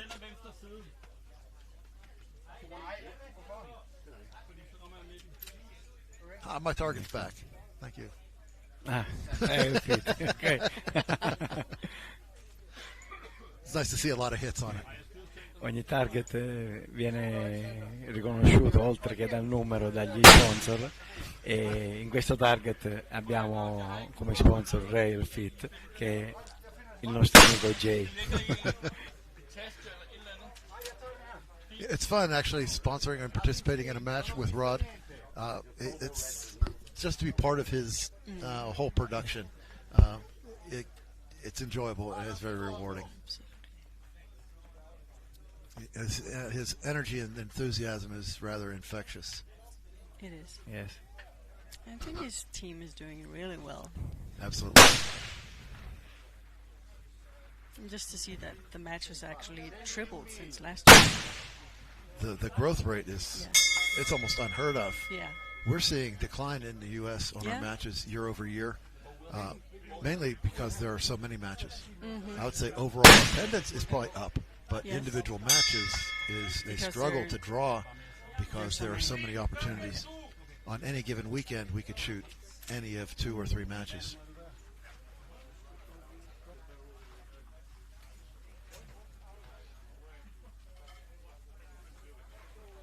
I briefly mentioned that the other night, where it's nice to see the energy level of the European shooters when they have an opportunity to shoot a match.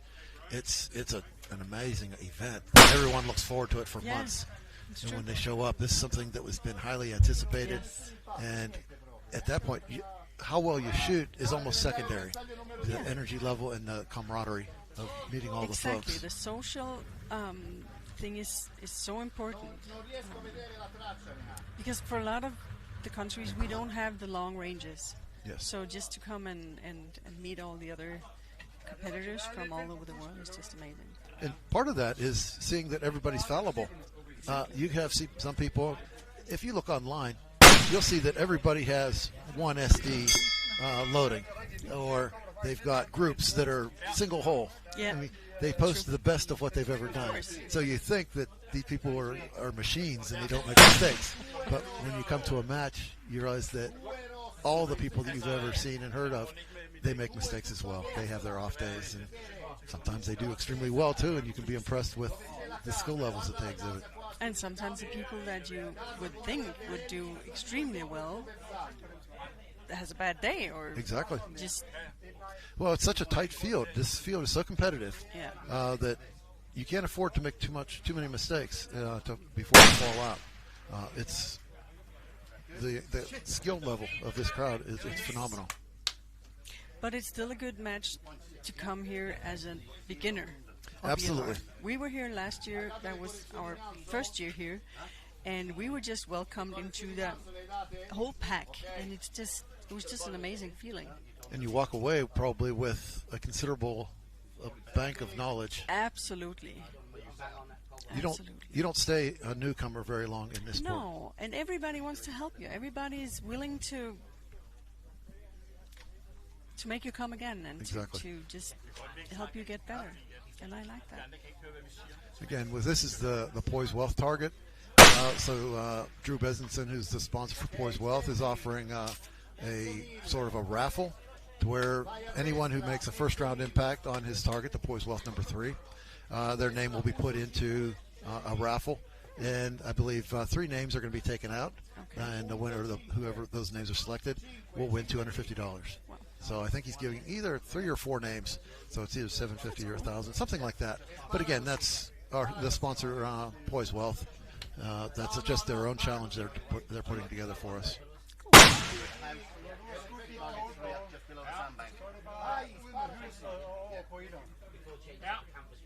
And it's also nice to see sponsors that are not necessarily shooting sports. Yes. That we can draw from other disciplines or interests and industries. And that speaks to Rod's concept and his goal, though, of putting together an event as opposed to simply another ELR match.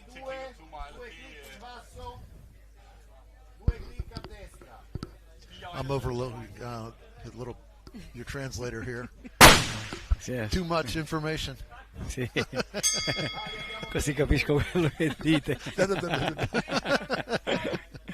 Ok, comunque i nostri amici qua commentavano che effettivamente molti tiratori a volte si vede fare delle rosate pazzesche nei vari target ed è bello vedere il meglio di tutto il mondo riuscire a fare questo in queste giornate, però anche loro hanno le loro giornate perché non sempre si è con la giornata favorevole. In questo tiro ci vuole anche un po' di fortuna a beccare la linea col vento minore e via dicendo, però comunque è un bellissimo sport. Anzi, questo è un invito per molti che ci seguono magari e che non hanno voluto mai provare queste distanze. È bello provare, vedete che vi appassionerete sicuramente. E poi si parlava cos'è che c'è, della lotteria che c'è? Sì, e col bersaglio del miglio mi sembra la lotteria che si vince tutti coloro che hanno preso il bersaglio del miglio parteciperanno, che hanno pagato il biglietto, ovviamente c'era un biglietto. Non ho capito. Sì, va bene, ok.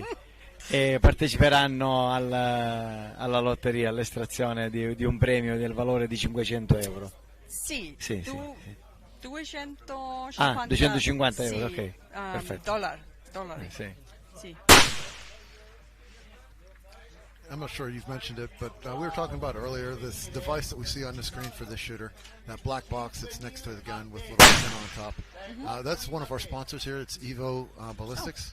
And what they're doing is they're capturing bullet data for all the different shooters. Okay. And they're feeding that. They track the bullet out to about 1,000 yards. Yeah. And they're capturing the speed as it goes downrange. And based on that, they can come up with the drag performance of the bullet. So they can build that into a bullet library, into their ballistic solver. So they're capturing data. It's helping the shooters, but it's also helping them develop their product. Of course. I had a rather lengthy discussion with them yesterday about how their solver works and how they tune it and make it absolutely perfectly suitable for any given shooter. It's an impressive system that they're developing. I'd say it's better than anything that's on the market right now. But it's also, of course, they get all these data from these days, these 4 or 5 days. It must be very valuable for them. It's extremely valuable to them, and it's a sort of seed data. It gets the ball rolling for certain bullet sets. Yeah. And then once they have that information, they will take it and say for a given shooter, they'll get additional further downrange information. For instance, their model will predict a certain elevation at a target, say at 2,000 yards. Well, if you hit low, that means there was more drag than their model predicted. So they will update their model to have less drag so that the model then predicts where the bullet actually hit. And they'll incrementally increase the range, downrange, to your whole drag curve then gets defined. But like we were talking about earlier, I think it was before you came in, that the technology today is just so high end. I would say there are certain steps in technology with the shooting that have made discrete increases in performance. There have just been a few innovations that have made tremendous impacts. I think we have the Danish team there, one of the Danish teams. And one thing also that in this sport, people are very observant to see what works and what doesn't. Absolutely. So we'll see virtually every team here, even if it's their first ELR match, international, whatever, their equipment is on par with the people that do it every week. It's incredible to see. So we have Jimmy Olsen as a shooter and Klaus Falkenberg as a spotter. And it's Danish team. It's their first time here. So that's a Danish team? Yes. Okay. I got an email from Jimmy a couple weeks ago. I wasn't sure where he was from. Denmark. Ecco che abbiamo impegnato ora a Target One e poco fa si parlava di uno degli sponsor che hanno, non so se avete visto sulla linea di tiro, questi aggeggi neri della Evo Ballistic, che sono dei piccoli radar, tipo un radar Doppler, che riesce a cronografare la velocità e la caduta del proiettile fino a circa 1000 metri. E questi dati comunque saranno messi a disposizione del tiratore, anche se a volte già abbiamo visto che sono andati in sovraimpressione. Quindi è una bellissima cosa, una bellissima tecnologia messa a disposizione di tutti i tiratori che sono qua oggi a questo evento, e così ogni tiratore potrà vedere esattamente la balistica esatta del proprio proiettile. I am wondering if the Danish team are shooting on the right target, since we have seen no impact. Or did you see any of the hits? I saw the one on target one. I just saw someone with an impact on that one, but I didn't see any. Yeah, some of them, in fact, when we were shooting, we almost made an error on the wrong target. Yeah. And before sending it loose, I called out the sponsor for that target, and my shooter he's wrong target, so we pulled the correct one. But that's part of the shooter spotter communication, is to make sure that the shooter is on the right target. And we say this all the time, but it can't be overstated. The fact that we've got sponsors of this match who've put out financially, as well as just being in here in person to support the shooting community. And we'd request anyone that if you've got your needs for whatever shooting needs you've got, take a look at the sponsors we've got, visit their sites, and see if they can help you. Because without their support of the match, I'm not sure we'd be able to run it the way it is. And the success wouldn't be what it is. And definitely the presentation that Rod is able to give, it wouldn't be possible without the sponsors. And the best way to thank them for that is to take a look at their products and take a look at their websites whenever you're in the market for something.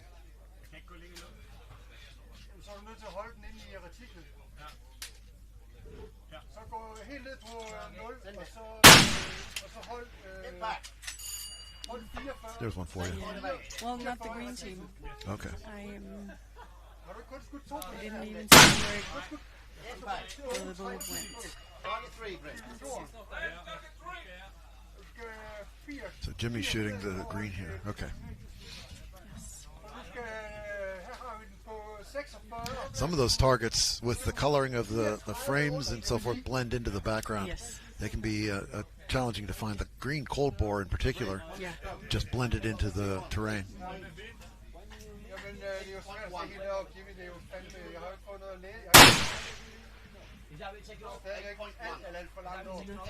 I didn't see that one. Some of these splashes on the misses can be a real challenge to see. Usually closer targets will, because there's so much energy in the bullet, will give you a significant response. But other times, depending on where you hit, whether it's a crack in rocks or maybe you've hit foliage or something like that, can sometimes just absolutely obscure the impact point.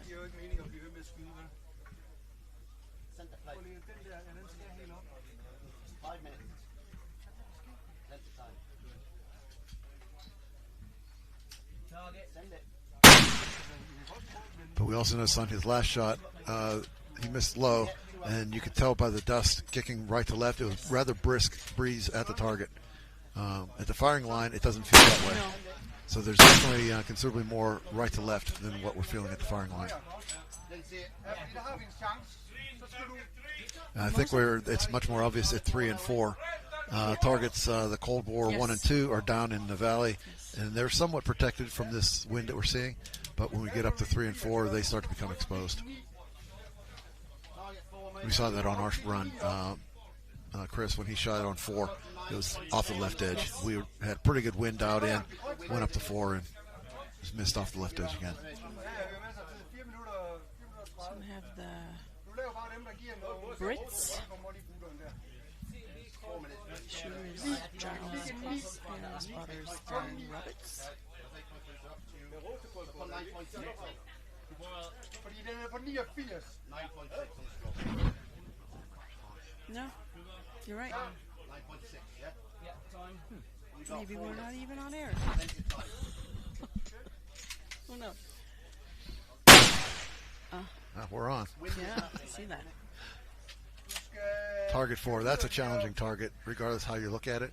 Du skal yderligere 40 klik ned. 40 klik ned. Well, it's picking up the guns, no problem, but our voices it seems to be having a little more issue with. Ja, 40 klik. That's okay, we'll pretend it's working and just go from there. Yeah, exactly. Og kommer til venstre. Du skal 10 klik til højre. 10 klik mere til højre. Just left. All of these plates have been getting quite a few hits today. The scores, it's been a very competitive match. Again, there's no way that we're gonna back into this match into the finals. You've got to perform and Absolutely. put it out there. Yeah.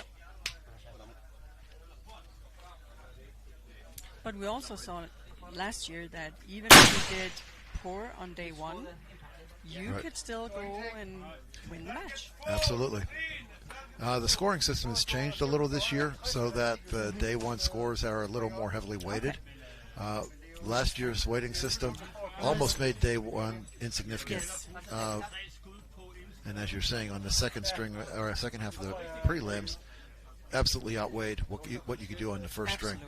We corrected that this time around to give more of an equal weighting to the first and second strings. We'll see how it goes. It's one of those evolving things. Scoring systems are always a point of contention. Exciting to see how much it weighs. You can never make everybody happy. No. You just go with what you think works in your group of consultants, whoever you're dealing with, and let the chips fall. Yes. We did an experiment once a few years ago where we took all of the hit-miss data from all the matches, and we ran it through different scoring systems. Everything from number of hits down to 1 point per impact to 1x for each of the impacts to 5, 4, 3, 2, 1, the distance squared over 3 things, all these different things, the ways you could possibly run a scoring system. And the bottom line was it didn't really matter that much as far as the rankings. There was a little bit of shuffle here and there, but you could almost go back and be as crude as number of hits to rank a match. It falls out that simple that hit the targets, you win the match. Yes, okay. There's considerably more effort and discussion involved with scoring systems than is really warranted, I think. Probably.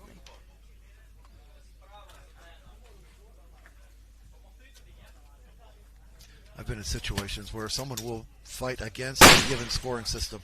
You'll present a different system, which is numerically equivalent, and they'll love it. You pitch it in a different way, but it comes out to the exact same answer, and they hate it.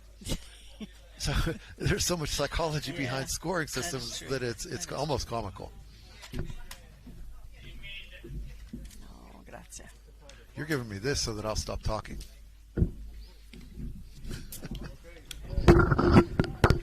Who do we have here? Vai. Oh, yeah.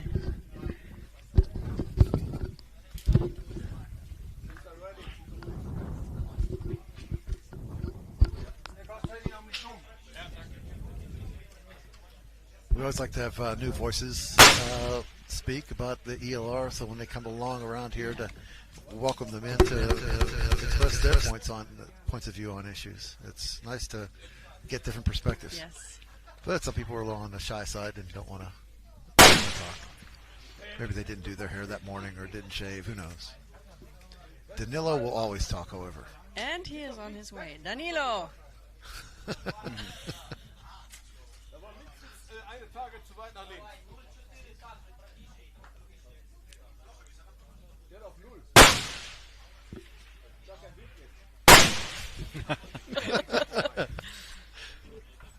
Not this time. 10 minutes, he says.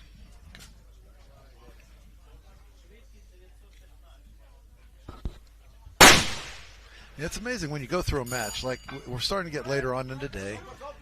Energy levels are starting to drop off a little bit. Just the overall intensity of the match. But oddly enough, these scores count just as much as when the first guys and everybody is all amped up. These ones count just as much. It's an odd dynamic.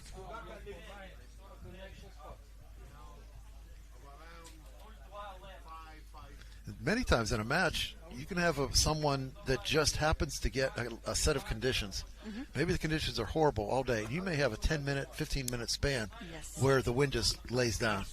And if you just happen to draw those shooting spots, you can run it up and just really... And that's what Rosario also spoke about earlier. Sometimes you just get lucky. Yes.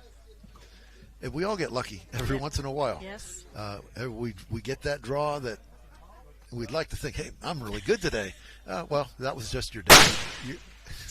But the thing is, when you have it, you've got to make it count. Yeah, absolutely. But again, the level of shooters that are here, they can all make it count whenever they get it. It's a great thing.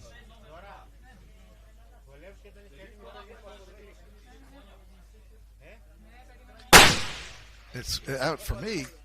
Maybe not so much. Rosario may see things differently, but I don't know a lot of these shooters. So for me, I don't have any I don't know what is going to come from them.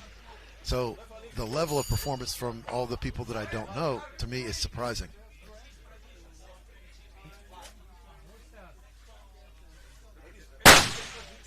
No, io ti do pienamente ragione, perché il livello è altissimo di tutti i tiratori che sono qua, perciò è una cosa grandiosa, a parte che essere un evento grandioso,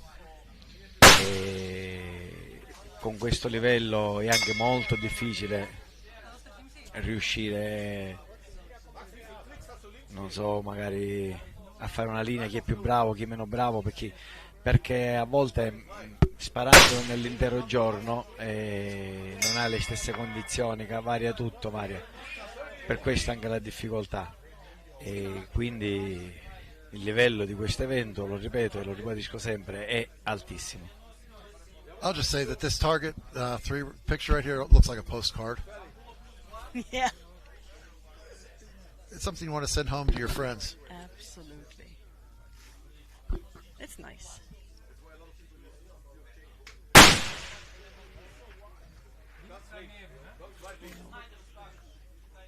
Again, some of these signatures you get off the misses can be a challenge to see from the firing line. Yeah. If the spotter blinks or just misses it, sometimes they're gone in an instant. So they can be a challenge to see at times.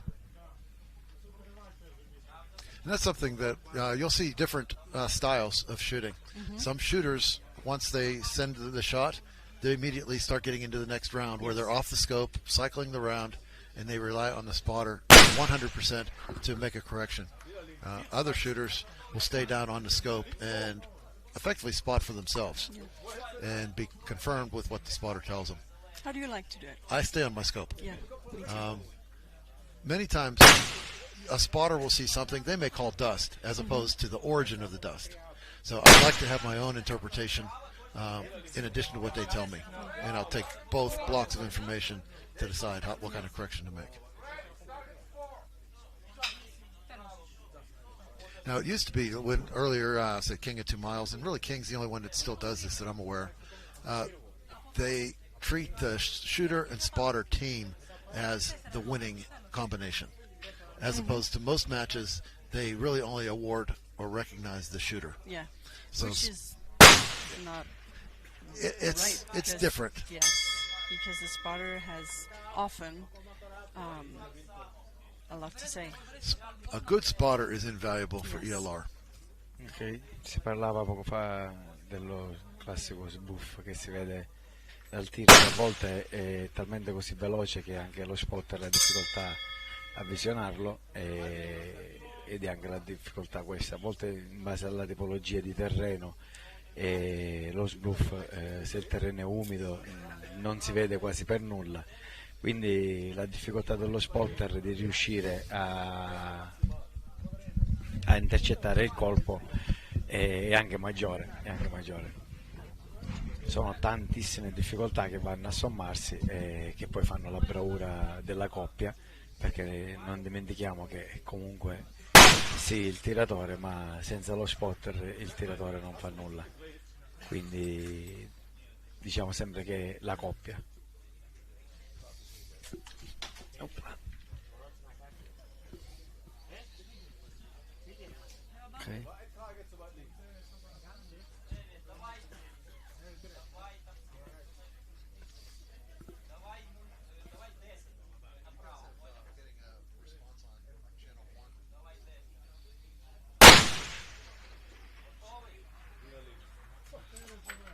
Die Wasserwaage überfahren, das gar nicht.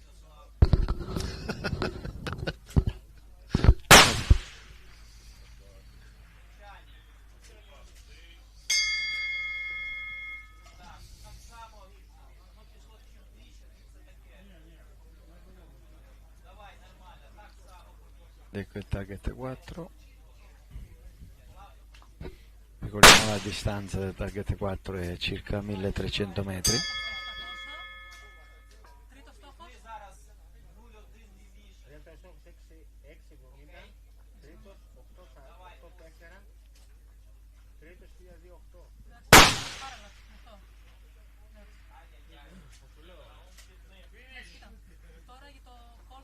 E si è finita anche questa linea.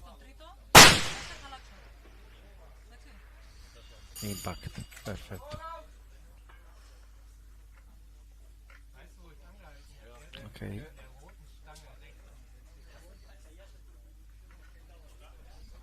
questa?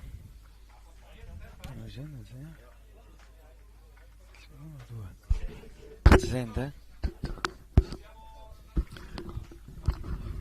Questo è tu?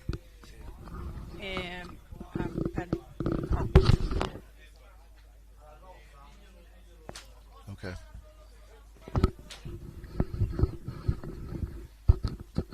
Vediamo? Quando parlo io, si sente? No?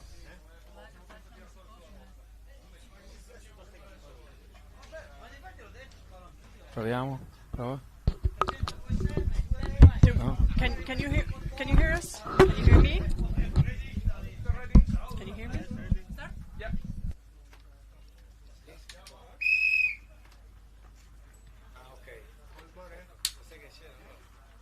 Wait. No. No. Ah. Sì.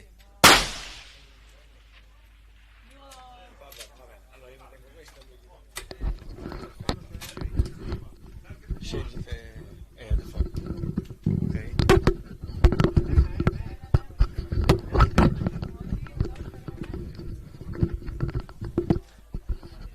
I think we're just working through some minor technical issues here. We're not quite sure what kind of signal we're getting on some of the microphones, so we're just working through that right now. So sorry about that, folks.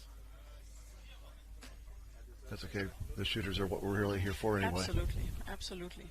I don't see I have any. You can see she's running a 6.5 Creedmoor. That's a round that can reach on these distances without a problem, especially ones that are inside of 100 meters. There's no issue with it.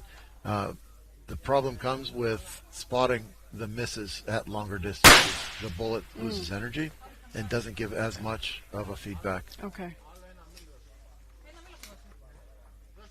Abbiamo visto perplessa sulle correzioni, sta andando sempre bassa. Ed ecco, questa è un'altra tiratrice che tira direttamente dal caricatore per avere più rapidità.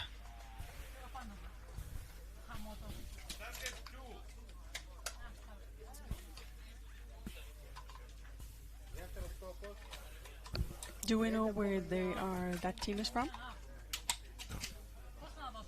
Interesting thing with the shooter, you'll notice she's shooting with her legs crossed, very casual. It's a little different than a lot of the people that have a very rigid sort of the leg spread for stability. Yeah. I shot a match earlier this year, and there was a girl who was 14, 15 years old, and she just had her feet up in the air, flopping around, just having a good old time. But her dad was spotting for her. She was shooting a 300 Norma. And he'd get called out of correction, and she's flopping her feet around, but impact. Yeah. So. Well, earlier on I shot not exactly like that, but and it didn't have any. It didn't change the way that I hit. Yeah. So as long as you hit. Exactly. If you matter. hit and managing the recoil of the rifle, as long as it doesn't jump to one side or the other, that's the main thing you're after. But we get so rigid, particularly, well, I won't say where it comes from, but anyway, sometimes we get wound up over some of the form issues instead of just the end result. Absolutely. But a lot of people want to interfere with how you put your legs, but as long as it works, it doesn't matter. Niente, vediamo sempre basso.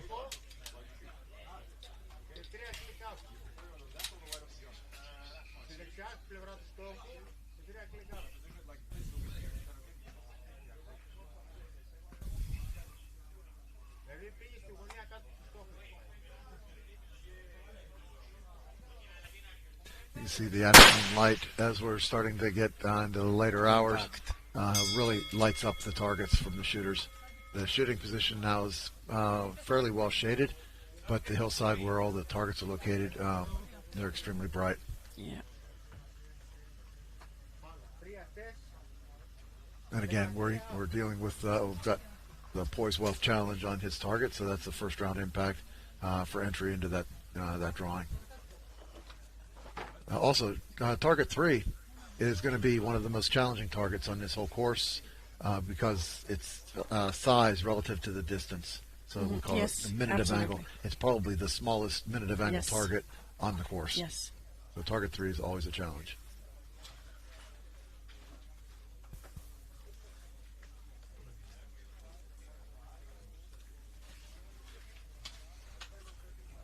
It's nice to see new teams also in this group from Greece. I'm not sure that they've been here before, so having new groups come in and shoot a match is always welcoming.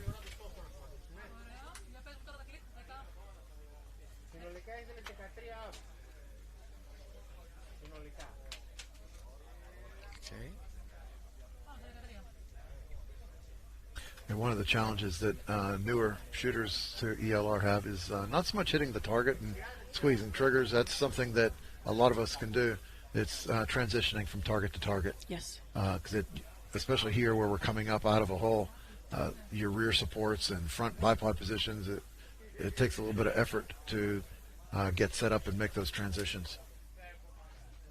And you can see even here, the time from one target to the next, it's taken a little while to set up for the following shot. Regia, mi sentite? Per chiamare la regia, regia questo.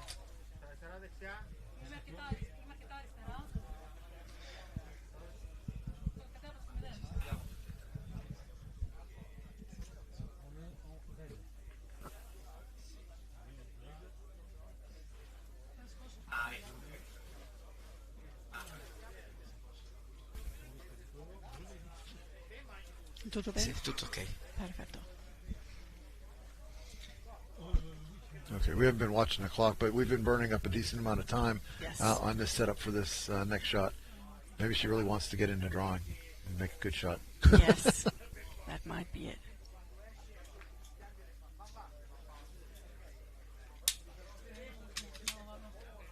I'd love to see an impact here. Click. Did you have a click?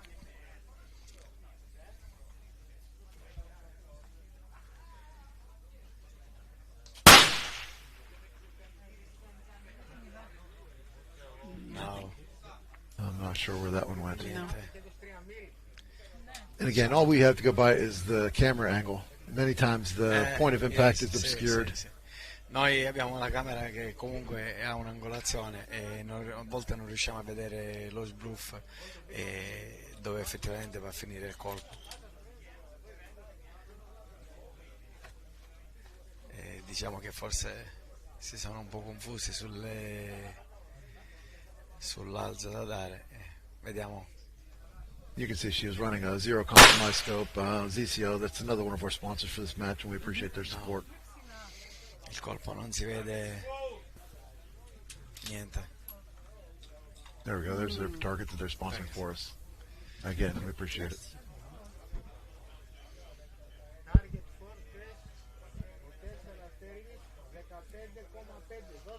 That's the nice thing with some of these banners. They're so bright and easy to see. It's great for just getting their product out in front of everybody. Ecco, li vediamo discutere con lo spotter sull'alzo, se è giusto, vediamo. Now you can see that scrub grass behind this target. It really makes it interesting and difficult to catch some of the misses at times. No. So we didn't see anything fall short. So most likely she would be up in the grass. How far? It's anyone's guess. She also might be dealing with wind conditions as well. She could be way right, left. We're not really sure what she's doing. And again, this is where the 6.5 Creedmoor comes into play. There's not as much energy to get as much dust on the impacts, so it makes it tougher to spot. Sì, vuoi dare il cambio a me? Facciamo... Thank you, Freya.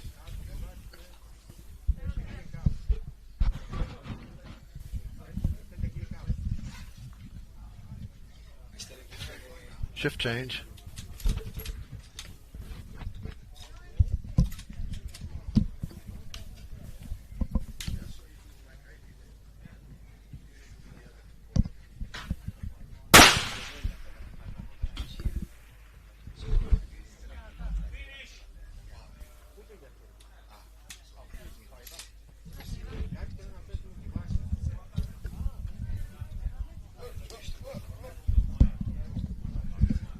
So after we've done a very nice crisscross with all the cable, we are here again with Jonas from Schmittenbende. Hello. He can speak perfect Italian. I speak English. I don't speak perfect anything. Yeah, okay. My English is passable. I believe your English is perfect compared to mine. Wait, I need to take this cable, and this. We have a crisscross of cable here. Now you can see even this target with the sunlight that we've got on this target. It just lights up. Looks like it's on fire almost. It's fantastic. The sun, the lighting we have on the target systems right now. So I've been assisting spotting for a friend, a new friend that we met here. Nice. Michele from Greece. How'd that go? And it didn't. Oh, she was just running with her 6.5? This is Michele. Oh, okay. Okay, I'm sorry. And he's running with a 308 out of shelves. Also the really? ammunition. Interesting. And I mean, you see this ammunition was clearly not performing. At the target number 2, we had more than 5 mil correction for wind, and wind was really not much. Really not much. That's really hard to even put on the ammo. There's something wrong with that. I mean, on a 308 market, I don't want to talk bad about the commercial ammunition, absolutely, but on a 308 market, there are so many kinds, so many weight of bullets, so many pulver that have been used. So you can find ammunition that is perfect to shoot 100 meters, hunting or something like this, and then you find other ammunition that are very good on long distance, but I don't think he had this kind. And there's certain ones, especially even 308. You may look at a 168 grain, and that runs great out to about 600 yards, and then it falls off the shelf. Mm-hmm. Whereas if you make just a subtle change, you go to a 175 grain, that'll fly out past 1,000 yards, and very consistently. Yeah. So when you look the trajectories, it's night and day. Yeah. But it seems like such a subtle difference on a box of 168 versus 175. What's the difference? But the learning curve is fantastic when you learning the limitations of your ammo. Really. I was talking also to Jonas. That's my name, yes. Jonas. You know that I always mistake it. It's Jonas. Jonas in German, yes. Yeah, okay. But it's also funny to say Jonas or whatever. And I had an ammunition made by the Saltic, the company that we are working with, in 308. They just made in 2 days. I just said, can you prepare some? And they made this ammunition. We went to Hungary shooting with this ammunition. In 500 meters, I was less than 1/4 of MOA. on the target consistently. It was really, really amazing. Is it their own projectile, or were they? No. It was. They told me which bullet it was. You know, I don't remember names. Yeah. Well, some companies are just their production methods are much more precise than others. Yeah. If they're in, as you said, we were talking about this earlier. If they're pursuing a military contract or whatever that requires a certain accuracy level, 0.5 MOA or something, whatever it is, then they're going to be held to a much higher standard. It's going to take longer to measure those out and make sure that the loads are correct. But if their contract says 1 MOA or 2 MOA requirement, well, you can just dump the powder and run. Why waste time being accurate or consistent? If you have to put the ammunition on the belt, absolutely, it's really like just throw something inside and exactly and send it out. I mean, they still need to be with a certain accuracy, but if whatever the requirement for the contract is, many times people only do what's required instead of the absolute best they can do, because there's a time and cost trade-off. So I have a question for Yona. He's one of the most expert in optics that I ever met in my life, and he have been teaching here and there to me something about his optics, and we were talking about parallax. I would like then asking you again, so maybe I can learn it a little bit better. Why, when we correct, so what is the parallax? Parallax actually is a system that helps us to be precise on the target. Exactly, so not what is, I mean, if I look through the scope with a parallax correct, I can see always the reticle in the same position. Exactly. Yeah. When the parallax is not correct on those optics that don't have the parallax, then I run the risk that I move my eyes on the optic and then I'm seeing a different point of impact through my reticle. But then I noted that when on the parallax there are those numbers that are telling you are 100 meters, 200 meters, 300 meters, and then I was on a shooting range, 500 meters, and I had the parallax that was almost all the way out. It was another optic, it was not Smith&Benne, it was another producer, and I had this parallax almost on infinite, and I was like, how it is possible that I have 1,000 infinite and I'm just 500 meters? And then he started explaining something that I was really like, oh, about temperature. Tell us. Yeah, you have also on optics and lenses impact when you have different light and also temperature. Especially glass that have a good way to bend the light. They are very sensitive of temperature. When you have lower temperature or higher temperature, then they bend the light in a different way. And then sometimes the aluminum body doesn't have the exact correction, and then you have an impact also with light and also air pressure kind of effect on the parallax. Yeah, when pretty you're much. shooting with a lot of blue light or a lot of white light, and some other wavelengths are left or not in the rifle scope, then you have a parallax shift. When we talk about parallax, and a lot of people call it the focus knob. It's Yeah. not really a focus knob. It's much more simple than that. In that inside the scope, you've got a lens with your reticle, the hash marks. Well, you've got a focal image, and the idea is to put the focus of your image in the same forward and aft plane as where your reticle is. You can think of it as 2 points. Yeah. If you look at these and you put your head to the side, now they change position. Yeah. Whereas if I change my focal plane and now they're in the same spot, I move this side and they're in the same position. So now small movements don't change. You're always looking. Now if you make a small head movement, you're going to see it.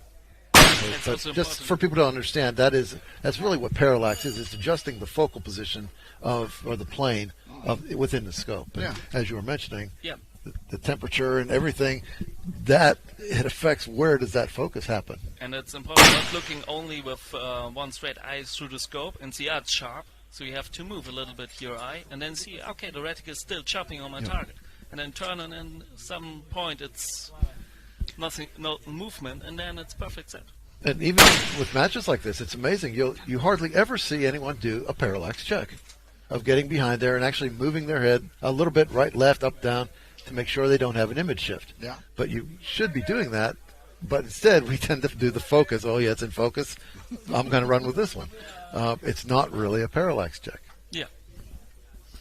So, what is the I just want to make a lot of questions, to be honest, because he has an incredible knowledge about optics, but he's a little bit like shy talking and explaining things. This is a good chance to pick his brain then. Yeah, he's very German. Him is. Thank you. And so, what is the procedure that any shooter? So, from the very first moment they get on an optic, how they can set up the optic for their eye? What is the normal procedure that you follow? I think the first good thing is to adjust the ocular, that you have the reticle sharp.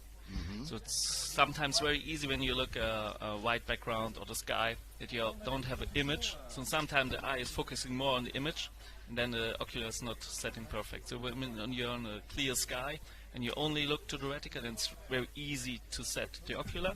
I prefer more higher magnification when you have a first focal plane and you see the reticle very clear. And the next is then check the parallax. Okay. And also the parallax, I prefer set it on higher magnification, because on lower magnification you have more field of depth. There's a bigger window.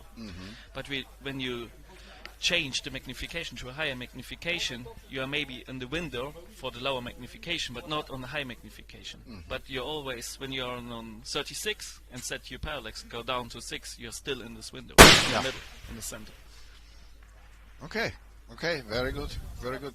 These are all things that very often are not told to people. I see a lot of people coming to the shooting range, and they have the optics, and they have no idea what they have to do. No idea, completely. Well, especially I think if you've got someone who's coming from the bottom end of shooting, they might buy a relatively low-end scope that doesn't even have a parallax adjustment. So for them, this extra knob, it's like, what do I do with this? Well, for that one, the parallax was already preset to a certain distance.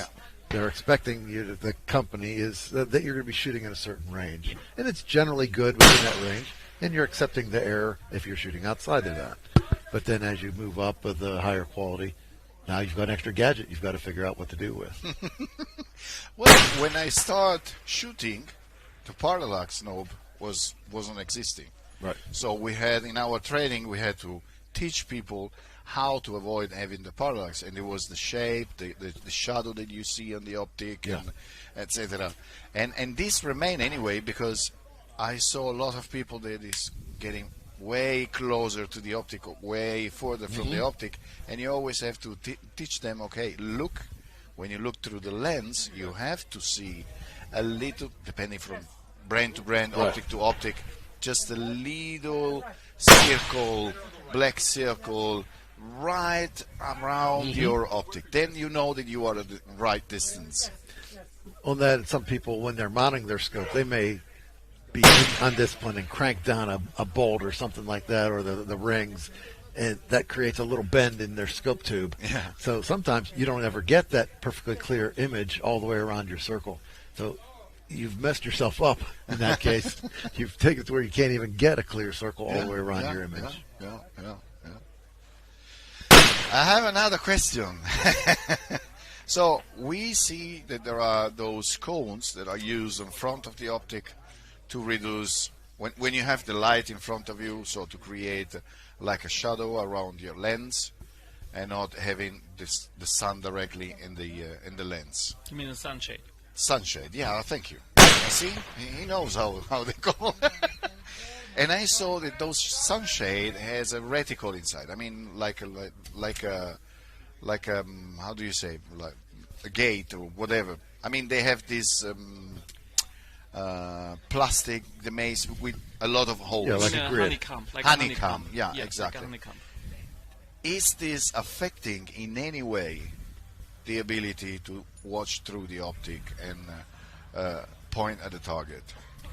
When the honeycomb is not really centered, then you look at the honeycomb and not look through the holes, and then it could be also an effect on the quality of the image, like unsharpness and so on. You need a very good honeycomb, and then it's no effect. Especially when you have low power, you can see the grid. So you see the honeycomb, but on high magnification too, you look through. But when it's not perfectly centered, then it's also then can affect the shooting. Okay. Now, does that affect what kind of glare you've got in your lens at all, or what's the benefit for it? Yeah, but when you also take it in the front, not screw it in and tilt it a little bit, and you see sometimes that you have like unsharpness because you need a lot of light, right, and take it out of the objective, and then it's not a perfect image. Now, is there any kind of things like polarization or anything like that on your lenses, or is it all just perfectly passed through for filtering out, I'll say, part of your light waves? Or do you just run with, is there no polarization at all? We have for the ocular some attachments that you can throw in a polarization filter that you can take out light looking to for police, military, look through windshields, look through windows when you have some reflections on right. it. Okay. Because otherwise you can, well, most of us have seen that with sunglasses, polarized or not. Yeah. And it simply knocks out some of the glare. Yeah. And I wasn't sure. Occasionally, if we've got a lot of direct light, I didn't know if that is something that the manufacturers relied on or not. So when we are going to choose an optic, how can we define if a lens is good or is not good? Because we've been talking. When you are part of the industry and you want to present a product, you know that the best way to present the product is just going to the shooting range. Right. Absolutely. Put the people, okay, test it, watch it, look it, etc. But then you find yourself just going in a shop, just going on a fair, just going somewhere, and you have multiple options. So not considering how much costs one and how much costs the other one, how can you define, okay, this one has a nice glass, this one has not a nice glass. There is any trick that somebody can follow, or it's just like a no? I think a good reason is ask you, can I go outside and compare the rifle scopes, the binoculars, the spotting scope, whatever. Say, I like to spend a couple of minutes outside. Come with me, we find a stable position, look with the optics on the same spot, whatever, the same target, and compare it for your own eyes and see, yeah, it's better. But I think to compare only data sheets makes no sense. Yeah. For optical, there's no, I have an optic clearance of that, I have this error or whatever, so go outside and test it. And I think in exhibitions where you can look maybe 20 meters on a bright exhibition hall, or in a shop where you can look 3 meters, it's not easy. That's actually one of the nice things about matches like this, because many shooters will allow you to look through their optic. Yeah. So you've got many different brands and models of the scopes, even within brands.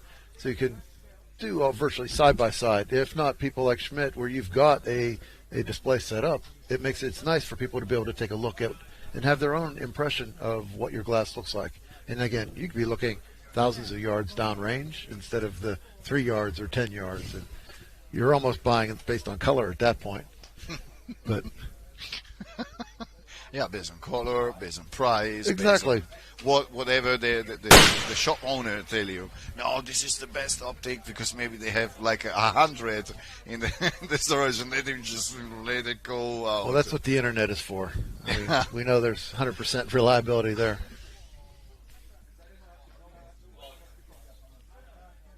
Yeah, but I'm really fascinated about the world of optics.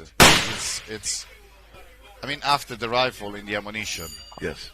Or together with the Hello. rifle and the ammunition.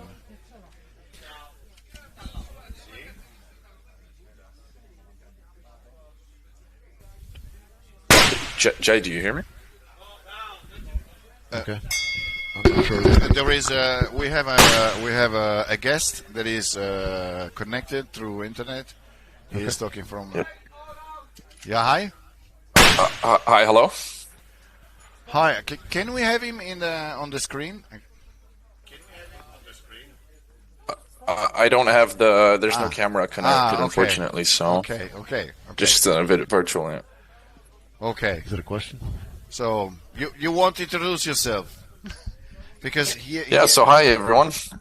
I'm Jean-Louis Buron. I'm the owner of Black Hill Industries, so BHI Distribution in the context of this event. We're a EU distributor for premium accessories for long range and precision shooting, and we're representing Cutting Edge and Dovica for this event. Okay. Okay. Nice. What do you think about this event? Are you watching it through the live? Yeah, we've been keeping a close eye on it for the last couple of days, and honestly, this is our first time participating as a sponsor in this event, and actually a really nice time. I think the organization is nice, the shooters, all the equipment that we're able to see. I think it's quite an interesting event compared to the other ones that we can have around the world. Okay. Yeah, but these are, I don't really follow many other events, honestly, but I don't think there is this online coverage for all the other events, right? Very few. I think the match in France has a certain amount of online following or a live presentation, but from my experience, different ELRs, that's about it. The U.S. matches don't have it, and it makes it interesting now. Whenever people even do a search, say on YouTube, for ELR, they want to see what's it about. Yeah. Now they're finding Rod's matches, and they're starting to see they can get a flavor for what's going on. But there's not a whole lot of other alternatives. You almost have to go back to 2017 King of 2 Miles, where they had a television show that was produced, and you can get a sense there. But the industry in the field or the sport has advanced quite a bit since 2017. Wow. It's light years difference now. Well, sorry to be exaggerating, but it's quite a bit different than what it was even 8 years ago. Yeah, but also the technology. I mean, exactly. To run now here, there is really a group of professionals running cameras, microphones, and the live streaming, etc. But it's not anymore that difficult to create. I don't want to say like Rod did here, so a continuous live streaming, but create something that people can watch a little bit more, see a little bit more. Again, I see that as the goal of the match director going into it. What is it you're trying to create? Yeah. Are you creating a venue to host an ELR match, or are you creating something that's going to have life of its own beyond that? And Rod his goal all along was to create something more than just an ELR match. Yeah. And along with that comes the expense of producing such an event. And most match directors wouldn't want to absorb the cost for that. And again, we mentioned this before, all these sponsors that we see in front of us for this match, they are the responsible for allowing us to have this production. Without their support, we would be just another ELR match which would fade away after Sunday. But instead, we've got the support of all these sponsors to make this an event that's will last and be seen by anyone who wants to search it downstream. I think what's interesting about this live stream format is that we can have this follow-up, and the commentators panel, I think it's very interesting because we're, during the entire live stream, people are talking, we're learning about equipment, we're learning about shooters, and I think the interesting part as well is that, I've even just for the last couple of hours that I've been watching, I've learned about the regulations in Greece, I've learned about the restrictions on flights, so I think this definitely adds a nice detail to a live stream and makes it interesting for people to tune into. Yeah. We've been talking today quite a lot, starting from this morning together. It's really good to have all this system, the event, the live streaming, because we can really not only show whatever we are doing here, not only enjoy ourselves when we see. Or maybe not when we see the mistakes that we have done, but anyway. But it's also for the people outside to understand the sports, to understand what are we doing, to understand what are the products that are around this sport. Exactly.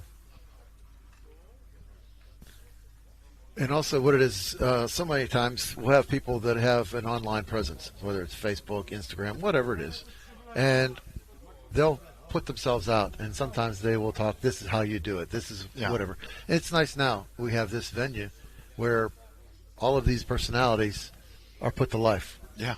And you can see that these are people that almost are I would use the word legendary, but that's not, what I mean was almost hypothetical because they're online present. Now you can see them in flesh blood, and the fact that they are dealing with the same issues as the shooters next to them, and they're just another person. They're just like they're real, just like anyone who's watching the show. Exactly. This is a big reality. And it's also nice sometimes to see how they solve problems. Yeah. Or as a beginner, you can see in an event like this, the cold bore, it's I think -5 degrees, and the last target is +1. It's 6 degrees. You have to find a good position, and they see some they have different gear, use it how they use it. Yes. So it's nice to look how the different shooters solve problems in this match, and how I can learn with this for my own match or whatever. Yeah, this morning with the sun, it was incredible. The first two shooters, it was one with a backpack, and the other one used the box for probably of ammunition or something, and made a longer head just to go over. And then it was another one with a carpet on top of the rifle in the head. He was probably melting down there. Well, for a few minutes, you have to get quite lot. creative from time to time. Do whatever it takes to get the shot done. Yeah. Now, this is another one of the shooters, Marcin. I can't remember his last name, but from our Polish delegation. They've been putting on a pretty good show for us. But like everybody, there's some of the guys are shooting extremely well. Others maybe disappointed. They'd like to have another go at it. But most of us, I think, would rather have another go. Just we know we can do better than we did. Let me do it again. Yeah, it would be very nice to have a second chance. In my case, but yeah, okay. Maybe we could lobby for a rule change for mulligans in now. ELR. I have to wait for one long year to come back here and try it again. No. Yeah, it's. Yeah, we're not quite sure where he's impacting or how he's shooting. We didn't hear the buzzer or the bell go off, but no, I don't know which target it is, but so you're representing cutting edge in Europe, right? Yes, that's the thing. So we're the exclusive distributor for cutting edge and Dovika in the EU, so the 27 EU countries. And cutting edge clearly in an event like this is quite an important player, and we're really happy to represent them here. What? Tell us something about cutting edge, the bullet. I mean, what kind? So I think most of the people we obviously know they are exclusively monolithic projectiles, copper or brass based. And in the context of this ELR, where the two ranges that are most known are the laser and the MTAC. Yeah. So the laser, which was originally a hunting bullet, designed for like long range hunting, happened to have such good characteristics that it's been adopted by precision and long range shooters, and in this case even ELR shooters. They're a very consistent bullet. The way they're manufactured on the Swiss lathes, the design and the finishing, they have very consistent BC. The weight is very consistent, and that's what really is important for this type of shooting. We want consistency all over our components, especially for projectiles and our trajectories. We want to have a consistent, repeatable component, which they're great at. Definitely. I was talking with Paul Phillips earlier this afternoon, and we were talking about the cutting-edge bullets back in the early days of ELR, and how Dan Schmitzko, the owner of Cutting Edge, they were running the MTAC bullets at the time, which is an aluminum hollow point. Yeah. They were under the belief they're going to be their premier bullet, but then Paul was testing the lasers at the time, and found that they were actually a much more consistent bullet. It wasn't supposed to be that way. That wasn't the answer that everyone was expecting. But it turned out that the lasers were the way to go. There was a point in time there where the polymer tip of the laser, we found that, there were some issues going on with that, but Dan addressed that. And the bullet that's in production now, he refers to it as a Gen 2, is an extremely consistent bullet. And a few years ago, Applied Ballistics used to come to ELR matches, and we'd shoot through their radar system, a Doppler radar. And part of it was they were collecting data for their PDMs and custom drag models for all the different bullets that were on the market. And what we came to learn from that exercise, though, was that certain bullets were much better, more consistent from a BC perspective than others. And the cutting edge laser was one that when you shot 10 bullets, it looked like you had a single drag curve. They were extremely consistent. Yeah. Other bullets, you could see just 10 discrete lines in your drag curve. For each bullet had its own performance. So we would get variations of, say, 3%, 4% for those types of bullets. The lasers would come in at about 0.4%. So roughly 10 times or 1/10 the variation of some of these others. So that was really a wake-up call for us in ELR to know what is it we're trying to do with our bullets. Is it chase the highest BC, or are we going to more of just a consistent BC? And that was really a tidal change to where consistency was then embraced more than just pure BC. We talked earlier about step changes in ELR. And that was one of them, was people recognizing that consistency was much more important than pure BC. Yeah, there's definitely a development procedure when you're trying to push these systems out to the extreme limit. And so one of them is obviously the shooting, the platform itself, so the rifle, the barrel. Then we have the components, so the cartridge, the bullet, the powder, etc. But then we also have all the component, all the machinery necessary to produce that ammunition. So the powder charges, the calibration of the cartridges, etc. So there are so many fields in which you have to improve the equipment in order to be able to achieve these sort of results. In 2 miles when we're shooting past 3 kilometers, it's it's a very unforgiving field. You need to know exactly what's going to happen, what's your projectile going to do, your ballistic drop, etc. So your system needs to be very reliable. You can't have the scope move, you can't have your bipod move. Everything needs to be controlled. And so having that consistent BC on these projectiles that Cutting Edge makes is a vital part of being prepared for these sort of events. Yeah. Yeah, it's pretty much become, I would say, the standard in the U.S. For particularly large calibers. The laser, the smaller calibers, it's got some competition with some of the jacketed bullets. Although they do perform well themselves, even like say in the .338 caliber. There's a few more options, but again, we had this conversation earlier about when you're building a custom gun. One of the first questions you need to ask yourself is what caliber, which bullet do you plan on shooting? So if you're talking the solid turn copper bullets, you need a higher twist rate on your barrel just to stabilize the bullet compared to your lead core projectiles.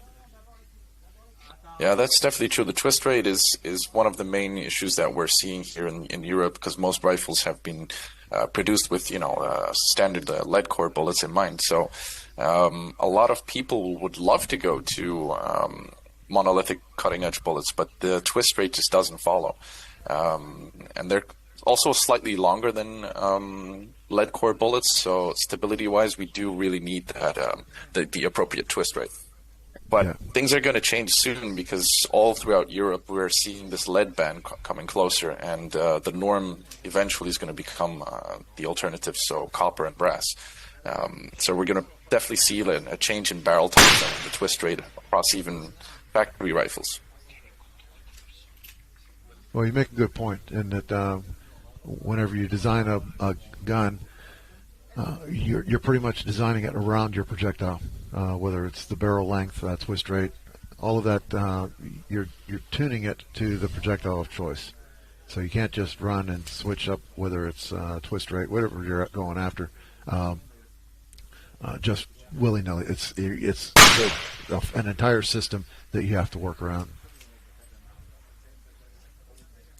Again, if you were to design, say, a barrel, say it's 7 twists on 375, and then try to run a jacketed bullet, there's a good chance you'll shred your jacket. So they're not just interchangeable. That's a good point.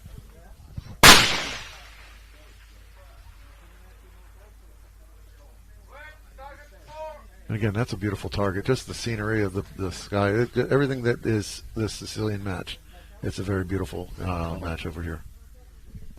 Yeah, it seems like a really amazing range to be shooting at, and hopefully next year we'll be able to be present and see it for ourselves. Yeah, but you still have time. If you get an airplane, you can be here tomorrow morning. Yeah. We have guns, we have ammunition, we can let you shoot also a little bit. Okay, let's go. Rod tried to convince me as well. I know. If I would have had the time, I definitely would have come over. It was.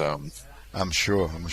But this is anyway a very nice thing. If you come here and you have any kind of problems on your equipment, on your setting, on you're missing something, you always find somebody that opened the trunk of his car and is taking out an incredible amount of material and say, okay, tell me, what do you need? You need this, you need that, you need the bag, you need the scope, you need the.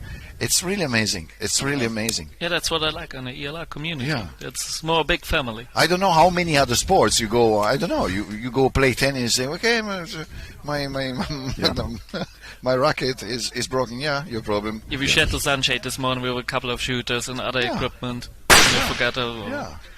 Yeah, that's even other shooting disciplines are much more cutthroat, and part of that I think is the fact that with ELR, it's frequently the shooters as a group are trying to find a way to beat the course because we all have the same enemy, and because we have the same enemy, we're friends. Now, the enemy of my enemy is my friend. Exactly, as opposed to shooting some stale target at 1,000 yards or something that we can all hit. Now we're fighting each other. Instead, we're fighting together against the target. It's true. There's one match we shoot in at Spring Canyon out in Raton that the first time we shot the course, half the field had 0 impacts. The person who won the match had 4 impacts. Wow.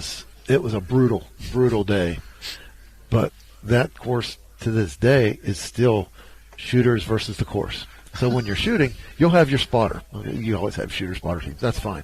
But what you also have is every other spotter lined up behind you, and they're all spotting. So even if your own team spotter doesn't see the impact, you'll be getting calls from somebody else. They happen to pick it up. It may be off 2 minutes one direction or another because there's foliage, there's trees, it cracks in the rocks. It's a very difficult course. You'll be getting corrections from some other teammate or some other team. And it's a beautiful course to shoot, but also the camaraderie is something else. Okay, we have the leaderboard for today. All right. So I like number 1 position for his participant name. Yeah, number 1 is of course and 1 point. Yeah. yeah.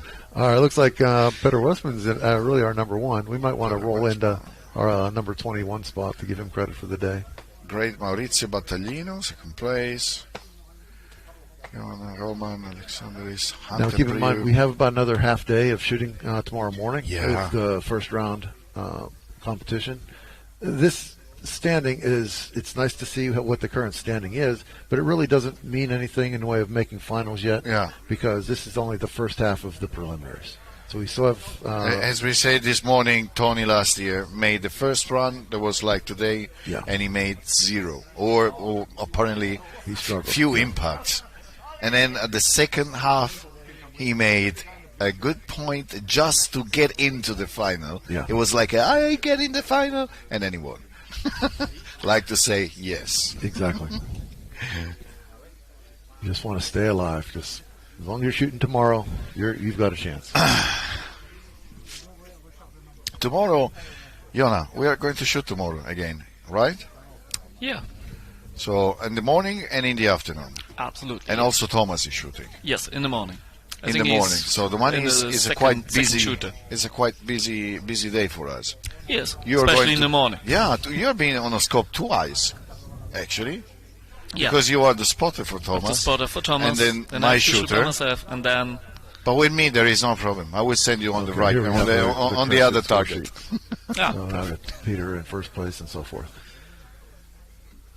How are the weather conditions over there? Because it's looking very nice. It's beautiful. It's beautiful. Until yesterday, it was windy.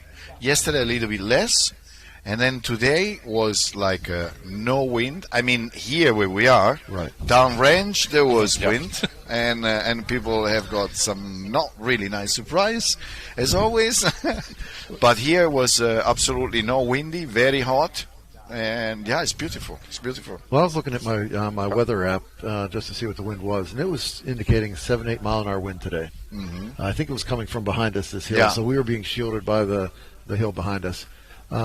And that becomes a challenge then for the shooter.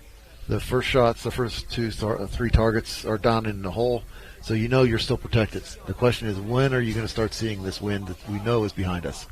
That's why you're seeing, I think, so much trouble on targets 3 and 4, because now they're starting to see the wind that we weren't experiencing on the first few targets. But when I spot today, I was clearly, I mean, it was already afternoon. Was how long? How long ago? Probably 1 hour ago, half an hour ago. Yeah. I clearly see the mirage, and the mirage was really like tense, like this. And I was like, how it is possible? There was nothing moving around the target, the grass. You try to see something that is giving you an indication, but the mirage didn't lie. I mean, he shot the guy shot, and it was a 308, a very light bullet. So he flew like chow. And almost all the misses we were seeing on 3 and 4, they were missing left. Because that wind was becoming effective when we weren't seeing it on the earlies. So, yeah, the 3 and 4 were challenging for everybody today. Yesterday, it was the opposite. Yesterday, we were missing on the right. Exactly. And it's, again, that down in... Well, yesterday's targets were up on the hill. Yeah. So that we were fully exposed to one degree or another. But I think, again, as you're saying, we were somewhat protected. And those targets were fully exposed. So we were dialing in what we thought we felt here instead of what was happening downrange. We really had no way of knowing how full of a wind we had. Well, it looks like we're done for the day at this point. So I'm not sure how they handle the live feed at this point. I believe.